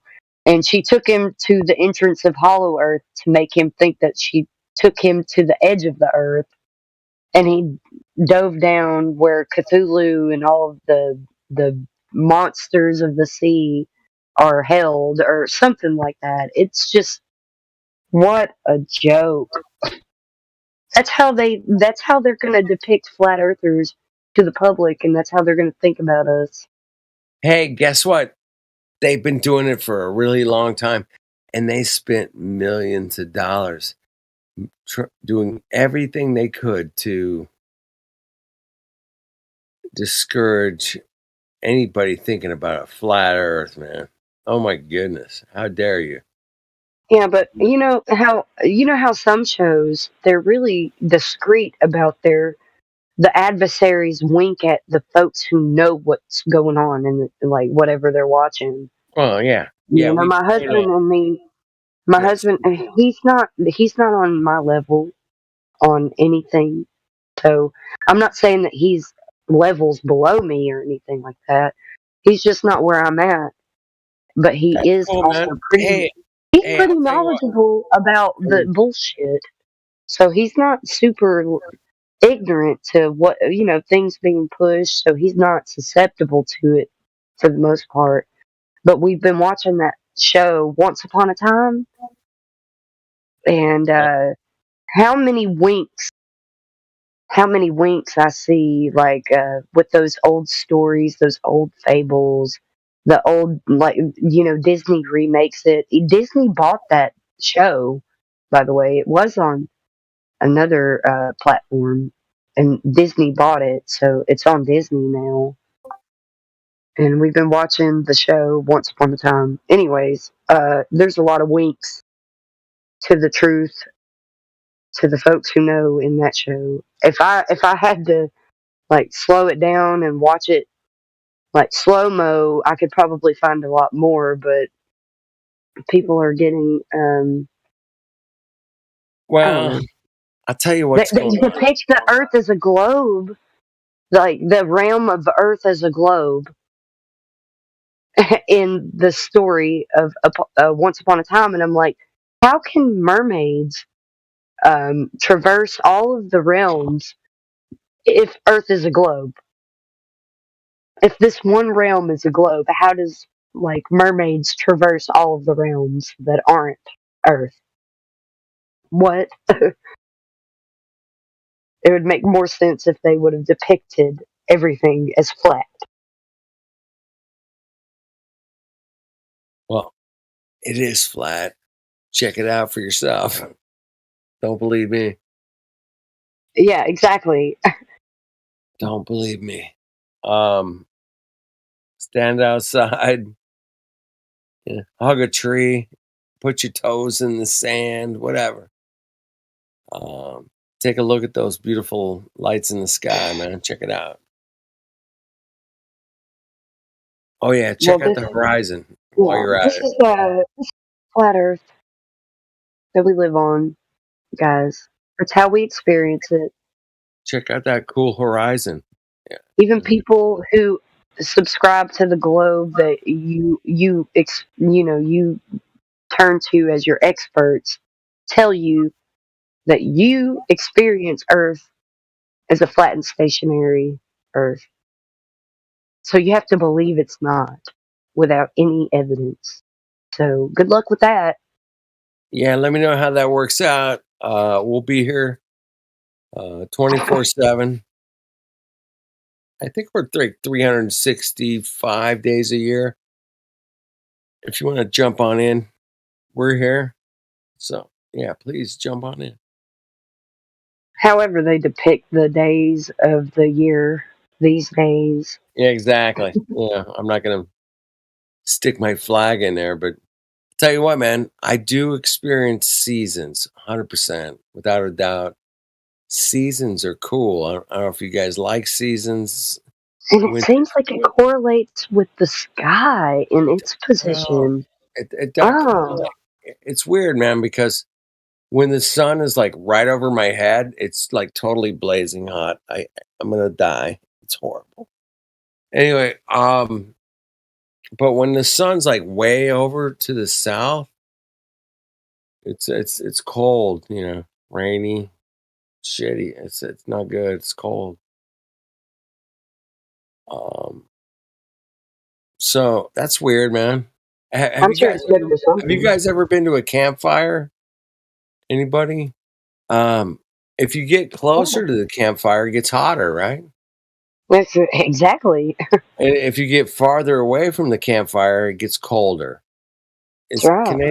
Can anybody disprove me on this point here? And reconcile that with the globe. Exactly. Yes. That's the where I was globe. going, yeah. The globe proves this is wrong. Reconcile that with your spinny fucking shooting space sun. Come on. We're shooting around the sun, but the sun is shooting through outer space at 500,000. Oh, fuck, it's crazy. Well, I can tell you why you're wrong.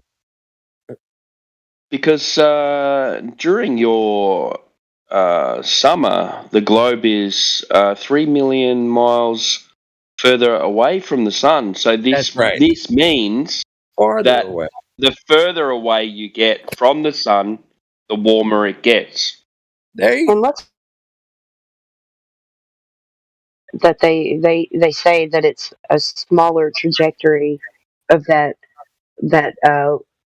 it's not necessarily an infinity sign because it's bigger on one side, like that doesn't make sense with seasons. Exactly. It doesn't make sense. Now, wait a minute. Right now, I know that Timbo's getting farther away from the sun. And it's getting I'm getting closer, aren't I? No, yeah, poor Timbo. That's right. You're getting closer to the sun and it's getting colder. And it's getting colder. Wow, that's weird. Now I'm getting closer to the sun. No, now. actually, so in the south it works as it should, Oh, no, but wait. in the I'm north getting it works I'm- opposite. Dude, it's the same here, man. I'm getting farther away from the sun, and it's getting hotter. Yeah, exactly. Because it's supposed to be but anyways, our axial tilt, our rotation, It's the and tilt. all of that. It's ridiculous, is what it is. The tilt totally explains it. A couple of 1,000-mile tilt. I mean, come on.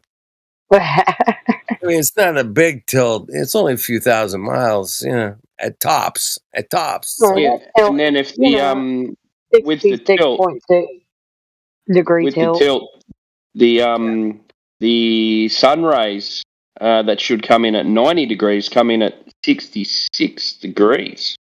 There you go. And that is your direct sunlight. Oh man, all those sixes. I wonder what that alludes to. That's an interesting number. Mhm. Yep. The tilt. You calculate the number of the beast. Oh. It says that. It says that in some book that I read. I love a good tilt. I don't know about you guys, man, but I love good tilts. I mean, It doesn't say to find the number. It says to calculate it. Some book. I can't remember what book it is.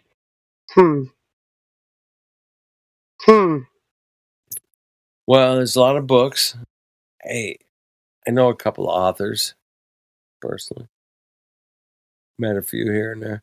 Hey, writing a book's interesting concept, man. I like it. Keep it up.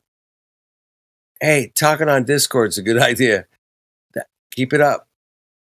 Yeah, that's cool. It's kind of like writing a book. You guys wrote a book tonight. I guarantee it. I really enjoy being here with you guys. I appreciate you. It's late for me. I know it's not as late for you, but it's 2:27 in the morning for me. Good night. I need to go to bed. I'm probably not going to go to bed. Drink some coffee. It's my suggestion. Water, coffee, both. Oh, Bear Pelagic, he told me he was going to send me some coffee. What you got there, Timbo? Timbo. He's upside down right now. Hold on. Have a look. Have a look at those. Have a look at those degrees that the sun angle comes in on. Take a peek there. Where'd you get that from? Just on the internet. I'm a Google Earther. You're a Google head or a TikTok brain? Okay. Hey, TikTok is talking about some flat Earth recently, anyways. I think. Hey, I don't have TikTok. I've heard some stories. There's some really well-known flat earthers on TikTok. Hundreds of thousands of subscribers. You know what's the best? Coming off of work and eating some cantaloupe, blueberries, and strawberries with some of that, cream in a can, the whipped cream. Ooh. It's awesome. Where do you get strawberries at this early in April? Oh, the Midwest. Brazil. Yeah, they're at Walmart. they're at Walmart. I get that, but where? Where do they grow, man? In Mexico, eh? Mexico, man. I like going to my local farmer's market for, all of my vegetables and fruits and honey. Man, honey. You can ferment garlic cloves in honey for about a month, and that is the best medicine for anything, guys. You just got to do it right. You got to burp the jar every day and flip it upside down, make sure that all getting in that honey, and you'll see that honey gets more liquidy. I mean, please stop taking any kind of over-the-counter medicine and take like bites of some garlic cloves that are fermented in raw, Some uncut honey, man, do it. Be careful with that word there, Flatsy. You said something else What? then. What did I say? You said uncunt. Okay, yeah, probably because I was trying to say uncut honey. My bad. You know those put some you know those little French onions called shallots? Yes. Light some of them up Yeah. and put that in there too. So all those garlic and onions are anti-parasitic. Yes, onions or garlic or both can be Both. added. Yeah. And Yeah. the onion will give it a nice sweetness as well. Not that it needs to be any sweeter, but Well, it'll give it that a different sweetness. Harsh. Yeah. You know how garlic can be kind of harsh, like eaten straight, but once you ferment it in that raw, uncut, local, hopefully you're doing local because it has all of your allergens that you would have to do with. Pollens. Local. Yeah, pollen, whatever. Local. Yeah, we grow heaps of garlic here. It's got Australian garlic. It's purple. you can grow your own garlic. It's super easy to grow your own garlic. It's not hard. Actually, it grows like probably the best. Hey, can you if guys you hear me? start at this time of year. Yeah, go ahead. Sorry. I use echo cancellation. For some reason, I was lighting up for no reason at all. So I put on my echo cancellation on Discord. Do I sound different or the same? Clear. You sound clear. Okay. I just messed with some settings and hopefully I didn't mess things up. That's why I was checking with you guys. No, it sounds really good. Not too loud? No. Okay. Well, not on my headphones anyway. Is there any Globers in this late at night over here? Nah. Get some occasional ones, don't you? I'm always What hopeful. time do... So you guys normally get guys in the morning, yeah? It's when I'm sleeping. Or snoring. Well, for you, but it's late in the day for me. I'm at work usually. That's when it starts heating up. Usually. It's been a bit quiet the last month? Yeah. Goes in cycles, doesn't it? Nothing to write home about. I mean, dogs are gods would have been someone to have a conversation with. But you actually talked to him before, Timbo, or is this like the second encounter with him? That's the third time I've spoken to him. The first time he threatened me, remember? He was going, "Where do you live? Where do you live, Timbo? Where do you live?" I think that's dogs with God or dogs are gods. Yeah, that was on an alternate account. So that's him. He's back. Mm-hmm. Oh, Yeah. I know who that guy is then. I remember that guy. Yes, because I remember him threatening. Oh, he don't like you, man. He don't like you. No, he hates me. That's why I like talking to him. Rude. Timbo, you get a high off of that, don't you? You love that. Yeah, loves it. He hates That's a me, guilty and pleasure. I pissed him off so much that he wants to find me. You know, it's so stupid. That's so a I'll little just go guilty and piss him off even more. Hey, but you got some flat Earth homies down there, so don't feel alone. Nah. Some people I got, eat chocolate. Some people eat chocolate bonbons.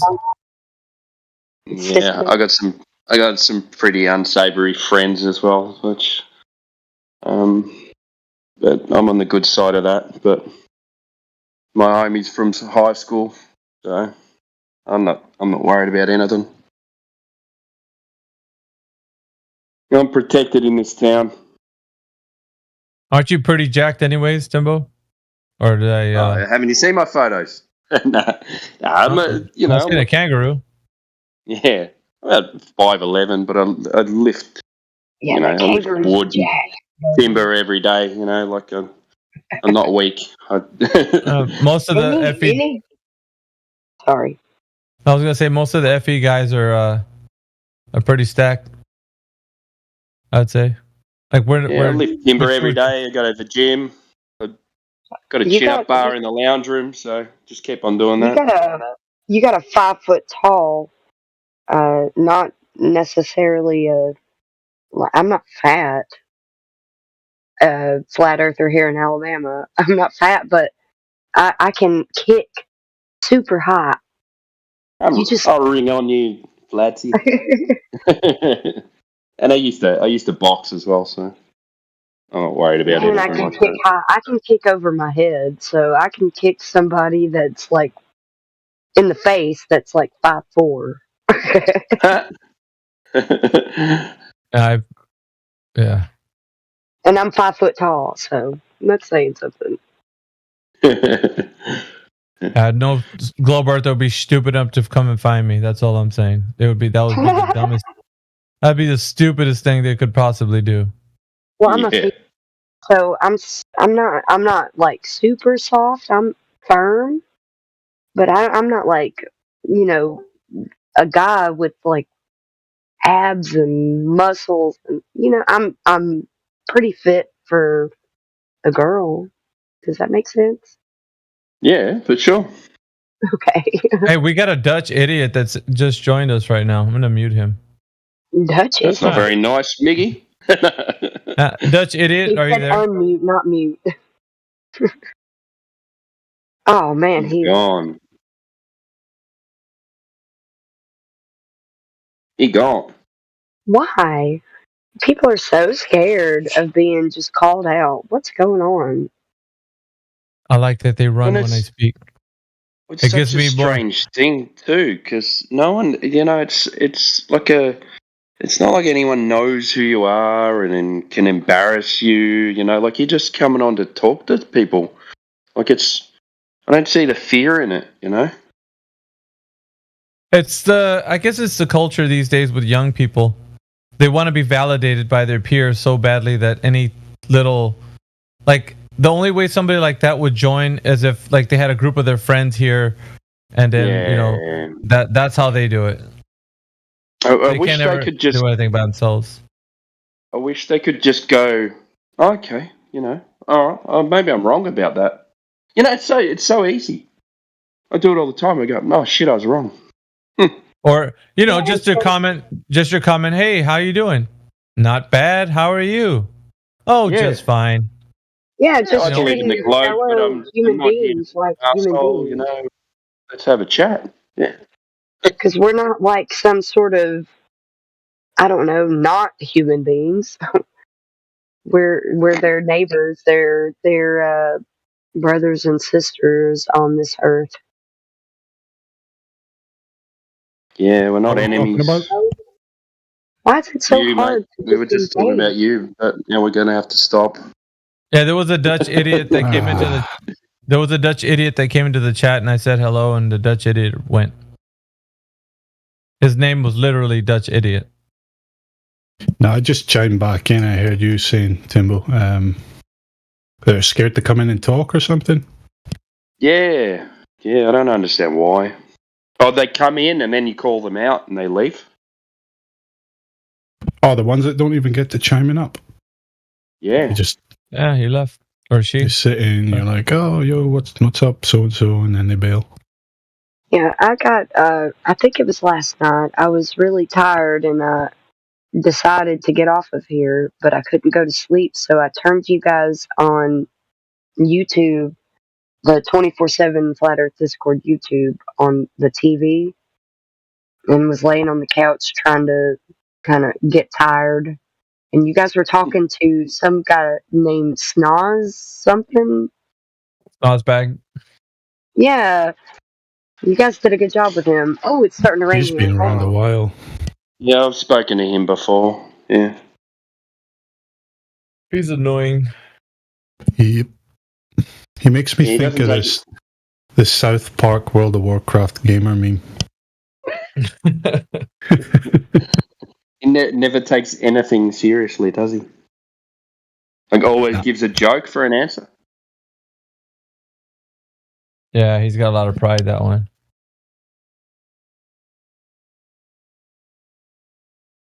I thought you would, when you said Snoz, I thought, well, who's that other guy? Ziggy Spaz. They balanced an egg on the equator. I balanced an egg. You don't believe him, Tim? No, this guy was really southern, so I don't think that we're talking about the same guy. I think It's it late was at night. Snoz. No, that's a different guy. No, Snozbag Yeah, this guy. and Ziggy Spaz are different, yeah. Yeah, this guy that Mickey or Mayhem was talking to, he was also talking to Martov and Heretic last night.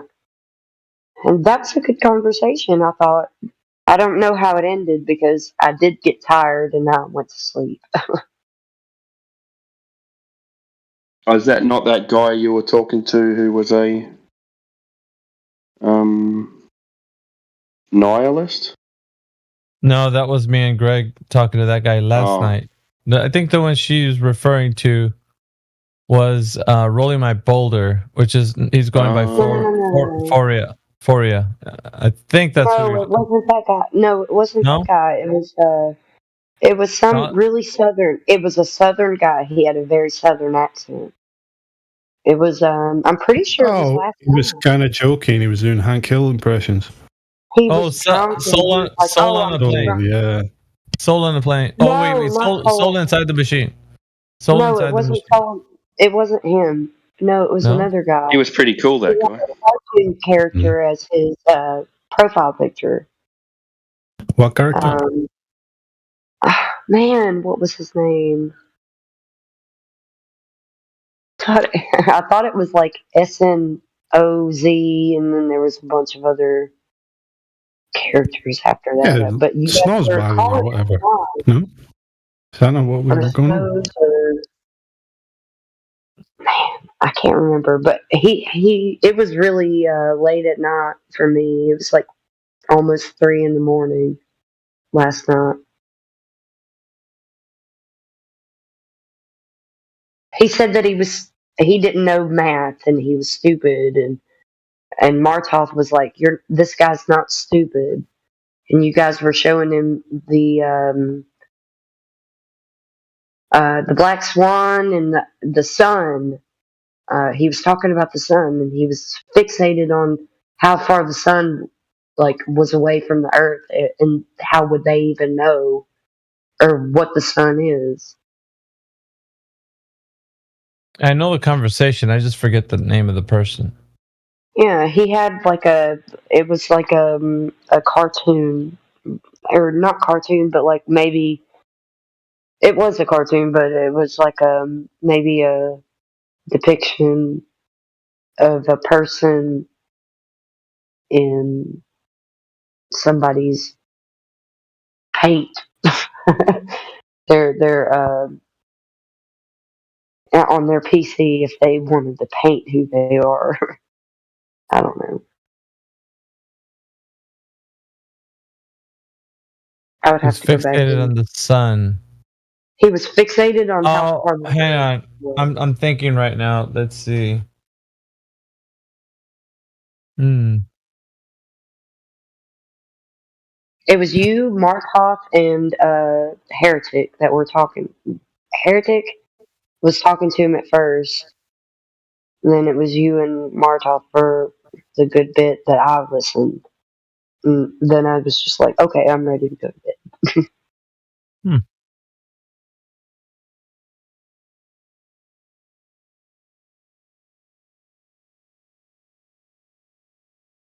I just remember, Mayhem, you were telling him like you're not gonna be able to come fully to any side because you're so fixated on the fact That's Nosbag.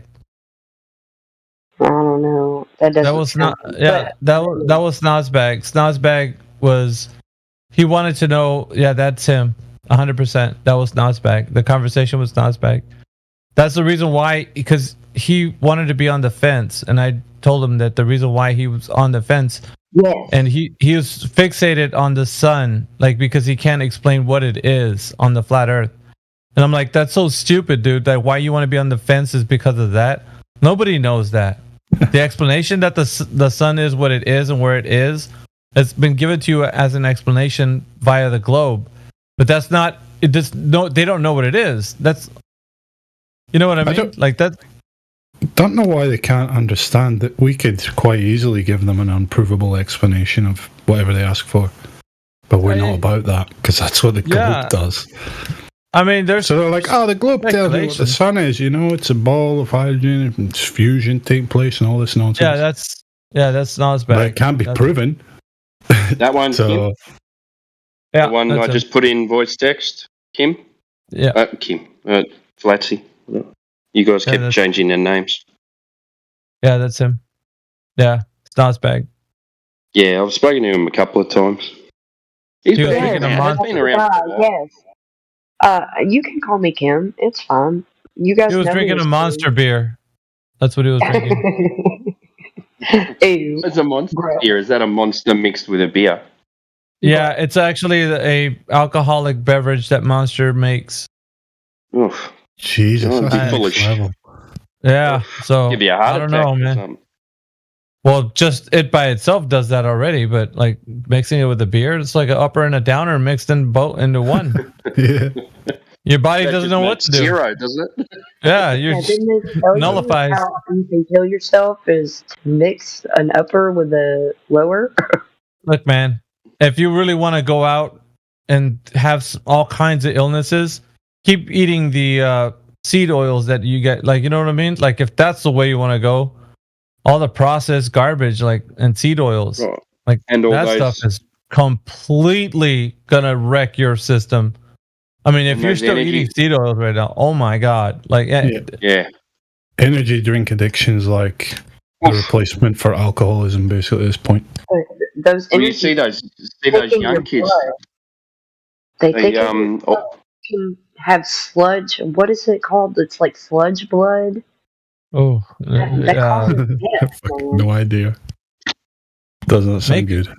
May cause death. Like, no, there's a lot of stuff, man. Like, I don't know. Like, Yeah, well, just high fructose corn syrup in those drinks with like stuff that makes your heart beat faster, like guarana and things You like can that. appeal What to are you doing? Deuteronomy and Leviticus for what is considered food and oil. Okay, that stuff- depicts it pretty well. that stuff is like a witch's brew of stuff in there, man. You know, Yeah. like Eye of Newt and shit. Like, you know, lizard tails. And you just put anything in there. Smelly sock of Exactly what I granddad. think about. That's exactly what I think about when I think about of modern day medicine. I'm like, replace the lab coats with those pointy like black hats, and that's what it is. yeah, exactly. Like you It's can just an you can evolution absolutely equate that to the witch's cauldrons and- brew. Yeah, cauldrons instead of beakers and like test tubes and whatnot. Yeah, that's what ODD's Pharmakia series goes over. But I'm not going to go more into it. Yeah, But I'm just saying, man. Like, is that Jordan Peterson now? He looks wrecked, bro. What's up with that? Yeah, he woke up. Kind of. I'd Half be woke up. careful. I'd be careful What? with that Jordan Peterson guy. What obvious? What did you say? Oh, he went through a big awakening, but not really a correct one. He looked like he's wrecked, bro. Like he just aged like 100 years in like 4. Like I remember seeing him, and it's like now. Is that what he looks like right now? I don't know. Maybe it's just my eyes or something. Because I didn't see him look that. He looks like a 90-year-old man. Like, is that not what I'm saying? That's stress for you, man. That's like pure. I don't know, stress man. running through the veins. Like I know, yeah, he's a big brain too, but like I would be careful. No, with it's him, not stress from his intelligence. It's stress from he took a stand against all the, latest agendas, and the whole world just came down upon him. Pushed in the, but And he's still being is. pushed in the algorithm. So I would be very wary of what he has to say, guys. Please. What is Yeah, I don't care. It sounds for him much. pretty. He's It's got a like, few good it's pieces of wrapped up in basic a advice for pretty young people, but that's beautiful about it. bow. But you have to be careful with what's pushed in the algorithm. And now he's a part of Daily Wire. And I know for a fact that Daily Wire is a What the heck is narrative Daily Wire? driven platform. Daily Wire is where like what's his name? And Candace Owens, It's a right wing kind of journal place. yeah, exactly. He's aligned with them now. So I'd be very careful about the narrative that he's pushing because it's dressed up in a nice bow to appeal I to think people Matt that are awake. Walsh and Yeah, that Matt little Walsh. Jewish guy. Candace Owens and what's the Jewish guy's name? Matt Walsh. The little What's his guy. name? Oh, No, he's not little, but what's his name? He sounds little when he talks. You know the guy What that is it, argues man? that Annoying like face, man. What's his name though? That's one S. Shapiro. Ben Shapiro. Or Ben Shapiro. Shapiro. Yeah, Ben Shapiro. Yeah, he's aligned with all of them now, so they're narrative driven, and they act like they're being suppressed, but they're not. They're being pushed in the algorithms. Well, what's the content of their message? Like, is it evil? Is it evil? Be careful Clean up your bedroom. with what they are pushing. Right, but here's It the looks like, the like bottom. it's nice, but All it's right, not. Right, that sounds like a claim, though. Is it? Is it? It evil? is. It's a claim. I'm going to go ahead and tell you right now that I bought a subscription to Daily Wire, and they were pushing this narrative about Elon Musk, and I was speaking out against them, like advocating for him, because I knew that the Earth was flat, and and they censored my comments, even though I was paying for the subscription to them to not censor me.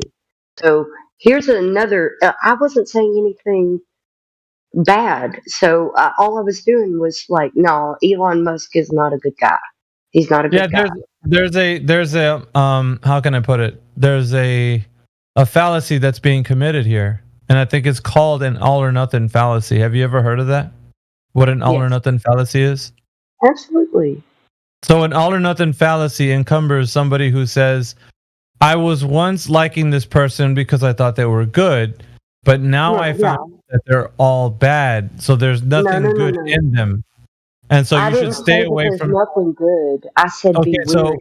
Like, be careful about what you listen to. Right, Like, so when it comes to it. if somebody's listening to this person, right, and they say something that's out of context, like they were saying a message of like, you know, I don't know, be aware of like certain types of agendas or whatever, like current agendas, right, like in society.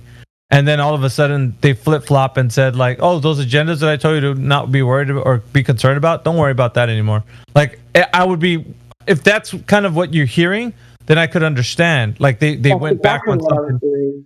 Okay, so is there something that he went back on specifically that you could state that, oh, he said this one thing, now he's saying this other thing? Which one? This guy. Jordan Peters? Yeah, Jordan. Okay, yes, okay. Okay. He was advocating for, you know, words having meanings, right?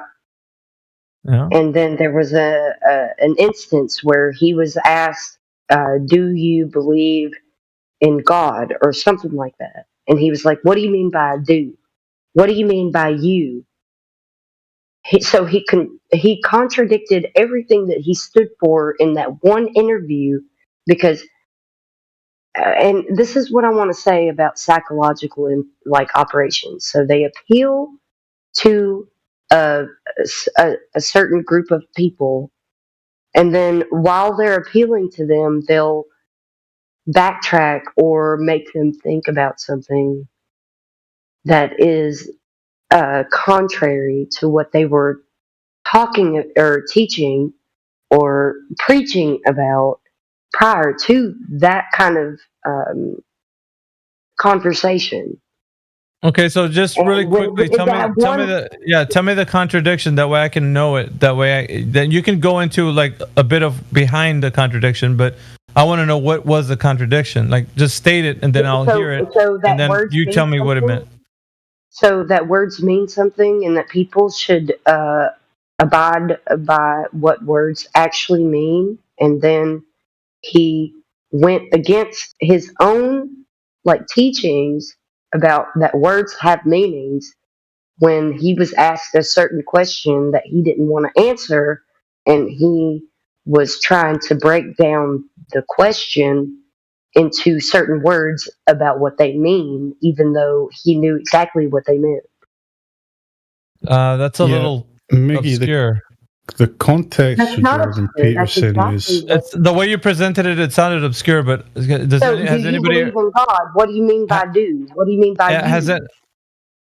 That's what he Well, did. I don't know who was who he was having the conversation with. So that somebody could have been trying to make it. Somebody could have been trying to put him into a corner or something. I don't know, like the context of the conversation, but it sounded Just like. be careful about who is.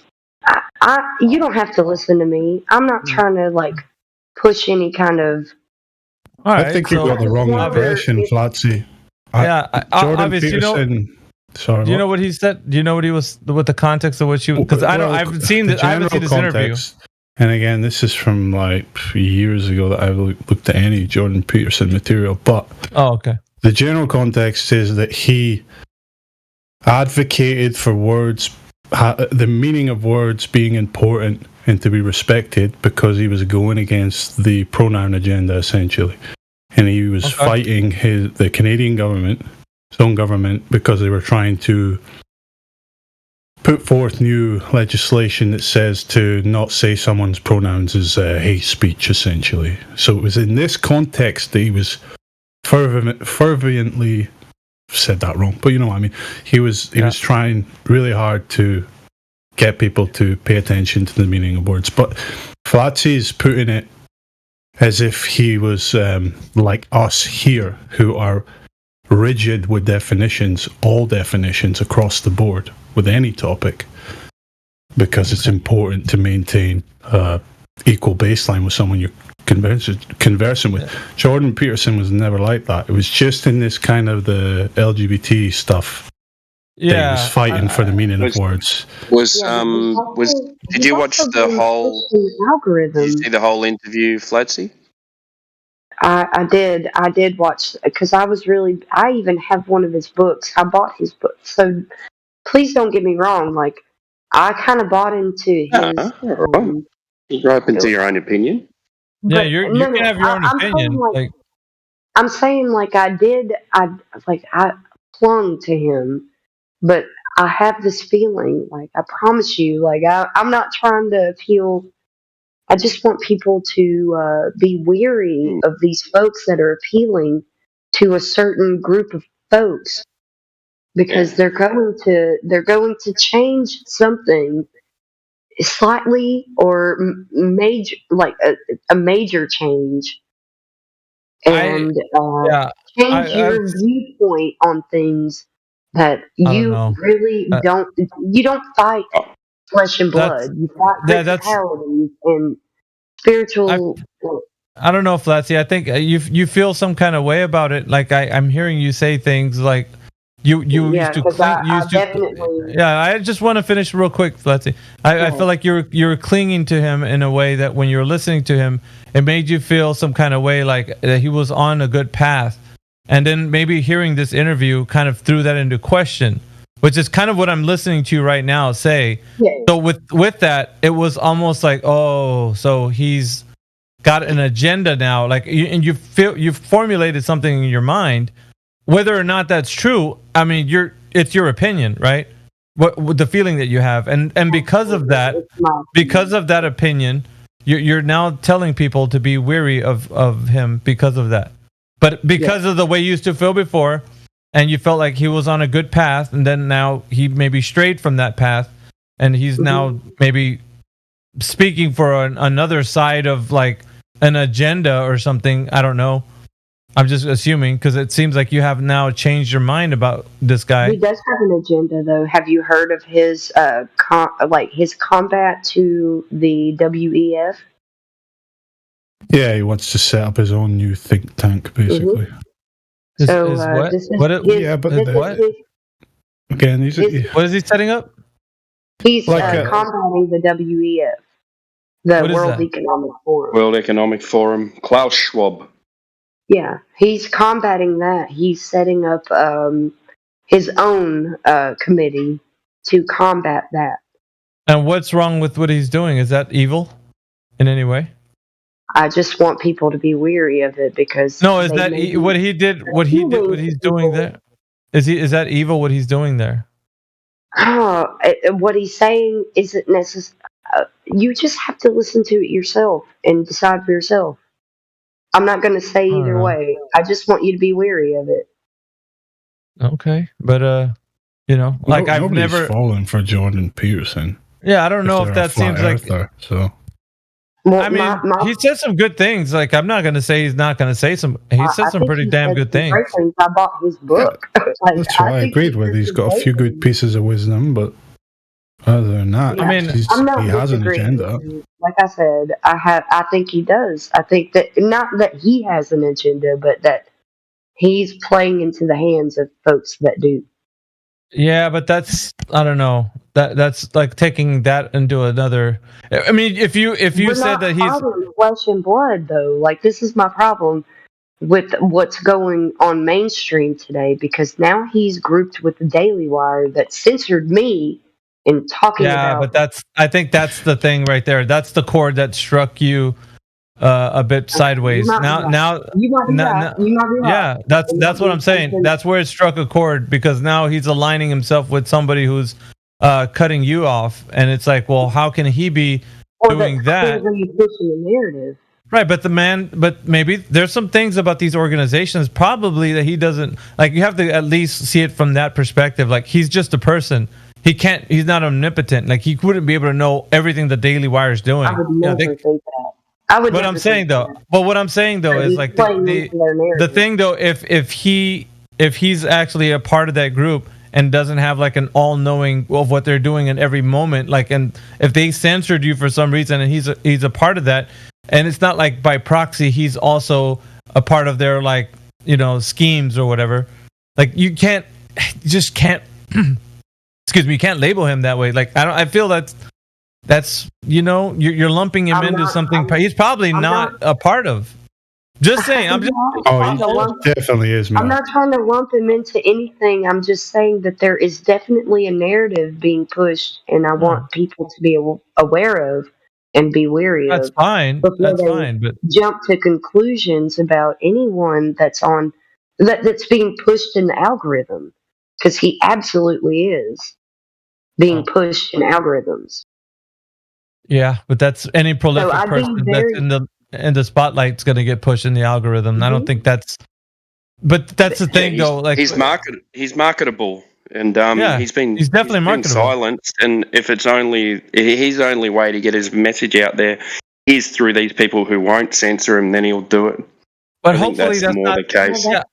Hopefully that's not the message when people start getting into a place, if they are doing that good, doing good in the world, and they're prolific and people know who they are, and then you're gonna always have the Flatsy Kleins and the Mayhems and the Obvious It Bees talking about them on the other side, like having their own opinions about who they are, but what they're standing up for should be the only thing that is important, right? Because it doesn't matter like what we think, because we're not those people, right? But whatever they're dealing with. Operation Paperclip. And you know that Tucker Carlson, what is his name? Tucker Carlson. Yeah, but they're talking heads. That Tucker Carlson's different. Okay, but he appeals to a certain group of folks on the news, and he will say things to appeal to them for a period of time, and then he'll insert something that's all right. So here's the thing. Let me just lay some truth down here.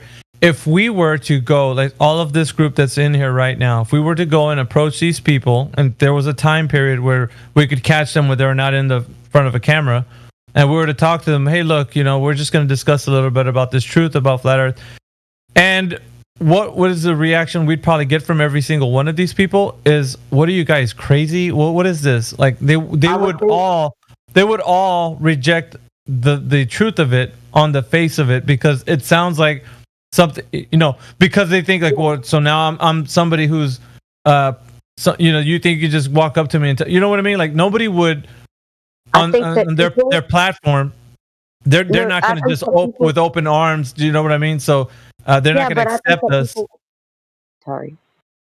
What I'm saying, Flatsy, is like these guys, whatever thing they're running right now, the agenda that whatever they're pushing, if we were to approach them and we're thinking that because we have a good message to speak to the people, and these guys are they hold a platform that perhaps, and they sound logical, right? Because they're based, right?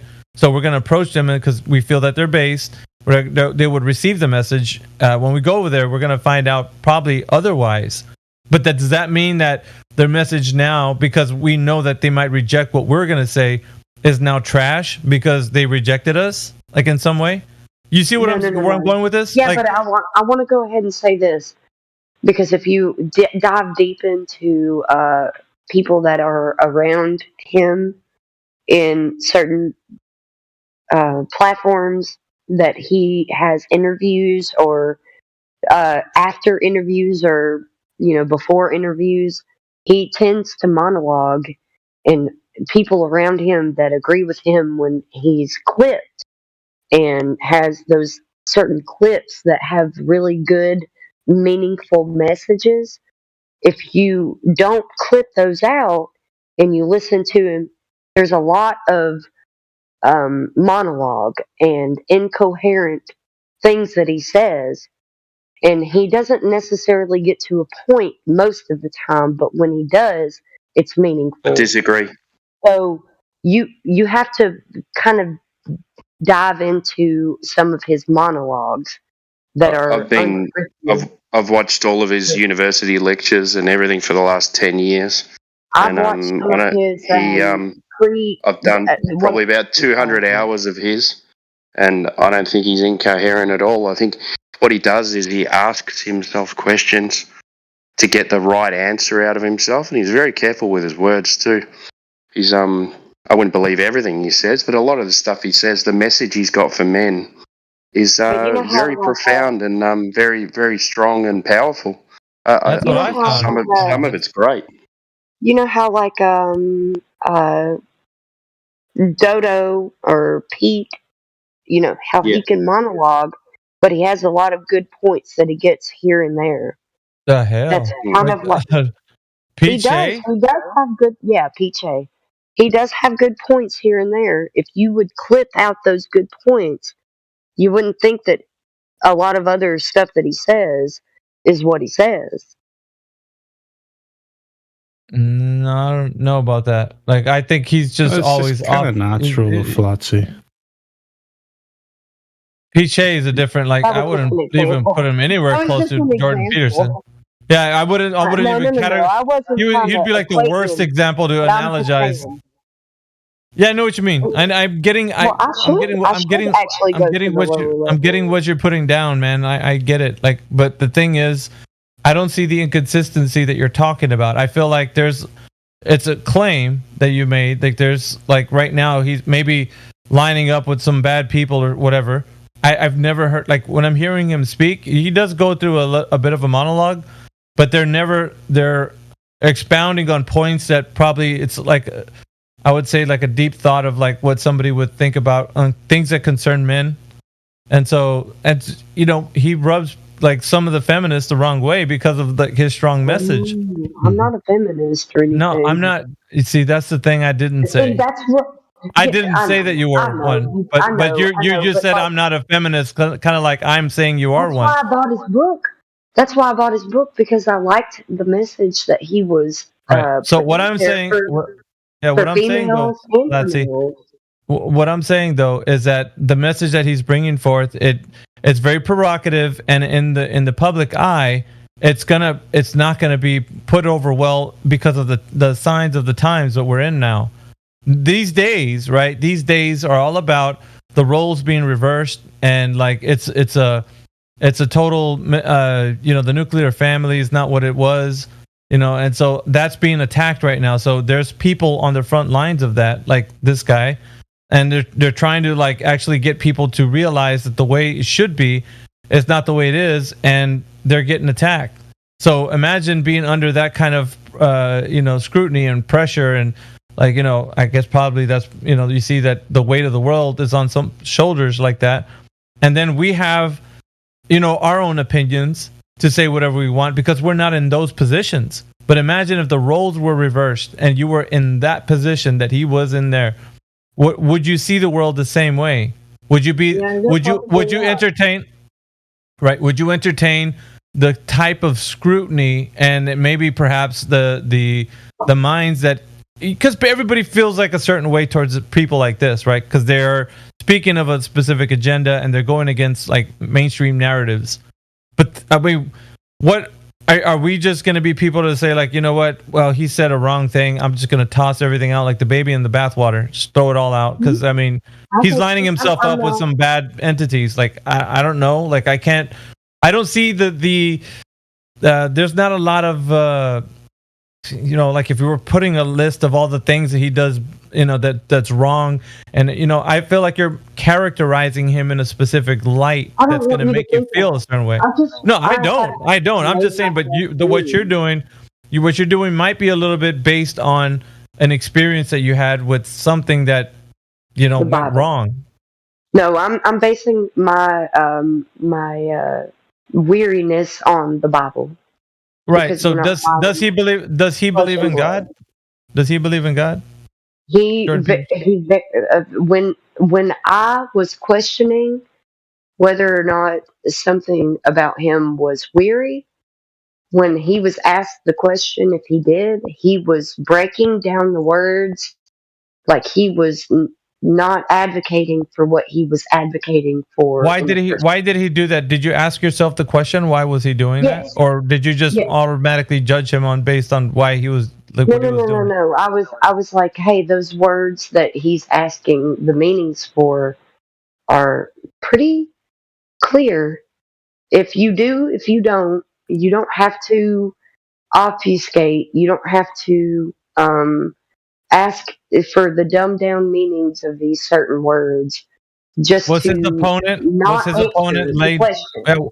opponent laying traps for him that he was trying to avoid? Yeah, did you see that? Thinking. Are they trying to pigeonhole him like they do in here? You go back and you can decide whether or not he was. This is the vibe that I got, and maybe you get a different vibe.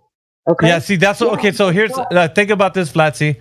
People listen to you, all of us in here, when these globers come in here, and it's a bit of sophistry, but they pigeonhole people to actually paint them in a specific light. So this is a very dangerous thing for people that come in here, and what they'll try to do that to you in here, these globers, right? Some of the more cunning globers, these sophists, they'll try to kind of like, they try to put people like us, and they'll paint us in a light, like if we didn't say these things, but they want to make it sound to the audience like, well, this is the only thing you can say. Like, so they're trying to paint it to the audience like you have to hear it this way. So when he's not answering them, possibly you are getting like he's being a bit dodgy and he's not getting to the point. Why is he not getting to the point? But see, he's actually avoiding certain trigger words that they want him to say, possibly. And I'm only going based on because I haven't seen it, but knowing him, he's like 2 steps ahead of what they're trying to do. So he's not going to fall for their tricks. And so you're taking it like he's avoiding when he's actually not doing it for specific reasons, because he knows that if he says something that they want him to say, it's kind of like a gotcha. And that's what they're trying to do. But if you don't see that, just like in here, you're going to mislabel people. Like you're going to be like, well, why aren't they, why are these guys not telling the glober like certain things they want to know? Because sometimes the glober, the sophist, they're trying to like reverse something that they're saying to make it sound like the person that they're speaking to is saying something that they're really not. So just be aware that these are the like debate tactics that happen within a discussion such as the ones that he's always in. He's always like debating somebody. So there's always like there's always tactics when you're listening to him. But if you start to get a mindset of like, well, this is all because he's dodgy and avoiding and he's not really coming forward and and being forthcoming, like I think then you start to label him in your own mind like, okay, I'm gonna write this guy off because he's just not gonna answer the question. I didn't do that though. Like, I didn't just write him off when that Well, happened. it sounds that way to me. With the way you're Yeah, of claiming, course. Because now right? that It I've sounds come that to the way. conclusion to be weary, it See? sounds like I've written him off because of Yeah. that. But these are just the examples that I'm giving you, leading up to my own Which is revelation. fine. I mean, you could feel the way you do, but like, Right? No, I'm not I've had an saying. experience. I've had an I'm just experience listening asking you to him. guys to like scrutinize it a little bit more Yeah, than but I've just had an being like, experience. oh yeah, you know, Let's see, but just scrutinize it my just a little bit personal, more. yeah, you keep saying that, but I'm saying my experience with him has always been listening to whatever he says and always taking it with a grain of salt. And if it does have an impact, that's because it's true. Like to me, if it had no impact, I'm like, well, that doesn't really. It's not something that we all need to abide by. This man has brought me to tears. I'm not going to discredit him in that realm. I'm just saying to scrutinize it just like you scrutinize anything. Please don't just blindly follow anything that anybody says.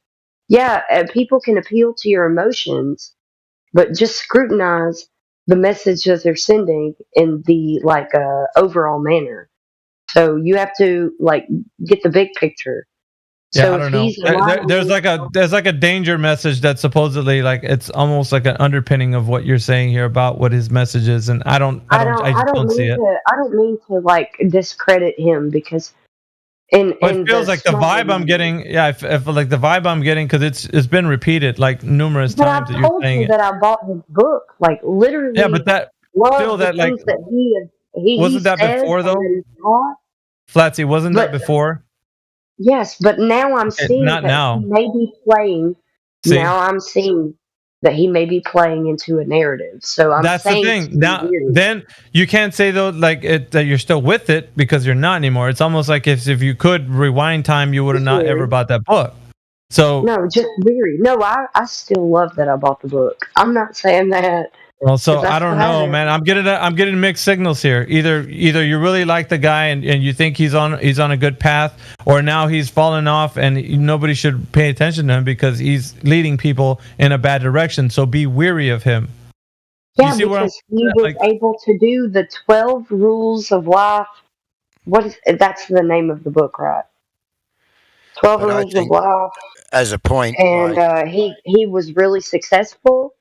A lot of people got behind him, so he did another book, and now he's still like progressing, and he's catching the overall fame of being who he is.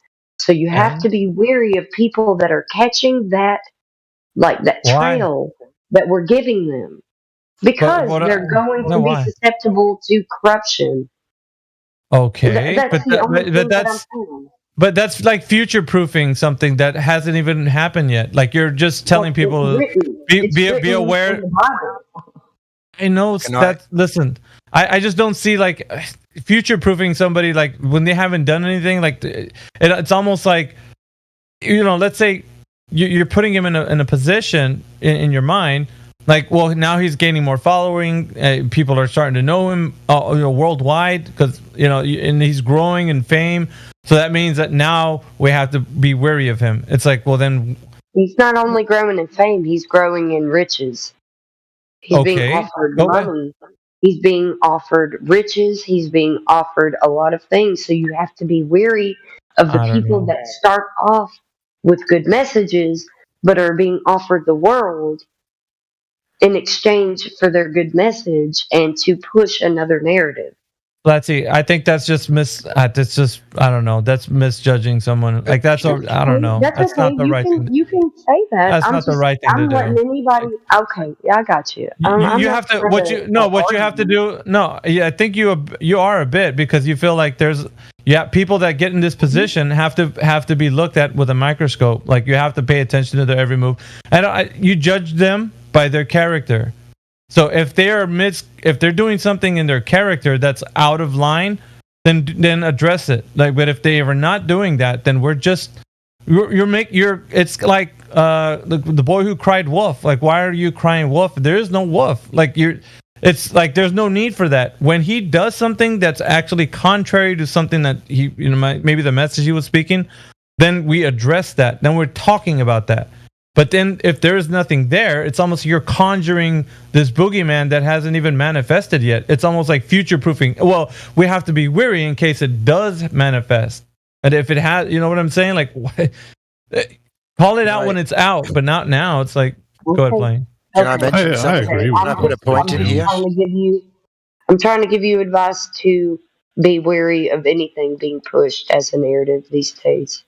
So if you don't want to listen to my advice, that's fine. If you want to discard it, that's fine. I don't think it's anything though. It's Jordan Peterson's message. It's Jordan Peterson's message, not everything though, Flatsy. Yeah, That's the thing. but I'm saying like we're both flat earthers and he isn't. Well, that's still. Fighting about it? It was not fighting. Like it's really clarifying a point, perhaps a misconception. But Flying, go ahead.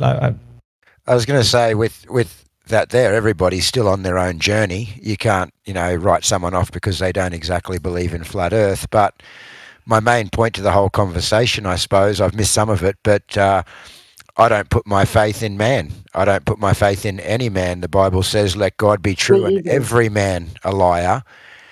And there's things that we can get from everybody. So, yes, I might read Jordan Peterson. I might watch his shows or his podcasts or whatever he does. I will always scrutinize what he says. If he says something that I think is wrong or that I don't agree with, I won't write off his whole message because there is always something that you can learn. You've got to have discernment. Agreed. But I wouldn't put my whole faith into somebody to the point where I think you said you were crying at one stage from what he was saying, or it was, it was affecting you emotionally that much. Yeah. I wouldn't allow myself to have that much faith in people to get that attached in the beginning. I was very much in my journey for truth at that point. Yeah. And another example I'd give of that is maybe that Andrew Tate guy. He's doing a lot for young men. He has got a good message in some instances, but then the way that he portrays himself with money and cars and women and that type of stuff is definitely not a good portrayal to young men. So you need to have some discernment and take what you can. He's a total snake. That's right, but you will still get some sort of good message if you have discernment and you don't listen to all of it, I suppose you would say. You hear what he's talking about and that's not quite on the money, but then there's other things that he may say that may help. You've just got to have that discernment. There's Whisperjack in the VC Verified down below, guys. If you guys want to engage, he's unmuted. Yeah, he's got 3 points, participant. I guess what I just want to leave with is kind of Flying High's perspective on things, and I think that's all there really is to it. I don't think anybody here who's a critical thinker would be somebody who's going to be taking anything that Flying High said. Yeah, he said everything perfectly. So, yeah, people make up their own minds anyway. So, but for me, I've never heard him say anything kind of like out of line. But then again, I haven't heard everything that he said. So, that being said, I think what Flatsy's getting at is why is he being allowed to still say it, basically? Because he has risen high enough in notoriety that he's kind of hit that barrier where you get the knock on the door and you either sign this contract or your life goes to pot. Or sexual allegations start popping up in the news and all this type of nonsense. This typical ways they tear. I still don't know what he said was so controversial. I mean, it just sounds like because he didn't agree. He didn't agree to saying like they were asking him if you believe in God or something, and he said, "Who are you? Like, what does it define you or something like?" I don't know. That's Jordan Peterson after I bought his book and subscribed to him and listened to him as long as I did, and the things that were lining up weren't actually. It didn't match. That's very obscure. What you just said. Because I learned about flat Earth in the middle of it, so you have to at least consider the fact that I used flat Earth as the skeleton key to understand what is being pushed as a narrative and what isn't. I think Obvious does have a bit of a point, though, because we do see that, in this mainstream media that is controlled, at a certain point, if you become so popular, are you part of their narrative? Are you, what do they call it? I forget the name for it now. Yeah, controlled opposition. Yeah. I have doubts with that with Alex Jones. I know a lot of the things he says comes right, but I do believe that he's controlled opposition. So I have a We've question already for the saw group. it happen. For the Joe group. Rogan does is the perfect everybody? example. Yeah. Joe Rogan, but okay. So all or nothing fallacy. Does everybody who becomes somebody already? No. Do we have to write them off? But they We also don't have to write them off, but we have to get. No, very I meant critical of what like they're doing. because that's a different answer than what I heard. What I heard was once they start gaining fame and popularity, we got to start paying a closer attention to these people. That's what I'm hearing. That's my my point is that we should be paying attention from the beginning. We should never be getting that into it from the start and putting all our faith in them. But yes, I do agree to a certain point, from what I've seen and my own experiences, and it may be an all or nothing fallacy, but when you do get to a certain point, you are sort of part of their system or you are deleted. That's you get an offer. I got deleted. I got deleted. But that's the part that I'm talking about here with this whole thing. It's like, so then it is an all or nothing fallacy. Well, I'll still listen to Alex Jones because, again, I still get good points and I see what's going on. Do I believe that he's 100% on our side the way that he makes out? No. But again, if you've got that discernment and you listen to what he says, there's points that you can learn from. So what is the affirmation that the persons that we're looking into are compromised? What is the affirmation of that? That Their the persons that we're notoriety level. So that's their reach. the only. Their reach. How many minds can they influence in the world? So would that be the benchmark? That would be the benchmark to you, obviously, mine for somebody to be personally, compromised? It's mine personally. It doesn't have to be. All right. Let's put it in context. One of us becomes a prolific flat earther, and we gain 10 million views on YouTube. Are we automatically snakes now because of such things? No, but you're. Well, that's the same guy. That's the same mindset that. Well, I never said you were automatically snakes. I said a few minutes before that when a person reaches a certain level of influence in the world, then you have to pay closer attention to what might be going on. See, that's the thing. That's what Flatsy was saying earlier, and it sounds like now you're saying that as well. Obvious. So do you guys I originally agreed with Flatsy saying that Jordan Peterson has been he's still given platforms. No, I don't know if he's been compromised, but she would think so. She thinks he's compromised. I do. I think with Alex Jones, I can't prove that he's compromised, but I can't prove that. The things that I've seen, the evidence, things like I don't know if you guys know much about it, but I'm pretty into gematria. There's a lot of things that line up with the gematria with him. I do believe in all that stuff, whether that's occurring naturally or whether that's being played out on us. I couldn't tell you. I think it happens both ways. But then, some of his stories, he was talking a lot about Australia during the last few years, and what he was reporting was not what was happening in Australia. And he's got his documents on his desk saying, and I've got this document right here in front of me, and it's stating this. This is what's occurring. And then I'm sitting here going, no, that's not occurring at all. You're way off the mark. Yeah, see, that's what I'm talking about. That's exactly what I'm saying. Yeah, but I gotta say, hold on, Flatsy. That'd be the discernment then, and actually looking into it for yourself. I still get good information, but I use my discernment on what I believe, that to be true, and I always go and check everything. It's not that I don't listen anymore, and it's not that I wouldn't listen to Jordan Peterson. I don't know anything really about Jordan Peterson. That's why I'm using Alex Jones as an example, but I don't write him off. Let's just say for a moment that Alex Jones is controlled opposition, right? Totally controlled by the establishment, and we know that for a fact. We know that they've used Alex Jones to give that portrayal of conspiracy theorists just being these angry lunatic fucking people, and they just kind of spew out whatever without fact checking, essentially, or making sure what they're saying is true in any way.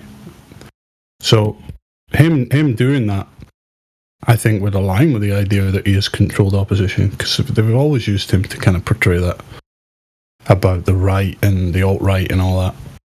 Well, there's certainly hallmarks for somebody that is, right? We would all agree on that, isn't there? When somebody is already playing that... The passion, maybe, yeah. No, I meant like actual facts that are misconstrued and turned into, like, you know, sensational hit pieces.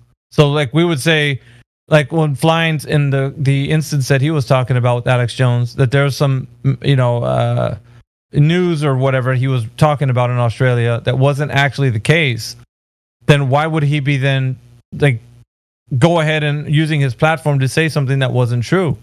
When Flying would say that... Because I do think Alex Jones has controlled opposition, and that's their agenda with him. No, I know. Give a bad portrayal. Well, that's what I'm saying, though. Yeah, so what I'm saying, though, is, like, just based on what he's saying, the facts are, he's not telling the truth. Right? That's what we would agree with, because Flying would be like, well, I'm confirming that I know what's happening in my local area, and that's just not the case, what he's reporting. So that, just like, and we can use Joe Rogan as another person, right? On the one hand, he was speaking, you know, against, you know, the establishment, and he was talking all about, you know, how space is, you know, whatever, there was the moon landings and whatnot. And the next moment, you know, he gets a lot of fame and popularity. He's talking about, like, nah, remember all that stuff I said? No, they did go to space. And, like, then you know there's something there, right? That change that is going against what they were previously saying, which then becomes a contradiction. That's what I was telling Flatsy in the very beginning with Jordan Peterson. So that is flying in the face of their previous message. Which then you see the other thing that's connected to that is that now they're gaining a lot of fame and popularity being that kind of character. Whereas before, they were maybe, you know, kind of gaining some popularity being who they were, but they didn't jump into that fast forward mainstream until they were renouncing certain things or actually sounding like they were contradicting their first messages, you know. So, like, that's what I'm saying. Alex Jones, Joe Rogan, whoever we want to put, any prolific person that we want to put into that category. That's what I'm saying. That's how you know. It's not just, well, they said a message and they were just kind of being a bit dodgy. Like, it's like, no, they outright said, no, I don't believe that anymore. Like, I am completely against that. That is 100% not what I want. And when you start hearing that, yes, I agree with you. That's the reason to look at somebody saying something against what they were saying before, and I would tell you to be wary of this person at that point, but not before. Like, I can't do that. Like, if he maybe, you know, wasn't saying something one thing, or there's a media group that he's a part of that is against people who are flat earthers or whatever, like, that's not enough. You have to actually know the content of the message has to be so blatantly against his previous message, like, that was good, you know, that made us listen to these people.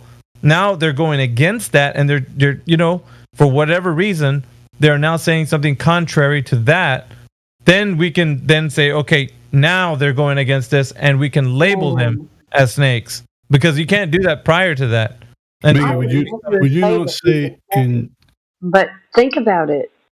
Think about what you're saying. So, I do. Okay. That's the reason why I'm saying we're all critical thinkers in here, and the only way that we're going to get to the bottom of this, and especially if we're not that person, right? I'm not Jordan Peterson, or I'm not Alex Jones. Like, think about you. We can be. Yeah, I know. But what I'm saying is, none of us can divine their thoughts and, like, all this. But what we can see is their actions that they take in public. So whenever they come out and say things contrary to their message, that's how well, now I'm going to judge you because you were saying one thing over here, and now you turned around and you got all this fame and you're saying it differently now, like opposite of what you were saying before. That's how I do it. Like, because they're, then, you know, it's like in Joe Rogan's case, I would say in Joe Rogan's case, it was much more important for the establishment that he roll back on his ideas regarding space and the moon landings, because we know the globe is their crown jewel deception. Yeah, but So it was so this kind blatant of idea in that case. isn't It was even very obvious. this kind of idea isn't even injected into the conversation when it comes to Daily Wire. So if you talk about anything Daily Wire, hey, the Earth is not a globe, they're gonna suppress anything that you say and censor it. Well, that's a lot to do with just I'm telling you from experience. mostly social media platforms will already do that. Like I would say, Okay, they but all I'm have telling you the. from experience from a paid. I paid for this subscription. But that doesn't matter. It's not though, like Patsy. Okay, well, I get you because I don't pay for YouTube. I don't pay for anything. I don't have social media. So I'm like, hey, I paid for this subscription to Daily Wire and they're censoring me. What the fuck is up with I'm sorry for my language. I think you're being a What bit is up naive with here, that? Flappy. I think you're being a bit naive here with this. That is messed up that I would have to be censored on a platform that I pay for. But it's a private. But it's a mainstream platform. media platform, isn't I it? don't care. Like I pay for it. I pay for them to So they don't care that you pay for it. They don't care. I know. I know that they don't care. I know that they don't care, but I care. I feel like this is Other just people kind of that like pay for it personal outrage, but you're not being realistic about the situation here. I've got to say, if that's the way you feel, you're going to be very angry and disappointed with a lot more things to come. You need to realize. Yeah, you're probably right. I'm not trying to be emotional about it, but if they're letting people pay for their platform and then they censor those people that they let pay for their platform, that's messed up. That's honestly on a paid axis. Welcome to Flat Earth. Welcome to Flat Earth. Yeah, what else can I say? You should have that discernment from the very beginning. You should always be looking into what people are saying. And, I it's didn't the same have with it Flat then. Earth. Even, but I didn't have it then. I didn't have Flat Earth before I subscribed, and then I had it in the middle of subscribing, and then I got censored because of Flat Earth, and so I'm just gonna be very skeptical about everything that's being pushed. Here's the thing: a lot of people that go onto these private platforms, they think that because they're subscribing or they're paying some money or whatever it is, that that supersedes the fact that they can say whatever they want. Like not just you, Flatsy, but there's been a lot of people, like even on Discord, that because they have a Discord, they're now free and clear to say whatever they want, and their platforms have gotten taken down because the terms of service that are put out, like you can't say certain things, right? So like I'll give you an example. Other Flat Earth servers got taken down, and some people are like, well, why did these Flat Earth servers get taken down? They were like, well, they're speaking about Flat Earth things. No, they were speaking of something that was going against the TOS, which were certain things that you can't speak of, right? And there's probably a few things that are ambiguous, but some of the big ones that they'll say, don't make sure you're not saying and doing things on this platform because it's a private platform. In the end, doesn't matter if you pay for Nitro. If you're saying something that's against the terms of service, they're gonna cancel your subscription and probably delete you. Because they have the power to do so. They're a big corporation. They don't need your $15 a month or whatever it is. You know what I mean? Like they are only concerned with growing in the bigger the bigger arena, right? So, and the only way you're going to do that is by keeping to the agendas, whatever the agendas are, and kind of like staying that way. So if they're saying don't talk about the Mexican beer germ, don't talk about the Mexican beer germ, because once you do, that's probably why your server got taken down. It wasn't for speaking of Flat Earth. It was talking about the Mexican beer germ.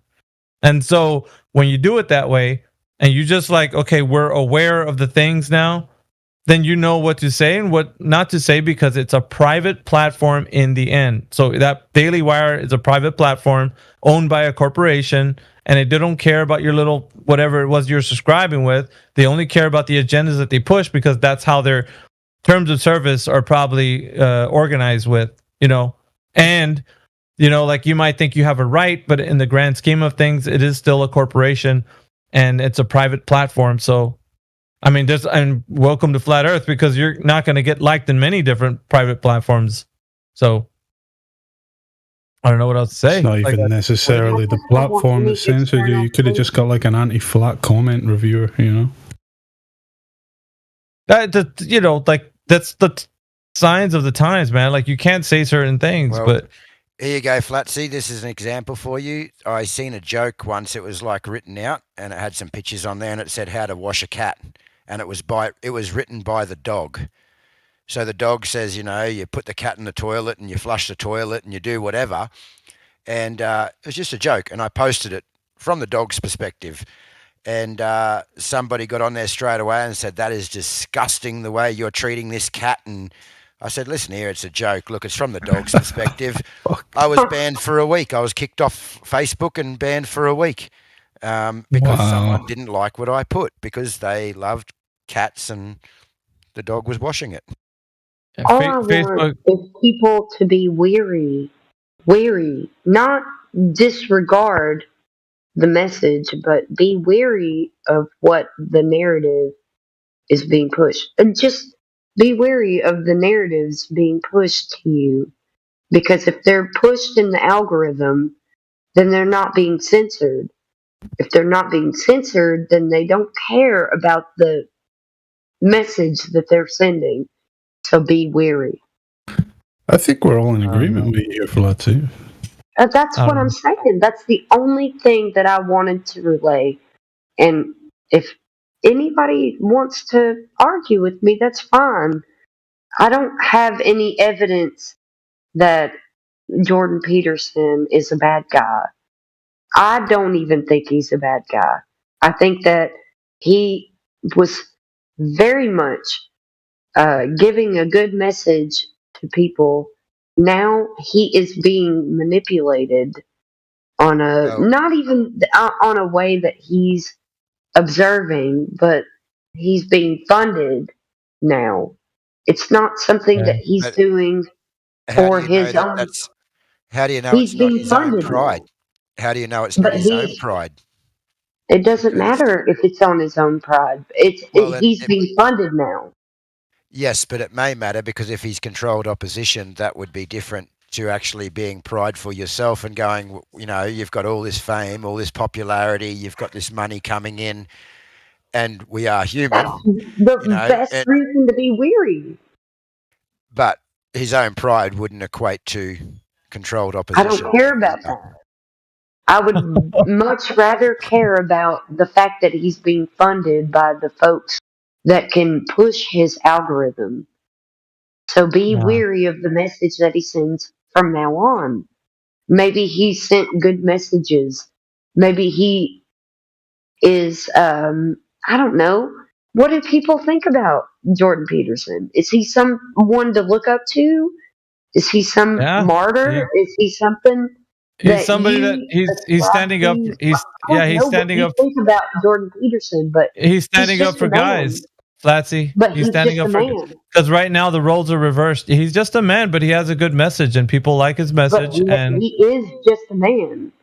He's just a man. I just said that, but people like his message, and some people would want to find out, how to become stronger in their position as a man, and so he does have that good message, so that's fine.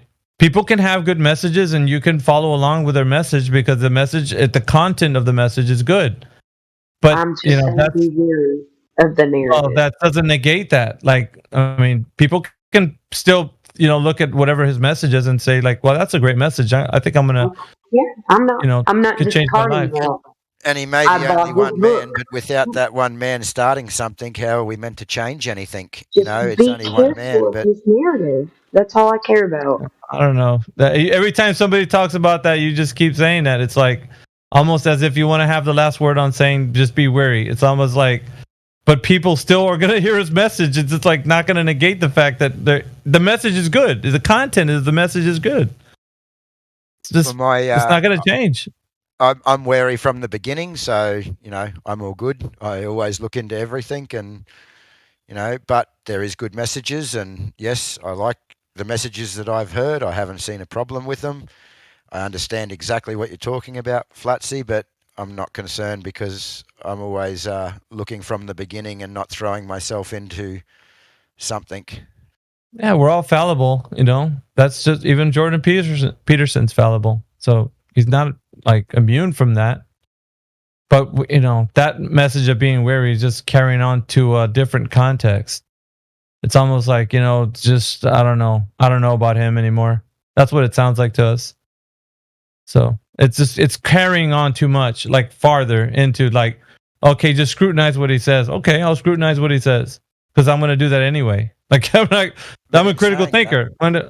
That's what I'm going to do that anyway. So if he is a gatekeeper, these gatekeepers usually tell 95% truth anyway. It's only that very small percent that's a lie that they try to push in there because they can't push that lie without the truth. So that's where the discernment comes in. You'll hear all this great stuff, and then you'll just hear something way off, and you go, "Wow, that didn't. Where did that come from?" That didn't jive with it. Yeah, for sure. I think Peterson is being used as some kind of like pressure relief valve for the growing frustration with the feminism, transgenderism, kind of the attack on masculinity in society. Yeah, there's definitely that. Like he's just idol worship. When people idol worship and look for messiahs, they don't do anything about it themselves. Yeah, they usually follow somebody like that, and then of course, it's just like they're too wrapped up in these people all the time that I can't articulate the things that he says. Like he can say things better than I can, so I'm only trying to lead you down the track that I did, like go down. So if I can't lead you down the path that I went down, or if you equate the path that I went down to something emotional, I can't tell you to believe what I believe. I just want you to be weary of it. I'm not trying to tell you that I know something that you don't. A big thing that I just heard then is that, everybody has this hole inside them, I suppose you could explain it. So I'm not always great at explaining things, but you've got this hole inside you that's for worshipping God.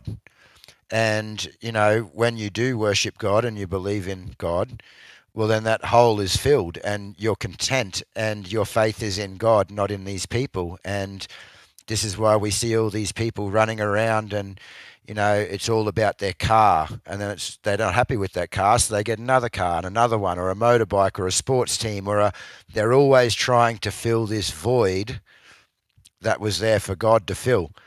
And if you don't have God filling that void and you're putting your faith in people, like these type of people, then yes, they can become your life and they can become, upset you and make you emotional and feel the way you do. So the most important thing is that you have God in your life and you have that discernment. Yeah, but a strong person who has God the center of their focus wouldn't make Jordan Peterson idle. They would just take some of the messages he says that that are very good, and like Helio saying there, and he typed it in the text chat, just general conservative concepts and very well spoken. There's nothing wrong with that. But like if you don't have that to be your fulfillment in your life, God being the center of that, then you could fall emotionally for these guys who are fallible humans. Like that's just everybody. Like not even Jordan Peterson, that's everyone. But you don't make that your focus. I mean, obviously. And that's why people worship these idols, and that's why I'm a good saying, example is. Yeah, go ahead. Fine. I was just saying, I got a mate that he just fills his whole life with cars, and then he does something, he's not happy with it, he sells it, he starts again and again and again, like 10 cars in the last 3 years, and he's just trying to fill that void with something. People worship musicians, people worship, and people say it's not worship, but what is it when Michael Jackson dies and there's thousands of people there crying and clamoring, carrying on, a real traumatic event in their life, Yeah, so they're filling that. They're trying to constantly fill that void, and they're worshiping all the wrong things, and they need God to fill that void. It's more spiritual, I think, and that's probably what you're talking about, Flatsy. It's not so much of the character of Jordan Peterson. It's more of like, where does your heart lie? In the world, where does it lie? Because if you don't have any truth, then you're just like a leaf in the wind. And anything can carry you emotionally and guide you in a specific direction. And so you have to actually, the conversation with these types that you want to reach the message of saying be weary is because people are fallible, right? They're prone to making mistakes and they have their shortcomings and whatever. He's just a person. Like, let's say it that way. So yeah, if you're invested in this guy, you are going to fail. Because every person has their times where they fall. But that's not to say that anybody here who's a critical thinker, who knows the truth, who knows there's a creator, not necessarily like in the biblical context, but who knows there is a creator God, obviously are not going to put their faith in like a person, because they know that there's an overall being that can that will trump anyone. So that's goes without saying in this particular arena. That message probably go for somebody outside of having Flying High's friend. Maybe that's who you would speak to, like, be wary of Jordan Peterson. But it doesn't seem like that's something that is flying in this particular arena. It seems like he's being defended instead of scrutinized. He is, because the thing is anything. Yeah, the thing is, people are people, right? And so if I say Jordan Peterson's trash, don't listen to him.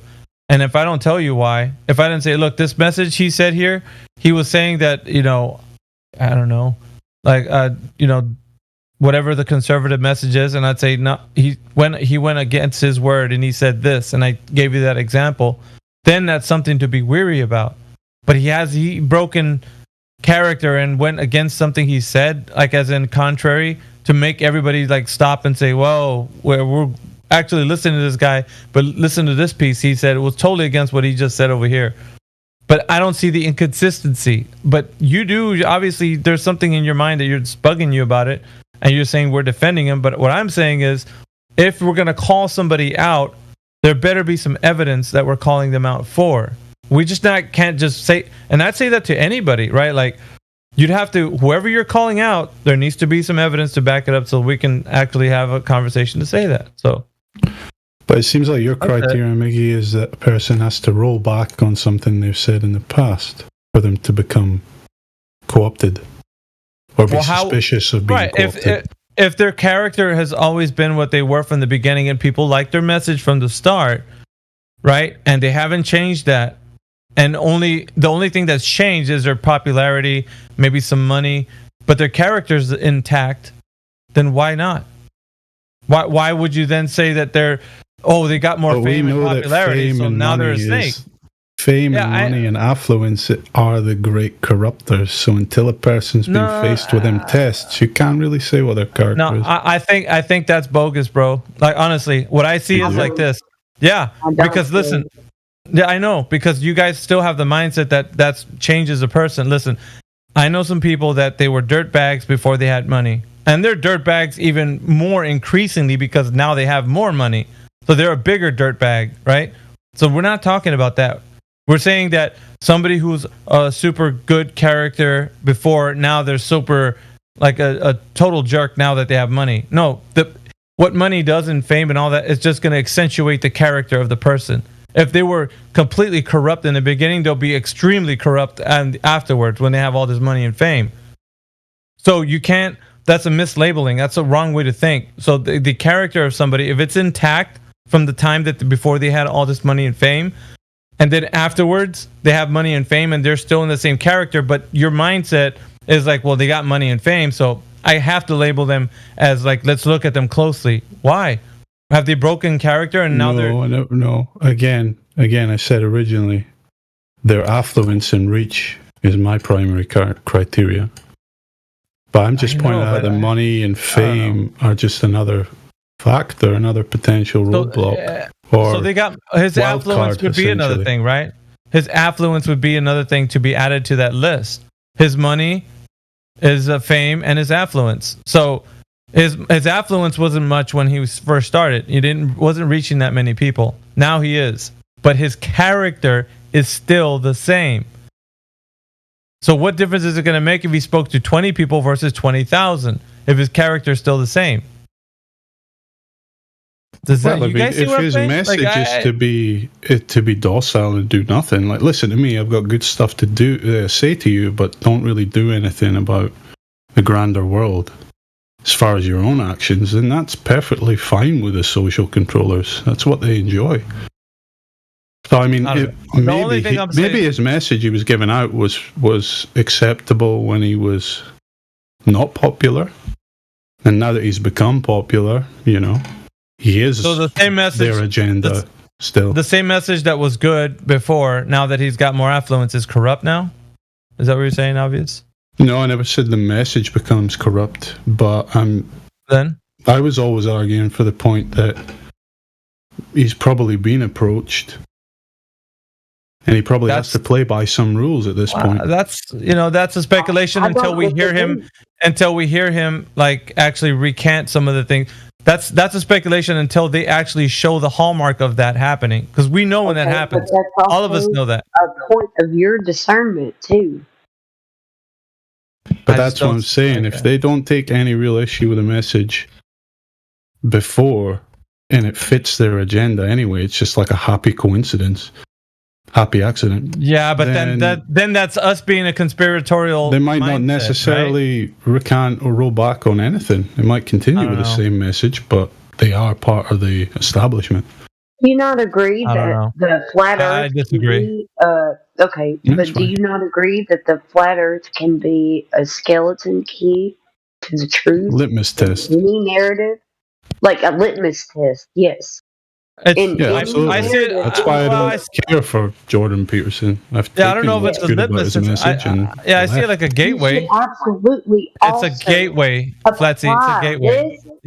You could also apply this. Flatsy. Hello. Can you hear me?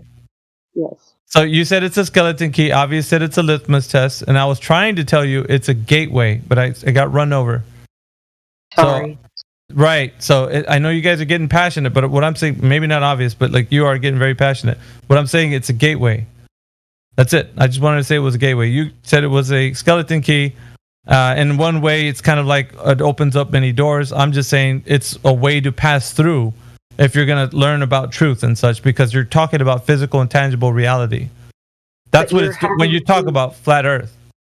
Yeah, but you're having to listen to people on this kind of scale. If they're having a bunch of influence and they're not appealing to this truth, you don't need to be blindly following whatever they're saying. You need to be scrutinizing it instead. Yeah, I believe it's a litmus test in the sense if a person knows the Earth is flat, knows about this whole deception going on, but they're not using their platform in any way to try and open that dialogue, that conversation, then they're not an honest character to me. And you can come back and say, oh, people are, they're tied up with their circumstances, but so what? I won't make any excuse, I won't make excuses for people. That was the old excuse in 2020. People wouldn't quit their jobs because, what will I do without the income and that? It's like, doesn't fucking matter. I wouldn't make excuses for anyone, but what I will say is that has he been approached by anybody telling him the message of flat Earth? Like, I don't know. He absolutely has. Okay. I don't know about that. I don't know about that. I haven't heard anything about flat Earth. No. It's in a very common, like a animated show on Netflix. It's not like these things are like not public. We are very much making a ripple. So if people don't look into it, it's apparent. You I know, know that Flatsy, they but don't. it's a claim to say that he's heard a message already and that he's turned away He's from a it. very learned person. So if you But can, that's if you can take him at his fullest and know that he's a respectable, learned person, then he's looked into it, right? no. But has he heard the message? Yes or no, Flatsy? That's what I like. has. There's too much. Okay, so I think what that's instance? very big speculation. Yeah. Yeah, what she's making a claim, but I'm saying that when and where has that happened? Because I haven't heard of anything like this. If you know about it, You know that Daily Wire has because they've addressed it. Daily That's Wire not the that he's point. subscribed Yeah, but that's to not has Peterson. That's not the point. That's not the point, Flatsy. The point is when we ask the Why is question, that not the point? because has he heard it? Jordan Peterson, has he heard it? Not by proxy, by him directly. Okay. Directly. Okay. Well, I've told him on his platforms. Have you? You told Jordan Peterson directly? Yes, on his platforms. Yes, I have. Has he responded to you? What did he tell you when you had the message? No. On like his personal streams, or Yes, I have. I've addressed him about flat Earth. Have you? isn't his? It wasn't my claim, Flatsy. You're asking me as if it was my claim. It was not my claim. You're the one that claimed that you've spoken to Jordan Peterson. I have. It's your claim. Okay. Isn't his chat box just like the same, like 10,000 odd people commenting at once? It's just a rolling pile of All right. nonsense. And You so don't how did see that? anything. So we're getting into the claim now. So you had a discourse with him, and how did that go? Tell us what he said when you didn't approached him. respond to me. I just told you he didn't respond to me. Did he even see your message though? Yeah. I Did don't he know. see it? I don't know. I responded, or I sent a message to him directly. In a DM? Yes. You DM'd him. Okay. Yes. Do you think maybe he gets like a lot of DMs? He didn't I don't- care listen, about my Oh, now he didn't care. DM. Now you're it sounds like you're divining. I don't know. It's just divining his thoughts or something, like as if he looked at your message and he didn't care, so he didn't go into it. It's almost like That's fine. That's fine. What if he didn't care about it, or he didn't see it because he had a bunch of DMs? right. So we're not telling you like How many DMs did he have that were saying, "Hey, look at flat Earth. Hey, look at flat Earth. I don't Hey, know. Look at Like, flat Earth." I mean, you know what I mean? Like it's as far as like what he's got to do in his message that he's doing that he's talking about. Who knows? I Like don't know. who handles I don't know, that? But I did it. Did you? No, what I'm saying is that's not my claim. I didn't claim that, I don't Flatsy. know, You did. but I'm saying I did, but did you? I don't have anything to do with talking to Jordan Peterson about flat Earth. That's not my claim. I'm asking you. Has he been did. approached? Did you? That was the question. You don't have to flip it to me. It's not my claim. I don't care if he knows about flat Earth or not. Yeah, it's okay, but I don't care. I did try to put it out there. Good for you. But like what I'm telling you is though, there's a lot of assumptions going on here. Like Jordan Peterson ignored my message. Jordan Peterson's not listening to me. Like it's like, how do you know even the message reached him? Like who handles his DMs? Like there's people that actually work for prolific people, right? Obviously, we know this. This is common, right? Knowledge that somebody should have already. Like you're taking a lot to heart with this thing. Like it's as if it's Jordan Peterson, like just totally disregarded flat Earth, or I don't know, like taking it to heart. I realized that very much so. It's passion to you about this, and I realized that he didn't personally like receive my message. So now it's you know that he didn't receive it, but you said earlier he did. No, I didn't. No? He didn't respond to my message. Well, I get that, but I'm saying you're at first saying that he didn't like he ignored you or something. You made it sound like he's ignoring you, and I'm I just did my part in at least like purveying the message.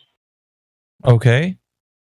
But there was no discourse, as in the message wasn't received, like a dialogue happened, like he's like, okay, what's this all about? And you're like, well, let me just tell you about flat earth. And he opened it, and then he said, you know, why I don't have time for this or whatever. Man, like I'm not saying anything, but what I'm telling you is that when that happens, that's how it's said to be. Like if let's say Obvious was a prolific person, right, and he never received your message, you're gonna write him out because he didn't.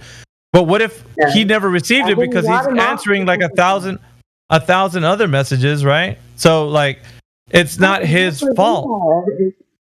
I would never write him off because he didn't like respond to me. Or maybe he didn't even see the message. So it's like, we can't say that he's ever been approached then. So we have to take it like he's never heard the message, even though you supposedly attempted. But he's never like had a discourse with somebody and then maybe disagreed with it, and then we got that on record. You know that I feel like I'm talking to the people that I was arguing with, that I had completely disproved, like evolution with entropy. This is honestly, you just have to just be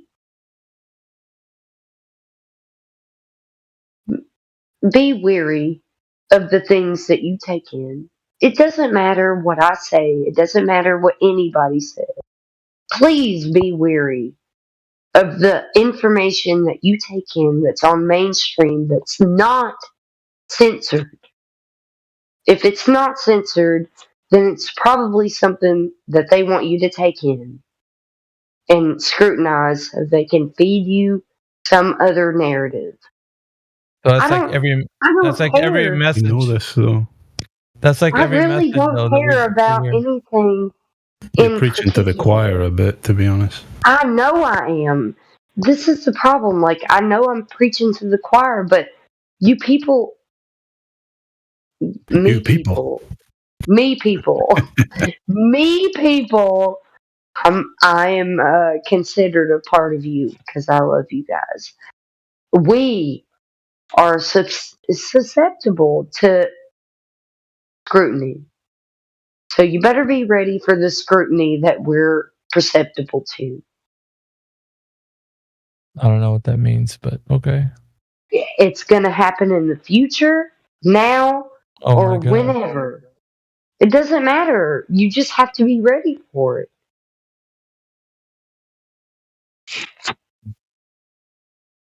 We don't fight against flesh and blood. We're fighting against principalities and spiritual, like, hierarchies and high places. Please don't forget that we're all here in the same position.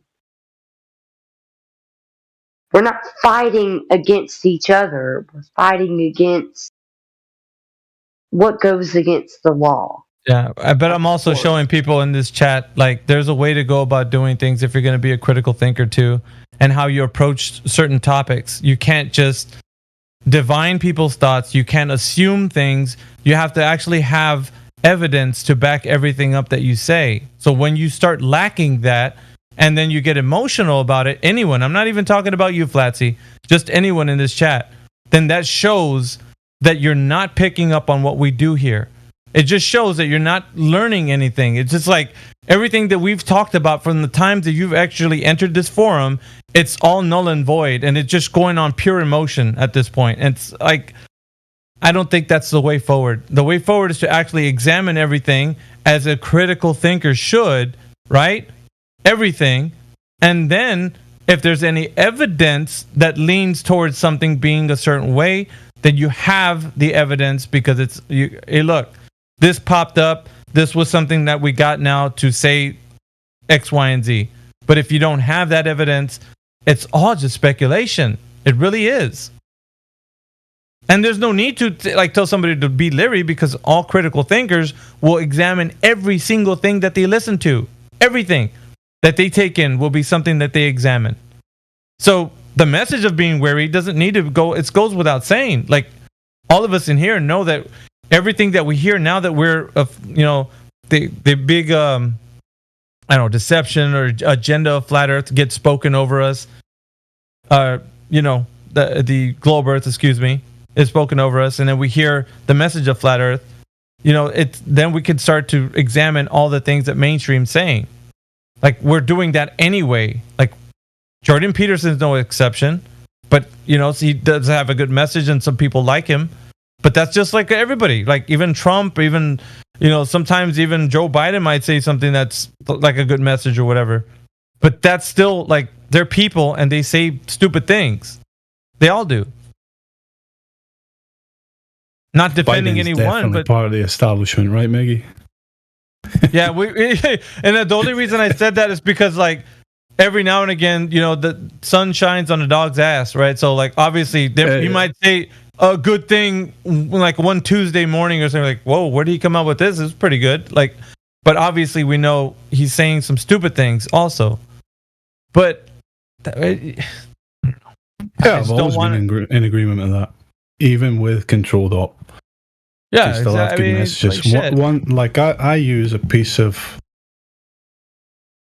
Neil deGrasse Tyson. That is the one, right? Yeah, fuck yeah. How'd you know I was going to go there, man? Bro? Yeah, the like universe is under no obligation to make sense to you. You know. Yeah.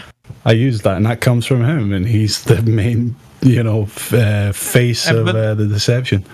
But look, we're not going to gun you down when you say, like, obvious. Come on, dude. You're talking about Neil deGrasse was a controlled op, or not even that. He's just totally against it. For what? Like, I mean, that was a good shit. I mean, let's use that. But the message stands, you know? It's irrelevant of him. Exactly. Because that's why they come in here. They come in here and it's like, fucking, oh, the Earth's flat. You better explain everything to me in the next 10 seconds. It's like, I usually because we don't understand this reality fully because maybe this reality is designed in such a way that we never will. Yeah. And it's under no obligation to make sense to us. But you want to bash people over the head with the guys they look up to. It's like always the case, right? Well, we see curvature from an airplane, or we see it from a mountain, or whatever stupid thing they've been talking about. And you're like, no, this guy says completely opposite to what you guys are saying. And he's from your guys' camp. So, come on. But, yeah. I don't think we ever quoted Joe Biden, so don't use him. He'd be too far out of there, man. He'd be like, what? Joe Biden said that? Shit. It's a pretty fucking long wait between his paragraphs for something sensible to come out. Dude, he messes up. You need to camp out, man, if you're waiting for wisdom out of him. He messes up the shit that they even tell him to read, like, much less something he comes up with. Like, it's going to be profound. Oh, shit. I wonder if they put gobbledygook on the teleprompter, he would say coherent sentences. The opposite. He'd be putting that shit together like hieroglyphics and shit. He'd be like, how the hell did he get this? Freaking. Yeah. He's giving us the theory of existence, man. Bro, I swear one time, and I'm not going to lie, man, I feel like Neil deGrasse Tyson was in our chat. And I spoke to him. Because there was a guy who sounded just like him. He was riding his bike to the laundromat or something stupid thing. Like, I know it might not have been him or whatever, but his voice was just so close to his, like it could have been him. And he was saying almost the same stupid things that Neil deGrasse Tyson would say. I would say it's about maybe, if I was to guess, like 3 years ago. No. About 3 years ago.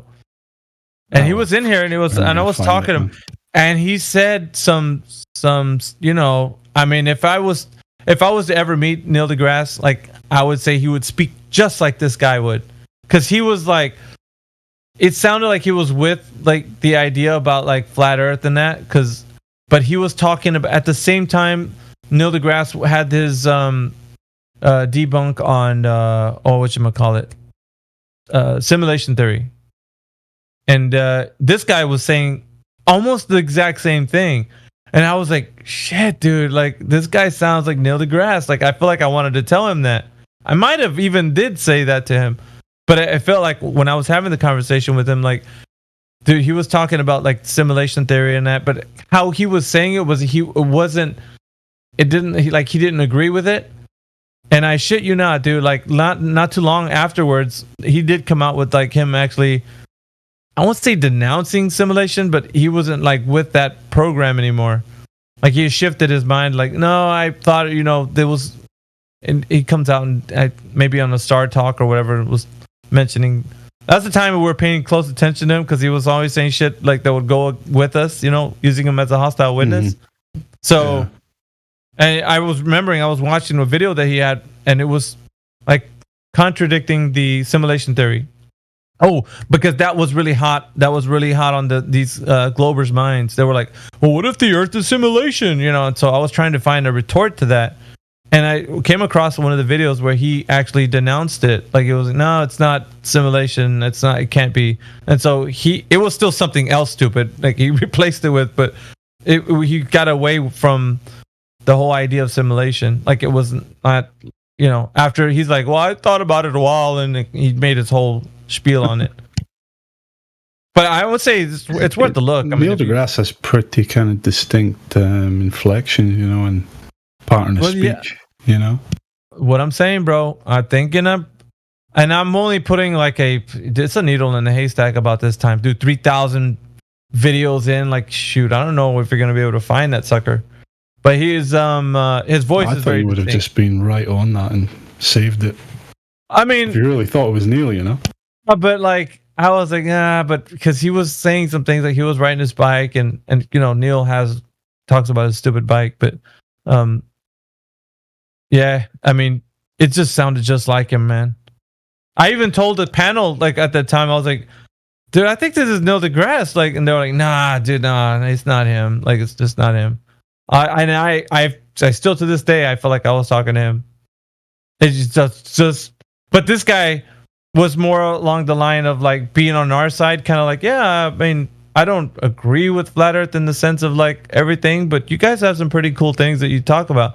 And he had almost the I won't say vernacular, but just the way he carried on, as if like Neil deGrasse was to have a chat with us. That's what I felt like. He, without people knowing who he is, just based on like what he would be saying in there, like he didn't really disagree with us on much, which is kind of like, oh, that's pretty cool, man. Like I forgot what the dude's name was. It was such a long time ago. Anyway, kind of like a Buzz Aldrin moment, just desperate to have a real conversation. I bet, dude. That's what I was thinking.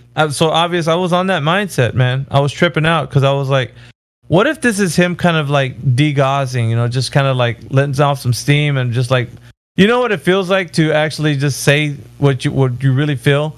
Because, I mean, on observation, man, this guy, he's saying that stuff is flat. Like, come on, man. Like, you wouldn't be advocating more for the globe? That, like, you're really making it hard for these guys. Because, like these average globers that come in here, these, like, internet, like, honey, hold my beer kind of dudes that come in here and, like, they're going to prove, like, a gravity and all this stuff to us, like, in a conversation on Discord. They come in here and they just, like, they know so much, right? Like, the Gem Panda goons. Like, and they're just idiots, because they don't know anything. But like these science communicators, they have to kind of stay ambiguous because they don't want to be locked into like saying stupid things. So yeah, because the pseudoscience changes every week, so they've got to keep themselves available. Which is why I felt like when we talked to him, and he was just totally with Flat Earth. But as far as cosmology goes, he didn't want to let that go. So I was like, shit, dude, I feel like this guy, like, I just want to say he's Neil deGrasse, but I like I said, I think I mentioned it when I was talking to him. I was like, dude, you sound like Neil deGrasse Tyson. And maybe he chuckled, I think. Made him laugh. Oh, really? Yeah, I wish I was that famous. Or he said something stupid. But, so you're of the mind that Neil doesn't necessarily know the Earth is flat? No, he does. Like that guy. Anyways, that guy did. That guy was pretty much like, yeah, of course, Earth's flat. It really doesn't matter if they think the Earth is flat. It's philosophical that they believe it is. No, I'm asking Miggy that because the idea that Neil would sneak in here for a proper convo, and he might actually be ignorant of the information. Yeah, he's just kind of like all the other Globers, but with this elevated position. And he believes what he's told to say on the TV. He held to space though. And then to me, I was like, dude, like, Why would he hold his space? Like, he was in my mind, because that was before I really started getting on to people about what I do now. So I was just like thinking, well, yeah, he's just really holding on to space, like as if it's. Yeah, he can agree that the Earth is flat and stationary. Like he was going along with all the points we say. He was even kind of commending us, like on the work we're doing. He's like, "Man, you guys doing great, man. Like, you gotta make me look keeping him in a job anyway. You're gonna make me look for, yeah, dude. I'm telling you, it's because it keeps it fresh on people, and then people want to go read. It's beneficial on both sides because both sides get a lot of like views and cause look at these Albert Pike. These He wanted to release the nihilists. What? Albert Pike. He planned the world wars and he wanted to release the nihilists.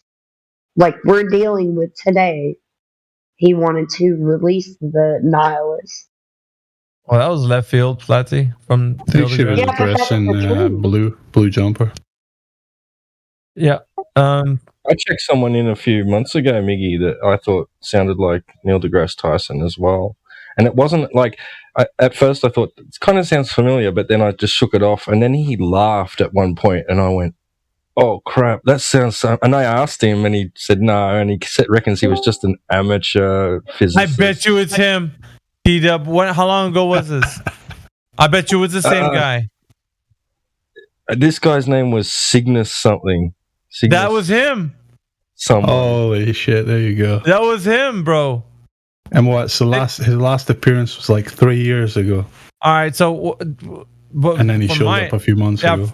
Yeah, from my experience, because I haven't heard him since, and it was like he was on a couple of, like, I want to say like a week. He would just be on like every other day. He would pop in here and he'd be just talking with us, and I was like, damn it, dude! Like, I feel like too much of a conspiratorial like person if I was to like really push the agenda. Like, dude, come on, man! I know you're Neil deGrasse. What are you doing? Like, I've wanted to do that, like the pressing him. But then it's just too much. It's like I don't have any evidence. Like there isn't anything that I got that I could. So he's just a rando, And you didn't need to get him to send a selfie with the cardboard, white cardboard. I am Neil deGrasse. Right, yeah, dude, man, but like, I promise you, I'll be on the 24/7 Discord tonight, all night. Albert Pike absolutely predicted the release of the nihilists and the Christians to kill each other. Let's see, you drunk? Yeah, you tipsy a little bit. But I'm kind of drunk. I'm not gonna lie. Okay. Yeah, that was a little bit of left field, and we're talking about Neil at the moment. Yeah, well, but not Neil, let's say, but in the chat, it's not just Neil deGrasse Tyson. It's, hey, buddy, I'm telling you, Albert Pike. But we're not on the same topic. Okay. We're not talking about Neil and nihilism and atheism. All right. I think you're trying to speak with Blue Jumper. I don't know if you just want to drop down and have a combo there. Yeah, Chill Chat's a really good place. So Sigma was his name, T-Dub? Yes, I've just found where it was 17th of the 12th. Oh, dude, you got the clip? You got it? I don't have a clip. I've just checked where I spoke about him, and Amish said that he actually invited him to the server from a private group. I don't know. He must have been chatting with him and invited him to this server, and I ended up being the one that checked him in. And we had Does that guy ride a bike? Did he ride a bike? Did he? I don't know. Maybe. Damn it, it was dude! Such a long conversation that we had in the VC check-in because he didn't want to join the live stream. I offered him to join the live stream, and he said, "No, I want to chill and talk with you." Okay. So we had a bit of a conversation. I think he did end up joining the live stream at one point. I don't know. So he was in the live stream when I spoke to him. Right. So when you guys asked him about him being Neil, did he was it a laugh and a shrugging it off, or? Yeah. Because you'd think he would say, "Oh yeah, fuck, I get that all the time." No, see, that's what. Oh yeah, but what I'm saying is that's what made me even like it gave me chills, dude. Because I'm like, T-Dub even said the same thing, the same reaction he gave when I asked him was the same one he gave T-Dub. Like he didn't like, nah, dude, I'm not. Like he just laughed, like, and with his Neil deGrasse Tyson laugh, like it was like, shit, dude. Yeah. I can't say that you're not this guy because you sound just like him, like exactly like him. I'm not even talking about somewhat. Like he is exactly like him. Like as if you were to talk to like a conversation with him. The same inflection in the voice, the same tone, like it was all the same. Yeah. No, Resolve, it was years ago, bro. Like it was, man, I can't even remember. Like I said, 3, and I'm just guesstimating at this point. But Well, I mean, this guy's T-Dub has a name closer was- one. This guy's name was Cygnus Lemans, all one word. Because I feel like it's that name, bro. I really do. Because So yeah, maybe he it was a name. It was a name. It was like a scientific name. So kind of like, you know, this sounds a bit sciencey, you know. And it's shit, dude. But when I was speaking to him, he was actually like doing some laundry. Like it was riding his bike to go either pick up laundry or like he was checking on it or some shit. And he was like, I'm working out, you know, because, you know, between it, and I like to talk to you guys. And I was like, he sounded okay. So the demeanor is like, you can pick up on that when somebody is used to talking to like an audience. You can tell like when they're, because it's almost like they have to get in character kind of a thing. It's like, you know, because you know they're speaking to people. So he was kind of loose, but at the same time, you know, knowing that where he was. So yeah, see you later, Flatsy. Have a good night.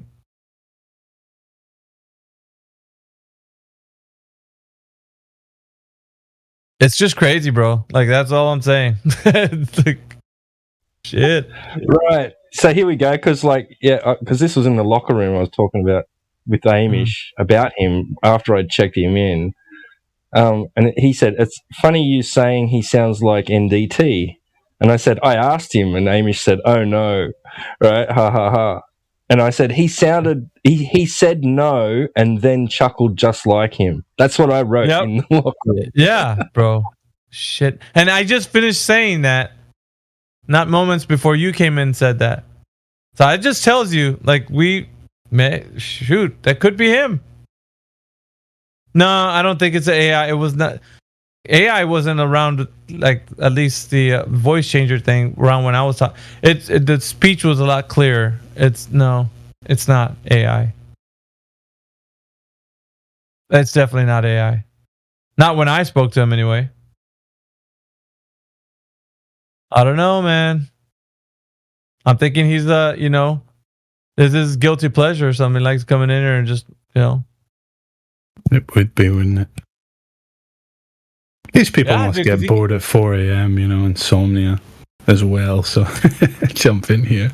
But can you imagine jumping into a flat earth server knowing that you're on Star Talk and all that other stuff? Like, it just probably feels amazing. I feel like fucking Twilight Zone, man. No, for him though, it's like exhilarating, right? Like he's just like, I know I'm not supposed to be doing this, but you know, like, yeah, it really is a guilty pleasure, you know. Yeah. Oh, the wife's out tonight, fucking going on the 24/7. Yeah. Well, no one's in the house. I'm all alone. Click, click, click. Oh God. Now I don't know. I mean, it's still, we're just speculating, but it's too much of a coincidence that he came in that many times, and now T-Dub saying he's got his moment there talking to him. Well, I mean, if he comes in, maybe he listens more to the live stream, like more often. We freaking so may maybe never he's heard know, us, man. and he'll make another appearance sometime soon, hopefully.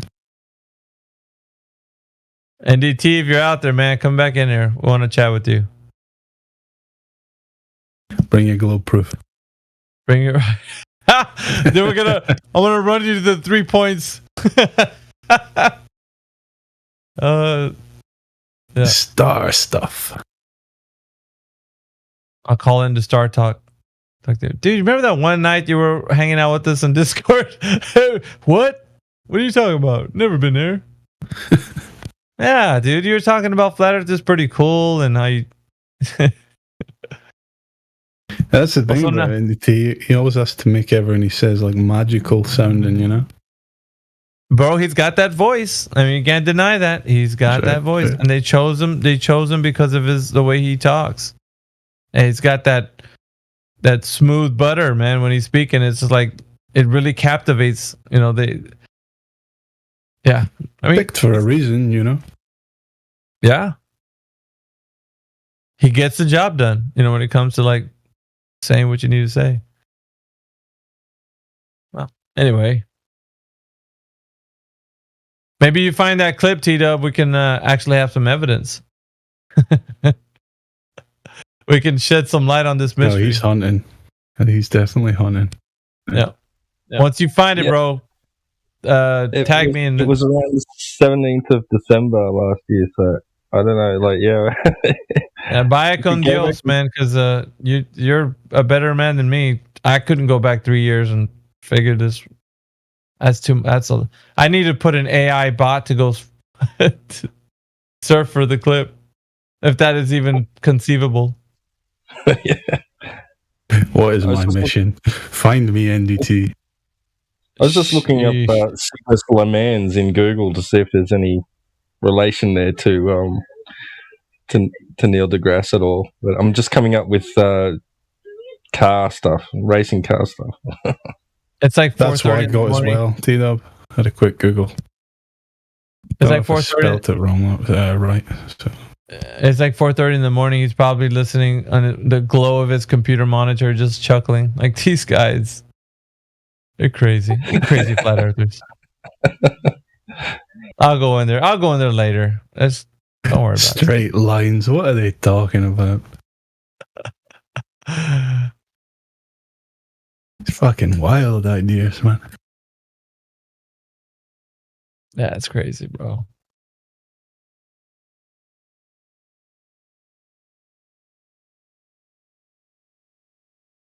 Obvious. Would you flat smack Neil? I'd try, but I'd want to leave it to someone that's better at it. Oh my god! I'd have a casual conversation with him, definitely. How long was your I'd convo? like to see him speak to Indio or something like that, you know. Yeah, that wouldn't bode well for him.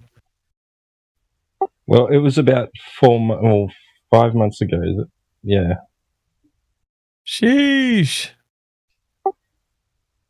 And it was relaxed, you know what I mean? Like, there was no hostility. It was very intellectual. He was above my pay grade in a lot of subjects as far as, like, astrophysics stuff goes. I'm telling you, bro. I bet you it was him. Gosh, I just like, because this server, I mean, it's easily, you can find it easy on YouTube. It's like, yeah. I'd like to pull up the clip of Neil with the the big beach ball, and he's talking about being how high off it and how much curvature you wouldn't see. And we'd have Neil in here, and it'd be like, so here's the deal, guy. We got this asshole here saying this. You know what I mean? No, I think it's weird because we're always playing that clip. And so I'm thinking, even in passing, he could just be like, what the heck? Flat Earth, what's going on here? And he clicks open and he hears that clip playing at one point. He's like, whoa, they're playing my stuff.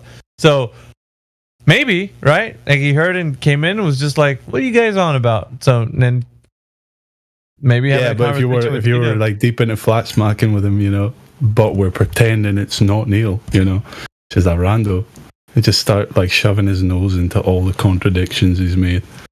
But he was like, just T-Dub said the way I had the conversation, he was easygoing.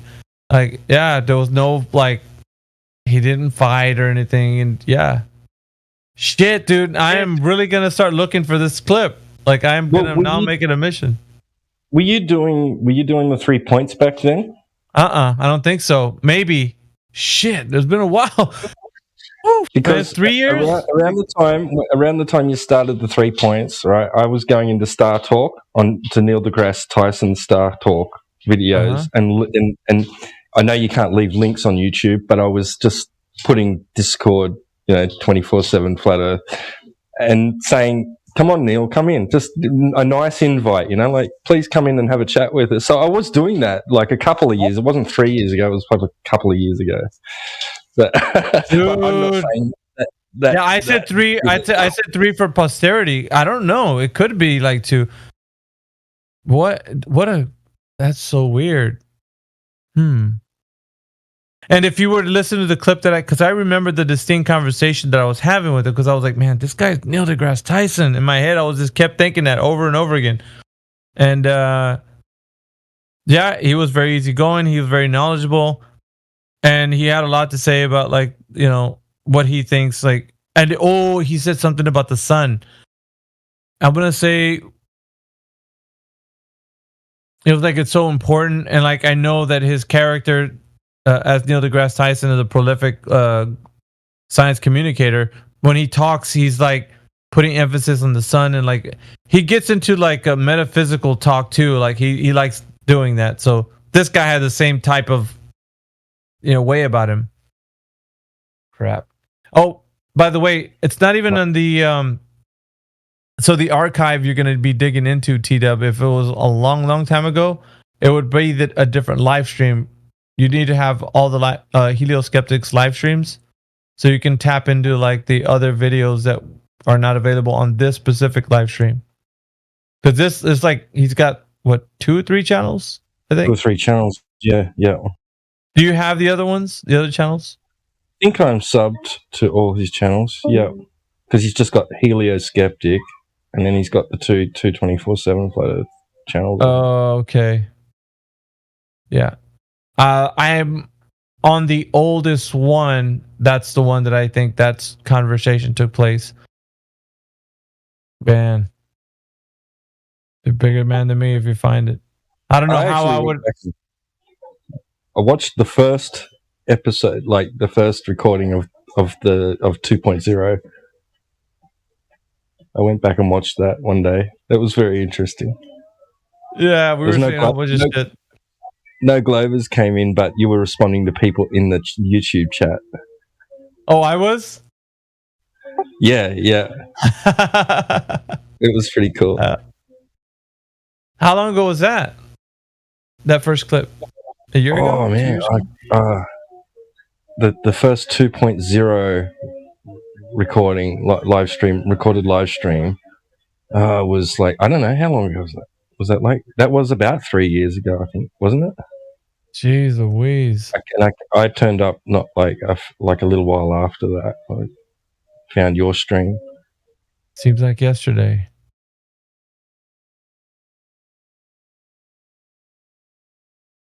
Oh, look at TOS UK says, if you guys can find that clip, I'll spend some time voice matching him to Star Talk clips to see if it's him or not.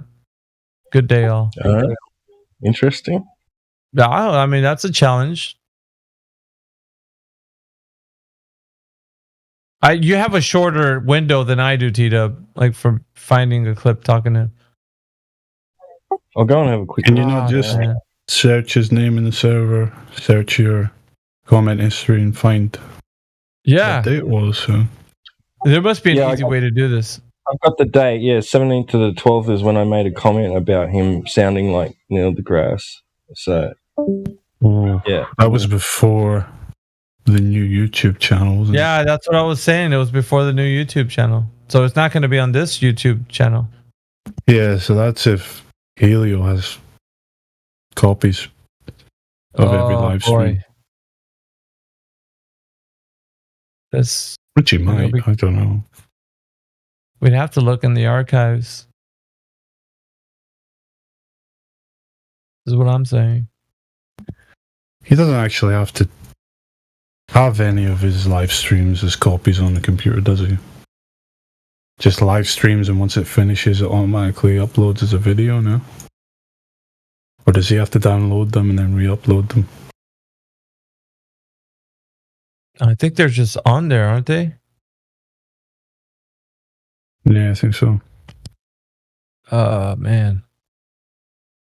T-Dub, do you have the Helioskeptics other channel? We can put a live stream voice text. I only have this one. Yeah, I'm just looking for it now, but yeah, I'm not seeing it. Does anybody have his other channel? They just put on live stream voice text. It's Do you not guys in have our. It's not in our one of our channels.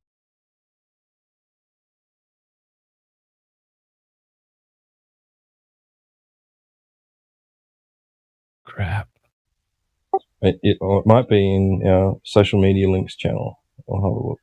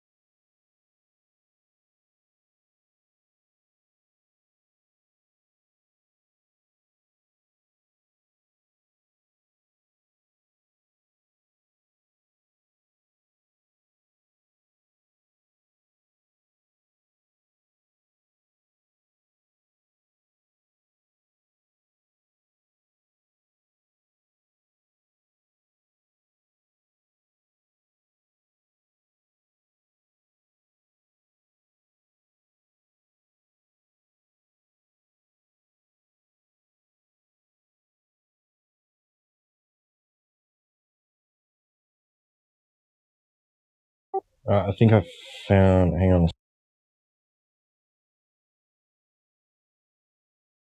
It's just Helio Skeptic, right?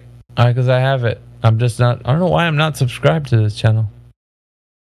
It's not his channel, right? Because that's not the one we're looking for. It's a 24/7. Curve function collapse has got in our social media links channel. He's got one. It's called our second YouTube live streaming account. He's written. I'll post the link to that, and I found that, and that's got some archives, I think. Okay.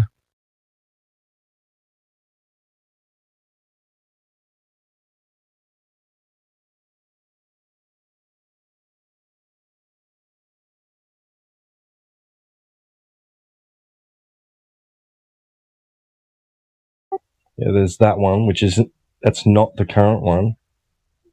Which one's this one? I've never seen this one. Is that to this Discord? Oh shit, dude. I think so. I think it goes back 8 months, I think. Oh, I'm gonna save that one. I sub to that one. That one only has 259 subscribers.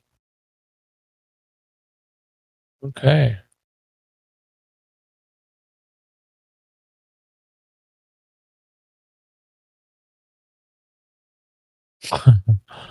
Damn, dude. That's a lot of content, bro.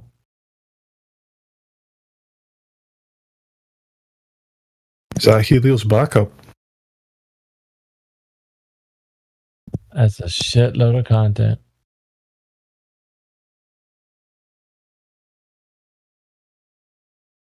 Yeah.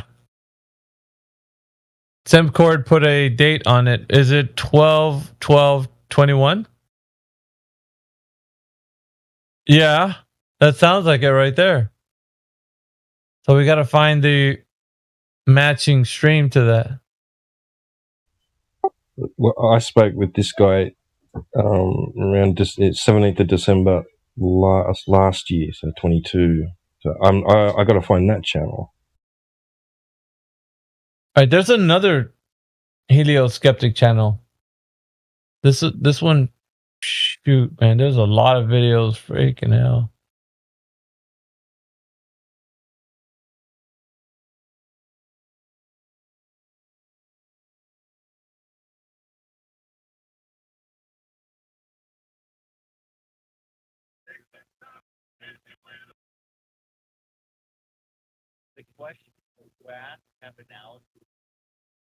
Only seems to go as far back as a year. Yeah.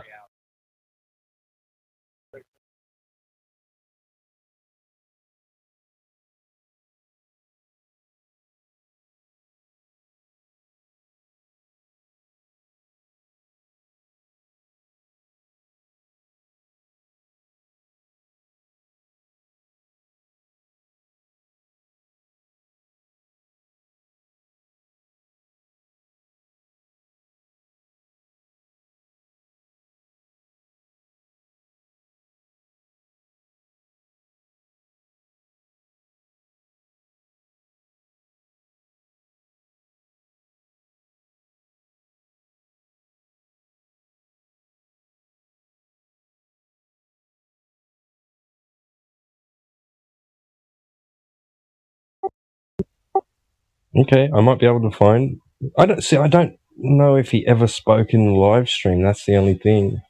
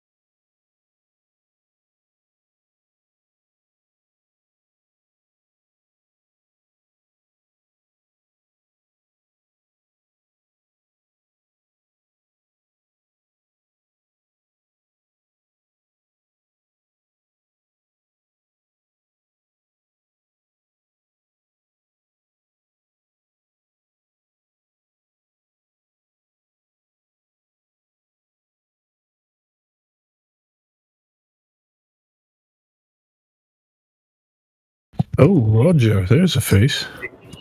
Hey guys, Hey, Roger, how you doing? I'm doing well, doing well, doing well. And you?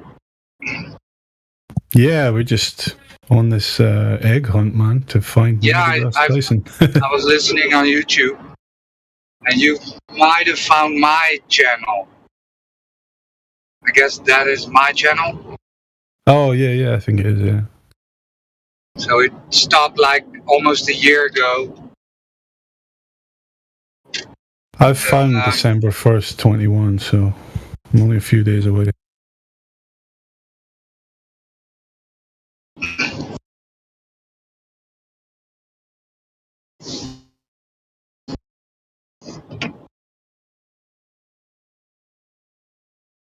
Let me look it up.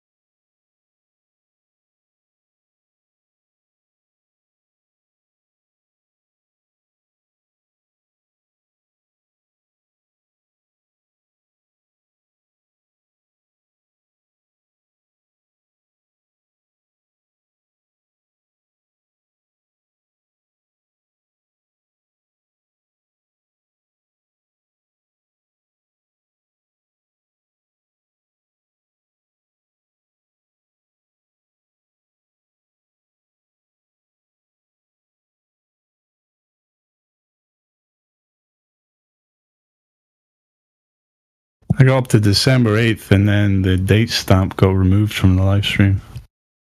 I'm just having to guess which one is 12th. What's 12th, right? Yeah.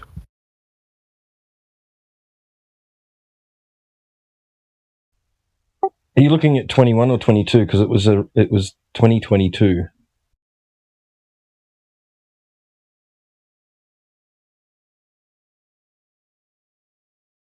Oh, okay, it says 2021 on SimCords thing. Oh, he commented on it. I thought it was 2022. Yeah.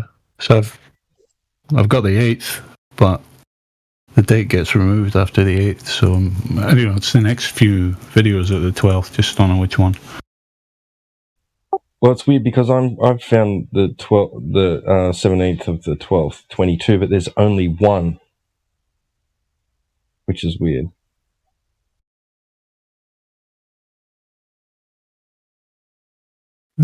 These two I'm about to drop could be the 12th. 21.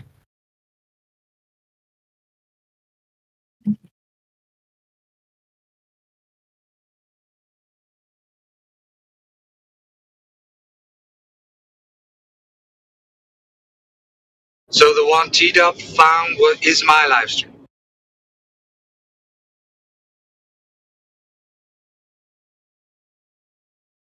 I'm searching your live stream as well, Roger. I don't know if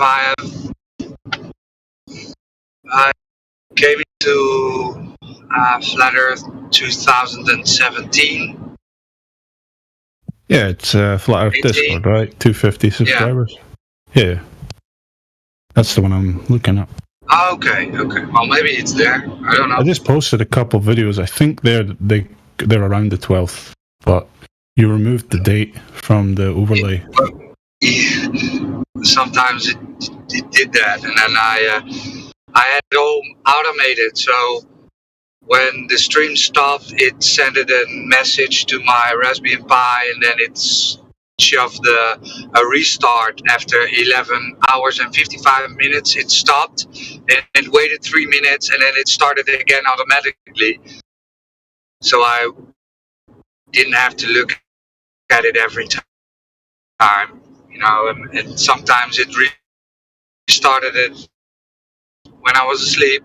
So it could be that it was a week that the date was gone, and it was like, oh, damn, it's funny now that it's the week we're looking for, you know? Yeah, I know. So it's almost two. Yeah, so it's almost 2 episodes a day, right? So it's 11 hours.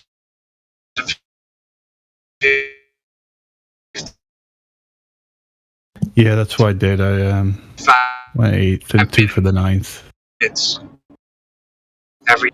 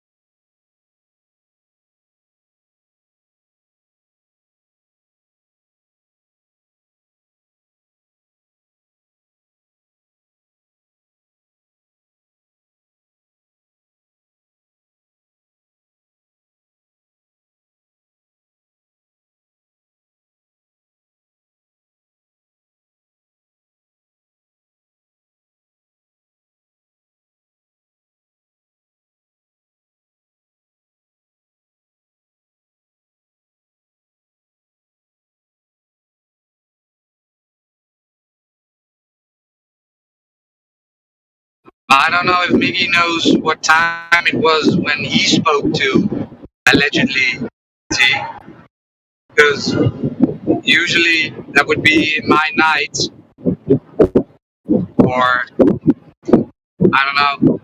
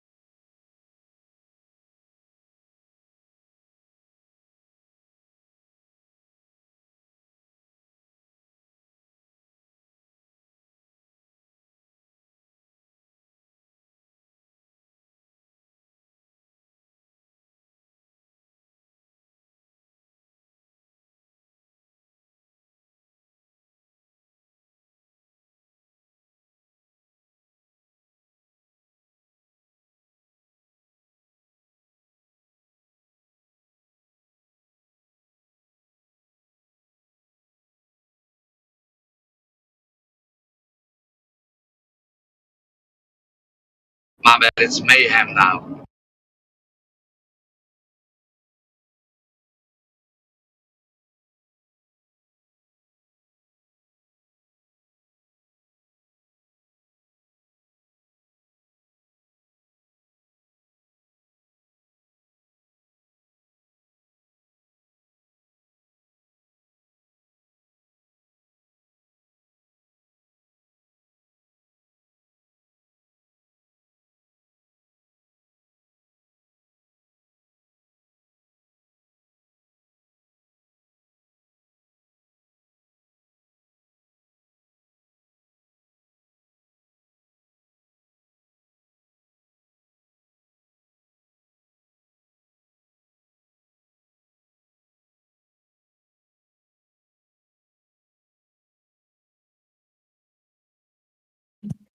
A-Dub, do you know, did he actually come in the live stream or?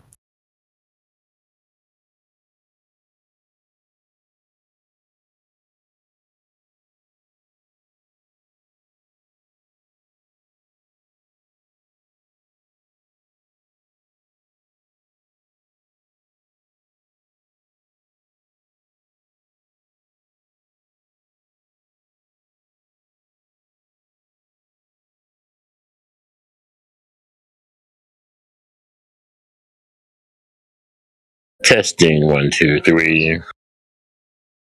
Yo,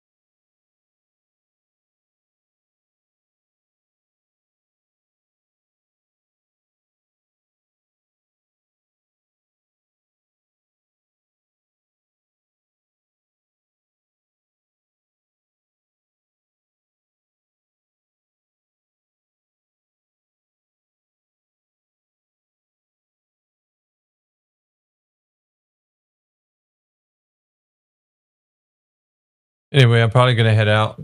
I can't find the clip. Catch you later on, Miggy. Yeah, later, bro.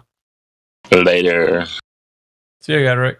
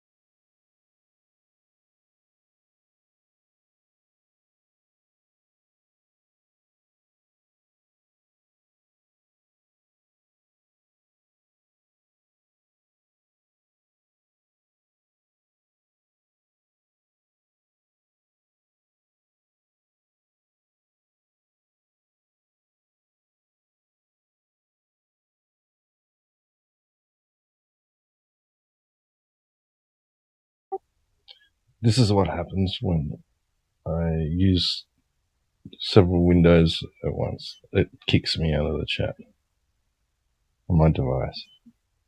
I don't know if anybody's even still here that was talking about all that before. Yeah, I'm still on in. All right. Well, I found something in the voice log. All right, CB muted Cygnus Lemans on the 31st of the 12th. 31st. On the 31st of the 12th, 22. So he might have been talking on that day. He was actually talking on the 12th as well, because it says Neil in the well, it's only Neil in the FE Discord. This guy sounds like Neil deGrasse though, so they're listening to the live stream. I don't think they're listening to a check-in, you know. Maybe. Right. Maybe. That was, hang on a sec. Let me see. I think I was on the wrong date, because Simcord said he's in Australia. So it's 12th for him. So I'm checking the 11th. Right.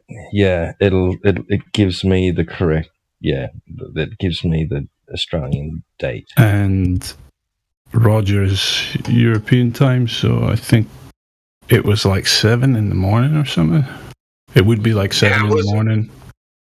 It was European time, so Amsterdam time, 7:23 in the evening. 7:23 when that comment was made, new in the FE Discord. But look in the live stream. It seems that T-Dub already made a comment about it. Guys tried to get Cygnus to talk, have a crack at him. He's a friend of mine, so be nice. Right. Yeah, man. 7 in the evening.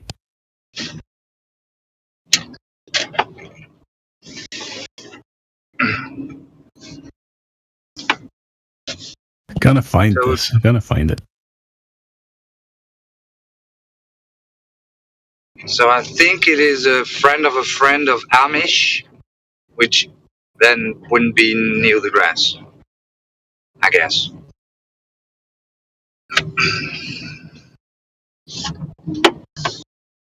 And it, T-Dub said he talked to him in the VC check-in, so over an hour.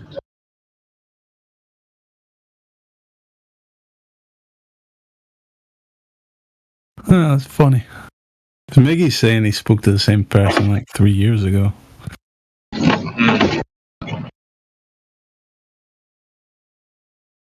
I don't know. We'll try and still find, and at least we can hear his voice.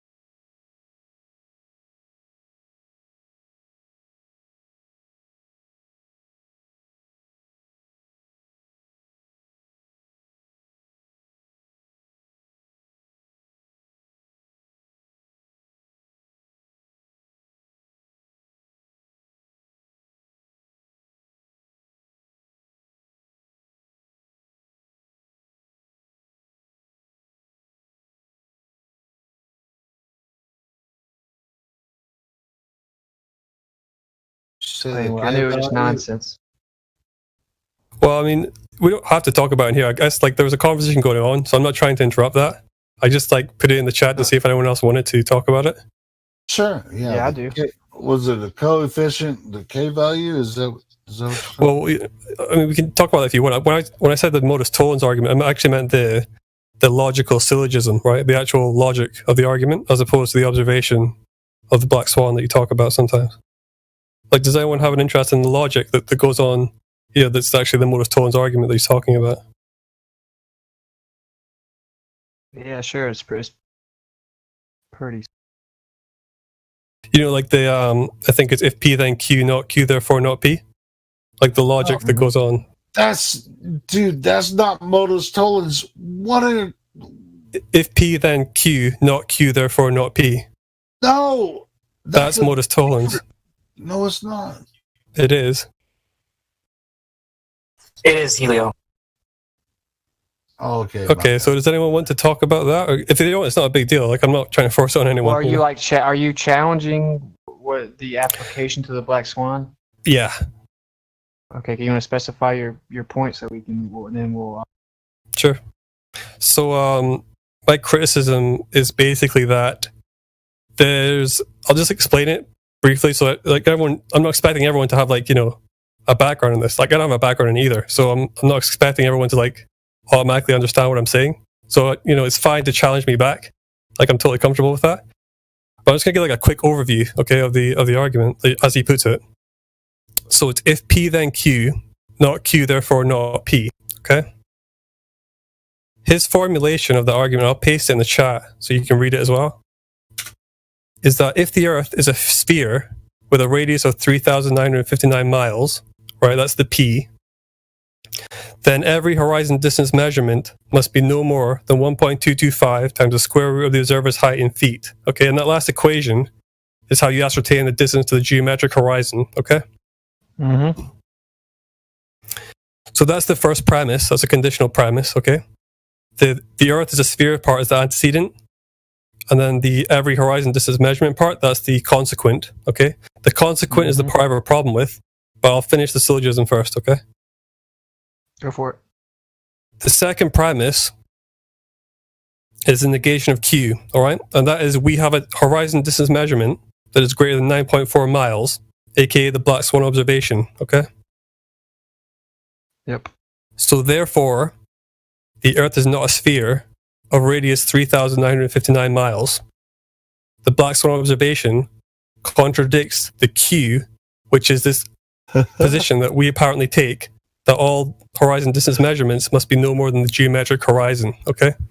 Now, my criticism. So is your. Oh, go ahead. Can I just finish off? Like, so I'm really close to finishing right now. I'm sorry, brother. No worries. Yeah. So my criticism is that the attribution of the Q to us, which is that we believe all horizon distance measurements must be no more than the geometric horizon, is actually a false attribution. It's a straw man. We don't actually take that position. And I can back that up by telling you why. Because let's go. For us to take that position, we would have to assume that there's no atmosphere on the Earth. No. Because that's the only conditions in which there would be no refraction in the atmosphere. You're conflating geometric and apparent, bro. So yeah, his logic is. Hey, wait, hold on. Did you finish your point? Yeah, I'm pretty much done. That's okay. You can give me your responses now. All right, good. Go ahead. My response is that you're conflating geometric and apparent because you just now invoked refraction. The argument is that the physical geometric horizon must fall within those parameters. It's the physicality of the geometric horizon, the land itself. For you to invoke refraction, thus the apparent horizon, you are conflating. Okay, so what I would say is that the importance of my criticism is that for his argument to be valid, we have to hold the positions. Okay, we have to take the position that the Earth is a sphere with a radius of 3959. We do take that position. I don't disagree with that. Okay. But I do disagree with the idea that we take the position that every horizon distance measurement must be no more than the geometric horizon. We do not take that position. That's my whole argument here. Oh, okay. So what you're saying is that the problem is in the every horizon distance part. Yeah. Well, I thought there was another claim here made where you actually contacted this person that observed this. Did you say that? No, I don't think so. So is your claim that the horizon is basically at an optical position? Is that your claim?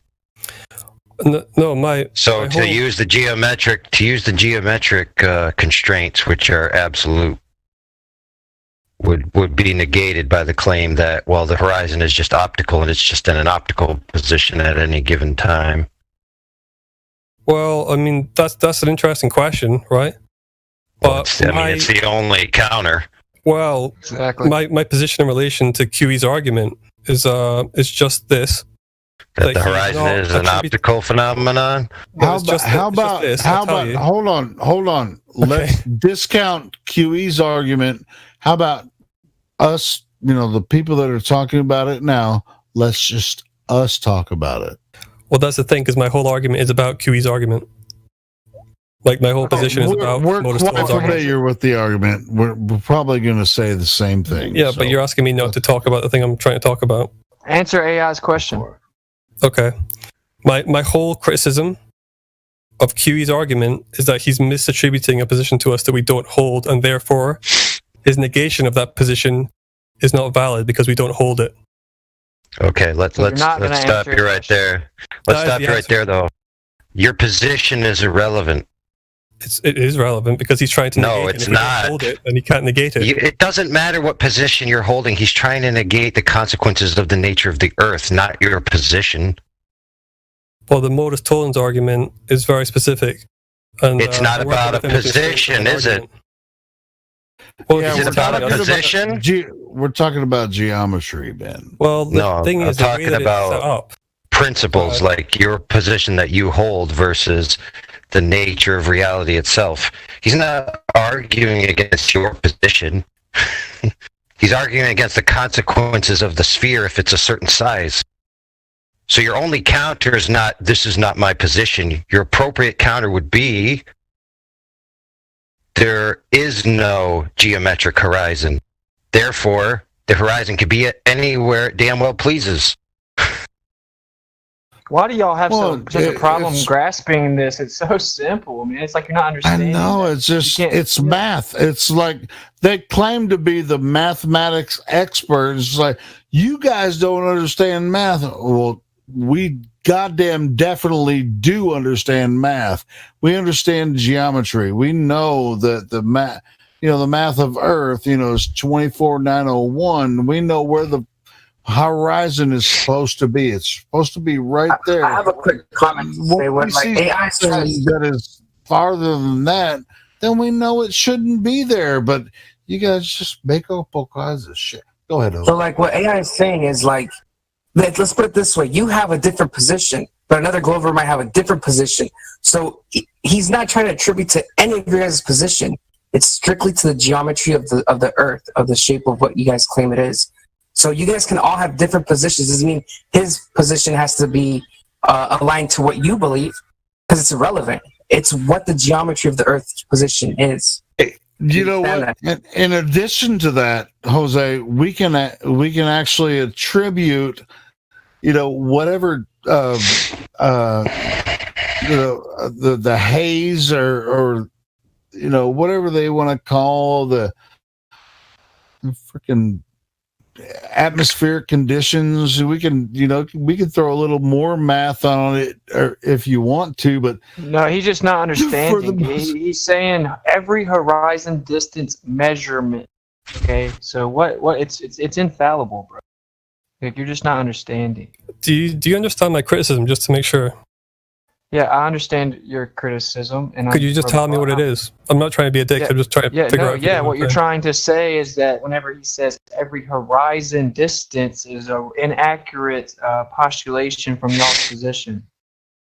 What I'm actually saying is that he's arguing that we hold two positions and that they're contradicted by the black swan observation. The first one is that the Earth is a sphere with 3959 miles. I accept that we hold that position, but we do not hold the position that every horizon distance measurement must be no more than the geometric horizon.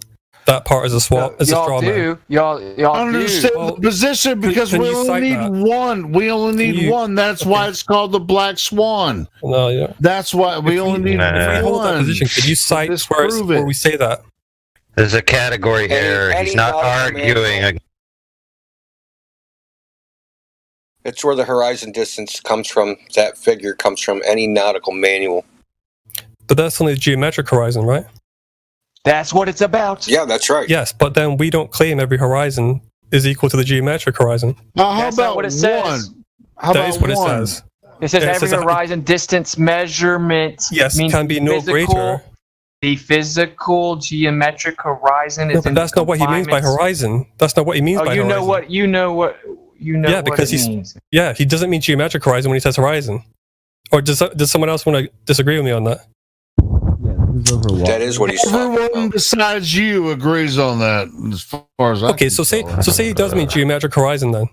Okay, then in what sense does an observation of the black swan contradict the position that every geometric horizon cannot be greater than the geometric horizon? That's a tautology in any case, but how does a black swan observation contradict that?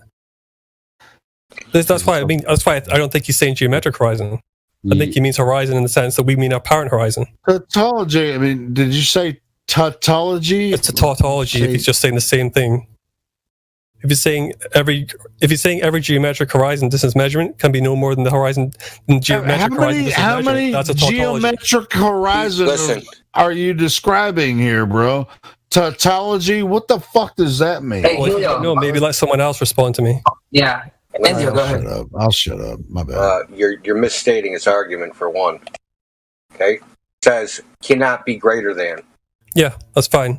Correct. I could take that correction. Must be no more than. Every horizon distance measurement. Yeah. Must be no more than 1.225 square root of observer's height in feet. When he says horizon, do you take that as being geometric or apparent? Horizon. It says geometric horizon right in it. It's it doesn't. Pink. It's in pink, dude. Yes, it I'm does. looking at it right now. Could you post it to the chat? Because I'm working on a different definition. This is the syllogism, right? Yes. I'm taking mine from a quote that he gave me in the chat. Right. Do you think syllogism will win the argument when it comes to the ultimate shape of the Earth? Okay, I accept what you're saying there with the geometric horizon part, but that comes afterwards. I'm not talking about that's just him reiterating what the equation means. I accept that part. He says horizon before that, where he says then every horizon measurement. Yeah, but that horizon bit, that's the bit we're questioning what he means by that. The geometry of the Earth, bro. Okay, hold on. Geometric horizon. If he was here, that's what he would say. The geometric horizon. That's what he's talking about. So when he says horizon the first time, he's talking about geometric. Yes. Both times, yes. And our whole side knows that. Okay, so I thought when you say horizon, you don't mean geometric horizon. You mean we know the horizon. What we would call the apparent horizon. There's no such thing. Oh my goodness, bro. In the gold model, there's 5 horizons. So which one do you mean? Well, it's not up to me. It's up to QE. It's irrelevant what I think. I'm going based off what I think he thinks. And I thought horizon would have meant apparent because he specifies geometric afterwards, after the second part of the calculation, which is obviously referring to the geometric horizon. So he's saying here... Yeah. So he's saying here that every geometric horizon distance measurement must be no more than the geometric horizon. Is that what you're saying he's saying? Yes. That's a tautology then, isn't it? No, because it's got parentheses around geometric. Oh my goodness. Do you see the semicolon? Okay, Okay, can you type tautology in the chat? Because when I look it up, no, this is called sophistry. Okay, that's what this is sophistry. It says needless repetition of an idea, especially in words other than those of the immediate context, without imparting additional force or clearness, as in widow woman, or And it does what I'm provide additional clarification. So that doesn't fit those confinements or parameters. It does. Okay, well, freaking show me where it makes any sense at all. Enio, stop screwing over people. Yeah, you keep using the word tautology, right? And he just read the definition. Okay, yeah, he just read. I won't use tautology anymore. So, well, no, what I'm saying is it doesn't work, bro. It doesn't work because you're saying that it's a redundant. He's partially correct. Well, it's just a clarification, right? In the definition, it says without adding additional. Just let me put it this way. Okay, we all know it's not possible to see the quote-unquote geometric horizon. So the model predicts that it would be in a certain place. So if you actually measured it physically, it should be there. So it is kind of a tautology, but the error of the tautology is on the globe side, not the flat Earth side. Because the globe Earth side will say the geometric horizon is exactly where it needs to be, but you could never see it. Okay, so let's say that's the case, and I think it is the case for the most part, right? You can never actually see the geometric horizon, okay? In what sense does this black swan observation disprove the existence of a geometric horizon? Well, for 5 years, all we've heard is that we do see it. So now, just to stake your claim, you're saying you never see it's listen. He's trying to prove that the geometric horizon does not match the prediction. Well, what's the prediction? No more than 1.225 the square root of the observer's height in feet. Right, but we don't claim that the horizon that you see is the geometric horizon. Now that it's been dismantled, you don't claim that. Well, we've never claimed that. That's why there's a term called the apparent horizon that differs from the geometric horizon. I've heard myself over 100 times. Okay, so to find where the apparent horizon is, do you need to use the geometric horizon? I think you would, and you would also apply refraction calculations to it. Listen, you can't do any calculations without calculating that horizon first. And it's going to be the first order of business. Sure. So if you cannot locate that point, that place, then the rest is just gobbledygook. Yeah, this used to be the question, Which right? is the point. The point is to show that the idea of using a curve calculator or saying this thing is over the horizon, under the horizon, it's just, I think the point of this is more to show the fallaciousness of using the curve calculator or apparent behind the curve, ships over the horizon, masts being visible before the bottoms of the hull is a bunch of baloney. If the Earth was a globe, we would see the ships disappear bottom first. If the Earth was a globe, we would see the sunset over the horizon. All this kind of stuff. So Copernicus even says this in his Revolutions of the Heavenly Bodies. Okay, so you can't just bail on this as if it. Now we're not saying any geometric horizon. We're saying that didn't exist, but Copernicus himself said it. And uses this as evidence that the Earth is a globe. Sure. You can't use this as evidence as Earth is a globe for 400 years and just say, "Oh, we didn't mean that." Because the P900 came out. So is that the position of say AI? I see you lighting up as well. Is it your position that when he says every horizon distance measurement, he means geometric horizon? Yes. I know that's your position, Indio, but AI, is that your position too? Look, you're trying to get it to a point where the geometric horizon is always going to be where it's going to be, but you can never see it, which you don't realize that you're actually conceding that the horizon is an optical phenomenon, not... Yeah, it's 24 But is that your position too? Is that your reading of the syllogism, AI? When he says every horizon, he means every geometric horizon. There's only one horizon, bro. Is that the geometric horizon? No. What is the definition of the word horizon? Well, are we going based on the National Geographic definition or the Andrew Young subject matter expert definition? Because they're two different What the actual horizon is. Okay, I'll put it to you like this. If you're going to point to a horizon in a photograph, in a video, in the real life? What are you going to be pointing at? It would be the line where the sky appears to meet the land. Bingo, we have a winner. Welcome to But then, like many subjects, you find more technical definitions when you go a little deeper. And then if you go a little deeper, you'll find that there's 3 definitions. So are we to just reject that? No, bro. If you're going to point to me a horizon, what are you going to be pointing at? Yeah, but there are colloquial definitions for many terms that have a more If you're going to point at a horizon I in already a answered. photo, in a video, right. Bingo. So you already answered the question. So we are going to ignore the more technical definitions then. Why? Present them, man. We're already accepting that they don't matter, so why bother? I mean, But they're irrelevant to this. Okay, so the astronomical horizon is irrelevant to this. So are you saying the that ships apparent and the geometric aren't. Listen, are you saying that ships go over the astronomical horizon? No, I'm not. Okay, how about the what do they call it? What do they call it in sailing? The artificial horizon. Do ships go over the artificial horizon? I think ships go over the geometric horizon. The ships. Holy shit, dude! You think ships go over the geometric horizon? Yeah. Okay. What? So how do we find that? Well, you can see it. I knew you have one. But how about if I show you? How about if I show you a video of a radio-controlled motorboat on a 400-foot lake just being obstructed by nothing? Anyway, for the flat earthers like watching, not one video, like 10 of them. Yeah. With weather. Correct. So now you have an anomalous data point. Okay. Sure, I'll look at it. I mean, if you give me a reference, I'll read up about it. Not a reference, a demonstration.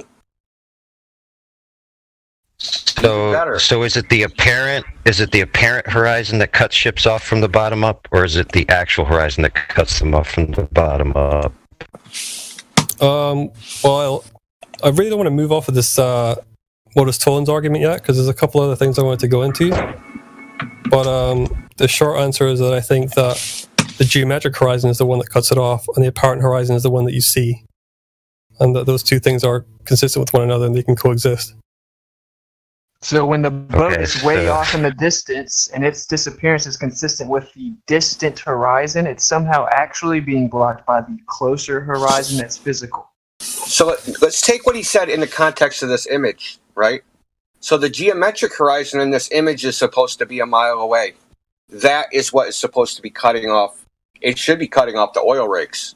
But you can see this visual horizon more than 9 miles away. So where did the geometric horizon go? Did it become transparent? I think it's still there, but then... But it's supposed to be blocking the light that is coming off those oil rigs. Yeah, well, do you believe that light can bend through the atmosphere? Do you believe that light can bend as it travels through the atmosphere? Can bend. Yeah, I believe it can bend, yeah. Okay. So you said it's blocking it. You said it gets blocked by the geometric horizon. Yeah, but the light can bend over that horizon and meet your eye. Okay, but the horizon went from in front of the oil rig to in back of the oil rig. Well, the apparent horizon did, yeah. Well, the geometric one stayed where it was. You show me or tell me or demonstrate